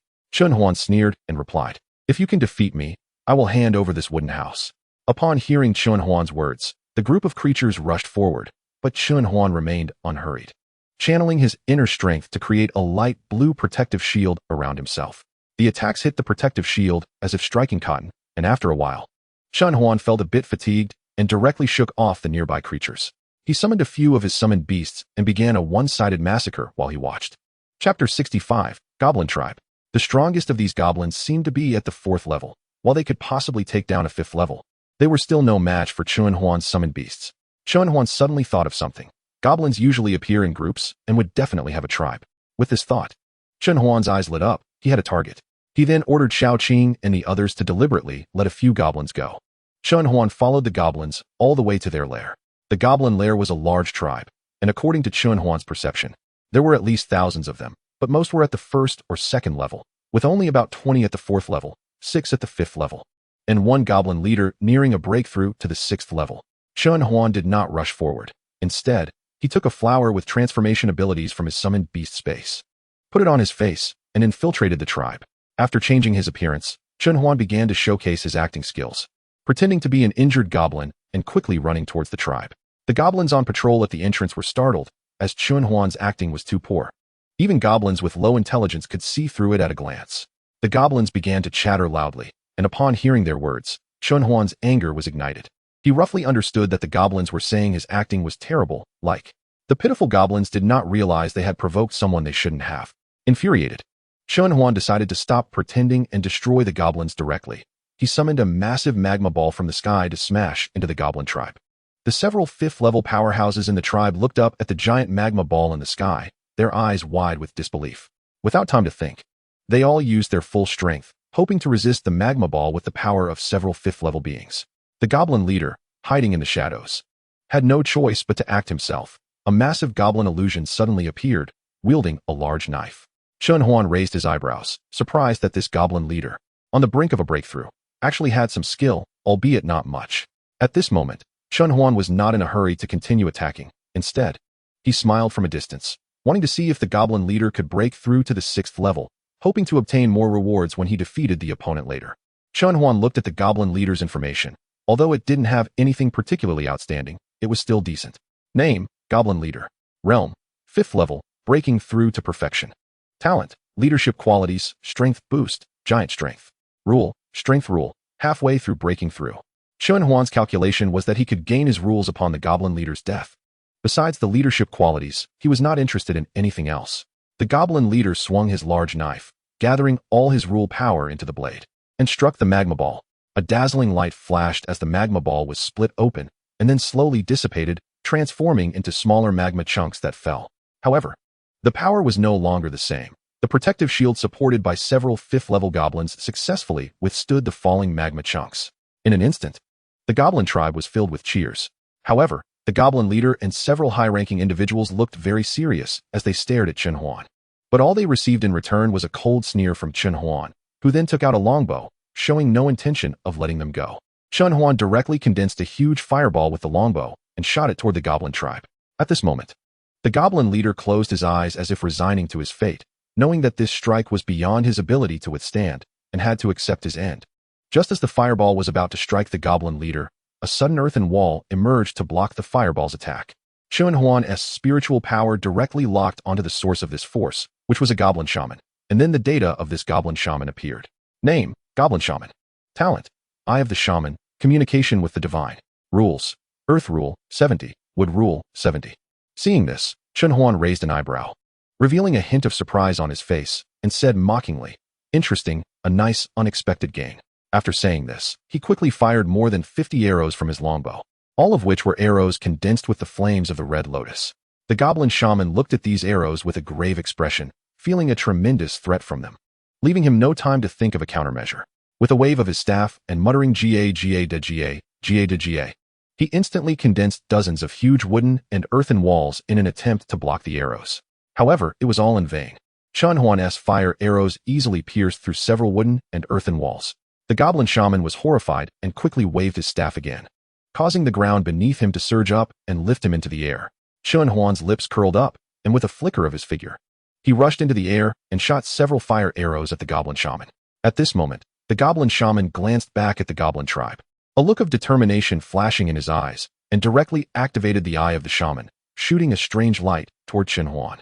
Chun Huan felt a moment of disorientation, as if the surrounding space had a restraining force. However, he quickly reacted, mobilizing all the rules, and the aura around him erupted with a terrifying intensity several times greater than before, while simultaneously shooting arrows of different colors from the longbow in his hand. The goblin shaman felt the terrifying aura emanating from Chun Huan and couldn't help but feel despair. This was no longer a being he could contend with. And like the previous goblin leader, he chose to resign to his fate. Just as Chun Huan's attack was about to hit the goblin shaman, he sensed a mysterious force blocking Chun Huan's attack, but he was still injured. Chun Huan thought it was interesting, perhaps the power of faith? However, this did not change his intention to kill the goblin shaman and the goblin leader. Survival of the fittest was the rule, and that was the way it was everywhere. The longbow in Chun Huan's hand quickly transformed into a sword, and in an instant, he appeared beside the goblin shaman, stabbing toward the goblin shaman's head. The goblin shaman hurriedly raised his staff to block the sword, but it was too late. As he lifted his hand, the sword had already beheaded him. At the same time, a prompt sounded in Chun Huan's mind. At this moment, Chun Huan felt like a villain from a novel, wiping out an entire tribe over a trivial matter. Chapter 66. Progress, Bluestone. However, Chun Huan was unconcerned. After dealing with the goblin shaman, Chun Huan turned his attention to the goblin leader, making his intentions very clear. He still wanted to kill this goblin leader. Upon sensing Chun Huan's gaze, the goblin leader immediately understood his intention. Stepping forward like a heroic figure ready to meet his death, he picked up a weapon beside him. Chun Huan, seeing this, felt a bit embarrassed and rubbed his nose. But in this place, whoever had the biggest fist had the final say. It was clear that Chun Huan's fist was the biggest now. However, Chun Huan still said, "How about this? You step forward and fight me. Regardless of the outcome, I will let the goblins behind you go." The goblin leader knew he had no choice, so he had to agree. At this moment, the goblin leader's aura surged again, clearly having successfully advanced to the 6th stage. Chun Huan noticed that the rules column on the goblin leader's panel had changed from half-formed to one complete rule, causing the corners of his mouth to involuntarily curve into a smile. However, this smile was a bit terrifying for the goblins. The goblin leader, not hesitating, charged at Chun Huan with his weapon raised. Chun Huan sidestepped the goblin leader's attack, his footwork agile like a phantom. Seeing his attack miss, the goblin leader quickly turned around for another fierce assault. Yet, Chun Huan seemed to have anticipated this, skillfully dodging each incoming attack. After a stalemate between Chun Huan and the goblin leader for a while, suddenly, Chun Huan struck. His sword directly knocked the goblin leader's weapon away. The goblin leader's eyes widened in terror. Without a weapon, how could he fight? Taking advantage of the goblin leader's astonishment, Chun Huan flashed to the goblin leader's side and swiftly thrust his sword, beheading him just like the goblin shaman. Chun Huan then glanced at the remaining goblins, choosing to honor his promise. But before leaving, he said, "Next time, be more cautious when causing trouble." One was the rock-armored giant beast from the Elemental Valley. Another was the venomous Spider King, and now this goblin leader and goblin shaman. For the rock giant, Chun Huan chose the earth element heart, earth rule, 30, earthquake. For the venomous Spider King, he chose the metal rule, 60, sharpness. For the goblin leader, he chose the power rule, 10, leadership qualities, and for the goblin shaman, he chose the eye of the shaman, wood rule, 70. Chun Huan allocated all the rules and the eye of the shaman to himself, giving sharpness to his little white tiger, leadership qualities to Inian, and the earth element heart to Xingchen. At this point, Chun Huan's earth rule increased from 10 to 30. The 10 metal rule became 60, the 10 wood rule became 70, and the new rule, power rule, although only 10. Thus, Chun Huan spent his first night in the wooden house. After waking up contentedly from his warm bed, he felt much better. That morning, everyone set out together as usual. But this time they brought Chun Huan along. The main reason was that the place they were going to was somewhat different. It was a mine that seemed to have a life of its own. This piqued Chun Huan's curiosity. If this mine truly had life, it was likely a stone clan. The reason Chun Huan was going was to see the true appearance of the stone clan. Before long, under Su Li's lead, the group arrived at the mine. And at this moment, relevant information popped up on Chun Huan's panel. Name, Stone Clan Bluestone Clan. Talent, Earth Gold Body, Law Accompaniment. Rules, Earth Rule, 50. Chen Huan gasped in surprise. He truly did not expect that this entire mine was inhabited by the Stone Clan, which seemed to have very high potential. At this moment, Bluestone seemed to sense someone watching him and turned to look at the group. Su Li and the others were startled by the sudden change. But seeing Chen Huan so calm and composed, they also relaxed. Chen Huan stepped forward and clasped his hands, saying, "Friends of the Stone Clan, we mean no harm. My friend mentioned that the ores here are alive, and we guessed it should be the Stone Clan. I have never seen it before, so I came to take a look." Bluestone looked Chen Huan up and down, producing a deep voice. "You carry the aura of my kin, and it is quite powerful." The Bluestone swayed slightly, its emotions a bit agitated, and for a moment, the surrounding soil and rocks trembled. "I am going to be alone. In this world, there is only me from the Stone Clan, not even a single kin." Just as the Bluestone was about to continue speaking, Chen Huan transmitted a message to it. "Do you want to leave here? I can take you to find your kin. How about it?" The Bluestone felt a bit incredulous upon receiving Chen Huan's message and did not quite understand why Chen Huan was willing to help him find his kind. So it asked, "Why do you want to help me?" After receiving Chen Huan's message, the Bluestone ultimately did not believe him and said it needed to think about it some more. Chen Huan, seeing this, was not anxious and smiled, saying, "We will only stay here for about 20 days. Before that, it is still valid." After saying this, Chen Huan led Su Li and the others away. And throughout the process, Su Li and the others did not say a word. After leaving, Chen Huan explained, "What you just saw was a member of the Stone Clan, belonging to an alien race. I couldn't defeat that one, so I took a detour when I saw him. Otherwise, I wouldn't have had time to save you." After saying this, Chen Huan wiped the sweat from his palms. This continued until the last day. However, just when Chen Huan and the others were resting on the last day, they suddenly sensed a powerful aura approaching. Chen Huan knew who it was and walked out of the wooden house to look at the source of the aura. In the distance, a huge blue mineral creature was slowly approaching. It was the Bluestone. Its deep voice rang out, "I have thought it over. I will go with you." Chen Huan seemed to have anticipated this and welcomed it. Then Chen Huan closed his eyes and began to contact the stars. Just a few breaths later, the stars arrived at Chen Huan's location. At the moment the stars appeared, the surrounding creatures felt immense pressure, as if they were being weighed down and could not raise their heads, except for Chen Huan and the Bluestone. When the stars saw Chen Huan and were about to say something, they were stopped by a glance from Chen Huan.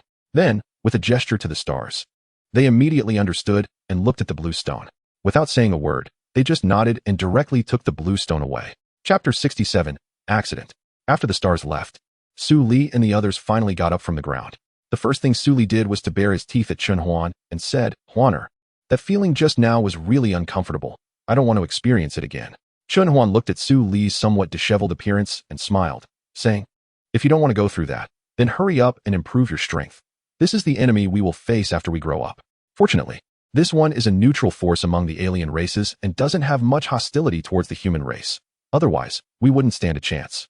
At this moment, Mu Xinghe also came over, saying seriously, "Chen Huan is right. Our strength is still too weak. Let us not talk about anything else. Let us first reach the 6th level. Only when we reach the 6th level can we truly be considered strong." Bai Hua, Li Yuan, Fang Likai, and Lin and all nodded in agreement. Before Chen Huan and the others could continue their lamentation, their tokens suddenly shattered, and they were instantly enveloped in white light. At this time, there were very few people left in the square. Apart from a few notable individuals, everyone else had left Mushroom City. When Chen Huan came out, he found that everyone was looking at him, their gazes slightly scrutinizing. Chen Huan asked in confusion, "Xinghe, why is everyone looking at me like that? Did I become handsome again?" Mu Xinghe also shook his head, indicating he didn't know. However, Mu Xinghe sensed that something was wrong. Just then, an elder on a high platform shot a piercing gaze at Chen Huan and the others, snorting coldly. "You few, did you cheat? How did your points suddenly skyrocket to 4 million at the very beginning?" Chen Huan raised an eyebrow, genuinely surprised that someone would question the reality of his points. But he was not very flustered inside. He smiled and said, "I thought it was something serious, and besides, senior, you need to provide evidence when you speak." Upon hearing Chen Huan's words, the elder's aura surged violently, angrily saying, "Humph, what I say is evidence." He then aimed to attack Chen Huan on the spot. The aura of the 8th level made those around feel suffocated. However, Chen Huan appeared unfazed, looking at the elder without fear. His tone extremely calm, but laced with a hint of coldness. "It seems I was too naive." After saying this, he maintained a faint smile, raising an eyebrow at the elder.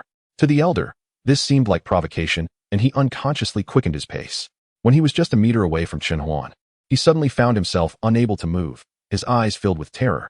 At this moment, a person appeared behind Chen Huan. their aura far stronger than that of the elder. When this aura emerged, those who had been watching from the sidelines all retreated, but did not dare to make any moves, their expressions very grave. The person behind Chen Huan slowly spoke. You are being a bit too overbearing. You want to act before clarifying the facts. Although the voice was soft, it rang in the ears of the few presiding individuals like a thunderclap. At this moment, the elder's face turned pale, blood oozing from his 7 orifices. As if he would die at any moment. The leader of the group respectfully asked, Who are you, and why did you intervene in this matter? The person did not speak, but just stood there, while Chen Huan sneered.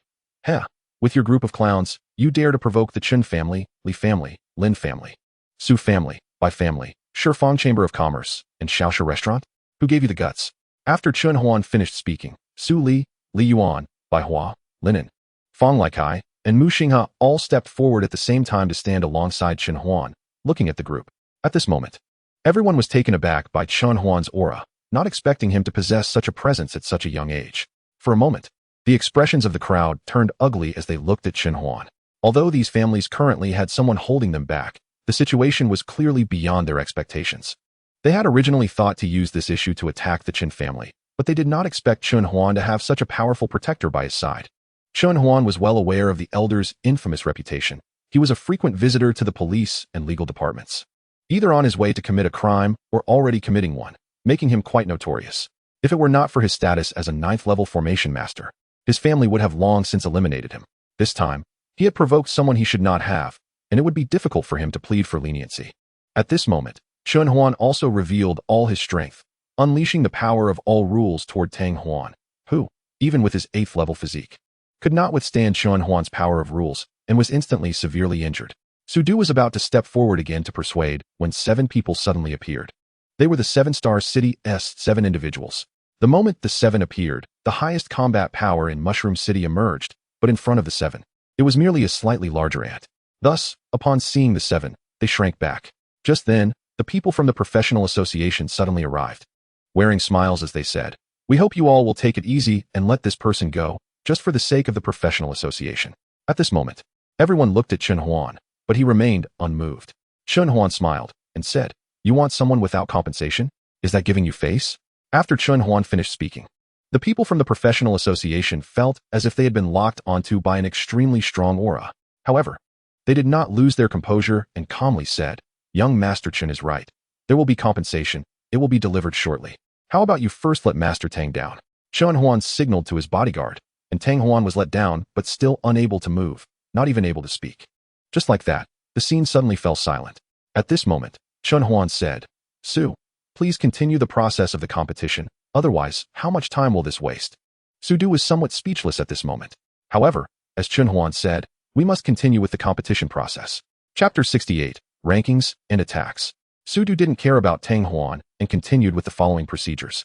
As everyone saw, Chen Huan's strength just now was impressive, and I won't say more about it. After Su Du finished speaking, he deliberately paused to observe the reactions below. No one spoke, and Su Du was very satisfied. Continuing, now I announce the top 10 teams. The first place is the Chaos Demon King team from Rongqing with 7.23 million points. The second place is the Mist of Wind team from Finjuanqing with 1.23 million points. The third place is the Battle Soul team from Jingqing with 1.22 million points. The fourth place is the Purple Flame Spirit Fox team from Jinling City with 1.21 million points. The fifth place is the Rage of Sandstorm team from Mabe City with 1.18 million points. The sixth place is the Cloud Sea Flying Boat team from Yunjia City with 1.16 million points. The seventh place is the Starry Light team from Xingyao City with 1.15 million points. The eighth place is the Shadow Ghost team from Yuying City with 1.14 million points. The ninth place is the Blazing Fire Dragon team from Yinyang City with 1.13 million points. The 10th place is the Rippling Waves team from Shuilin City with 1.12 million points. Su Du announced the top 10 teams in one breath, mainly afraid of unexpected incidents happening again. After Su Du finished announcing the rankings, everyone was dumbfounded, looking at Chen Huan's direction, truly not expecting the gap in points between the first and second places to be so large, by several million. Just after Su Du announced the results, Chen Huan's mission rewards also arrived simultaneously. Ding! Congratulations, host, you have obtained 30 ordinary level 7 assassins, 12 level 8 assassins, 5 level 9 assassins, 2 demigod level assassins, intermediate world prototype, and 1 demigod level assassin, peak world prototype. Chun Huan was overjoyed. This meant he could silently eliminate the trouble that was Tang Huan. Casually checking the newly acquired assassin information, a subtle smile appeared on his lips. At this moment, the controlled Tang Huan had a terrifyingly gloomy expression. Chun Huan glanced at Tang Huan with a mocking gaze. However, Chun Huan did not rush to take action because he wanted to eliminate Tang Huan in the most obvious way and make himself look clean. Su Du then said, "Tomorrow, we will start the second phase of the competition, the challenge match for the top 10 teams. Except for the first place, all teams have the opportunity to challenge. But the first place can only be challenged 3 times, so please think carefully." After finishing, he stepped down from the stage and came to Chun Huan's side to wait for the people from the professional association to arrive, or more accurately, to wait for the people from the Tang family to arrive. Soon, the people from the professional association came, but the news they brought shocked everyone. One of them awkwardly said, "The Tang family said to handle it as you wish. They just found out that Tang Huan colluded with the symbiotic sect to harm the talented humans, so you can deal with it as you see fit." After saying this, the person gave Tang Huan an extremely disdainful look. Chun Huan's eyes moved slightly. Upon hearing this news, he directly ordered the assassins and Li Jun to act. Soon, they directly killed Tang Huan, but they had to ensure that Li Jun and the others did not notice, leaving only one person to protect him. Chun Huan first deployed 50 assassins not far away and then began his plan. He frowned slightly, feigning an unhappy expression, saying, "Humph, I'll leave this person to you. I won't care anymore. Li Jun, cripple him." In the next moment, Li Jun acted directly, severing all of Tang Huan's limbs and then crippling his cultivation. Tang Huan lay on the ground, his eyes filled with resentment, but he could not speak. Otherwise, he would have already started cursing Chun Huan. Chun Huan sneered internally. Everything was going according to his plan. At this time, a mysterious person suddenly emerged from the crowd, cloaked in a black robe. Chun Huan recognized that this person was not one of his own, raising his brow in surprise, realizing he had caught a big fish, which seemed to be true. Chun Huan commanded in his heart, "Cancel the original plan. The assassins will support in the dark. Li Jun and the others should hold their positions and observe the situation." The mysterious person coldly snorted, "Useless." Then he looked at Chun Huan and the others. "Do you think this is the end of the matter?" The mysterious person's voice was deep and hoarse, carrying a hint of malice. Everyone was startled, not knowing who this person was, but from the aura he exuded, it was clear he was not friendly. Chun Huan feigned a vigilant expression and said, "Who are you? Don't meddle in our affairs." The mysterious person ignored Chun Huan and slowly raised his hand, shooting a black-purple light towards Tang Huan, who gradually regained his mobility. Everyone understood. It seemed the mysterious person was a hidden expert of the symbiotic sect, observing in the dark. "Humph, you've ruined our good plans. You all will pay the price." As soon as the words fell, he attacked Chun Huan. Chun Huan's expression remained unchanged, showing no signs of fear. Before Chun Huan could give an order, Li Jun stepped forward and engaged the mysterious person. The atmosphere on the scene became extremely tense, and the battle was about to erupt. Just as Chun Huan was preparing for his next move, he saw black-robed figures continually emerging around, but before they could act, they fell to the ground, unmoving. Chun Huan knew it was his 50 assassins at work. At this moment, Li Jun was still pretending to fight the initial black-robed person. After all, how could a level 9 compare with a demigod? Chun Huan quietly watched the battles between the beast tamers and their beasts, thoroughly enjoying the spectacle, unaffected at all. Su Li and the others were also sitting on the ground, watching with great interest. Just as Chun Huan was immersed in what appeared to be an intense, yet actually staged battle, the sky suddenly darkened, and an enormous battleship appeared above. Seemingly out of nowhere, Chun Huan's heart sank. He felt that something bad was about to happen. This battleship was definitely not good news. At least reaching the level of 9 stars. The combat between Li Jun and the mysterious person also halted as they cautiously looked towards the sky. They saw a massive black battleship slowly descending through the clouds, emanating a chilling aura. The symbiotic sect's treasure, the Dark Knight battleship. They actually deployed this, someone exclaimed. Upon seeing the battleship, the black-robed individual began to laugh maniacally. "Kik, accept the baptism of our symbiotic sect." At the same time, a figure appeared on the battleship. Coldly speaking, "Do you think you can scheme against the symbiotic sect? Today is your death day." After finishing, countless beams of light shot out from the battleship. Chun Huan raised his brow and asked, "Which of you will go?" Just then, Chiu Chun stepped forward, and a giant patterned shield appeared around him, protecting the entire city, preventing the beams from attacking others. Chiu Chun took out his life weapon, a rod covered in profound patterns, and struck the battleship. Chapter 69, Chatting with the Serpent. Everyone was caught off guard. Chiu Chun had already started fighting. With one strike, Chiu Chun shattered the battleship's shield, then struck the battleship itself, causing it to splinter and fall apart. Seeing this, Chun Huan directly said, Zhuang Su, go deal with it. Qi Ling, Zhuang Su, Xiao Su Kuang Dao. And Qing Su quickly joined forces to clear the minions. In just a few minutes, only Chun Huan remained calmly seated, while the others had sustained some injuries or were somewhat startled. Once everything had calmed down, Chun Huan took Su Li and the others to leave, while those he left behind were taken away by Li Jun. Later, the assassin organization would send people to handle it. Chun Huan did not want Li Jun and the others to deal with this matter because there were already dedicated people handling it. If they hadn't had these assassins, he might have truly let Li Jun handle it. After returning to his residence, Chun Huan began his daily routine, first practicing for 6 hours. Meanwhile, a meeting was taking place, with all the high-ranking officials of the competition led by Su Du, high-ranking officials from Sun City, and the special representatives sent from above gathered together. The representative was none other than Chun Huan's elder sister, Chen Yu. Chen Yu had come this time because of the issues regarding the symbiosis cult. She never expected the cult would target this major competition. If it weren't for Chun Huan's assistance, it would have been a massive incident. The atmosphere in the conference room was extremely tense. Su Du, seeing this, was the first to speak. Miss Chen Yu, the attack from the symbiosis cult was too sudden, no one anticipated it. Fortunately, with Chun Huan's help, the casualties were not as severe. Chen Yu nodded slightly. I know, Chun Huan always manages to do unexpected things. However, we need to discuss how to prevent the symbiosis cult from attacking again. They suffered a disastrous defeat this time and are likely not going to let it go easily. Everyone agreed. After the meeting, Chen Yu decided it would be better to talk to Chun Huan and prepare him a bit. Chen Yu arrived at Chun Huan's residence and knocked on the door. When Chun Huan opened the door and saw his sister, he was a bit surprised. Sister, what brings you here? Today's events were really thanks to you, but the symbiosis cult will definitely strike back, so I'm here to warn you to be prepared. Chen Yu said with a serious expression. Chun Huan pondered for a moment and replied, Sister, don't worry. Your brother is not that simple now. Chen Yu nodded and smiled. Indeed, it's not simple at all. You can use the power of rules before even reaching the 5th level, and your level is not low, right? Chun Huan chuckled. It's all luck, just luck. Hee. Then, the siblings chatted about family matters for a while. Chen Yu looked at him with concern. Still, it's better to be cautious. Don't put yourself in danger, and if you encounter any danger, make sure to inform me immediately. I will be in Sun City until the competition ends. Just then, a shadow flashed outside the window. Chun Huan became alert. Sister, did you see that shadow? It seems something passed by. Chen Yu immediately became vigilant upon hearing Chun Huan's words. Chun Huan quietly approached the window, suddenly pulled open the curtains, and saw a small black beast curled up on the windowsill.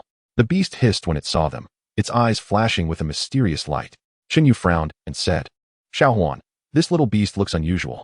Is it possible that it was sent by the symbiosis cult to monitor us? Chun Huan laughed. Don't worry. This cannot be a monitoring beast from the symbiosis cult. This is a young tongue snake, probably just born. After saying that, Chun Huan took out a large piece of exotic beast meat from his storage ring and fed it to the tongue snake. Just as Chen Yu was about to advise Chun Huan that the tongue snake was still small and might not be able to eat such a large piece of meat, what happened next left her dumbfounded. The young tongue snake opened its enormous mouth and swallowed the exotic beast meat in front of it without any sign of fullness. Chen Yu widened her eyes in surprise. This little guy can really eat. What is its origin? Chun Huan scratched his head, pretending to have just discovered it, and smiled. I once read in an ancient book that the young of the tongue snake have an astonishing appetite, eating several times more than an ordinary young beast. And as long as they are fed enough food, they grow rapidly. If raised well, they will surely become great in the future.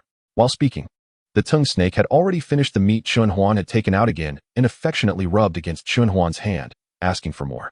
Chun Huan was touched and said to Chen Yu, moreover, this might help us fight against the symbiosis cult because tongue snakes are extremely sensitive to a person's life force. After thinking for a moment, Chen Yu reluctantly nodded. In the following days, Chun Huan researched the symbiosis cult while also nurturing his bond with the tongue snake. This creature was born with spiritual abilities and quickly learned many skills. The next day, Chun Huan received news that the symbiosis cult would likely attack again during the finals. Chun Huan was not afraid. Instead, he was very excited because a new task had appeared in the system. Task 1. Repel the symbiosis cult's attack again. Completion reward, 7,000 construction personnel. Failure penalty, 1 month of emitting a foul odor. Task 2. Obtain the final championship of this team competition. Completion reward, 1 technology knowledge. 70 managers. Failure penalty, permanent Mediterranean Sea. Chun Huan did not care about the penalties of these tasks, as they were not difficult for him. Chapter 70. Final ranking, again attacking. After reviewing the tasks, Chun Huan headed to the competition venue, where everyone else had already arrived. Soon, Chun Huan arrived at a magnificent building with the words Beast Fighting Arena written on it. This was the final competition venue. Many people had gathered around the building to watch the competition. Chun Huan felt speechless as his path was blocked. Although he was speechless, he said nothing and directly had his bodyguard use spatial rules to teleport into the venue.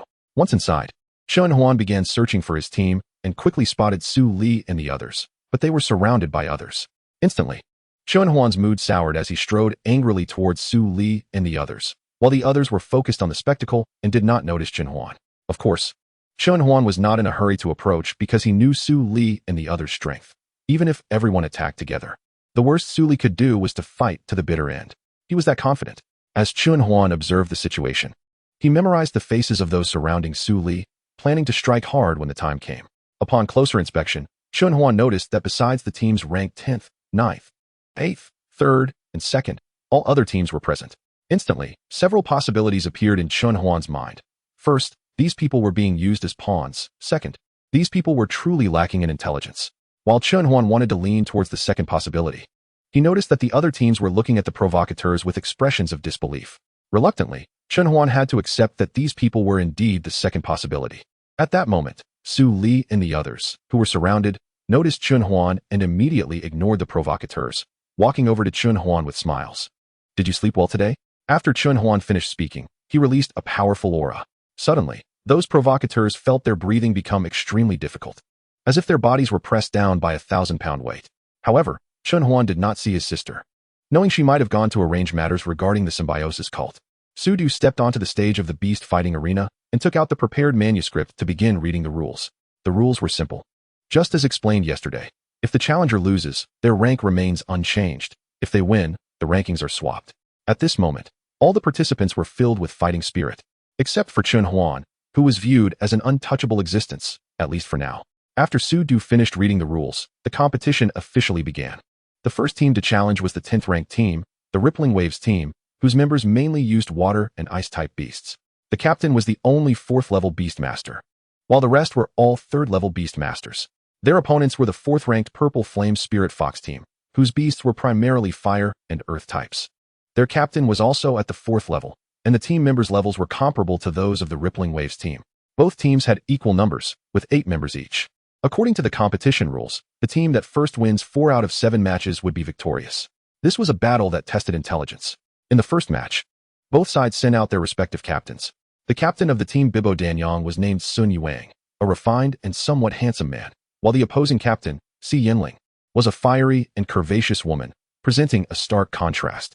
With the referee's command, both summoned their beasts and companion beasts simultaneously.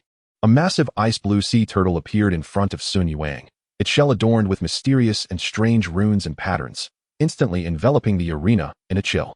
In his hands was a longbow transformed from his companion beast, accompanied by an ice elemental sprite. The ice sea turtle launched the first attack, sending a stream of icy water towards the scarlet flame fox in an attempt to freeze it. At the same time, an arrow shot from Sun Yuang's bow flew towards Si Yinling. However, the scarlet flame fox nimbly jumped to evade the attack, quickly exhaling a ball of purple flame that neutralized the arrow aimed at Si Yinling. The clash of fire and ice in the air instantly turned into mist. Seeing this, Si Yinling charged forward, a flame rushing into the mist, quickly breaking through to appear right in front of Sun Yuang. A fiery spear illusion shot towards him. Sun Yuang, however, remained calm and directed the ice sea turtle to use the extreme ice shield for defense while simultaneously releasing ice spikes towards Si Yinling. Si Yinling smirked, as if waiting for Sun Yuang to take the bait. The scarlet flame fox suddenly vanished from its position and reappeared on Si Yinling's shoulder, creating a flame shield around her.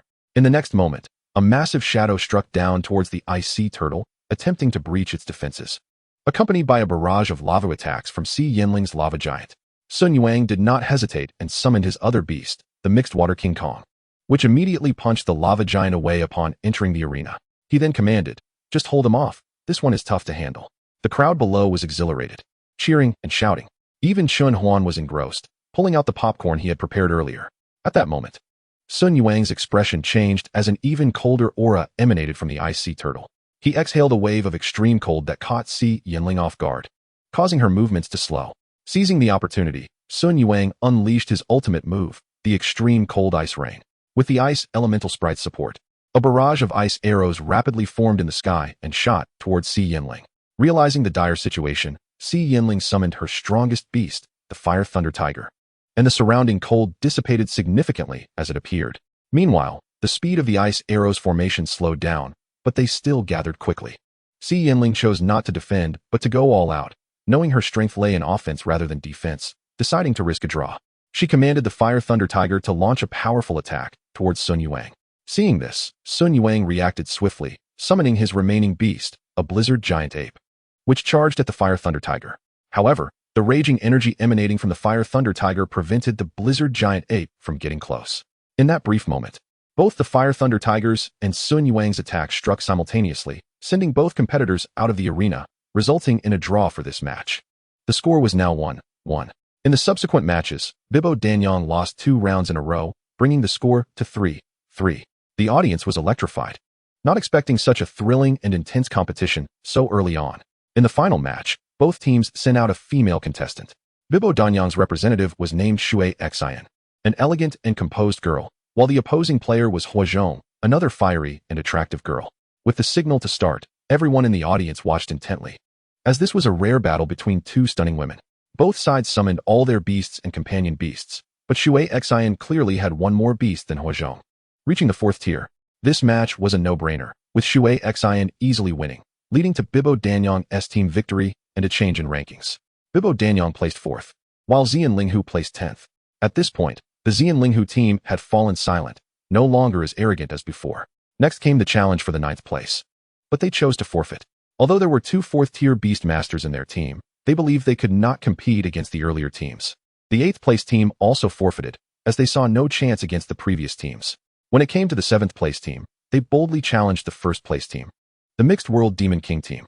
Chun Huan did not expect anyone to be so fearless. This time, he did not take the stage. As Su Li and his team pushed through to victory, no one dared to question Su Li and his team's strength anymore.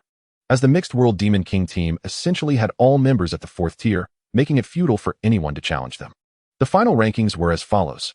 1st place went to the Mixed World Demon King team from Rongqing. 2nd place to the Battle Soul team from Jingqing. 3rd place to the Misty Wind team from Fengyuan City. 4th place to the Bibo Danyang team from Shuilan City. 5th place to the Sandstorm Fury team from Mabe City. 6th place to the Cloud Sea Flying Boat team from Yunza City. 7th place to the Starlight Shining team from Xingyao City. 8th place to the Shadow Ghost team from Yuying City. 9th place to the Fire Dragon team from Yinyang City. And 10th place to the Xian Linghu team from Jinling City. According to the usual procedure, Su Du would announce the final rankings. But this time it was Chun Huan's sister, Chen Yu, who took the stage, as Su Du was outside fighting the symbiotic cult. After announcing the rankings, Chun Huan's task reward was also credited. Ding! Congratulations to the host for completing the task and receiving 70 management points. Chun Huan knew he could not claim the competition rewards today, as he sensed that an external conflict with the symbiotic cult had already begun. To fulfill the task, he summoned 7 people to assist those outside, while someone stayed behind for protection. After sending the 7 out, Chun Huan approached Su Li and his team, as they were the only ones he fully trusted here. Just as everyone was preparing to leave, Chen Yu coldly said, "You all shouldn't leave yet. There are symbiotic cult members outside." Upon hearing her words, everyone's expressions changed. Chun Huan frowned and asked, "Sister, what exactly does the symbiotic cult want? Why are they blocking us here?" Although Chun Huan had anticipated their arrival, he did not believe it was merely to assassinate talented individuals. There must be other motives.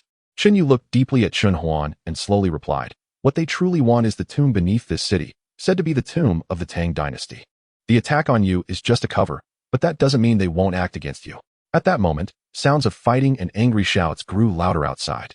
Chun Huan was taken aback, realizing that a dynasty's tomb was involved. He knew the value of such a tomb could be immeasurable for a dynasty's rise. Clenching his fists, he looked at Su Li and the others, finding their eyes filled with concern as well. After all, the stakes were too high, and the number of people involved would not be small. "Huaner, what should we do now? Sitting here and waiting is not a solution," Su Li said seriously. Chun Huan pondered for a moment and replied, "Since they want the tomb, let's give it to them. Hee. I just fear they might have their lives to take, but not their lives to spend." At this moment, Chun Huan had already summoned the corpse ancestor to find the exact location of the tomb and go in directly, waiting for himself to arrive. However, he still needed to put on a show, so he hid in a secluded corner with the others.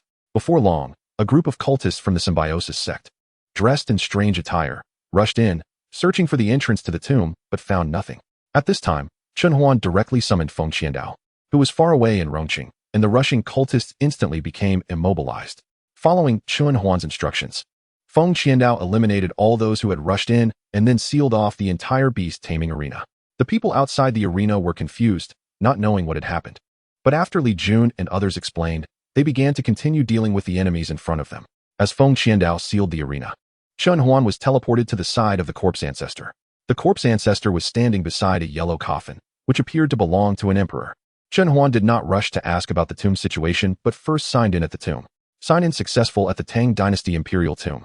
Congratulations to the host for obtaining all texts from the Tang Dynasty era. Manager 700, Intelligence Personnel 40,000. Chen Huan raised an eyebrow, not expecting it to be exactly what he urgently needed. However, Chen Huan discovered that this tomb was not so simple. The universal map had marked all things within a 10-mile radius. He found that there were several layers of tombs beneath this one, not just what was in front of him. At this moment, Chen Huan's heart sank, feeling that the symbiosis sect scheme was not simple. He looked around and found that the area was already empty, as if all treasures had been looted. Moreover, the officials seemed unaware that there were several layers to this tomb. Otherwise, it would be heavily guarded, a military-restricted area.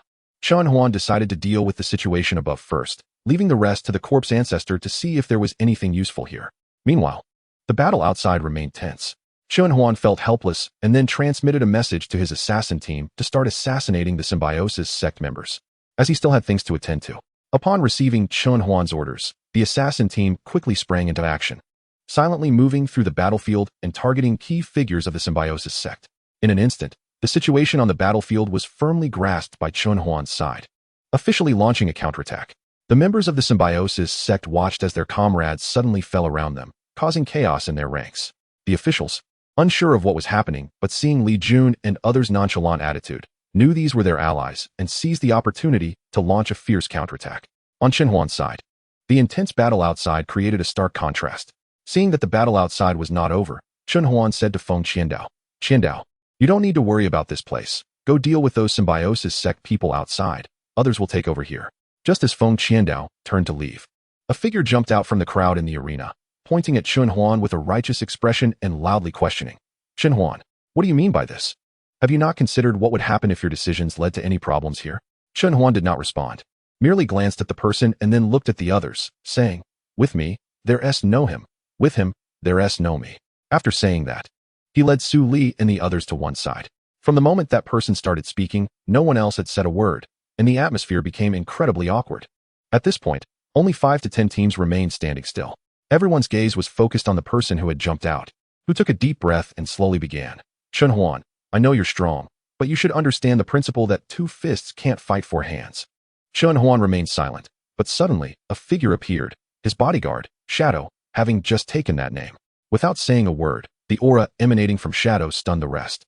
It is known that there are only about 100 demigod-level experts in Huaxia, and more than 70 of them are stationed in border areas or important cities, while the remaining experts are leaders of various factions or in hiding, only acting in major national affairs. However, now there were already 9 demigod-level experts appearing, all unfamiliar and seemingly under Chen Huan's command. The face of the person who had jumped out turned pale, and his legs trembled uncontrollably. He never expected there would be demigod-level experts by Chen Huan's side. However, with the situation as it was, he found himself in a difficult position and finally gritted his teeth, saying, "Even if you have demigod-level support, this matter isn't over today." As he spoke, the people around him quickly distanced themselves, fearing they might get splattered with blood. Chen Huan let out a cold laugh and said lightly, "Oh really? You can try? And I see you have quite a bit of courage." At this moment, a voice transmission reached Chen Huan's ears. It was from the corpse ancestor. After listening to the transmission, Chen Huan's expression changed slightly, and he said to the others, "Everyone, there is something that may require your cooperation, or else all the people in this city will be in danger." Hearing this, the crowd exchanged glances, unsure whether to believe Chen Huan. Seeing this, Chen Huan directly said, "Do you know what lies beneath our feet?" Upon hearing Chen Huan's words, everyone's expressions changed dramatically, as it seemed they all knew. The person who had jumped out showed a hint of abnormality in his eyes, but maintained a facade like everyone else. Seeing the expressions of the crowd, Chen Huan thought it would be easier to explain. He continued, "Since everyone is aware, I will speak plainly. The tomb beneath us is not simple. If not handled properly, it could lead to catastrophe, possibly spreading nationwide. The crowd couldn't help but gasp in shock. The troublemaker sneered and said, "Who knows if you're just trying to scare us?" Chun Huan couldn't be bothered to respond to him and continued looking at the others.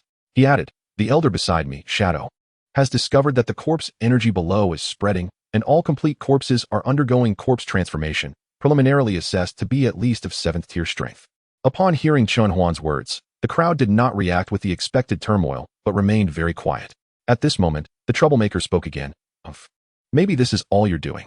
Chun Huan frowned at him, unable to understand why this person continued to oppose him. However, as he spoke, Chun Huan's suspicion grew, and he began to check the person's information.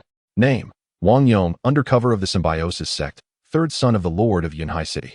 Companion beast: Beast Tamer. Chun Huan did not examine the rest of the information closely, but upon seeing this person's realm, he understood everything. At this point, Chun Huan suddenly said, "You are a member of the Symbiosis sect." Everyone was taken aback by Chun Huan's declaration, but upon hearing his words, they instinctively distanced themselves from Wang Yong. At the same time Chun Huan spoke, Shadow also moved, instantly reaching Wang Yong's side, incapacitating him and binding him in place. Even Su Li and the others were startled. This was completely different from the Chun Huan they had known before. Although Chun Huan had changed a bit before, it was nothing compared to the intensity of today. This change seemed to have started with that inheritance. Chun Huan looked at the person in front of him without asking any questions, and instead turned to the and said, "I remember that your Shifang Chamber of Commerce has a small memory projector. Did you bring it with you?" The memory projector is a special technological product that combines refining, technology, and inscriptions. It can extract and project the memories of others. At this moment, Wang Yong, hearing Chun Huan's intention, said in great fear, "You can't do this to me. My father is the city lord of Yunhai City. You can't treat me this way." At this point, Wang Yong's psychological defenses had completely collapsed. After all, he was just a 17 or 18-year-old boy who had never seen the malice of human hearts. Moreover, he could feel that Chun Huan was not joking. If he did not confess, he might really become an idiot. Besides, this incident only required him to act as an insider, which would at least save his own life. Realizing this, Wang Yong knelt down directly and said in a somewhat flattering tone, "As long as you don't turn me into an idiot, Mr. Chun, feel free to ask anything." At this moment, Wang Yong's attitude was worlds apart from before. He answered whatever Chun Huan asked, spilling out everything he knew. But Chun Huan did not obtain any useful information from it. The only good news was that the city lord of Yunhai City was not a member of the symbiotic cult. The bad news had two parts. The first was that the venue for this grand competition was deliberately guided by an undercover member of the symbiotic cult, who intended to eliminate all participants in this competition. The second was that the purpose of this incident was the same as Chun Huan had guessed, aimed at the burial site underground. Wang Yong didn't know anything else. Seeing that he couldn't extract any more information, Chun Huan stopped insisting. He then released his spiritual power to start checking the situation outside. The members of the symbiotic cult had already begun to retreat, having been beaten to the point where they could not hold their heads up. If they didn't flee now, they would be waiting to be annihilated. At this moment, Chun Huan directly ordered his assassination team to follow the members of the symbiotic cult, hoping to find their lair. That night, Chun Huan found Chen Yu and told her all the information he had obtained from Wang Yong. After hearing Chun Huan's news, Chen Yu's expression changed drastically, as if she remembered something terrifying. Chun Huan didn't think much of it and continued to participate in the upcoming award ceremony. He saw that several heads of prestigious academies had arrived, and among the crowd, he also spotted Jiang Ming. Once the usual formalities of the award ceremony ended, it finally entered the most important part, the awards. First was the award for the traditional competition, followed by the competition among various academies. Soon, it was time for the team competition awards, but Chun Huan was not particularly interested. He just hoped everything would end quickly so he could explore the burial site. After stepping up to receive his award, he quickly received offers from various academies. Chun Huan clearly chose the Yindu Academy, as it was the closest to his home. Everyone in Chun Huan's team chose Yindu Academy, which made the people from other academies extremely envious. Thus, everything ended, and Chun Huan parted ways with everyone, saying he needed to stay in Sun City a bit longer to take care of some matters. At the same time, Chun Huan's reward also arrived. Ding! Congratulations to the host for completing Task 1 and receiving a reward of 7,000 construction personnel. The day after the award ceremony, Chun Huan went directly to the underground burial site, where the corpse ancestor had been waiting for a long time. There were 9 more people beside him, or more accurately, 9 corpses. The corpse ancestor said, "These 9 are the corpses of the corpse clan that I have refined here, named Shijiang, Shirkwai, Shirchen, Shirho, Shiba, Shirhan, Shirying, Shirgo, and Shirqing." Chun Huan looked at the 9 corpses in front of him and vaguely saw faint green phantoms. Chun Huan slightly sensed and said, "Corpse ancestor. When the time comes, go find a place with dense Yin energy to establish a corpse clan dynasty. These corpses are not simple." Previously, Chun Huan was still in the first layer of the burial site, and now he was going to the second layer. Upon arriving at the second layer, the scene was vastly different from the first layer. Everywhere was filled with jewels and jade artifacts, and occasionally there were several star-level weapons and elixirs. Chun Huan did not collect all these items into his pockets, but chose a few seemingly inconspicuous items. However, just like that, Chun Huan still fell into a trap. At this moment, a ghostly light flashed before Chun Huan's eyes, revealing a small ghost beast. It was completely transparent, but its eyes flickered with eerie purple light. Chun Huan immediately became alert. Although this ghost beast looked small, it exuded an extremely dangerous aura. After checking the little creature's information, he learned that it was called a ghost beast, a special type of exotic beast that specializes in attacking human souls. Just then, the ghost beast suddenly launched an attack on Chun Huan with incredible speed. Chun Huan quickly sidestepped, raising the recently picked star-level weapon and swinging it, sending a beam of light rapidly toward the ghost beast. The ghost beast agilely dodged and then spat out a cloud of black smoke, making Chun Huan feel that inhaling it would leave him uncomfortable for several days. He quickly held his breath and retreated, thinking about a countermeasure. At this moment, his gaze fell on the surrounding jewels and jade artifacts. With a flash of inspiration, he directly used his spiritual power to hurl the jewels and jade artifacts at the ghost beast. The ghost beast was distracted by the jewels, and Chun Huan seized the opportunity to deploy his emotion rule to trap it. The ghost beast struggled violently, emitting sharp cries. Chun Huan approached, carefully examining this little monster, curious about why it was guarding this place. After thinking for a moment, he decided to take the ghost beast along to explore the burial site. Perhaps it could become an unexpected gain. Subsequently, Chun Huan walked deeper into the burial site, with the corpse ancestors silently following behind. Chapter 74. The Tomb of the Tang Dynasty. Upon reaching the second layer, Chun Huan found that the scene was completely different from the first layer. The first layer of the burial site had very few items, only some traces of weapons and puppets. However, the second layer of the burial site was entirely different, filled with a large number of corpses of exotic races and beasts as burial goods. This was still under the condition that Chun Huan had not found the main tomb. Just the situation on the periphery left Chun Huan stunned.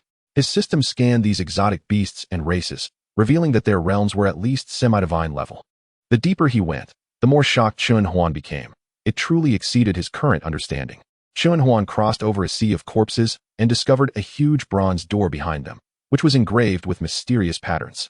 Looking at the bronze door filled with strange engravings, it seemed as if an extremely ancient power was flowing within. Unable to help himself, he reached out to touch those engravings. Upon touching, Chun Huan felt a slight tremor, as if something behind the door was calling to him. He took a deep breath and attempted to push open the enormous bronze door, but found he couldn't budge it at all. He then called the corpse ancestor forward to handle the bronze giant door, but before the corpse ancestor could approach, a powerful force immobilized him in place.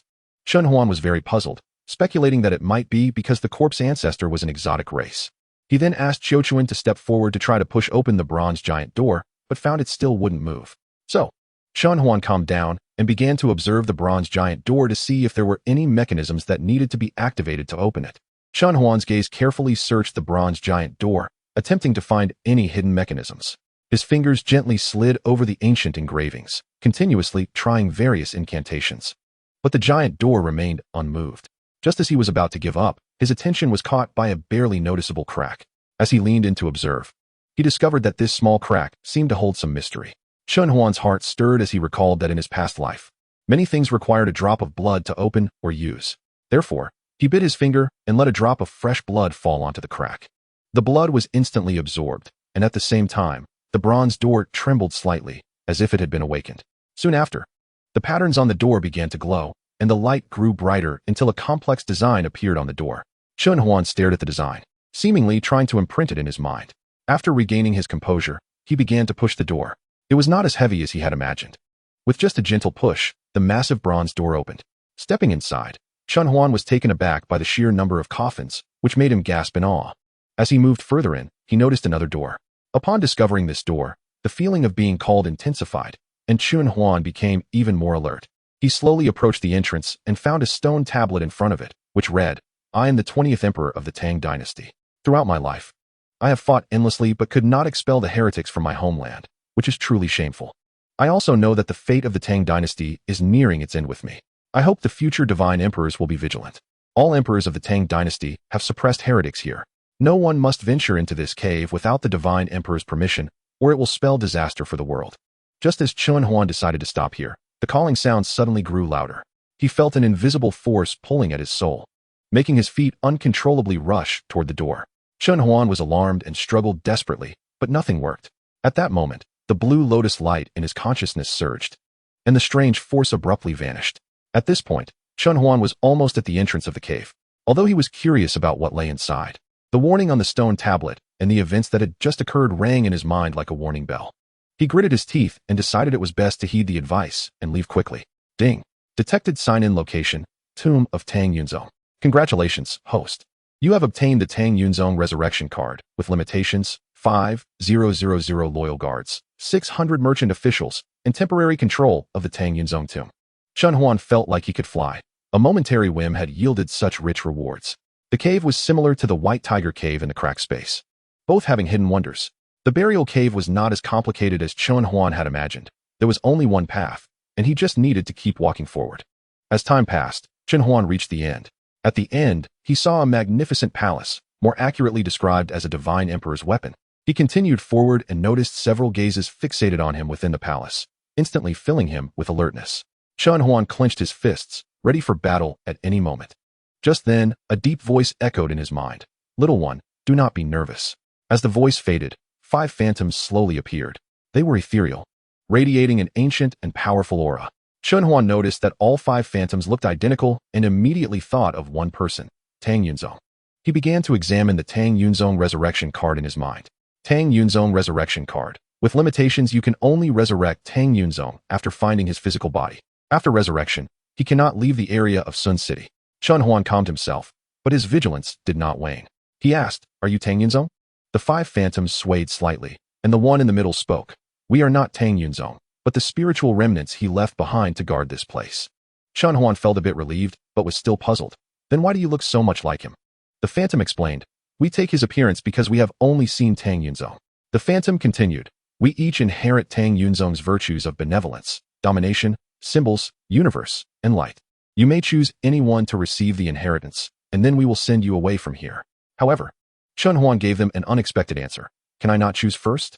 I want to see Tang Yunzong's true form first." The phantoms exchanged glances, clearly surprised by Chun Huan's request. The leading phantom, who had been speaking with Chun Huan, said solemnly, "Chun Huan, do you know that Tang Yunzong is a remarkable figure? His remains are not easily seen." The phantoms exchanged a subtle look, seemingly communicating in some way. Finally, the leading phantom nodded and said, "Very well, since you are determined. We will make an exception this once. But I must remind you, when you see Tang Yunzong's remains, do not act out of line." Chun Huan nodded, indicating he understood. Thus, the phantoms began to cast a spell, and the space began to distort, slowly revealing a light gate in front of Chun Huan.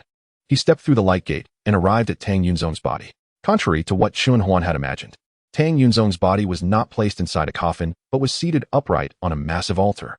Chun Huan approached and saw Tang Yunzong's serene face.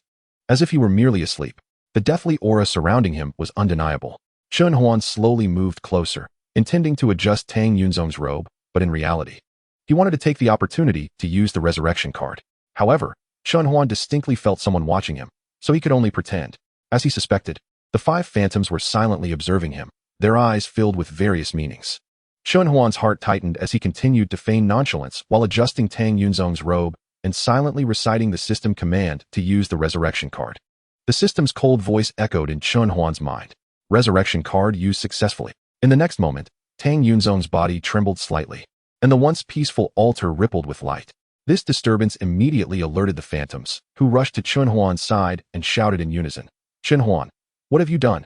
Chun Huan turned around with an innocent expression, just about to explain, when Tang Yunzong slowly opened his eyes, his gaze calm and profound.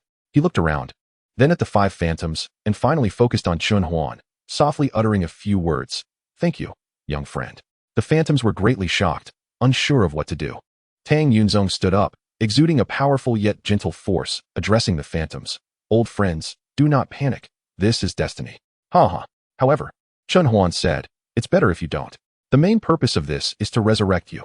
As for what happens here, I'll leave it to you. I want to explore the next level." After Chun Huan finished speaking, Tang Yunzong frowned. seemingly pondering something. After a moment, he gazed at Chen Huan for a while, and then said seriously, "Young friend, since you have such aspirations, it is a good thing, and I shall not force you. However, the levels below are fraught with dangers, and you may encounter many obstacles."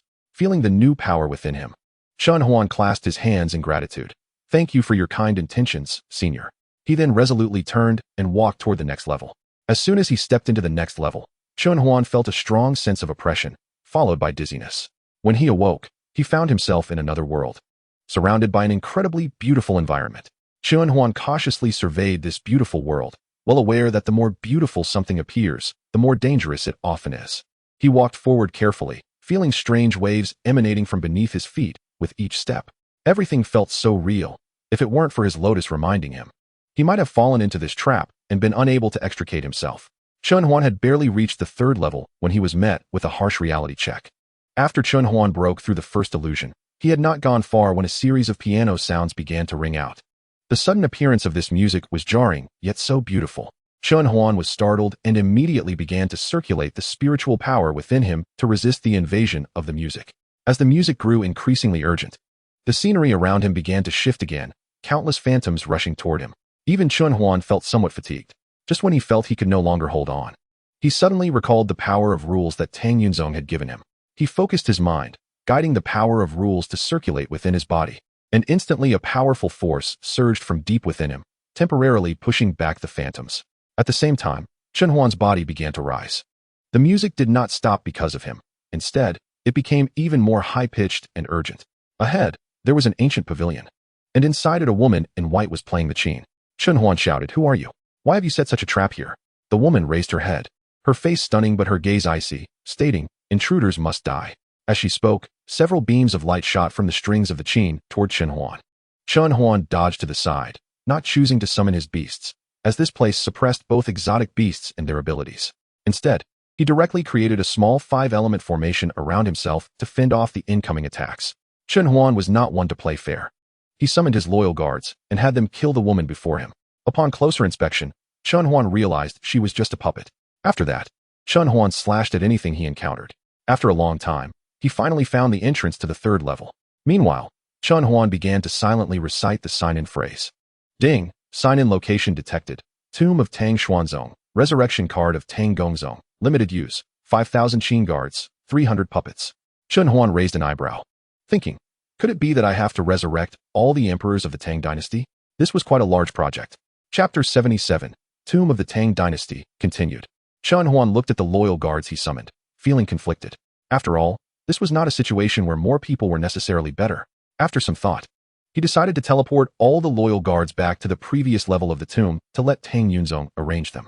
After arranging the loyal guards, Chen Huan continued deeper into the tomb, but what awaited him was a thick mist. Chen Huan lost his direction in the mist, flailing around like a headless fly. Just as he felt despair, a faint light appeared ahead, flickering in the mist. Without considering safety, he headed towards the faint light. As he got closer, Chen Huan discovered that the source of the light was an orange-yellow orb. Chen Huan remained vigilant, not immediately touching the orb or getting too close. Instead, he scanned the orb for specific information. Name, Pearl of Wisdom. Quality. Upon seeing the system's evaluation, Chen Huan immediately retreated, wanting to distance himself from this place. After all, he valued his life. Was he going to die here today? At that moment, Chen Huan felt a deep sense of unwillingness.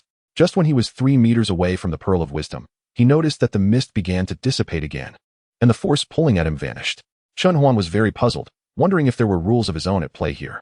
As this thought crossed his mind, he heard a faint voice. He looked around and saw no one, then looked at the orb, which was still flickering with a faint light. So, Chen Huan moved a bit closer to the Pearl of Wisdom, and immediately felt the voice in his mind grow much louder.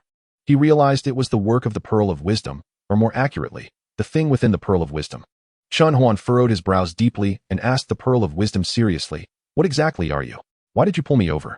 After Chen Huan finished speaking, the Pearl of Wisdom trembled slightly, and the voice sounded again. "I am the remnant of Tang Xuanzong, trapped here for a long time, and I need a fated person to help me escape."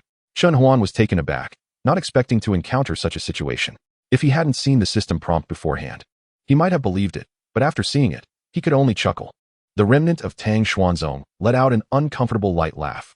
"All you need to do is take the Pearl of Wisdom out of here, and I will naturally be freed." Chun Huan pretended to be in a dilemma and said, "But I can't even get out of this mist. How can I take the orb away?" "That's simple. As long as you hold the orb, the mist will not obstruct you, and you can leave freely," the remnant said urgently, with an air of intrigue in its words. Chun Huan sneered inwardly but feigned hesitation on the surface. "All right, then I'll try," he asked. "Why are you trapped here?" "According to the historical records of my Huaxia country, Tang Xuanzong committed many atrocities in his later years. What if I release you and you continue to harm the world?" The remnant snorted coldly, a hint of anger in its tone. "Humph. History is always written by the victors." But Chun Huan still sensed something was off, as he felt a faint joy from this remnant. However, he said nothing and continued. "Then I cannot move the orb for now." The remnant became anxious in an instant but maintained composure, falling silent for a moment before asking, "How can you trust me?" Chun Huan's eyes turned. Realizing his opportunity had come, he said, "Then you first tell me where your corpse is." The remnant had no choice but to reveal the location. And Chun Huan followed the directions, finally finding the place where Tang Xuanzong's corpse lay. Although Tang Xuanzong's flesh had not decayed, toxic gas surrounded him, making it impossible for Chun Huan to approach. Even if he had a way to resurrect Tang Xuanzong, he was helpless. After all, the toxic gas around him would instantly turn even a demigod-level expert into a puddle of goo at the slightest contact. Chun Huan stood at the perimeter of the toxic gas, observing carefully, and discovered that the source of the toxins seemed to be Tang Xuanzong's corpse. As he furrowed his brows even tighter, pondering a strategy, the white lotus in his beast space signaled to Chun Huan, seeming very interested in the toxic gas outside. So he released the white lotus. However, as soon as the white lotus emerged, its first action was to rush towards the pearl of wisdom. By the time Chun Huan tried to stop it, it was already too late. But what followed surprised Chun Huan.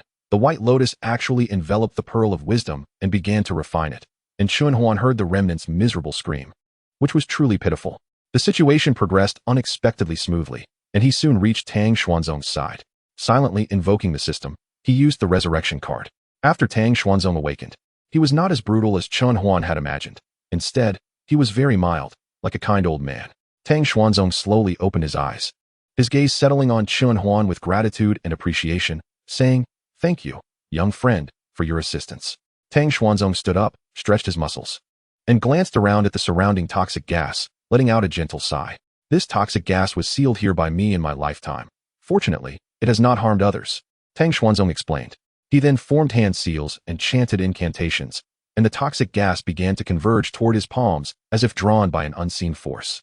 Soon, 5 orbs appeared in his hands, each exuding different auras. He continued, "These 5 orbs contain my understanding and power of the Tao. They should be enough for you before you step into the realm of the God Emperor." After finishing, he handed the 5 orbs to Chun Huan. Chun Huan hurriedly accepted them, extremely grateful. "Thank you, Senior." But then he asked, "Senior, are all the tombs of the Tang Dynasty emperors below?" Chapter 78, Tomb of the Tang Dynasty, continued. Chun Huan saw that Tang Xuanzong had fallen silent, but he already had an answer in his heart. So he said, "It's to guard against, or rather to suppress something, right?" Chun Huan stared intently at Tang Xuanzong, wanting to get an answer. Whenever a new emperor ascended the throne, it was also the time when the previous emperor entered the tomb to suppress the ghostly monstrosity. At this moment, Chun Huan looked puzzled. When he learned about the term ghostly monstrosity, his mind went blank. Tang Xuanzong sighed. "If there were other methods, we wouldn't be in this situation." The power of the ghostly monstrosity was too strong, with the most powerful surpassing the perfection of the divine emperor. Only an emperor, combining their own perfected divine emperor realm with the dragon energy, could ensure temporary peace in the world. Chun Huan frowned in deep thought, a surge of impulse rising in his heart. Is there really no way to break this cycle? Tang Xuanzong shook his head with a bitter smile. "It's not that easy. Once the suppression loosens, the ghostly monstrosity will emerge, resulting in devastation for all living beings. In fact, every generation of emperors has been trying to find other methods, but the result is always the same. The end of the dynasty, with the cost being the loss of life for all previous emperors except the last one." At this point, Chun Huan fell silent. Just then, the ground suddenly began to tremble slightly. Tang Xuanzong's expression changed. "Not good. The ghostly monstrosity at the bottom is stirring." Chun Huan instantly became tense and looked at Tang Xuanzong. Tang Xuanzong formed hand seals and chanted incantations, a dazzling golden light emanating from him, shooting towards the ground. However, the tremors did not stop. Instead, they grew stronger. It seemed that this disturbance was more intense than before. Cold sweat began to bead on Tang Xuanzong's forehead. Chun Huan frowned as well, not showing any signs of panic, but instead began checking the system store for anything he could use. System Store, Ceiling Array Disk, 500. 000 points. Void Disk, 1,000,000 points. Scent Sniffer, 100, 000 points. Black Robe, 54, 20, 000 points. Closed Chain, 10, 000 points. Nine Heavens Dragon Emperor Ginseng, 300, 000 points. Spicy Sausage 10, 000, 21, 000 points. Law of Change Pearl, 500, 000 points. Semi-Divine Level Star Gale, Talisman 10, 200, 000 points. 9-Star Explosion Talisman 10, 500, 000 points. Chun Huan gritted his teeth and purchased the Ceiling Array Disc and the Void Disc, reducing his points to just over 3 million, feeling quite pained, as this was all hard-earned. At this moment, Chun Huan handed these two items to Tang Xuanzong, urging him to quickly seal the entrance to the ghostly monstrosity at the bottom. Tang Xuanzong took the Ceiling Array Disc and the Void Disc, and upon sensing the dominance of the items in his hands, a faint surprise flashed in his eyes. Without hesitation, he rushed towards the entrance of the ghostly monstrosity. While the upper layers, Tang Yunzong exerted all his effort to hide the disturbance, fearing it would affect the upper levels. At this time, Tang Xuanzong's path was illuminated by golden light, dispersing much of the sinister energy that had spread due to the ghostly monstrosity's disturbance. Upon reaching the entrance, Tang Xuanzong arranged the Ceiling Array Disc according to ancient array knowledge. As he infused it with spiritual power, the Ceiling Array Disc slowly rose, releasing chains of runes that drilled underground. The Void Disc then hovered in the air, forming a transparent barrier that merged with the Ceiling Array Disc, disappearing from sight. At this moment, Chun Huan also sensed that the problem with the ghostly monstrosity was being resolved. The two items he provided were taking effect. However, the power within the ghostly monstrosity was too strong, and the energy in the array disc would soon be depleted. To maximize the array's effectiveness, it was necessary to find an emperor skilled in sealing. At this time, Tang Xuanzong thought of his ancestor, Tang Xuanzong, who was a master of sealing. Thus, Chun Huan could only continue exploring below. Otherwise, he would face annihilation. After saying this, Chun Huan asked Tang Xuanzong to send him directly to the next layer. Unlike before, Chun Huan was directly transported to the next layer without any obstacles, arriving next to the corpse of the next emperor. Chun Huan followed his usual routine and signed in. Sign in successful at the tomb of Tang Wuzong. Congratulations, host, you have obtained a Tang Wuzong resurrection card, with restrictions, 5,000 martial guards, and 6,000 shadow guards. Chun Huan knew the historical evaluation of Tang Wuzong was mixed. However, the moment he saw Tang Wuzong, he realized this was a fierce and powerful ruler. Not a derogatory term, but a description of his temperament. Tang Wuzong perfectly combined dominance and benevolence, feeling as if it was a natural talent. It was truly astonishing. Holding Tang Wuzong's exclusive resurrection card, Chun Huan pondered whether to revive this emperor now. Just then, the surrounding space began to distort, and a chill swept over him. Chun Huan realized something was wrong. Perhaps some guardian mechanism in the tomb had been triggered.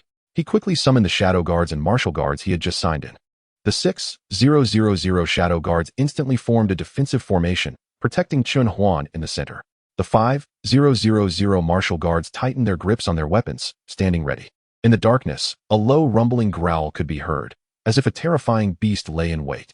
Chun Huan took a deep breath and decided to take the initiative. He took out a red talisman and threw it into the darkness. The talisman instantly ignited, transforming into a bright light that rushed into the dark. The light was accompanied by explosive sounds. Soon after, Chun Huan saw a giant shadowy ghost leopard emerge from the darkness, its eyes glowing red with hostility towards him. Chun Huan knew the shadowy ghost leopard was not to be trifled with and had to rely on strategy. He first activated the spiritual shields on some of the martial guards, ordering them to feign an attack to distract the ghost leopard while directing the shadow guards to quickly search for its weak points.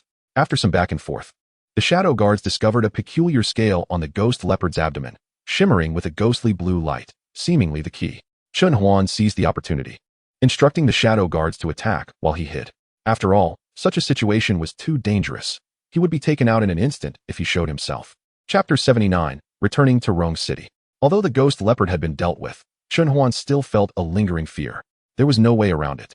The ghost leopard's aura was far beyond what he could handle at the moment. He would need to wait until he reached the 9th tier before returning to this place.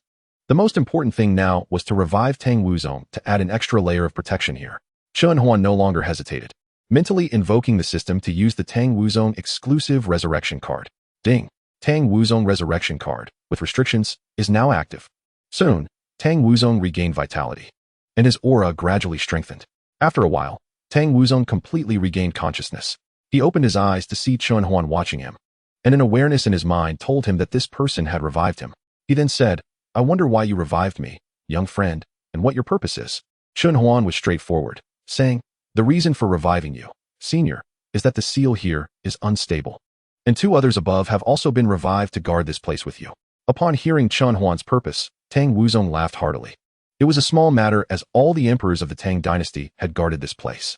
After Tang Wuzong finished speaking, Chun Huan took out a pearl from his bosom and smiled. "Senior, could you also give me a few pearls like this? Just 5 will do." When Tang Wuzong sensed the power within the pearl Chun Huan produced, he could tell it was of the same level as his own and asked, "Young friend, may I ask where you obtained this pearl? Could you share that with me?" Chun Huan secretly chuckled, fearing he wouldn't ask. However, he maintained his usual demeanor and replied, "This was given to me by the emperor from the upper layer, so I wanted to ask if you have any similar pearls." At this moment, Tang Wuzong understood it was a gift from his junior. Seeing that his juniors were so generous, he couldn't be stingy. Tang Wuzong directly condensed 5 beads on the spot, completing them in just a quarter of an hour. After finishing, Tang Wuzong handed the 5 beads to Chun Huan and said, "Young friend, these 5 beads are a gift for you. Their power does not overlap with your other beads." Chun Huan happily accepted them and thanked him, saying, "Thank you, senior." At that moment, Tang Wuzong asked, "Are you planning to continue to the next level? The danger there is not something you can handle right now, and it's a miracle that you've come to me at your current realm." Tang Wuzong had no intention of dissuading him. Chun Huan replied, "Senior, you can move freely in all the tombs and within this city, but you cannot leave this city. I will leave all these guards to you 3. They can move freely." Chun Huan looked around and found nothing to help him ascend. So he turned to Tang Wuzong and asked, "Can you help me get up?" Tang Wuzong laughed twice and directly took Chun Huan to the first level. Upon reaching the first level, Chun Huan discovered the other 2 were also there, gathered together as if watching something. Tang Wuzong approached and kicked each of them. And as they were about to curse, they saw it was Tang Wuzong and immediately called him Dad and Grandpa. Yes, Tang Wuzong was both their father and grandfather. At this moment, Tang Wuzong and Chun Huan saw what the 2 had been looking at, a large cauldron engraved with the character Tang, adorned with numerous Tao patterns and a powerful suppressive force. It could be said that the issues they faced earlier were all reliant on this cauldron. Thus, Chun Huan safely spent the night, and the next day left Mushroom City alone. Chun Huan tidied himself up and swaggered out of the secret room. As soon as he stepped out, he heard a commotion at the front desk. It turned out that a few troublemakers had come to the dining area, and the staff was flustered, apparently a novice. Chun Huan frowned and approached, ready to resolve the situation. However, the troublemakers looked at Chun Huan with disdain upon his arrival. One tall man, seeing that Chun Huan was young, sarcastically said, "Is this place still open? I didn't expect it to be run by a little brat." Ha ha. His voice was loud enough for everyone in the dining area to hear, even attracting Chun Ji and Chun Yunkai. When the 2 saw Chun Huan, they immediately came down to his side, waiting for his orders. Chun Huan saw that they had arrived first and directly handed the situation over to them before leaving. But as he left, they both received a command: do not show up again after they left. The 2 instantly understood Chun Huan's intentions and revealed their strength to the troublemakers, directly overwhelming them. The troublemakers immediately backed down, fleeing the dining area in fear, and never returned again. Chun Huan sighed helplessly and greeted the others, but there was no cheer as he had imagined. It felt as if they were all drained, which puzzled him. So he approached and asked, "What is wrong with you all? You look like you've been drained." The only response was endless silence. Seeing he could not get any answers, Chun Huan decided to ask his grandmother, thinking she should know the reason. He quickly walked to his grandmother's room, pushed the door open, and found her watching something on her phone with an amused expression.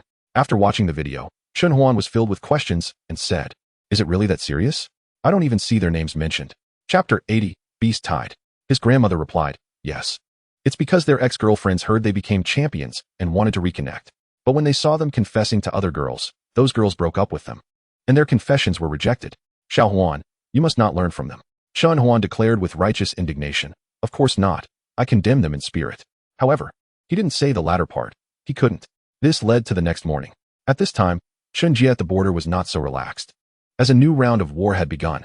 The previous werewolf clan had been forcefully repelled by Chun Jie's army, but Chun Jie's formation had inflicted heavy losses on the enemy. At this time, Chun Jie's realm had reached the 6th level, advancing rapidly. He had also comprehended the rules of slaughter, formation, sword, and gold. Among them, his understanding of the rules of slaughter was the highest, reaching an astonishing 70%, while the others were at 50%. Chun Jie's position as an instructor in the army was solidified after the battle with the werewolf clan. After all, only those with real abilities would be respected in the army.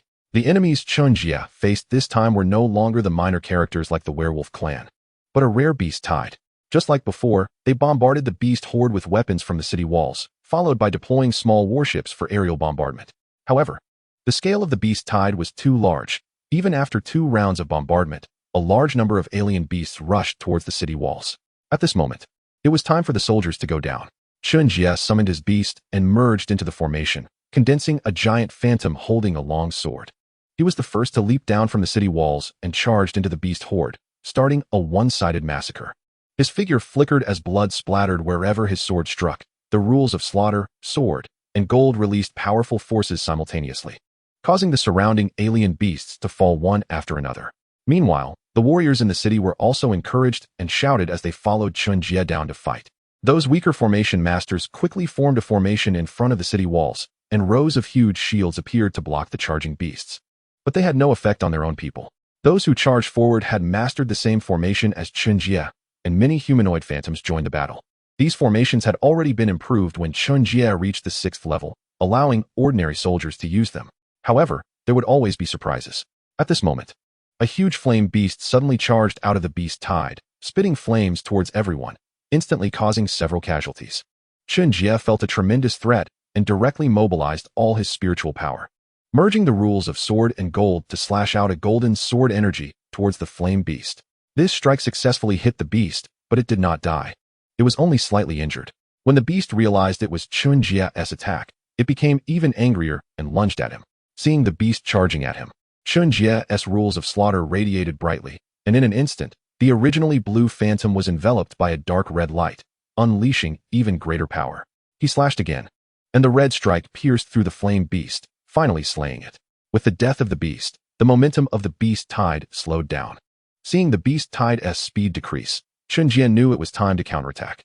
He leaped high and shouted for the formation to be set.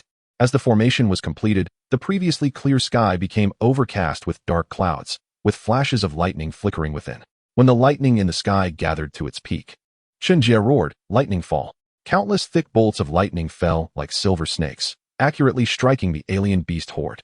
In an instant, the battlefield was filled with fire, and the smell of charred flesh spread, and even the city was not spared. Alien beasts fell in droves, and the remaining ones began to scatter like sand. The soldiers on the city walls cheered, knowing that this crisis had been averted. However, this was just their first wave of probing. At this moment, the atmosphere in the conference room was still very serious as they began to analyze the current situation. Everyone sat together in silence. Seeing this, Chun Jie was the first to speak. Today's battle seems easy, but it is not. This is just a small test from them. Everyone nodded in agreement. Just then, a soldier rushed into the conference room, his face pale as he said, "Not good. A large amount of black mist, never seen before, has appeared outside the city, and there are faint but powerful fluctuations within the mist." Everyone was shocked and hurriedly rushed to the city wall to check. They saw that the black mist seemed real, slowly writhing, and an oppressive feeling came over them. Chun Jie tightened his grip on his sword, his eyes filled with seriousness. Suddenly, a deep roar came from the black mist, as if it were about to burst through everyone's eardrums. Immediately afterward, a massive shadow, as large as a mountain, flickered in and out of sight. With every step it took, the ground trembled violently. Chun Jie took a deep breath and shouted to those behind him, "Prepare for battle. This time is the real life and death struggle. If we're not careful, we might all perish here." Upon hearing Chun Jie's words, everyone stood at attention, and a tense atmosphere spread. At this moment, Chun Jie thought that if there was really no other way, he would have to request help from the main body. This was indeed not something that could be resolved specially. The power emanating from the black mist was at least at the 8th tier. At this time, Chun Huan had just gotten out of bed when he received Chun Jie's plea for help. Chun Huan quickly opened the request message from Chun Jie, "Enemy, above 8th tier." Unable to resist. It was very concise. Chun Huan did not hesitate and directly teleported the Mad Blade to Chun Jie's side. Chapter 81, Resolution. The battlefield was already in chaos. Just as the battle was intense, the Mad Blade appeared in the center of the battlefield, surrounded by soldiers and strange beasts fighting. After receiving Chun Huan's message, the Mad Blade immediately understood why he was teleported here. He released his aura, causing everyone and the strange beasts on the battlefield to be pressed to the ground. The once chaotic battlefield fell silent in an instant, with everyone in a prone position. At this moment, Chun Jie, standing on the city wall, twitched the corner of his mouth, not expecting the reinforcements sent by Chun Huan to be so peculiar. The Mad Blade also moved, continuously reaping the lives of the strange beasts with his weapon. The strange beasts before him were like paper, easily torn apart. On the battlefield, strange beasts around the Mad Blade fell one after another, and the aura around the Mad Blade became increasingly violent, causing the surrounding space to start distorting. As the Mad Blade killed, the strange beasts began to flee in panic, with some even running towards the city where Chen Jie was. But the Mad Blade was not willing to let them escape, chasing them down like lightning. Just as the Mad Blade was killing and the strange beasts were scattering in all directions, a massive beast commander emerged from the ground. It was as large as a mountain and emitted a dark glow, with an aura that faintly began to contend with the Mad Blade. This strange beast showed no fear of the Mad Blade's aura and roared angrily, charging at him. The Mad Blade's eyes lit up, and he laughed. Finally, someone who can fight has arrived, haha. His tone carried a hint of madness. After he finished speaking, his aura rose again, and he swung his blade down at the beast commander with a fierce strike. This blow contained an extremely strong domineering power, and there was a faint aura of slaughter, causing the space around them to begin to distort. The beast commander was not intimidated either. It directly slammed its giant claws into the ground, causing enormous earth walls to rise in front of it, glimmering with metallic sheen. The collision produced a deafening roar. The aftermath of this strike sent everything around flying several miles away, and the Mad Blade discovered that this beast was indeed formidable, as he was forced back several steps, while the beast only suffered a massive gash on its arm. However, he appeared excited, raising his blade again, and his aura surged once more. The overwhelming aura made even Chen Jie and others, who were far away, feel a sense of dread, as if they would be forced to bow before him at any moment. Domineering. The Mad Blade's voice was soft, but everyone who felt his domineering law heard it. At this moment, the beast commander's pupils constricted, and it shouted, "Earth's Guardian." Just as the Mad Blade's strike was about to land, cracks began to appear in the surrounding space, and the ground beneath them started to fracture. Initially, the beast commander thought it could withstand the blow, but when it truly faced this strike, it realized how ridiculous it was. Just as the Mad Blade was about to decapitate it, a starlight shield appeared to protect the beast. The Mad Blade frowned and looked up at the sky, his expression no longer casual. Chun Huan's other avatar, Star, appeared in the air and said, "Let's stop here. May I take this beast away? I guarantee it won't appear here again. How about that?" The Mad Blade certainly recognized Star, but given the situation, he still needed to be cautious. He replied, "Humph, why should I give it to you? This is a demigod-level beast, and the materials from it could forge many high-tier weapons. How could I just give it to you?" The implication was simple. If you want to take it away, fine, but you have to pay a price. Star was also quite straightforward, taking out 10 portions of demigod-level materials and quickly flying towards the Mad Blade. The Mad Blade reacted quickly, catching the 10 portions of materials steadily while narrowing his eyes. However, he still smiled and said, "Good, good, take it away." Haha. Star wasted no time, directly taking the beast and turning to leave, with the beast having no chance to resist as it was taken away. The reason this beast was taken by Star was that it was also from the Stone Clan, but it belonged to the beast faction within the Stone Clan, having no law companion and relying on its own efforts to reach the demigod level. Chen Huan, seeing the appearance of this beast from the Mad Blade's perspective, immediately notified Star and teleported him nearby the battlefield. Meanwhile, the situation in Julong City was in stark contrast to Chun Huan's peaceful surroundings, as the city was now filled with soldiers. The 3 major alien races around Julong City simultaneously launched an attack, and this was with one of the alien races being held back by the strange beasts on the other side. Otherwise, all 4 alien races would have been at the city's doorstep. The alien races attacking Julong City were the Feather Clan, Eye Clan, Fire Crow Clan, and the 4th Clan, the Giant Power Clan, which was being held back. The previous infiltration by the Black Forest Gang was the work of the Eye Clan. If it weren't for Shi Jun's cleverness, the Black Forest Gang would have almost disappeared from Julong City.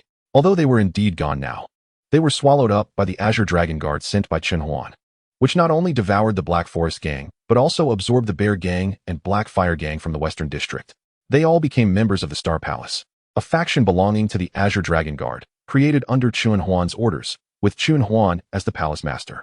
Currently, the Western District, managed by the Azure Dragon Guard, was relatively calm, while other districts were engulfed in flames of war. The Western District only retained some high-end combat power and a few low-level minions to guard against sudden attacks from the Giant Power Clan, while the rest had gone to support other areas. At this moment, the strongest individual high-end combat power was entangled by the clan leaders of the 3 races, unable to pay attention to the overall situation in Julong City. But this was enough. Chapter 82. Battle of Jiulong City. At this moment, the leader of the Azure Dragon Guard had brought a group of people to the southern district, where the fighting was the most intense, facing 4 alien races. The leader of the Azure Dragon Guard was named Long Ju, and his plan was simple, to first deal with the most difficult part. And since the high-end combat power in the southern district was the least, Long Ju's arrival just filled this gap. At this point, Long Ju had reached the early stage of demigod level, and the world was still in its primitive form. However, when facing demigod-level powerhouses of the same rank, no matter how many came, they were merely child's play for Long Ju. When Long Ju arrived in the southern district, the battlefield was already in chaos. The 9 leaders of the 9 Dragons Guard and the 6 direct disciples of the Xianqing sect had already engaged the strong fighters from the 4 clans, with 15 fighting against 16. The situation was still evenly matched, but with Long Ju's appearance, the balance of victory on the battlefield began to tilt. After all, Long Ju was a genuine demigod-level powerhouse, although the others were unaware of this. Just as the 4 clans were preparing to retreat, Long Ju unleashed his strength at the early stage of demigod level. The Azure Dragon did not even summon his beast. Instead, a gigantic, illusory Azure Dragon condensed in the air and charged directly at the retreating army of the 4 clans, causing them to lose 7 high-end combatants. Specifically at the 9th level, while those below the 9th level suffered nearly 2/3 of their forces lost. After suffering significant losses at the hands of Long Ju, the 4 clans were unwilling to back down. The remaining 10 powerful individuals began to secretly discuss, deciding to gather all their forces in one place to launch a surprise attack on Long Ju in the southern district. They stealthily positioned themselves near the southern district, preparing to strike under the cover of night. However, the 9 Dragons Guard had long been on guard and eliminated all the invading alien forces. Long Ju slept soundly, completely unaware of the turmoil outside caused by his presence. After suffering 2 consecutive defeats in the southern district, the 4 clans began a new round of meetings. Inside the meeting tent, the leader of the Tong clan, Yu Tong, said, "If it weren't for those guys from the Abyss Demon Forest backing out at the last minute, this city would have already been ours. Everyone is clear about the current situation, so let's make a decision." However, the response was a silence, indicating that the others were also uncertain. The leader of the Giant Power clan saw the quietness of the scene and said, "How about we bring the Abyss Demon Forest into this? Let them take charge of the western district, and I, along with the Fire Crow clan, will attack the southern district. What do you think?" The other clan leaders were also contemplating this suggestion. It seemed feasible, although it would split some of the rift space with the Abyss Demon Forest. What the 9 Dragon City lacked was rift space. Each area in the 9 Dragon City had at least 1 disaster-level rift space and several ordinary, calamity-level, and earth disaster-level rift spaces. If there were more, there would be at least 3 disaster-level rift spaces, with the central district even having a despair-level rift space. Overall, the rift spaces in 9 Dragon City included 1 despair level, 12 disaster level, over 30 earth disaster level, and over 100 ordinary rift spaces. In fact, the 5 factions fit perfectly into the 5 areas, depending on who had the stronger fist. However, it was still a bit early to discuss this matter. After a moment of contemplation, the other 3 clan leaders agreed to the Giant Power clan leader's proposal and prepared to involve the Abyss Demon Forest. Once everyone had made their decision, the 4 alien clan leaders flew towards the Abyss Demon Forest to negotiate with its 2 rulers. After a while, the clan leaders emerged from the Abyss Demon Forest. Their earlier seriousness completely vanished. It was clear that the negotiations had gone very smoothly.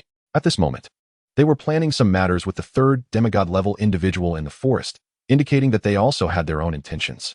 High-ranking personnel from all factions within 9 Dragon City gathered in the conference room, and everyone wore an extremely serious expression. The current situation was not optimistic. The initial surprise attack from the 4 clans had caught 9 Dragon City off guard. Although they had responded in time, there were still significant casualties. Furthermore, this was under the premise that the western district had not been attacked. Otherwise, the casualty numbers would only increase. Soon, the Abyss Demon Forest and the 4 clans would reach an agreement to jointly attack 9 Dragon City, a scenario that was not what 9 Dragon City wanted to see. However, they were helpless. The cake that was 9 Dragon City was too tempting, and the resources were abundant. Just the resources from the disaster-level rift spaces were astronomical. Not to mention the despair-level rift space. At this moment, Chen Zhongyun, positioned in the middle, said, "The current situation is quite severe. I've received news that the Abyss Demon Forest has reached an agreement with the 4 clans. What should we do now? Everyone, please share your opinions." However, the room fell silent, and the atmosphere was extremely heavy. Seeing that no one was speaking, Shi Jun stepped forward and said, "Let's wait a bit longer. Not everyone is here yet. We can discuss things once everyone arrives." Unlike Chen Zhongyun, Shi Jun's tone was very relaxed, as if this matter was not a big deal. calm and composed. The main reason was that Shi Jun had confidence. All 12 members of the 12 hunting teams were at least at the 9th level. So with just 3, they could have demigod-level combat power. This was why Shi Jun did not appear overly tense or serious. At this time, there was another person like Shi Jun, and that was Long Ju. He didn't know about others, but his own combat strength could withstand a demigod-level fighter, and his 7 subordinates were equivalent to 2 demigod-level fighters. The significant gap in 9th-level combat strength was a bit challenging, which was the issue that Shi Jun and Long Ju were currently contemplating. The person Shi Jun was waiting for was Chiu Su from 7 Star City. Before Chun Huan entered seclusion for training, he had instructed the system to pull all the consciousnesses of his avatars into a consciousness space, so they could support each other if any problems arose. And now, it was just in time for that. Chapter 83, The Battle. Looking at the others, their faces were filled with disbelief. They did not expect Shi Jun to be able to summon reinforcements in such a short time, and they were about to arrive at Nine Dragon City. Of course, except for Long Ju, as he was also part of it. Just as everyone was astonished, a figure silently appeared in the conference room, unnoticed by everyone except Shi Jun. Shi Jun was also a bit surprised, not expecting that the right protector of the good and evil hall had also arrived. At the same time, a middle-aged man appeared on the streets of Nine Dragon City, moving towards the meeting with an extremely terrifying speed. In no time, Chiu Su reached the entrance of the conference room. Knock, knock. The knocking sound echoed, and Chun Zhongyun directly said, "Come in." It was Chiu Su. After entering the conference room, Chiu Su scanned the room, pausing slightly at the corner where the right protector was, then nodded at Long Ju in greeting, and finally landed his gaze on Shi Jun. Smiling as he said, "Shi Jun, I'm not late, am I?" His demeanor had completely changed from the serious atmosphere upon entering. Shi Jun waved his hand, saying, "No, you arrived just in time. Let me introduce you." Thus, Shi Jun introduced everyone present one by one, and they exchanged pleasantries. When it came to Qin Zhongyun, Shi Jun discreetly communicated with Chiu Su and the right protector about Qin Zhongyun's identity, suggesting that they should win him over. After Chiu Su arrived, Qin Zhongyun kindly recapped the current situation to give him a better understanding. Upon hearing the circumstances from Qin Zhongyun, Chiu Su laughed heartily and said, "Leave those demigod-level fighters to me. Even if they were god-level powerhouses, I could still fight them. Let alone these few who haven't reached their peak demigod level yet." Hearing Chiu Su's assurance, everyone felt relieved. 2 days later, the alien army arrived at the gates of Nine Dragon City as scheduled. The Abyss Demon Forest kept its promise, with its 2 rulers personally arriving, followed by a group of alien beasts. At this moment, Nine Dragon City was truly surrounded on all sides. A beast's roar echoed out, signaling the commencement of the battle. Just as the 6 from the opposing side prepared to surround and kill Qin Zhongyun, an extremely powerful aura erupted, pulling the 6 into a formation. Outside the formation, Qin Zhongyun saw the 6 disappear and realized that it was Chiu Su's doing. He rushed directly to the battlefield in the west, which was closest to him, and began a one-sided massacre. Just as Qin Zhongyun was enjoying himself in the fight, an attack sent him flying, and another green tentacle directly pulled out 2 struggling residents from the formation. Then, the prison demon forest retreated. At this moment, Qin Zhongyun stood still, his expression extremely serious. He sensed an incredibly strong aura from that attack, indicating it had reached the divine level, so he did not pursue further. Meanwhile, in the midst of the battle, he noticed an attack had taken away his sandbag, which made him a bit angry. However, upon sensing the residual aura of that tentacle, his anger quickly turned into excitement, as he could distinctly feel that aura was that of a divine level.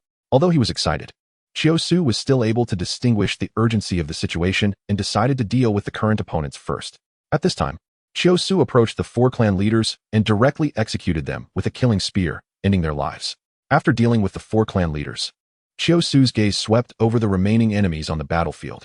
He understood that although the mysterious divine being had temporarily retreated, the threat still existed. Qin Zhongyun came to Chiu Su's side and whispered, "Did you feel it? That divine power?" Chiu Su nodded, then furrowed his brows and said, "Let's not think about it for now. Let's clean up the situation in front of us first." Thus, the 2 charged towards the enemy forces once again, like tigers entering a flock of sheep. Before long, the alien races on the battlefield had been mostly cleared out. Chiu Su and Qin Zhongyun stood in the midst of the battlefield littered with corpses, their expressions grave. Why did that divine being come? Was it really just to save those alien beasts? Qin Zhongyun asked in confusion. Chiu Su shook his head and replied, "It's probably just for those alien beasts. That attack showed no hostility. Otherwise, we would have been finished already." Finally, this battle concluded with the victory of Jiulong City. Chun Huan had been in seclusion for 2 months, and his realm had officially reached the 5th level. His physique had reached the 8th level, and his soul had even reached the 9th level. The power of rules within him had successfully advanced to the level of laws. The first thing Chen Huan did after exiting seclusion was to check his information. Name, Chen Huan. Soul, Linghai. Companion beast, chaotic blue lotus. Affiliated, fiery red lotus. Reincarnation, purple lotus. Annihilation, black lotus. Purification, white lotus. Merit, gold lotus. Beastmaster, Qing Long, little Qing. Huang Long, little Huang. Xuanwu, little He. Baihu, little Bai. Zhuke, little Hong. Blood contract, red dust flower shadow. Ghost sea mayfly. 9 heavens dragon emperor ginseng. Incarnation, Qing Long guards, 8 people. 12 hunting teams. Your lotus, Qinji, Dongshi, Qin Yunkai. Qin Jia, Qin Chan. Qin Wu, Han Exine, Luo Ho, Blood Demon, Demon Heart, Guijia, Feng Qiandao, 7-star city, 7 people, 7 clan tribe, 7 alien races. 7 beast domains, 7 alien beasts, 100 insect valley, 100 insects, insect race 150, tomb of inheritance, dragon realm, dragon race 100, fire spirit, demon eye, kind heart, smooth heart. Ziyang Ming, bodyguard, good and evil hall, nameless, Goan, evil, killer 48. Space, 3 lotus realm. Storage space, black robe 7, stand-in card 5, ordinary incarnation 20. World shaping card, starfruit kin 100, yellow peach kin 100, beastmaster pill 502. Idol, endless body refining technique, all things transforming divine book, soul swallowing book. Creation canon, primary world prototype 20, water law 10.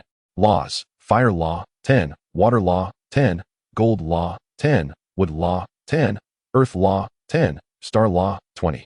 Killing law, 20, law of sorrow, 30, law of anger, 30, law of joy, 30, law of fear, 30, law of emotion, 20, wind law, 10, benevolence law, 10, overbearing law, 10, wisdom law, 30, poison law, 10, order law, 20, harmony law, 30, fusion law, 40, faith law, 10, disaster law, 50. Chapter 84, Half-Demon Race Begins War. Chen Huan smiled in satisfaction, knowing that his strength was now sufficient to compete with 8th-level powerhouses. Just as he was still immersed in joy, news from Jiulong City arrived. Jiulong City was under attack again, and this time it was not from those 3rd-tier tribes, but a genuine 1st-tier tribe. Although there was only one tribe, the number of their demigod-level powerhouses was overwhelming. The weakest elder in a 1st-tier tribe could easily wipe out a 3rd-tier tribe by himself, demonstrating the terrifying strength of 1st-tier tribes. The attacking alien race was the half-demon race, which consisted of races that had been demonized yet retained their consciousness. However, the half-demon race was not closely related to the demon race. Those demonized by the demon race were called demon slaves. The half-demon race had 3 peak demigod powerhouses. The clan leader of the half-demon race, Zhuhuchi and Yuhuchi. The clan leader was originally human, so he was in charge of the overall situation. Zhuhuchi was originally from the Jinshan tribe, responsible for the finances of the half-demon race. And finally, Yuhuchi was originally from the dragon race and was in charge of military affairs, making him the strongest among the 3.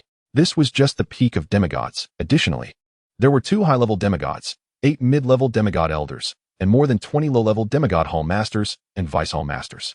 Below them were 32 9th level, 148th level, 657th level, and 1,906th level powerhouses. This level of strength was enough to wipe out Jiulong City several times over, but fortunately, Qiu Su and the evil and good Hall Su Hufa were still around, barely holding off the first wave of attacks. It was mainly thanks to Qiu Su and Yi Lu that all the opposing demigod combat power was held back. Otherwise, Chen Huan would have received the news that Jiulong City had been destroyed. After reading the message, Chen Huan furrowed his brows tightly. From the information just received, there was a significant gap in strength between demigods with world prototypes and those without. Just by himself, Qiu Su had blocked all of the enemy's demigods. With this in mind, Chen Huan's brows relaxed. Now, Chen Huan only needed to dispatch one demigod to wipe out the enemy directly. But he planned to make use of the situation, so he also notified the corpse ancestor. With Chen Huan's efficiency, in an instant, Qiu Chun and the corpse ancestor were teleported to the battlefield. At this moment, the battlefield was already deserted, with only remnants scattered everywhere. The corpse ancestor, upon seeing this, directly burrowed underground, waiting for the next battle. Meanwhile, Qiu Chun made his way towards Jiulong City. In just a few breaths, Qiu Chun arrived at the city gate of Jiulong City, where Qiu Su and the people of Jiulong City had been waiting for a while. As soon as Qiu Chun landed, Qiu Su stepped forward to greet him. The two exchanged glances, needing no words. They understood each other's intentions. Qiu Chun asked, "When do we start?" Qiu Su shook his head, saying, "It's unclear for now, but we must not let our guard down. Just as everyone was discussing the next plan, a sudden burst of green light appeared in the distant sky. Chun Zhongyun felt a deep sense of oppression upon sensing the power within, an indescribable feeling rising from his heart. However, those who knew the truth exchanged knowing glances and remained silent, each with a faint smile on their lips. By the next morning, the half-demon army was already outside the city. This time, they did not choose to attack the east, south, and north gates together. Instead, they advanced towards the south and north gates, slowly closing in. The atmosphere became tense, and the guards on the city walls stood ready, nervously watching the movements of the enemy. Qiu Chun stood on the city wall of the north gate, quickly forming seals with his hands, chanting incantations, and a golden shield appeared in front of the city gate. On the other side, Qiu Su was stationed at the south gate with part of his troops. He drew the sword at his waist, the blade faintly shimmering with a cold light, and unlike the atmosphere around him, the killing intent and murderous aura were even more intense. Among the half-demon army at the south gate, a tall figure stepped out of the ranks and let out a series of eerie cackles. Today is the day of your Jiulong city's destruction. Qiu Su snorted coldly. Arrogant words. Who destroys whom is still uncertain. After saying that, he charged forward with his sword. In an instant, the sounds of battle shook the heavens and earth. At the north gate, the half-demon army also began their assault, continuously crashing into the golden shield set up by Qiu Chun, each impact causing ripples to spread across the shield. Qiu Chun's expression remained relaxed, but he still increased the output of his spiritual power, causing ancient patterns to appear on the shield. Meanwhile, the patterns on the shield were fully drawn, and an extremely strong suppressive force poured out, causing the incoming alien races to prostrate on the ground, unable to move. After a while, all the alien races on the battlefield fell unconscious. Seeing that there were no demigod-level fighters on his side, Qiu Chun realized the gravity of the situation. At this moment, Qiu Su had been delayed and was unable to provide support at the east gate. Even though he now realized the enemy was trying to hold him back, Qiu Su still could not break free. He had to hold the line here. Without much thought, Qiu Chun immediately rushed to the east gate at his fastest speed. However, upon arriving near the east gate, he saw a scene of chaotic battle. The defending soldiers at the east gate and the 12 hunting groups were holding their ground. Qiu Chun waved his hands, causing his staff to enlarge, and struck towards the half-demon tribe. The half-demon army was thrown into disarray. But soon, several powerful array masters charged out from the half-demon army, working together to raise a massive magical formation that blocked Qiu Chun's attack and counterattacked with waves of black flames. The flames were infused with a strong aura of death, but this was the least of Qiu Chun's worries. Chanting a spell, a cyan blue water curtain appeared before him, extinguishing the black flames directly. Just then, the sky suddenly darkened, and a gigantic hand reached down from the clouds. Qiu Chun quickly summoned a wall of wind to block it, but he was shocked to realize that the half-demon army had concealed such a powerful ally. This was undoubtedly the aura of a god. However, Qiu Chun did not retreat. He bit his finger, smeared his blood on the weapon manifested by his companion beast, and instantly, a brilliant light emanated from him, striking upwards towards the descending hand. The massive hand collided with Qiu Chun's weapon, producing a deafening roar. Qiu Chun felt a wave of soreness and numbness in his arm, but he gritted his teeth and held on. At this moment, Chen Huan, upon realizing the appearance of the so-called god, directly teleported Kuang Dao and Li Jun to Qiu Chun's side. When Li Jun and Kuang Dao sensed the god-level aura, they both looked on with fiery eyes. At this moment, Li Jun, Qiu Chun, and Kuang Dao formed a standoff against the black figure in the sky. The atmosphere among the four was tense and heavy, as if a great battle could erupt at any moment. The three stared intently at the black figure above, on high alert for any sudden moves. Li Jun's gaze was fervent. It was indeed rare to see such a god-level powerhouse. He thought it was a good opportunity to test his skills, and Kuang Dao next to him had the same idea. The figure in the sky was the hidden god-level being of the half-demon tribe, but he had barely reached the 9th rank of God King. However, that was still formidable enough for the three of them. The half-demon god's eyes were deep and indifferent, looking at the three as if they were mere ants. This contemptuous attitude enraged the three, but they still dared not act rashly, as the opponent was a 9th rank God King. Just then, the figure in the sky spoke. You ants dare to block my soul nightmare? Truly seeking death. His tone was icy, filled with killing intent. Upon hearing this, the most impatient Kuang Dao charged forward with his blade, saying, Whether we are ants or not is not for you to decide. Ask my blade first. With that, an extremely terrifying blade light slashed towards the soul nightmare. Upon sensing the power of that blade light, the soul nightmare silently withdrew its earlier disdain and began to take the situation seriously.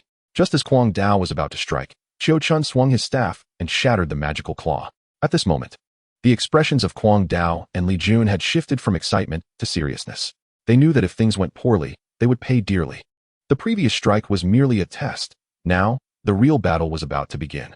The strength of the Soul Nightmare exceeded their imagination, but the three did not retreat. Instead, their fighting spirit surged. Li Jun was the first to charge forward. At this moment, his companion beast attached itself to the sword in his hand, and the sword's laws were fully activated, with sword energy radiating around him as he engaged the Soul Nightmare's claws in fierce combat. For a time, no clear victor emerged. But as time passed, Li Jun gradually fell into a disadvantage.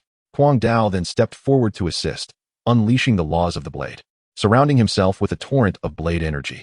With Kwang Dao joining the fray, balance was quickly restored, but it was short-lived. The Soul Nightmare smiled wickedly and said, "I won't play with you anymore. It's time to send you to hell." The Soul Nightmare directly forced the two back and unleashed its ultimate technique, Blood-Sea Claw. Knowing they could not match the Soul Nightmare's strength, Kwang Dao and Li Jun quickly retreated to Qiu Chun's side. Upon seeing the red giant claw, Qiu Chun calmly stated, "One stick returns to origin." At this point, the Soul Nightmare's expression darkened. It had not expected that one attack would not be enough to eliminate the three. With a cold snort, the Soul Nightmare said, "Not bad, but don't think you can stop me with this." Saying this, it flickered and transformed into countless phantoms, charging towards the three. "Phantom Strike!" Kwang Dao shouted, "Come on!" His long knife danced into a curtain of light, while Li Jun drew circles with his sword, forming defensive sword energy. Qiu Chun gripped his staff tightly, the armor on him emitting a faint glow, ready for battle.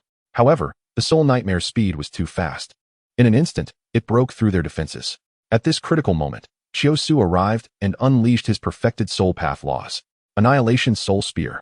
The battlefield had now become a 5-person arena. Seeing Qiu Su arrive, Qiu Chun asked seriously, "Is the situation at the South City Gate resolved?" Qiu Su shook his head and replied, "Not yet. There are still 12 of them holding the line there. I came here first." Without wasting words, Qiu Chun quickly explained the situation regarding the Soul Nightmare.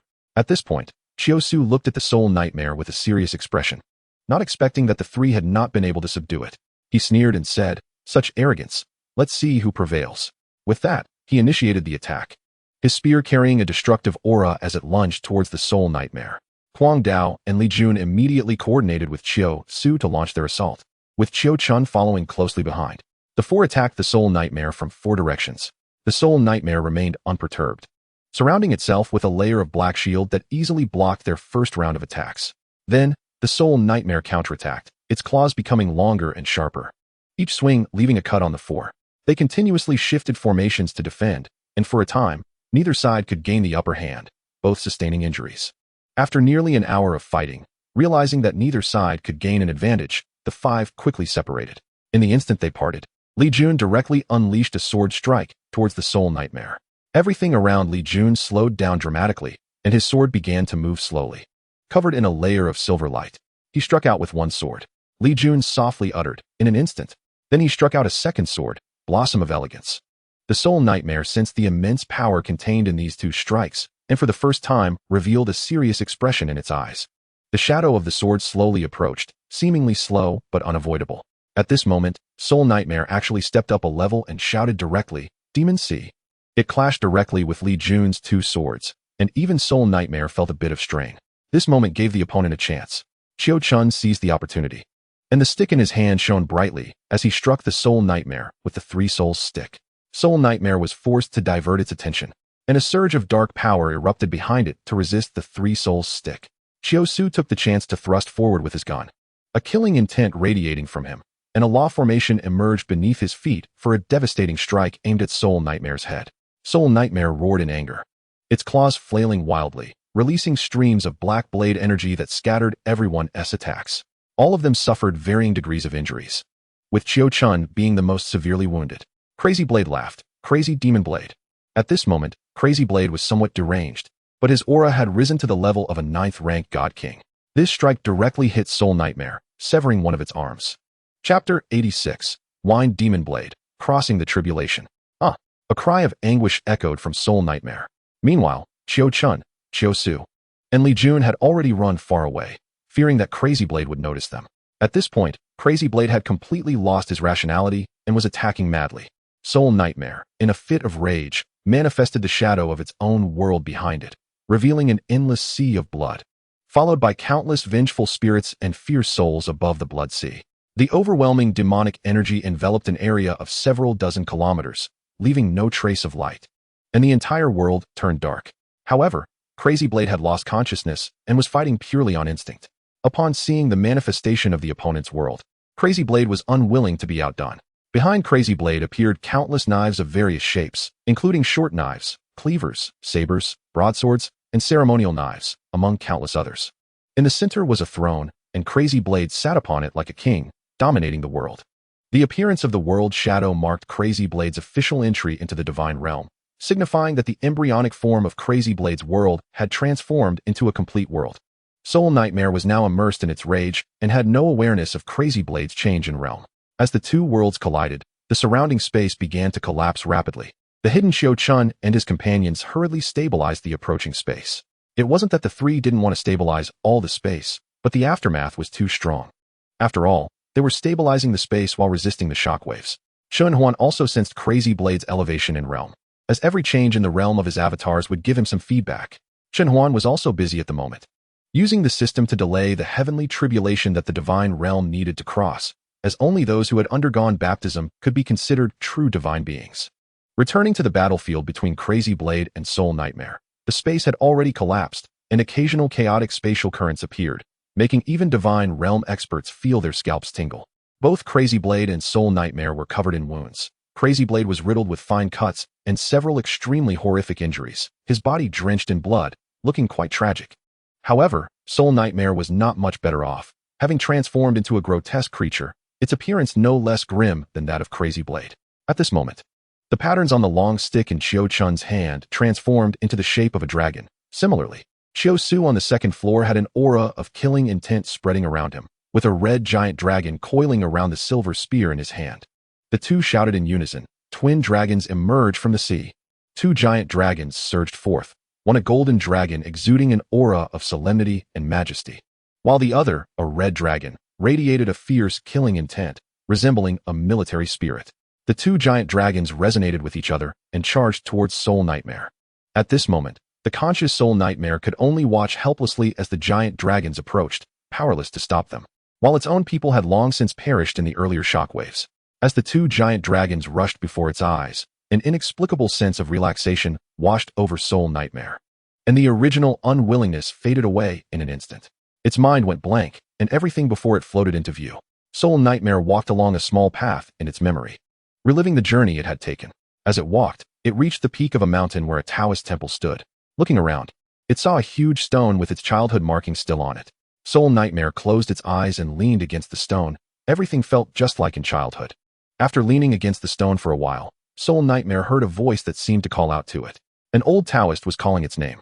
Upon hearing the old Taoist's voice, Soul Nightmare's eyes moistened, and it stood up to rush into the old Taoist's embrace, as if it had found a place to rest. Without any surprises, Soul Nightmare's journey ended here. With the conclusion of Soul Nightmare, this war also came to an end. The Nine Dragons City achieved final victory. Meanwhile, far away in Rong City, Chun Huan frowned and sighed. I didn't expect a divine-level expert to appear at this time. I thought with so many semi-divine experts, we would be invincible. It seems I was overthinking. Chun Huan opened his system to check on his avatars, and to his astonishment, he discovered that the corpse ancestor had also reached the divine level, with a note stating, crossing the tribulation. Chun Huan was overjoyed, not expecting the corpse ancestor to advance to the divine level so quickly. He then activated the system's observation mode to begin watching the corpse ancestor's tribulation process. At this moment, the corpse ancestor was flying in the air, staring intently at the brewing thunder tribulation in the sky. The sky was already overcast with dark clouds, occasionally flashing with lightning. The corpse ancestor looked at the dark clouds above, a trace of determination flashing in its eyes. It knew that this was an unavoidable hurdle to achieving the divine level. As long as it overcame this thunder tribulation, it could truly step over the threshold of the divine level.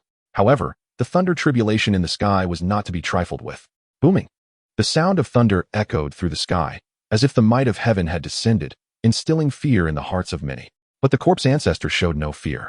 It roared to the sky, its aura continuously rising, wanting to confront the thunderclouds above. Come on, let me see just how strong this thunder tribulation really is. The corpse ancestor roared again, its eyes gleaming with madness. Boom! A bolt of lightning, as thick as a water barrel, descended from the sky, aiming directly at the corpse ancestor. The corpse ancestor did not dodge or evade, staring fixedly at the lightning, while the attack it had been preparing was thrown out. A gray-green light swallowed the bolt of lightning. The thunderclouds in the sky seemed provoked. The originally blue lightning was now covered with a layer of white light.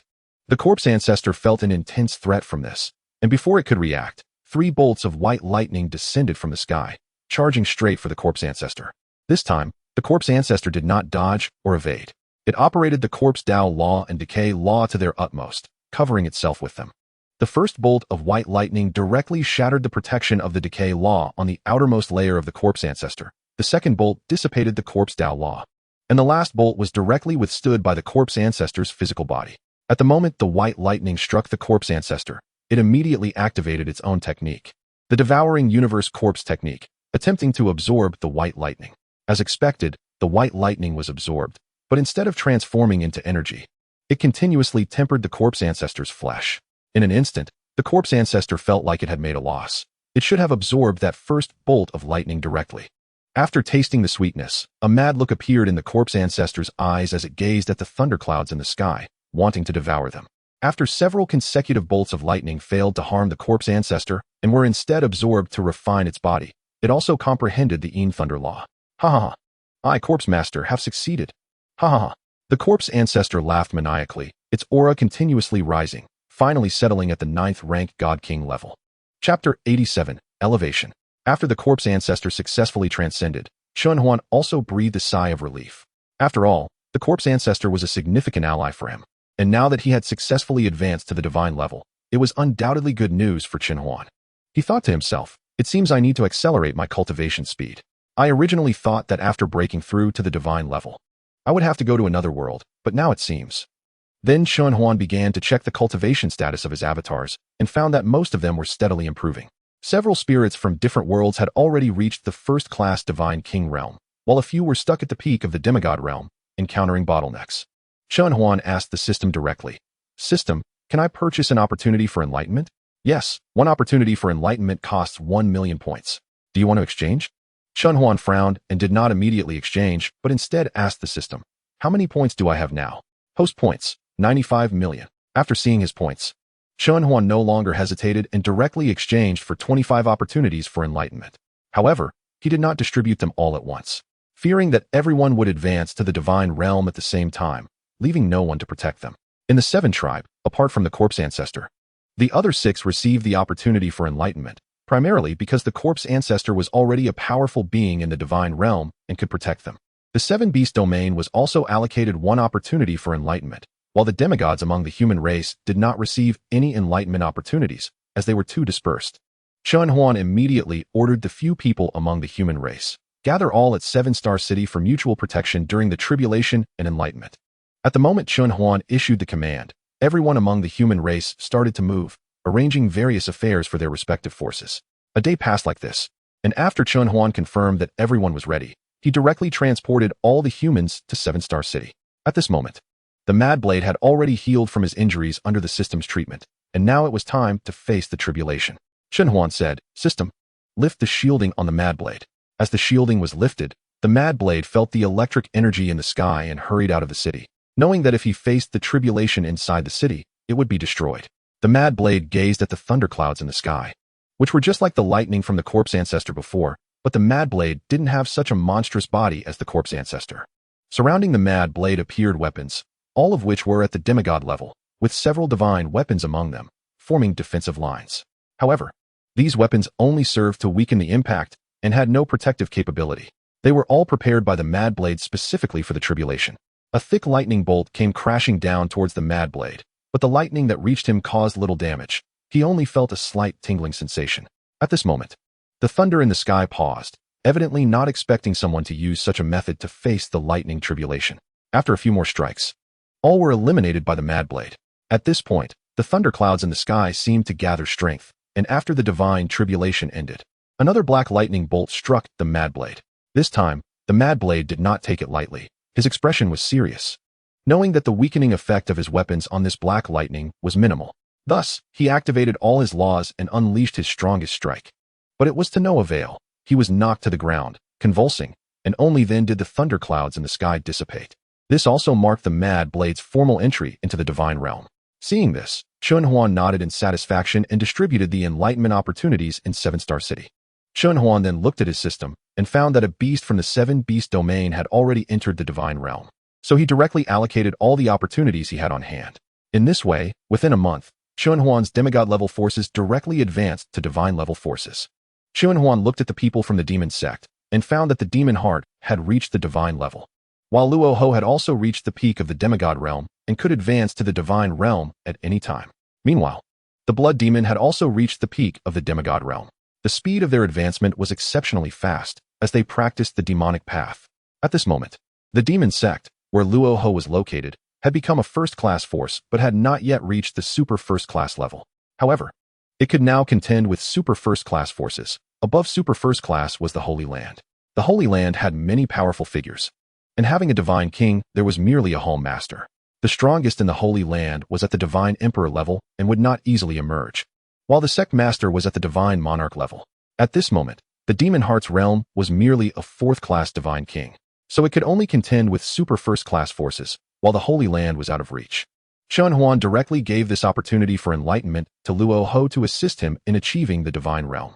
Chun Huan then looked at the blood demon and found himself in a dilemma, as he needed to elevate the overall strength of the demon sect, and the blood demon's strength had to rise. Opening the system store, the first item Chun Huan saw was a world-shaping card, which was a bit expensive, costing 10 million points. Chun Huan, having learned from his previous experience, did not immediately purchase it but continued to look further. Item, world-shaping card, cost 10 million points. Comprehensive enhancement card, ignores realm, cost 5 million points. Imperial Guardian Array, cost 10 million points. Wordless Demon Steel, cost 15 million points. Emperor-class Warship, cost 33 million points. Space Law Enlightenment card, cost 3 million points. Time Law Enlightenment card, cost 3 million points. 5 Elements Law Enlightenment card, cost 3 million points. Slaughter Law Enlightenment card, cost 3 million points. Thunder Law Enlightenment card, cost 3 million points. Looking at the system store, Chun Huan ultimately purchased a comprehensive enhancement card for the Blood Demon and then bought the Wordless Steel, Imperial Guardian Array, and Emperor-class Warship for the Demon Sect. Now, the foundation of the Demon Sect had risen to a new level. After receiving the comprehensive enhancement card, the Blood Demon immediately found a secret chamber to enter seclusion. Meanwhile, on the other side, the Demon Heart was setting up the Wordless Steel and the Imperial Guardian Array, while the Emperor-class Warship was in Luo Ho's hands. As he spent most of his time outside while the Demon Heart stayed behind, and the Blood Demon developed connections, with clear divisions of labor among the three. The Wordless Steel that Chun Huan exchanged for was actually meant for the Demon Heart's cultivation.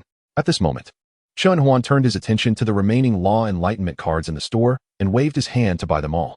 He allocated the time, space, and Slaughter Law Enlightenment cards to Qin Jie, gave the 5 Elements Law Enlightenment card to Qin Wu, and the Thunder Law Enlightenment card to Qin Shan. The main reason was that Qin Jie was stationed at the border, and strength was indispensable. Qin Wu, due to his identity as a member of the Carefree sect, was the most compatible with the 5 Elements Law. Lastly, Qin Shan, due to his refining work, sometimes needed the tempering of the Thunder Law, making it the most suitable for him. Chapter 88, Advancement. After giving the items to the three, Qin Shan immediately found a safe place to start comprehending the Thunder Law. Then there was Qin Wu, who directly went to the local Shifeng Chamber of Commerce, found a secret chamber with 5 Elements attributes, and began seclusion to comprehend the 5 Elements Law. Although the 5 Elements Law in the secret chamber was not very dense, it did not have a significant impact on Qin Wu. Finally, there was Qin Jie, who was the safest one. He simply reported that he was going into seclusion and found a location to start comprehending the 3 laws: time, space, and slaughter. Seeing that the 3 had all entered seclusion, Chun Huan shifted his gaze to the final world-shaping card, directly spending 100 billion in funds to exchange for points and redeeming it. Chun Huan looked at the world-shaping card and pulled up its information.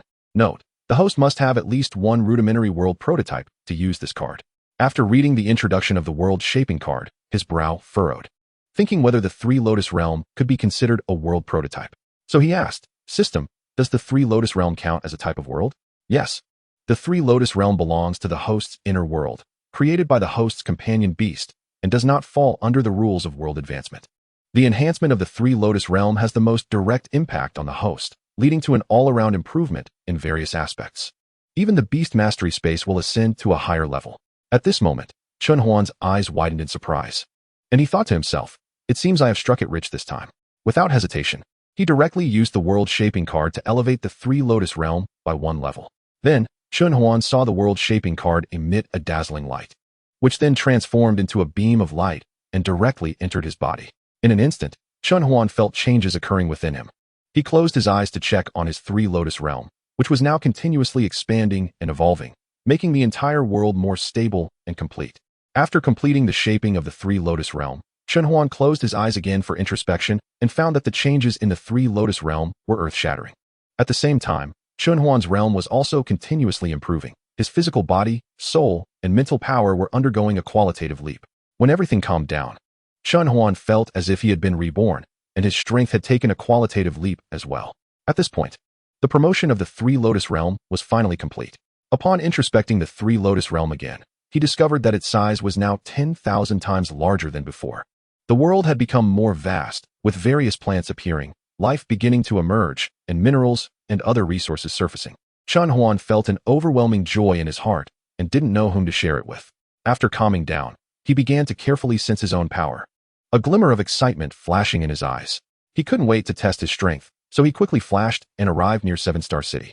Seven Star City is located in the desert, where yellow sand fills the sky, and the scorching sun creates an extremely harsh environment. Chun Huan took a deep breath and began to feel the power within him, discovering that his strength now far exceeded his imagination. He incredulously opened the system interface to check his information. Host, Chun Huan. Soul, primordial spirit, soul realm, spiritual awareness, spiritual stream, spiritual lake, spiritual sea, soul gathering, soul condensation. Primordial spirit, spirit refining, yin spirit, yang spirit, king soul, nirvana, emperor soul. Mental power, 9th rank divine king. Companion beast, chaotic green lotus. Attached, karma fire red lotus. Reincarnation purple lotus, world destruction black lotus, pure world white lotus, merit gold lotus. Incarnations, Azure Dragon Guard, 8 people, 12 hunting groups, Ear Lotus, Chunji, Dong Shi, Chun Yunkai, Chun Jia, Chun Chan, Chun Wu, Han Exine, Luo Ho, Blood Demon, Demon Heart, Guijia, Feng Qiandao, 7 Star City, 7 people. 7 clan tribes, 7 alien races, 7 beast domains, 7 alien beasts, 100 insects valley, 100 insects, insect clan 150, tomb of heritage, dragon realm, dragon clan 100, fire spirit. Demon eye, kind heart, smooth heart, Ziyang Ming, bodyguard, good and evil hall, nameless, returning peace, evil, killer 48. Space, 3 lotus realm. Storage space, black robe 7. Substitute card 5, ordinary incarnation 20, world shaping card. Starfruit can food 100, Yellow Peach can food 100, Beastmaster Pill 502. Idle skills, endless body refining technique. All things divine transformation book, soul swallowing book, creation classic, primary world prototype 20, water rule 10. Rules, fire rule 50, water rule 50, metal rule 50, wood rule 50, earth rule 50, 5 elements rule 50, star rule 50, killing rule 30, thunder rule 30, sorrow rule 30, anger rule 30, joy rule 30, fear rule 30, emotion rule 20, wind rule 10, benevolence rule 10, domineering rule 10, wisdom rule 70, poison rule 10, order rule 80, harmony rule 30, fusion rule 90, faith rule 10, disaster rule 90, space rule 60, time rule 30. Before Chun Huan could feel happy, he sensed the approach of danger. A giant scorpion appeared before him. The scorpion's body was sandy yellow, and its stinger glimmered with a faint cold light under the sunlight. Chun Huan hurriedly checked the scorpion's information. Name, Desert Poison Scorpion. Rules, Poison Rule, 50, Defense Rule, 80, Desert Rule, 70. Weaknesses, Scorpion Tail, Abdomen, Eyes. After checking the scorpion's information, Chun Huan boldly looked at the Desert Poison Scorpion, seeing it as a natural sharpening stone. Just as Chun Huan was lost in thought, the Desert Poison Scorpion launched its attack. The sand around the poisonous scorpion began to rise, obscuring its figure. Seeing that Chun Huan remained still, the scorpion's tail lunged directly at him. Upon seeing the tail come within reach, Chun Huan immediately activated his time rule to slow down time, then quickly withdrew, narrowly avoiding the incoming tail. Chapter 89, Battle at 7 Star City. Chun Huan frowned at the Desert Poison Scorpion before him. This scorpion was more troublesome than he had imagined. Before he could ponder further, the scorpion's attack came again. A scorpion tail made of sand charged toward him. This time, Chun Huan did not dodge, but instead activated his rules to counter it. Lightning flashed around Chen Huan, and a spear appeared in his hand, already covered in arcs of electricity. He then threw the spear toward the attacking desert scorpion tail. In the moment of impact, the desert scorpion tail was effortlessly shattered. But a cloud of poisonous substance followed. Chen Huan quickly retreated, trying to escape the area. Although his movements were very fast, he still could not escape the range of the poisonous fog. He felt a wave of dizziness, as if he would collapse at any moment. Realizing he had been hit, Chen Huan hurriedly activated his poison rule to alleviate the effects of the toxin while beginning to dispel it. At this moment, the scorpion in the poisonous fog transformed into human form and slowly approached Chen Huan, holding the spear he had just thrown. The spear was now covered in purple poisonous gas. The scorpion noticed that although Chen Huan was lying on the ground, his chest was still rising and falling, and without hesitation, threw the spear toward him. However, Chen Huan did not dodge, but directly summoned his companion beast to cover himself with a layer of armor, blocking the incoming spear. The moment he summoned his companion beast, Chen Huan felt the toxins on his body dissipate completely, which surprised him. He hadn't expected his companion beast to have the effect of detoxification. He thought to himself, "It seems I don't know enough about my companion beast." But now was not the time for self-reflection. There was still an enemy eyeing him closely. At that moment, Chen Huan was pushed back by the spear, landing about 10 meters away, and he spat out a mouthful of poisonous blood. Looking at the human form of the desert poison scorpion before him, his expression was grave. Yet he still did not summon his beast masters. Their realms were still too low to face the desert poison scorpion without being a burden. The moment two blood contract beasts appeared, the surrounding desert was covered with a layer of green, adding a touch of life to the barren sands. As the two blood contract beasts emerged, the desert poison scorpion retreated cautiously. Upon sensing the realms of the two beasts, its original wariness immediately vanished, replaced by a hint of disdain in its eyes. Feeling the disdainful gaze from the desert poison scorpion, Chen Huan activated the metal rule and attacked the desert poison scorpion, while an extremely subtle thorny vine also launched toward it. The desert poison scorpion, which had focused its attention on Chen Huan, was instantly ensnared and unable to break free. Seeing this, Chen Huan accelerated again. The spear in his hand shone with golden light, and his aura became exceedingly sharp. This time, Chen Huan did not aim to take its life with a single blow, but rather to control its pincers. As Chen Huan had anticipated, the scorpion tightly grasped Chen Huan's spear with its two pincers, then used the stinger on its tail to stab at Chen Huan. Just as the stinger was about to hit him, the Nine Heavens Dragon Emperor rushed towards the scorpion's tail and broke it with a punch. Soon after, the once lively scorpion began to quickly wither, eventually becoming motionless and losing its breath. At the same time, the system voice echoed in Chen Huan's mind. When Chen Huan heard the system's message, it felt like a heavenly sound. Chen Huan was very happy. After dealing with the desert poison scorpion, he set off towards Qixing City, guided by the universal map. Although Chen Huan could have directly teleported to any city in Qixing City, he chose not to, as walking there was also a unique experience. He thought to himself that he had never been to the desert in his previous life. Of course, the downside of doing this was that he would encounter various troubles, but Chen Huan seemed to enjoy it. Along the way, he encountered desert wolf packs, sandstorms, and other issues. Eventually, he came across a merchant caravan heading to Qinxian City in Qixing City, which was the closest city to him among the 7 cities. In the caravan, he met a pair of twins, the elder named Guan Shangyue and the younger named Guan Haikua. They were both planning to settle in Qinxian City, mainly because they had provoked people they shouldn't have in their previous city and had to leave. There were quite a few such people in the caravan. However, Chen Huan did not ask further, mainly because he didn't want to get involved in such matters. Although he wasn't afraid, it was just bothersome. The caravan soon arrived at Qinxian City, which had already begun to take shape. At least the residential area was completed, and many people had settled there. Upon arriving in the city, Chen Huan headed straight to the city lord's mansion in the city center to find Li Jun. The center of the city was filled with various official institutions, and the city defense of Qinxian City was managed by Qiu Su's Battle City.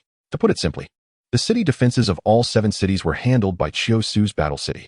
The laws of Qixing City were managed by the Chengguo City, where Zhuangsu was located, which was also the commercial center of Qixing City. All decisions for Qixing City were made by Qi Ling's Zhiguang City, primarily for planning the city's development. Badao City was known for being the arms factory of Qixing City, the source of all weapons, and it was also the city with the tightest military defense among the 7 cities. Then there was Yuanyi City, governed by Qiu Chan, which was the place for imprisoning criminals and also had the tightest security, but its military strength was not much different from the other cities. The reason was that this city had the most inscription masters among the 7 cities, and it was also the only place with a divine-level inscription master. Finally, there was Wansu City, governed by Qing Su, which was the most beautiful place among the 7 cities. Unlike the other 6 cities, this city was mostly inhabited by Chun Huan's direct lineage, followed by people from other factions, such as the 8 great families and professional associations. Chapter 90. Planning for Qinxian City. At this point, Chun Huan had arrived in the central area of Qinxian City and saw Li Jun talking with others from a distance, seemingly conveying some information. Chun Huan found a nearby place to sit and waited for Li Jun to finish his tasks. After a few minutes, once Li Jun was done, he immediately came to Chun Huan.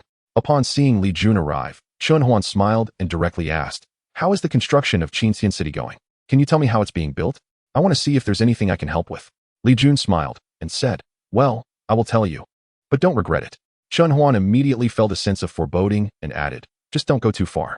Qinxian City is divided into 2 main areas, the outer zone and the inner zone.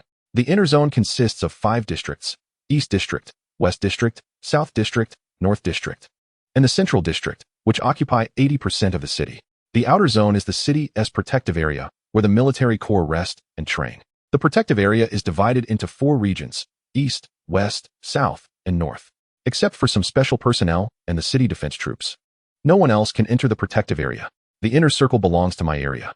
The next inner circle is the residential area for the heads of various departments and their direct family members, while the outer circle and next outer circle are the headquarters of all city management departments. The East District of the inner zone is where my own force, the Sword Pavilion and Qinhai Tower, is located. I plan for this area to mainly have residential communities and the most small to medium-sized schools. The West District is home to the only higher education institution in the city, which occupies a quarter of the West District. This area also has the most vibrant businesses, such as guilds and companies. Finally, the South District and North District are mainly residential areas for the families of the city defense troops. The South District is primarily the stronghold of the Chun Huan family's power and is also home to the Professional Association and Beastmaster Association. The North District is where the Hunting Guild is located, as well as the area with the most material trading. This is the current situation. Feel free to provide your feedback. Chun Huan picked up the materials in his hand, looked at them for a moment, and asked, "How are you organizing departments similar to a police department in each district? Also, you haven't mentioned departments like the resource department and logistics department." Li Jun raised an eyebrow and smiled. "You're quite direct, aren't you?" He continued, "We've actually considered these things. There is an organization similar to a police department called the Patrol Division. Each street has a branch, and the headquarters is in the next outer circle." Chun Huan said in disbelief, "Then why didn't you write that down?" Li Jun laughed a couple of times and said, "Everyone has a different perspective. As for the resource and logistics departments, we hadn't thought of them. Previously, we stored resources within our own rule worlds, so there wasn't that demand." After thinking for a moment, he added, "I actually don't have a good idea for the resource department, while the logistics department already exists but wasn't written down. It's a special department." Chun Huan slumped in his chair and smiled. "I do have an idea for the resource department. Do you want to hear it?" Li Jun raised an eyebrow in surprise. "Go ahead." Chun Huan sat up slightly and said, "For the resource department, we can directly integrate it into the logistics department.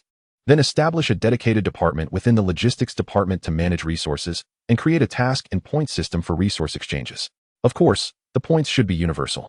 As for the exchange ratio, you can decide that." Li Jun pondered for a moment, then praised, "That's a good idea.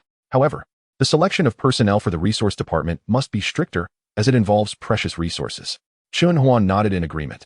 "Exactly. Members must be loyal and reliable, and their strength shouldn't be lacking. Additionally, we can conduct regular assessments and reward those who perform well with rare materials or increased privileges." Upon hearing this, Li Jun found it feasible and decided to implement it right away. With the issue resolved, Li Jun began requesting resources. He smiled at Chun Huan and said, "Boss, I'm still short on some resources. What do you think?" At this point, Chun Huan felt a slight sense of foreboding and cautiously said, "You go ahead and say it. I'll see if I can manage it." Li Jun was straightforward, saying, "This city is called Qinxian City, but it doesn't have any notable landmarks or famous items. How about we get something good?" Chun Huan let out a sigh of relief, realizing it was just this request. Without much thought, he agreed. He then opened the system store and began looking for today's good items. System Mall, Wujian Stone Wall, 16 million points. Sword Tomb, 36 million points.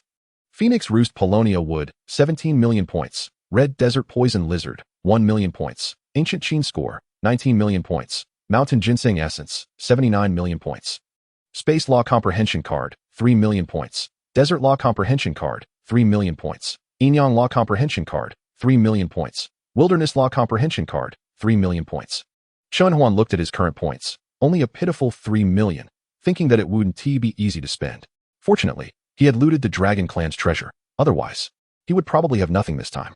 Then Chun Huan bought everything except for the red desert poison lizard and space law comprehension card. And he immediately felt that his wallet was running low, thinking that he would need to take some good items when he went to the tomb of Tang Dynasty.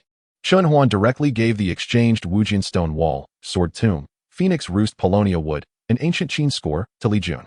Then he asked Li Jun to take him to the inner circle to rest, fearing that Li Jun might propose other requests, which would completely bankrupt his wallet, especially since there were still others to consider. The place where Chun Huan had just talked to Li Jun was at the boundary between the outer circle and the next outer circle. While the position Chun Huan was in now was uniquely Li Jun's, or we could say it was Chun Huan's inner circle, the resting place was like a palace, very luxurious and grand. Chun Huan casually found a room to stay in, then took out the 3 experience cards for Wilderness, Yinyang, and Desert, giving Wilderness to Chun Jia, Yinyang to Chun Wu, and Desert to Chun Chan, with the 3 of them sharing equally. Chapter 91, Desert Wolf Pack. After distributing the law comprehension cards, Chun Huan shared the mountain ginseng essence with Chun Wu, mainly because Chun Wu had just broken through and was still missing a contract beast, which Chun Huan happened to have. Although Chun Huan also needed one, Chun Wu already had a 9 Heavens Dragon Emperor ginseng, which was probably many times stronger than mountain ginseng essence. After finding the rightful owners of these items, Chun Huan finally lay down and fell asleep. He slept straight through to the next day, sleeping for a total of 13 hours. Upon waking, Chun Huan followed a team of merchants heading to Bad Knife City and directly left Qinjian City, embarking on the road to Bad Knife City. Everyone in the merchant team rode camels, and the items to be transported were stored in spatial rings, with Chun Huan following the team through the desert. By nightfall, everyone set up camp on the spot and arranged a formation around, assigning 3 people to keep watch, with Chun Huan being one of the 3. A small part of this merchant team was headed to Bad Knife City as well, but they wouldn't let someone ride along for no reason. So the night watch fell to someone like Chun Huan who wanted a free ride. However, they would still send someone to participate in case someone had ulterior motives. So there would be someone to alert if necessary. Chun Huan directly released his mental power to probe the surroundings, discovering that a 4th-tier desert fire wolf was lurking in the shadows, observing the merchant team's south resting place, and about 3 or 4 miles away. There was a pack of wolves gathering. Chun Huan did not raise the alarm because a 4th-tier desert fire wolf would not attract anyone's attention, even if he mentioned it. They wouldn't care, and the lowest realm in this merchant team was 5th tier, with an 8th-tier beastmaster among them. After a round of probing, Chun Huan found an extremely terrifying aura beneath the ground, but the owner of the aura seemed to be asleep and had not detected Chun Huan. At this point, Chun Huan's back was already soaked with sweat. That aura was too terrifying, only comparable to those emperors from the tomb of Tang Dynasty. Just as Chun Huan was lost in thought, he suddenly heard someone calling him. Chun Huan, did you discover something? The voice was deep and powerful. Chun Huan looked to see that it was the main leader of this merchant team, Ta Lu, the strongest among them, an 8th-tier beastmaster. Ta Lu was a dark-skinned, burly man who was very measured in his dealings with those around him. Ta Lu also sensed something was off with Chun Huan, and his expression became much more serious. But he did not rush to question him. Instead, he quietly waited. After a while, Chun Huan said, Ta Lu, be on guard. A wolf pack is approaching. Ta Lu did not doubt it, and immediately began to call everyone to prepare for defense. As for why Ta Lu trusted Chun Huan so much, it was because he valued Chun Huan's ability to sense the environment over a large area. Moreover, Ta Lu had a character that did not doubt those he employed, so he chose to believe Chun Huan's words directly. Once everyone was on high alert, after a while, the members of the merchant team also heard howls of wolves coming from afar. At this point, Chun Huan closed his eyes to sense the specifics of the surrounding wolf pack. Although Chun Huan could sense without closing his eyes, it was still necessary to be cautious when out in the world. Everyone gasped in shock, not expecting this wolf pack to be so troublesome. Thus, everyone waited in tension, their expressions serious, with only Chun Huan appearing relaxed. At this moment, Chun Huan still looked casual, as if this matter was not a problem for him. But in fact, he was already prepared for battle. Soon the wolf pack surrounded the merchant team. Awu. With a wolf howl, the surrounding wolves surged forward. Ta Lu immediately summoned his companion beast, transforming it into a weapon held in his hand, clearly targeting the 3 8th-tier desert fire wolves at the back. While summoning his 8 beasts at the same time, Ta Lu charged through to the 3 8th-tier wolves, appearing extremely domineering. After sizing up both sides, it seemed that Ta Lu would not be able to take down the opponent anytime soon, so he summoned the yellow dragon and white tiger and began a massacre. After quickly donning his equipment, Chun Huan rushed into the wolf pack with his dual knives transformed from the fiery red lotus of karma, mercilessly slaughtering. The people around him were very surprised, as they had not expected this fair-skinned young man to be so ruthless. As Chunhuan hacked through the wolf pack, the system's notification sounds kept ringing in his mind. At first, Chunhuan plunged into the 4th and 5th tier wolves, slashing wildly. And with the support of the yellow dragon and white tiger, he soon killed more than half of the 4th and 5th tier wolves. Chunhuan then turned his gaze towards the 6th tier desert fire wolves, where the resistance was still quite difficult, and the pressure on everyone eased with Chunhuan's addition. Chunhuan did not use the power of laws, but rather the power of rules, specifically the rule of slaughter. At this moment, a murderous intent surrounded Chunhuan, causing the 4th and 5th tier desert fire wolves to avoid him, fearing they would die under his blade. Chunhuan charged towards the 6th tier desert fire wolf, and supported by his abnormal physique, his speed reached its peak. With the first strike, he directly decapitated a desert fire wolf, while the white tiger and yellow dragon behind him each killed one as well. Before long, with Chunhuan's involvement, the 6th tier desert fire wolves were swiftly dealt with. Next, the heavily injured 6th tier wolves targeted the 4th and 5th tier desert fire wolves, while those with lighter injuries charged towards the 7th tier battlefield. Chapter 92. The battle at the 7th tier was not something the 6th tier could compare to.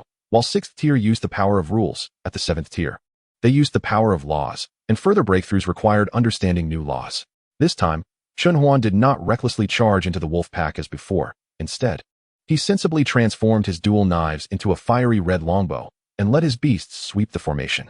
Other 6th tier beast masters did the same, with over 20 of them wielding longbows or crossbows.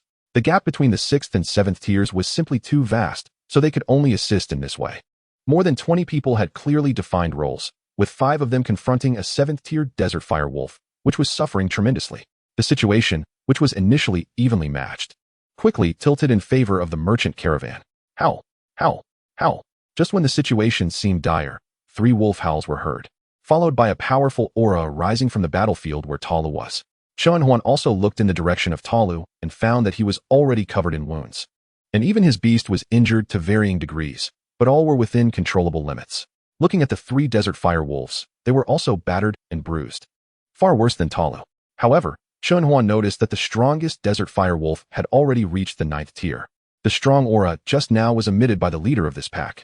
Suddenly, Chunhuan felt that the situation had become tricky. To resolve the current trouble, he would have to expose his true strength, which would attract many people's attention, something he did not want. After some contemplation, he decided to contact Kwang Dao and ask him to send someone to resolve the current trouble. At least, since his strength had not yet reached its peak, it would be better not to reveal that his power far exceeded his realm. He promptly informed Kwang Dao about the situation and requested assistance.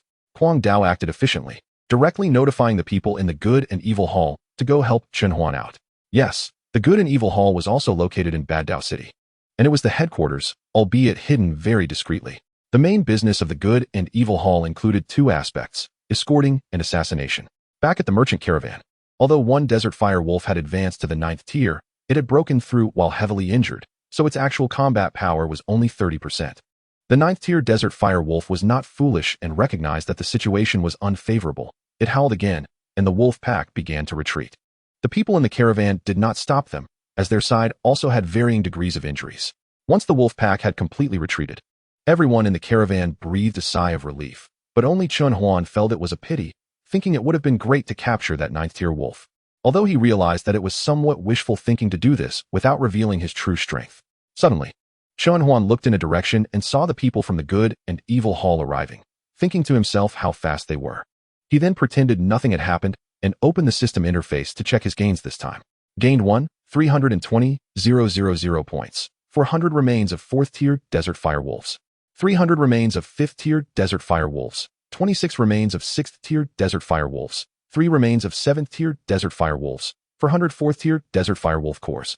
300 5th tier desert fire wolf cores. 26 6th tier desert fire wolf cores. 3 7th tier desert fire wolf cores. 26 opportunities for talent selection. 3 opportunities for law selection. Chunhuan looked at his gains and felt quite satisfied, unable to help but smile. He then looked at the talent selection opportunities and chose the unique talent of the Desert Fire Wolf, Directional Vibration Perception.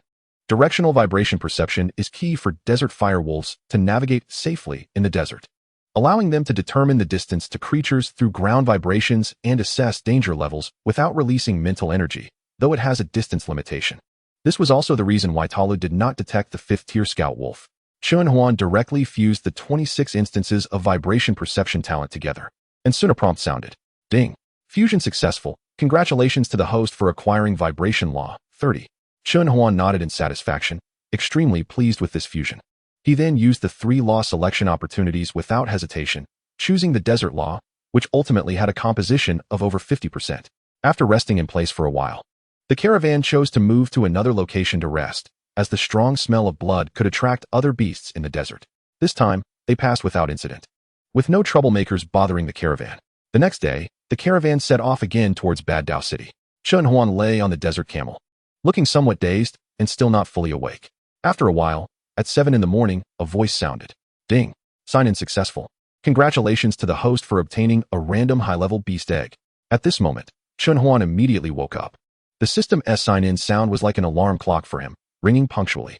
The system categorizes beast eggs into 3 levels: low-level, mid-level, and high-level. Low-level beast eggs are those without special bloodlines and not particularly high potential. Mid-level beast eggs have very high potential.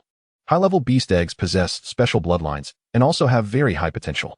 With this explanation from the system, Chun Huan understood how advanced a high-level beast egg was.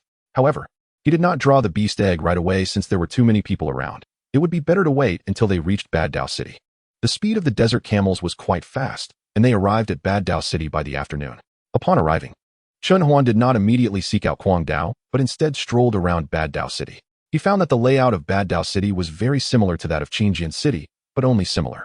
The city's defensive layout was roughly the same, divided into inner and outer cities. The differences between the 2 cities lay only in the inner city. Chun Huan did not seek out Quang Dao, but went to the Hotel of the Good and Evil Hall to wait for Quang Dao and Wu Ming. Chun Huan lay down on the bed to rest. Before long, the 2 arrived at Chun Huan's room. Upon seeing them, Chun Huan wasted no time and directly asked for a detailed city planning scheme, which he began to review. After looking through it, he realized there were significant differences compared to the inner city of Qingjian City. The city was divided into 5 areas: east, west, south, north, and central. Each of the 4 city areas had residential areas for the families of the city guards. Families like the Chun family and Su family were located in the northern district. Bad Dao City had 5 commercial powers: Shifang Chamber of Commerce, Linglong Chamber of Commerce, Jubao Pavilion, Longxia Commercial Firm, and Chun Huan's own Zai Shijian Manor, distributed across the 4 city areas, with Zai Shijian being the most dispersed. The business areas managed by the 5 powers were slightly different, but had some overlaps. Shifang Chamber of Commerce was the most broadly involved among the 5, dabbling in various fields, holding a position as the second in the industry, with the only advantage being its auction house, which was unmatched by the others.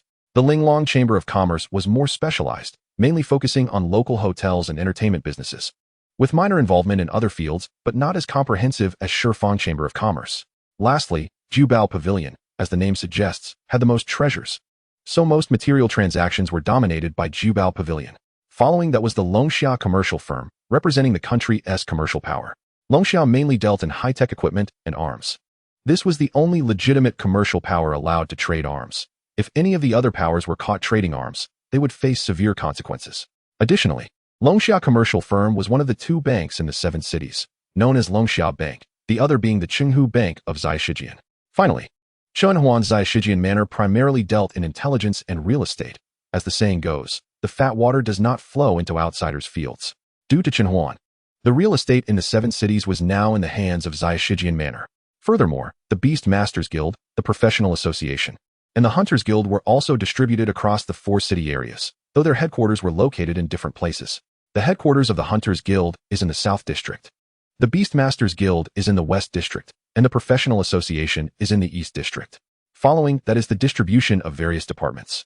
But the headquarters are all in the central area. Other than that, the layout is not much different from that of Qingjian City, except that it lacks management and logistics. Chun Huan's suggestion was the same as before. After reviewing the layout of Badao City, he said, Wu Ming, your evil and good hall will openly engage in the business of special stones and metals, right? The store will be called the Sangua Stone and Gold Hall. Open a store in all 7 cities to cover it up. I know you are not good at handling this matter, so you don't need to worry about the specific operations. I will send someone to take over these affairs, and you can continue to do what you should do. This is mainly because Badao City has the most blacksmiths among the 7 cities. It's simply because of the rich underground mineral resources here. That's why Chun Huan asked Wu Ming to set up a store related to ores. It's profitable. Chun Huan stayed in Badao City for another 5 days before heading alone to the next city, Zhanqing. The reason Chun Huan did not choose to travel with the merchant convoy this time was that he felt the convoy was a bit of a burden, making it inconvenient to fight monsters. Riding on a desert camel he had bought, Chun Huan leisurely walked through the desert, completely unconcerned that he was in a dangerous environment. After a day of riding, he encountered only a few reckless 7th-level exotic beasts along the way, and nothing else. However, some people are not as self-aware as the exotic beasts. Chun Huan's spiritual power detected a group of about 10 people wearing masks. All of them 7th level except for one who was 8th level. This group was quickly approaching Chun Huan. At this moment, Chun Huan concluded that these people were sand bandits, specialized in robbing merchant convoys in the desert or solitary travelers like himself.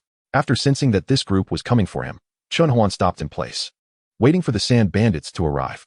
After all, it was hard to encounter something interesting, and it would be so boring if nothing fun happened along the way. Chun Huan couldn't stand that. Soon, the group of sand bandits arrived in front of Chun Huan, accompanied by loud shouts. In Chun Huan's eyes, they looked like clowns. But the other side thought Chun Huan was scared silly. The leading 8th-level sand bandit laughed wildly. "Kid, scared silly, huh? Be smart and hand over all your valuable items. Or don't blame us for being rough, huh?" After he finished speaking, his subordinates echoed, urging him to hand over his belongings and not to refuse a toast only to be forced to drink a forfeit. Chun Huan remained unmoved, looking at them as if they were fools. At this point, one of the sand bandits, angered by Chun Huan's gaze, summoned his beast, a desert prickly fox, and attacked Chun Huan with a desert needle strike. However, before the attack could reach Chun Huan, it inexplicably vanished, just as the man was about to attack again. The 8th-level bandit also sensed something strange about Chun Huan and sternly called out to the 3rd member of his group. The man stopped, his back already soaked with cold sweat, realizing Chun Huan's terrifying nature. Chun Huan had just used a single glance to pull the 3rd member into an illusion, demonstrating the horror of his spiritual power. The other side realized this and promptly awakened the 3rd member. At this moment, the leading man's expression darkened, a serious look unconsciously appearing in his eyes, knowing he had kicked a steel plate this time. He forced a smile and said, "Sir, that's not very fair. With such strength, you still pretend to be 6th level." Before the opponent could finish speaking, Chun Huan mocked back, "Are you scared? I haven't even made a move yet. And let me tell you, I really am only 6th level. This isn't an act. Can we fight now?" Chun Huan intentionally said this to provoke them into attacking first so that he could eliminate them with justification. Although he didn't need to do this, he could still wipe them out. The other side was not foolish and recognized that Chun Huan was trying to provoke them. They suppressed their anger, and both sides stood in a standoff. After a while, seeing that the other side remained silent, Chun Huan smiled and said, "If you have nothing to do, stay away from me. I'm leaving. I don't want to waste time here with you." After saying this, Chun Huan casually mounted his camel, preparing to leave. Just as Chun Huan got on, the other side directly attacked his camel. Fortunately, Chun Huan noticed in time. Otherwise, he would have lost a mode of transportation and had to find another mount later. Chun Huan activated the desert laws, transforming the surrounding sand into a shield that blocked the attack aimed at the camel. At the same time, a flurry of desert spikes shot toward the sand bandits. The 8th-level sand bandit sensed something was wrong when he saw his subordinates making a move against Chun Huan. Indeed, as he felt, while blocking the attack, Chun Huan also launched a counterattack. The 8th-level sand bandit's expression became serious as he summoned his beast, a sand spine lizard, to disperse Chun Huan's strike, instantly raising a cloud of dust that obscured Chun Huan's vision. Following that, dense shards of glass flew toward Chun Huan, but before they could reach him, a phantom of a divine dragon's blood energy appeared to block the attack. At this moment, a red tattoo appeared on Chun Huan's arm, his blood energy spreading out and dispersing the surrounding dust. The 8th-level sand bandit looked grave, feeling that the person in front of him seemed like a 9th-level exotic beast. The other sand bandits, sensing this overwhelming aura, felt a tingling sensation all over their bodies and were momentarily unsure of what to do. With only one thought in their minds, they had kicked a steel plate. Chun Huan's eyes glowed red, and a dagger appeared in his hand, instantly charging toward the strongest opponent across from him, secretly thinking, "Heh, it's your side that attacked first. It's not my fault, and besides, I consider this doing a good deed." The 8th-level sand bandit, being a seasoned figure who had licked blood off the knife edge, sensed something was wrong the moment Chun Huan moved. He immediately summoned all his beasts to force Chun Huan back. As the surrounding dust settled, Chun Huan stood his ground, facing off against the sand bandits. A mocking smile appeared on Chun Huan's face as he said, "What is going on? I was just about to leave, and you want to play this game?" Chun Huan didn't let his beasts out. He just tightened his grip on his dual daggers, cracked his neck, and began to warm up. In stark contrast, the other side summoned all their beasts, surrounding Chun Huan in the middle. Chun Huan smiled and said, "The game has begun. Haha. With that, Chun Huan's figure flickered and he vanished from his spot, reappearing in front of a 7th level beast, slashing down and leaving it severely injured. His figure flickered again, appearing in front of the nearest sand bandit, and with a single slash, he decapitated him. As one fell, his 7 beasts also collapsed afterward. A pleasant notification sound rang in Chun Huan's ears. Ding. Task issued. Eliminate all sand bandits and rid the people of harm.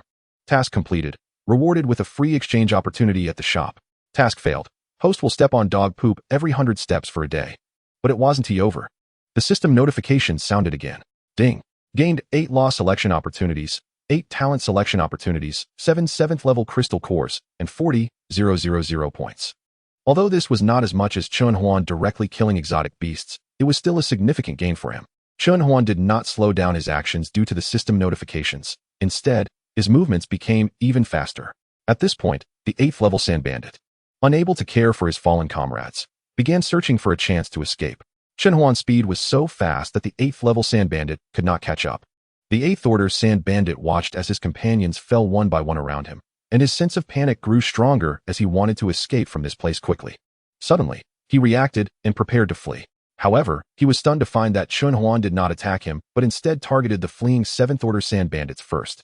Then he heard Chun Huan say, "Oh, where are you planning to go? I haven't had the chance to treat you well yet." At this moment, the blood on Chun Huan's clothes made him look extremely terrifying. The sand bandit felt a sense of collapse inside. Although he knew that one day he would inevitably face failure, the arrival of that day was still hard to accept. In the end, he wanted to struggle a bit, thinking that if he survived by chance, he would quit this line of work. But reality was cruel. His beast was already dead, and now he was all alone. He quickly activated the power of the laws within him, with arcs of lightning swirling around his body. Seeing that the opponent was still struggling and emitting lightning, Chun Huan stopped hesitating. The dual blades in his hands transformed into a red longbow. Chun Huan activated the fire law and instantly condensed a fire arrow, releasing the bowstring. The fire arrow shot towards the last sand bandit at an incredible speed. In just a breath's time, the fire arrow reached the sand bandit's front. When the sand bandit tried to block the attack, Chun Huan directly used the time law to slow down the opponent's time and then applied a time acceleration to the fire arrow. The fire arrow hit the sand bandit without any surprise, incinerating his body completely. At the same time, the system's notification sounded. Ding. Congratulations to the host for completing the task and receiving 1 free exchange opportunity in the shop. After doing all this, Chun Huan seemed as if nothing had happened and continued riding his camel towards the next city. At this moment, Chun Huan sat on the camel and opened the system to check his gains. 80 talent selection opportunities, 80 law selection opportunities, 63 7th order crystals, 25 6th order crystals, 4 8th order crystals, 63 7th order beast remains, for 8th order beast remains, 25 6th order beast remains, points. Chun Huan looked at his gains and nodded in satisfaction, muttering to himself that it was a good haul. Seeing the talent selection opportunities and law selection opportunities, Chun Huan directly used them all, ultimately raising his metal, wood, water, fire, and earth laws to 70%, and the lightning law increased by 10% to 40%, while the desert law reached a perfect 100%. Just as Chun Huan was still immersed in the joy of his power increase, an attack flew towards him. Fortunately, Chun Huan's mental power was strong enough to sense the attack in time, and he instantly teleported away from the camel's back, dodging the strike. Chun Huan thought to himself that it was quick for another wave to come, wondering if this was some secret realm. It was too fast. After dodging this attack, 3 more attacks came from not far away. Chun Huan evaded the 3 attacks and realized they were beam attacks from military weapons, causing his expression to become serious. It should be noted that this area was under the jurisdiction of 7-Star City, and the appearance of military weapons was not a good sign. While Chun Huan was still pondering, more beams of light rushed towards him. Chun Huan easily dodged the incoming beams and released his mental power to probe the source of the attacks. Unfortunately, he could not locate the source. Frowning, Chun Huan began to think about how to find the source of the attacks while dodging. Suddenly, he thought of the universal map, which could display the situation within 10 kilometers, including personnel and animals. With this in mind, Chun Huan opened the universal map and began to look for differences in the surroundings. Then he discovered a humanoid mark on the map, with a gun icon next to it. In an instant, Chun Huan confirmed that this person was the culprit attacking him. However, he did not immediately set off to find the person. Instead, he first checked how many people were there. After all, if the opponent had military weapons, it meant they were not to be trifled with, and if he encountered a 9th order opponent, he could end up being dragged to death. Taking a breath, Chun Huan thought to himself that luckily, there were no 9th order opponents. but having all 8th order opponents was still quite a challenge. However, it didn't matter. If he couldn't win, he could always leave. He could still profit from this. No loss. Heh. Just as he thought this, Chunhuan directly activated the space law and teleported to the middle of the group behind them. The group was momentarily confused when they realized Chunhuan had suddenly disappeared. But they quickly reacted, realizing it was the space law. They began to prepare themselves, backing up against each other, alert to their surroundings, ready for Chunhuan's sudden attack. Just as Chunhuan appeared, he saw a beam of light coming at him. Chunhuan teleported to dodge the incoming beam. When he reappeared, he held a talisman, the 9-star explosion talisman. Chunhuan then teleported above these people and activated the 9-star explosion talisman, throwing it downwards. He then teleported away from the area. A violent explosion echoed from a distance, reaching Chunhuan's ears. The others also bore numerous wounds, with traces of flame energy clinging to them. Chunhuan didn't care about their situation. A dagger appeared in his hand as he smiled and said, "The game has begun." Chunhuan's figure flickered and vanished from his spot. This time he used the power of the space law, moving at an astonishing speed. Then, he appeared next to the highest-ranking person, swiftly severing the opponent's arm with a single strike. All of this happened in an instant. After successfully landing a hit, Chunhuan did not continue attacking but asked, "Where did your equipment come from? If you tell me the truth, I might spare your life." As he spoke, he measured the dagger in his hand, which glinted coldly. "Oh, quite loyal, but sometimes loyalty should not be misplaced." After a moment, 5 screams were heard. "Now you can speak, or I might leave you all here." Chunhuan's nonchalant attitude cast a shadow over the hearts of the group. Just as Chunhuan was about to take the next step, someone said, "I will talk, I will talk." Chunhuan turned to the speaker and saw a girl. He smiled and asked, "What is your name, miss?" "Ring. My name is Ring," the girl replied, her voice trembling. "Ring? That should be a code name, right? What is your real name?" Chunhuan asked without anger. "So, Miss Ring, could you explain why you suddenly attacked me? It seems I haven't provoked you, right? So you just attacked me without knowing my strength? That's a bit amateurish," Chunhuan said mockingly, just as Chunhuan was about to ask something else. An attack flew towards him. Chunhuan teleported away again. He then saw that the group had been shielded by their beasts, making it difficult for him to act. This time, Chunhuan got serious. Blood dragon and rose-red tattoos appeared on his arm and shoulder. His aura was stronger than before, thanks to the blood contract beast, which allowed his power to stack with that of its master. The leader on the opposite side, the 8th order perfected guy, grinned and said, Kid, if you fall into our hands, you will pay the price." Chunhuan casually tapped his ear and disdainfully replied, "You don't think I ran out of those talismans, do you? Besides, have you ever seen me go all out? Do you want to hurry to your grave?" The leader dismissed Chunhuan's words, slightly mocking him as he said, "You, kid, based on our previous investigation, you're just a 6th order little punk. If it weren't for your space law catching us off guard, do you really think you could injure us? Haha, boss, why waste words on him? Let's just take care of him and collect the bounty." After saying this, the people on the opposite side rushed forward, wanting to quickly deal with Chunhuan, as it seemed they understood the principle that delay could lead to change. Before Chunhuan could do anything, a lightspeed raccoon charged right in front of him. Chunhuan didn't even glance at it, and directly bisected it. The lightspeed raccoon's eyes lost their sparkle, followed by other beast tamers coming one after another, but Chunhuan took them down one by one. However, the expressions of the people on the opposite side did not change at all, because they had previously witnessed Chunhuan eliminating that batch of sand bandits. So they were not too surprised by his strength. Chunhuan was also constantly observing the situation on the opposite side and noticed that they were completely indifferent to his beasts, clearly trying to exhaust his stamina. But this little bit of effort still thought it could deal with me. This was Chunhuan's inner thought. Under the gazes of the few people on the opposite side, Chunhuan's attacks suddenly sped up, directly slashing down all the beasts that charged at him. Meanwhile, the people on the opposite side became anxious, and Chunhuan summoned his strongest beast, surrounding himself in the middle, all of them unleashing their strongest attacks. Venomous Beam, Explosive Flames, Gravitational Claw Strike. 21 attacks surged towards Chunhuan. Yet, Chunhuan remained calm, operating the 5 elements law, covering himself with layer upon layer of attacks, and then manipulating the laws of space and time to set up an independent temporal and spatial barrier around him. The attacks collided directly with Chunhuan's colorful shield, which held for a while before being shattered. However, when the last wave of attacks hit the temporal and spatial barrier, they could not shake it at all. His tone was very flat, but to the group on the opposite side, it was like the whisper of death. After one strike ended, sand and dust suddenly rose around Chunhuan, blocking everyone's view. At the same time, they felt an extremely strong burst of blood energy, accompanied by a strong killing intent. At that moment, a voice rang out. "It's my turn now." The voice was filled with mockery. Chunhuan, holding twin blades, charged out of the dust towards the nearest beast. Before anyone could react, his blades fell, and one beast was taken out just like that. Chun Huan continued with the same operation, and by the time the people on the opposite side reacted, half of their beasts were already dead. It was at this moment they realized that Chun Huan could also manipulate the laws of time. It should be noted that among all the laws of time and space are the most difficult to comprehend. Those who can understand them are rare individuals. At this time, no one on the opposite side lost their composure. They all looked at Chun Huan seriously, searching for ways to deal with him. But the harsh reality was that with the laws of space and time backing him, almost no one could match Chun Huan. Chun Huan's figure flickered again, appearing beside the strongest leader. He brought down his blade, expecting it to directly sever the opponent's head, but the reality was different. Chun Huan frowned, realizing that the opponent had broken through to the 9th level. That domain was a sign of breaking through. Finally, at the 9th level, one would form their own domain based on the laws they learned. The strength of the domain would vary depending on the completeness of the laws comprehended at the 7th and 8th levels. The more complete the laws, the stronger the domain formed at the 9th level. At this moment, Chun Huan felt a bit uncertain, even with his physical strength at the 9th level. He still had some apprehension when facing a domain. If he wasn't careful, he could end up here.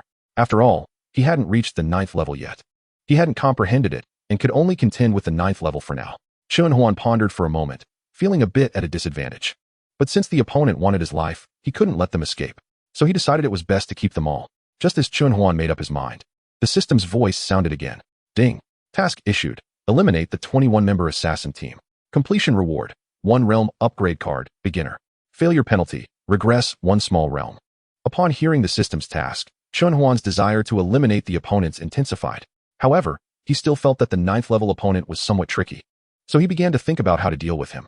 Just as Chun Huan was contemplating, the 9th level assassin leader's aura of death grew even stronger, slowly spreading outward, causing his teammates to scatter quickly, fearing contact with the strands of death energy.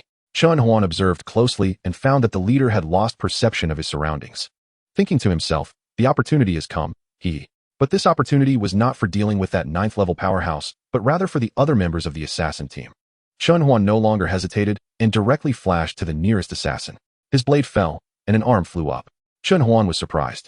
He hadn't expected the opponent to dodge his strike. He flashed again, appearing beside another person, and struck again. This time, the opponent wasn't as lucky. They lost more than just an arm. Just as Chun Huan was about to attack the next person, one suddenly appeared behind him, aiming a strike at his head. Chun Huan frowned and dodged the blow. He hadn't expected the opponent to notice him. But at this moment, he couldn't think too much. The others had also begun attacking him. Chun Huan flashed and said, "I didn't expect you all to not be completely useless. You counterattacked so quickly." His tone was filled with mockery and sarcasm. However, Chun Huan was not one to be trifled with. His momentum surged, unleashing the laws of metal, wood, water, fire, earth, harmony, and calamity. Chun Huan directly used the wood law to transform the surroundings into an oasis, although it was only temporary. Immediately, thorny vines and brambles attacked the other members of the assassin team. One person on the opposite side, who had fully comprehended the wood law, snorted coldly. Humph. Trivial skills. He tried to control the incoming vines and thorns, but after several attempts, he found he could only cause slight interference. He hurriedly shouted, "Quickly dodge. These vines and thorns are strange. I can't control them." At the same time he finished speaking, the controlled plants pulled away those who hadn't managed to dodge. But Chun Huan was not to be trifled with. He accelerated the attack speed of the vines and thorns. Thus, everyone had to deal with Chun Huan's attacks first. After all, the assassin team consisted entirely of 8th level beings, and their coordination was quite seamless, easily repelling this wave of Chun Huan's attacks. At the same time, they counterattacked. 5 people stepped forward to form a formation, corresponding to the 5 laws of metal, wood, water, fire, and earth, creating a large array that formed a shield protecting all the members of the assassin team within. Chun Huan found himself at a loss for how to proceed, as the 5 laws they had formed were fully comprehended, and the array they created was not something he could handle at the moment. At this time, the system issued another task. Ding. Task issued. Recruit the 21-member assassin team. Completion reward. 7,000 exclusive management personnel for 7-star city. Failure penalty. Lost in the desert for a month. Unable to escape. Ding. Task conflict detected. Please choose to complete one of the tasks. After selection, the other task will become void. Please choose. Task 1. Eliminate the 21-member assassin team. Task 2. Recruit the 21-member assassin team. Please choose. After careful consideration, Chun Huan directly chose Task 2. There was no other reason. The penalty for Task 2 was lighter. Moreover, given the current situation, it was clearly wishful thinking to eliminate the opponents alone. Instead, Task 2 could leverage the power of others to force the opponents to comply. The system abandoned Task 1. After Chun Huan's words fell, he did not launch another attack against the opponents. He merely stood in place, watching them, waiting for the lightest of them to break through to the 9th level. Chun Huan thought that since he was idle, he might as well check the information of the people across from him. First, he looked at the strongest one. Name, Han Wan, male, 53 years old. Companion beast, mechanical eye. Beastmaster, emerald bug, mind mouse, bamboo heart demon, clever cloud crane, battle ape, fire execution tiger, undead skeleton, death spider queen. Status, severely injured and recovering. Beast space, half blue, half purple. Talent, eye of death, pattern heart. Laws, law of death, perfection, law of pattern, perfection, law of union, perfection. Skills, mechanical combination, mechanical reorganization, domain of death, realm of death, 1000 patterns explosion, body union. Profession, 9-star pattern master, 9-star mechanic, 8-star refiner. Han Wan's information was very impressive. Achieving such a level at this age was quite remarkable. Chun Huan felt that he could be of use, as his value was high enough. Checking the information of the others, he found that they were all different. First, he looked at the next 2 strongest people aside from Han Wan. Name, Han Fo male, 27 years old, adopted son of Han Wan. Companion beast, wind feather eagle. Beastmaster, wind tiger beast, airstrike falcon, shadow lion, wind fire crane, bamboo heart demon. Clear wind crane, storm laser, shadow wind ape. Realm, peak of the 8th level. Status, severely injured, slowly recovering. Beast space, purple. Talent, shadow wind eye. Laws, law of wind, perfection. Law of Een, 90, peak. Law of formation, 70. Skills, wind blade, violent hurricane, shadow wind slash, Een wheel. Profession, 7-star formation master. Name, Han Yun, male, 27 years old, adopted son of Han Wan. Companion beast, 1000 cloud crane. Beastmaster, thunder cloud tiger, cloud winged snake, heavenly cloud rabbit, cloud bear. Turning cloud crane, long arm sun ape, sun cloud mist demon, colorful cloud dog. Realm, peak of the 8th level. Status, severely injured, slowly recovering. Beast space, purple. Talent, cloud sun eye. Laws, law of cloud, perfection. Law of sun, 90, peak. Law of symbol, 70. Skills, 1000 miles mist cloud, cloud body, extreme sunlight explosion. Piercing sun cloud, supreme sun wheel. Profession, 7-star symbol master. After reading the information of these 2, Chun Huan nodded in satisfaction. Although they were not as impressive as their leader, they were still quite good, especially since they were young and had time ahead of them. Just as Chun Huan was about to check the information of others, the people across began shouting, "Kid, let's just disperse like this, pretend we never showed up." Chun Huan was unwilling to let them go. He thought to himself, I just accepted a mission. If I let you all go, wouldn't that be a loss for me? However, this aura did not affect Han Wan, who was in the midst of a breakthrough. Now Chun Huan could finally check the information of a few more people at ease. The others, seeing that Chun Huan did not harm them, stopped struggling. Mainly because Chun Huan's bodyguard was too strong. Name, Han Miao, female, 25 years old, adopted daughter of Han Wan. Companion beast, weak water dragon fish. Status, severely injured, slowly recovering. Beast space, purple. Talent, heart of water, array eye. Laws, law of water, perfection. Law of array, 70. Skills, heavy water palm, shadow water flow. Dark strike water, 1000 changes water array. Profession, 7-star formation master. Name, Han Yin, male, 24 years old, adopted son of Han Wan. Companion beast, sunfire mystic deer. Beastmaster, fire feather crane, seeking pill mouse, blood fire snake, silver wing explosive tiger, black flame soul mouse, fire control bull, giant fire sheep, fierce sun horse. Status, severely injured, slowly recovering. Beast space, purple. Talent, flame body. Laws, law of fire, perfection. Law of pill, 70. Skills, fiery fist, cold flame breath, true fire strike. Ultimate fire. Profession, 7-star alchemist. Name, Han Sun, male, 23 years old, adopted son of Han Wan. Companion beast, forest giant python. Beastmaster, red other shore flower.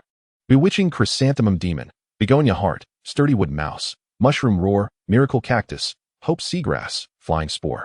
Status, severely injured, slowly recovering. Beast space, purple. Talent, heart of wood. Laws, law of wood, perfection. Law of pattern, 70. Skills, all things in the forest, thorny growth, binding strike, wood pattern stop. Profession, 7-star pattern master. Name, Han Xian male, 23 years old, adopted son of Han Wan. Companion beast, golden pattern statue. Beastmaster, golden feather eagle, divided gold fox, seeking gold mouse, yuanbao panda, kung fu ape, armed golden King Kong, thousand-faced tiger, iron armored giant rhino. Status, severely injured, slowly recovering. Beast space, purple. Talent, golden thunder eye. Laws, law of gold, perfection. Law of thunder, 70. Skills, golden inhalation breath, glorious strike, thunder punishment, golden thunder shocking world. Profession, none. Name, Han Yao, male, 23 years old, adopted son of Han Wan. Companion beast, earth firefly. Beastmaster, earth rhino, lust bull, earth tremor hippo, mountain suppressing tiger, destruction falcon, giant power bear, sand earth bear, dream bear. Status, severely injured, slowly recovering. Beast space, purple. Laws, law of earth, perfection. Law of desert, 90. Law of tools, 70. Skills, dark sand strike, earth escape, earth shield. Ground stab. Profession, refiner. At this moment, Chun Huan felt that he had struck gold. Each of them had a purple beast space, which would be key training targets no matter where they went. Moreover, now that he had encountered them, he definitely couldn't let them go. Chun Huan smiled and said, TSK, TSK, TSK, what should I do now? How about you all come work for me? The treatment is very good. The people who were suppressed were stunned by Chun Huan's words, mainly because they did not expect him to recruit them. At this time, Han Yao asked, can you tell us the reason? Reason? Of course, it's because you are worth my recruitment. Otherwise, why would I be idle and recruit a bunch of assassins who want to kill me? After saying that, Chun Huan rolled his eyes at Han Yao, indicating his speechlessness. Han Yao then closed his mouth. Seeing that the others were silent, Chun Huan didn't mind and continued to check the remaining information. The information of the remaining people did not have many highlights, and they were older, but to recruit the earlier few, he couldn't let these few slip away either, especially since there were too few people above the 7th level. Now that they were delivered to his door, he shouldn't let them go for free. If asked why he didn't recruit the previous group of sand bandits, it was because bandits are trouble. Although the people Chun Huan was recruiting were assassins. From the system's character introduction, they were all unfortunate individuals. Moreover, this assassin group only killed those who deserved to die, that is, those who were wicked to the core. Chun Huan quietly observed Han Wan, who was still in the breakthrough. In Han Wan's area, the surrounding desert became even more desolate, filled with the aura of death. Han Wan opened his eyes and gazed at the sky. The sky was already overcast with dark clouds, flashing with streaks of lightning, as if something was brewing. Han Wan stared seriously at the sky and adjusted himself to his peak state. Seeing this, Chun Huan instructed his bodyguard to take him and the others out of the range of the heavenly tribulation, leaving only Han Wan behind. This was Chun Huan's first time encountering someone at the 9th level undergoing heavenly tribulation, so he curiously asked, System, what's going on? Isn't heavenly tribulation supposed to appear only when breaking through to the divine level? Why is it appearing now that he is breaking through to the 9th level? Ding. Host. The target has broken through to the 9th level, and now it is the heavenly tribulation of condensing the realm. After the explanation, Chun Huan understood. Chun Huan then asked, System, under what circumstances will lightning tribulation appear? Ding. Host. Lightning tribulation will appear during realm condensation in the law world, and when breaking through to the divine level. It can also appear when one has committed acts that provoke the wrath of heaven and people, and under special guidance. It will result in destructive lightning tribulation, which will only disappear after completely destroying the target. Note, the condensation of the domain must go through 9 thunder tribulations. The number of thunder tribulations experienced in the condensation of the law world varies according to the level of the world being condensed, with a minimum of 27 and a maximum of 108. Finally, breaking through to the divine level is similar to the condensation of the law world, but only half of it is needed. After reading the system's explanation, I understood, but new questions arose, so I asked, System, the thunder of the tribulation should also have levels, right? Ding. Host. Yes, the tribulation is divided into ordinary white thunder, followed by blue thunder, yellow thunder, golden thunder, purple thunder, gray thunder, and law thunder. In terms of power, it is ranked as white thunder, yellow thunder, blue thunder, gray thunder, purple thunder, golden thunder, and law thunder. Afterward, Chun Huan also understood that his experiences were indeed too limited. Even though he had a system and a family, there were still many things beyond this era, such as several powerful beings who had reached the divine emperor realm, like those he had encountered in the Tang dynasty tomb. One can imagine the strength of humanity in ancient times. However, these were not what Chun Huan was most concerned about right now. He was more focused on whether Han Wan could successfully overcome the thunder tribulation. After all, the thunder in the sky was becoming increasingly powerful, and even the bodyguard beside Chun Huan felt considerable pressure. It should be noted that this bodyguard was already at the divine level and was also feeling pressure from the tribulation. However, Chun Huan wasn't nervous at all, as it wasn't his tribulation. He took out a reclining chair from his storage space, lay back, and watched comfortably. Han Wan had no time to think about anything else because a white thunderbolt had already struck down. Han Wan held a 1-meter-long brush in her hand, quickly drawing inscriptions. As she completed the first inscription, a bolt of thunder fell from the sky. Han Wan immediately unleashed the completed inscription to collide with the thunder. At the same time, her speed increased, and in an instant, she completed 3 inscriptions. She released them again, merging with the previous inscriptions. The sky lit up, and the thunder was directly devoured by the combined inscriptions. Han Wan continued her actions, inserting inscriptions into the one in the sky, merging with it. When the second bolt of thunder fell, it did not affect Han Wan at all. The same was true for the third, fourth, and fifth bolts of thunder. However, when the sixth bolt came, the inscription in the sky showed cracks after just a brief encounter. Han Wan remained calm because she had already laid out 9 identical inscriptions beneath that inscription. But when the seventh bolt of thunder struck, a faint gray appeared in the sky, and the thunder within it was many times stronger than before. At this moment, Han Wan was also on high alert.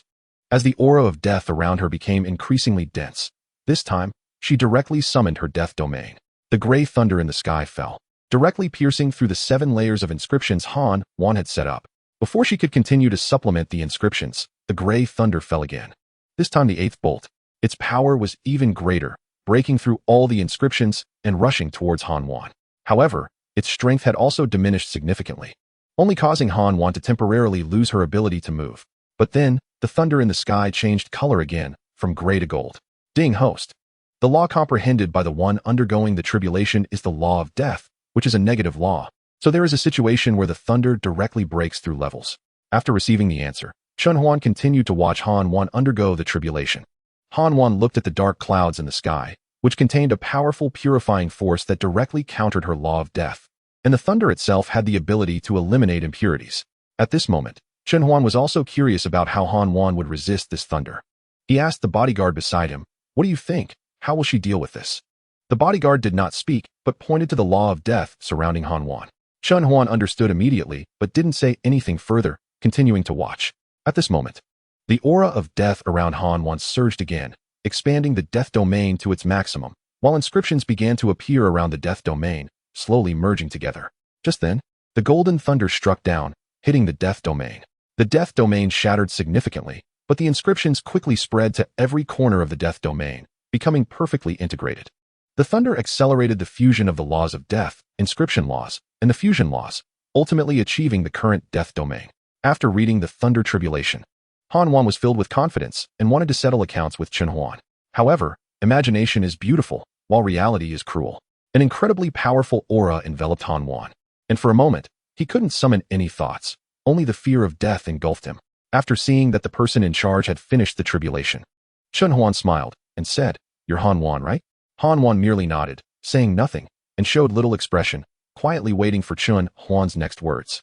Chun Huan did not hesitate and directly said, "How about working for me? It's much better than your assassination activities. At least I can revoke your wanted notice in Huaxia. Think about it." Chun Huan's offer was very tempting, attracting everyone present. His words made Han Wan fall into deep thought as he weighed the pros and cons. Han Wan didn't think for long before giving Chun Huan an answer. "Okay, but there will be quite a few follow-up issues." Chun Huan smiled and said, "That's a small matter. I'll have someone take care of it. You all come with me to the War City, and I'll arrange specific tasks for you later. If you want to stay in 7-Star City, I can help. But if you want to hold official positions, you'll have to be distributed among the 7 cities. Consider it carefully." After speaking, Chun Huan mounted a camel and began his journey. Han Wan and his group followed behind him to the War City. The journey was smooth, and they arrived at the War City without any issues. Upon arriving at the War City, Chun Huan also made his way smoothly to the central area and met Xiu Su. The process was similar to that of Dao Qin Sword City and Ba Dao City. The first thing was to check the specific deployment of the War City. Han Wan and the others were taken to rest. Under Xiu Su's introduction, Chun Huan quickly grasped the basic situation of the War City. The War City was vastly different from the previous 2 cities.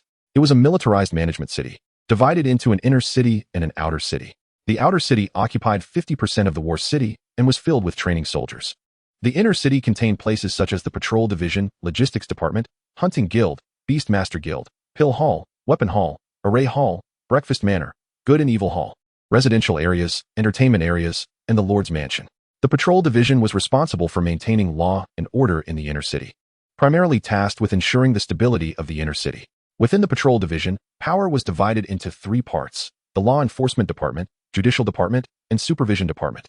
The logistics department was responsible for resource allocation and various commercial activities in the city and held significant influence over the war city's external commercial channels.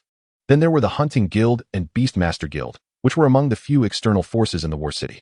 Their main role was to alleviate the resource pressure on the war city, making it easier for the logistics department. Following that were the three halls of Pill, Array, and Weapon, as well as the Breakfast Manor and Good and Evil Hall, all of which were commercial forces in the war city. The first three belonged to the war city itself, while the latter two belonged to Chen Huan, but overall, they were all under Chen Huan's control. The residential and entertainment areas are distributed irregularly. Finally, there are the Lord's Mansions, two in total, one hidden and one visible. The visible one is located right in the center of the inner city, while the hidden one is on the 8-star warship in the battle city. Chen Huan did not make any suggestions this time. After all, he had not experienced any battles and had no thoughts about such a militarized city. However, after reviewing the deployment of the battle city, Chen Huan felt a bit of a headache. He didn't know what identities or positions to assign to Han Wan and the others, so he looked towards Chiu Su. Chen Huan shook his head to clear his mind. An idea popped up. Why not let them choose for themselves? Without further ado, Chen Huan directly found Han Wan and explained his thoughts. Han Wan agreed as well. After some discussion, they ultimately decided to stay in the battle city for half a month before making a decision. Chen Huan moved directly into the Lord's Mansion. As for Han Wan and the others, Chen Huan gave them a sum of money to allow them to move freely in the city. The first thing Chen Huan did upon arriving at the Lord's Mansion was to take a nice long nap. The next day, Chen Huan got up early, and the first thing he did was head out to the streets. At this time, there weren't many pedestrians, just various early risers rushing to open their shops. At that moment, Chen Huan thought that the so-called militarized management was no different from an ordinary city. It wasn't until the evening that Chen Huan realized how laughable his morning thoughts were. He was walking along the streets, chewing on something, with breakfast still in his hand. As he walked past one street after another, he reached a morning market on the 3rd street. Here, Chen Huan saw someone he didn't expect. Han Wan was riding a tricycle with various ingredients in tow, clearly setting up a stall. Chen Huan quickly finished his breakfast and walked over to Han Wan's tricycle. By this time, there were already people lining up to buy food, but Chen Huan wasn't there to buy food. He approached Han Wan and said, "Old Han, you have this skill too?" Han Wan chuckled and replied, "Of course, I learned this from my mother when I was a child. Back then, I loved cooking the most." Chen Huan asked with some confusion, "Then why don't you open a restaurant and do that?" Han Wan continued to cook, his tone slightly melancholic as he said, "I don't want to either. 30 years ago, when the beast tide broke out, the city I was in fell shortly after. In a moment of impulsiveness, I went to the front lines to support. I was only at the 3rd level of strength and went to the battlefield, and my squad consisted of people like me, all at the 3rd level. But they all had wives and children at home, and I was the youngest, so everyone took special care of me." He continued, "Because of this, I survived until the end, while they all died in front of me. The only thing they cared about before they died was their families, asking me to look after their families. I adopted the children of those brothers, but later found that the subsidies I received were not enough to support them, barely enough for one person to survive. Later, as you saw, after Han Wan roughly shared his experiences, the atmosphere became somewhat oppressive. Chen Huan didn't care about that and directly asked, "So the 20 people are the children of your brothers?" Han Wan nodded. Chen Huan gave Han Wan a thumbs up, expressing his admiration. This admiration was not for him walking down this irreversible path, but for him managing to support his comrades' children on his own, and not resorting to killing innocents after taking that irreversible path.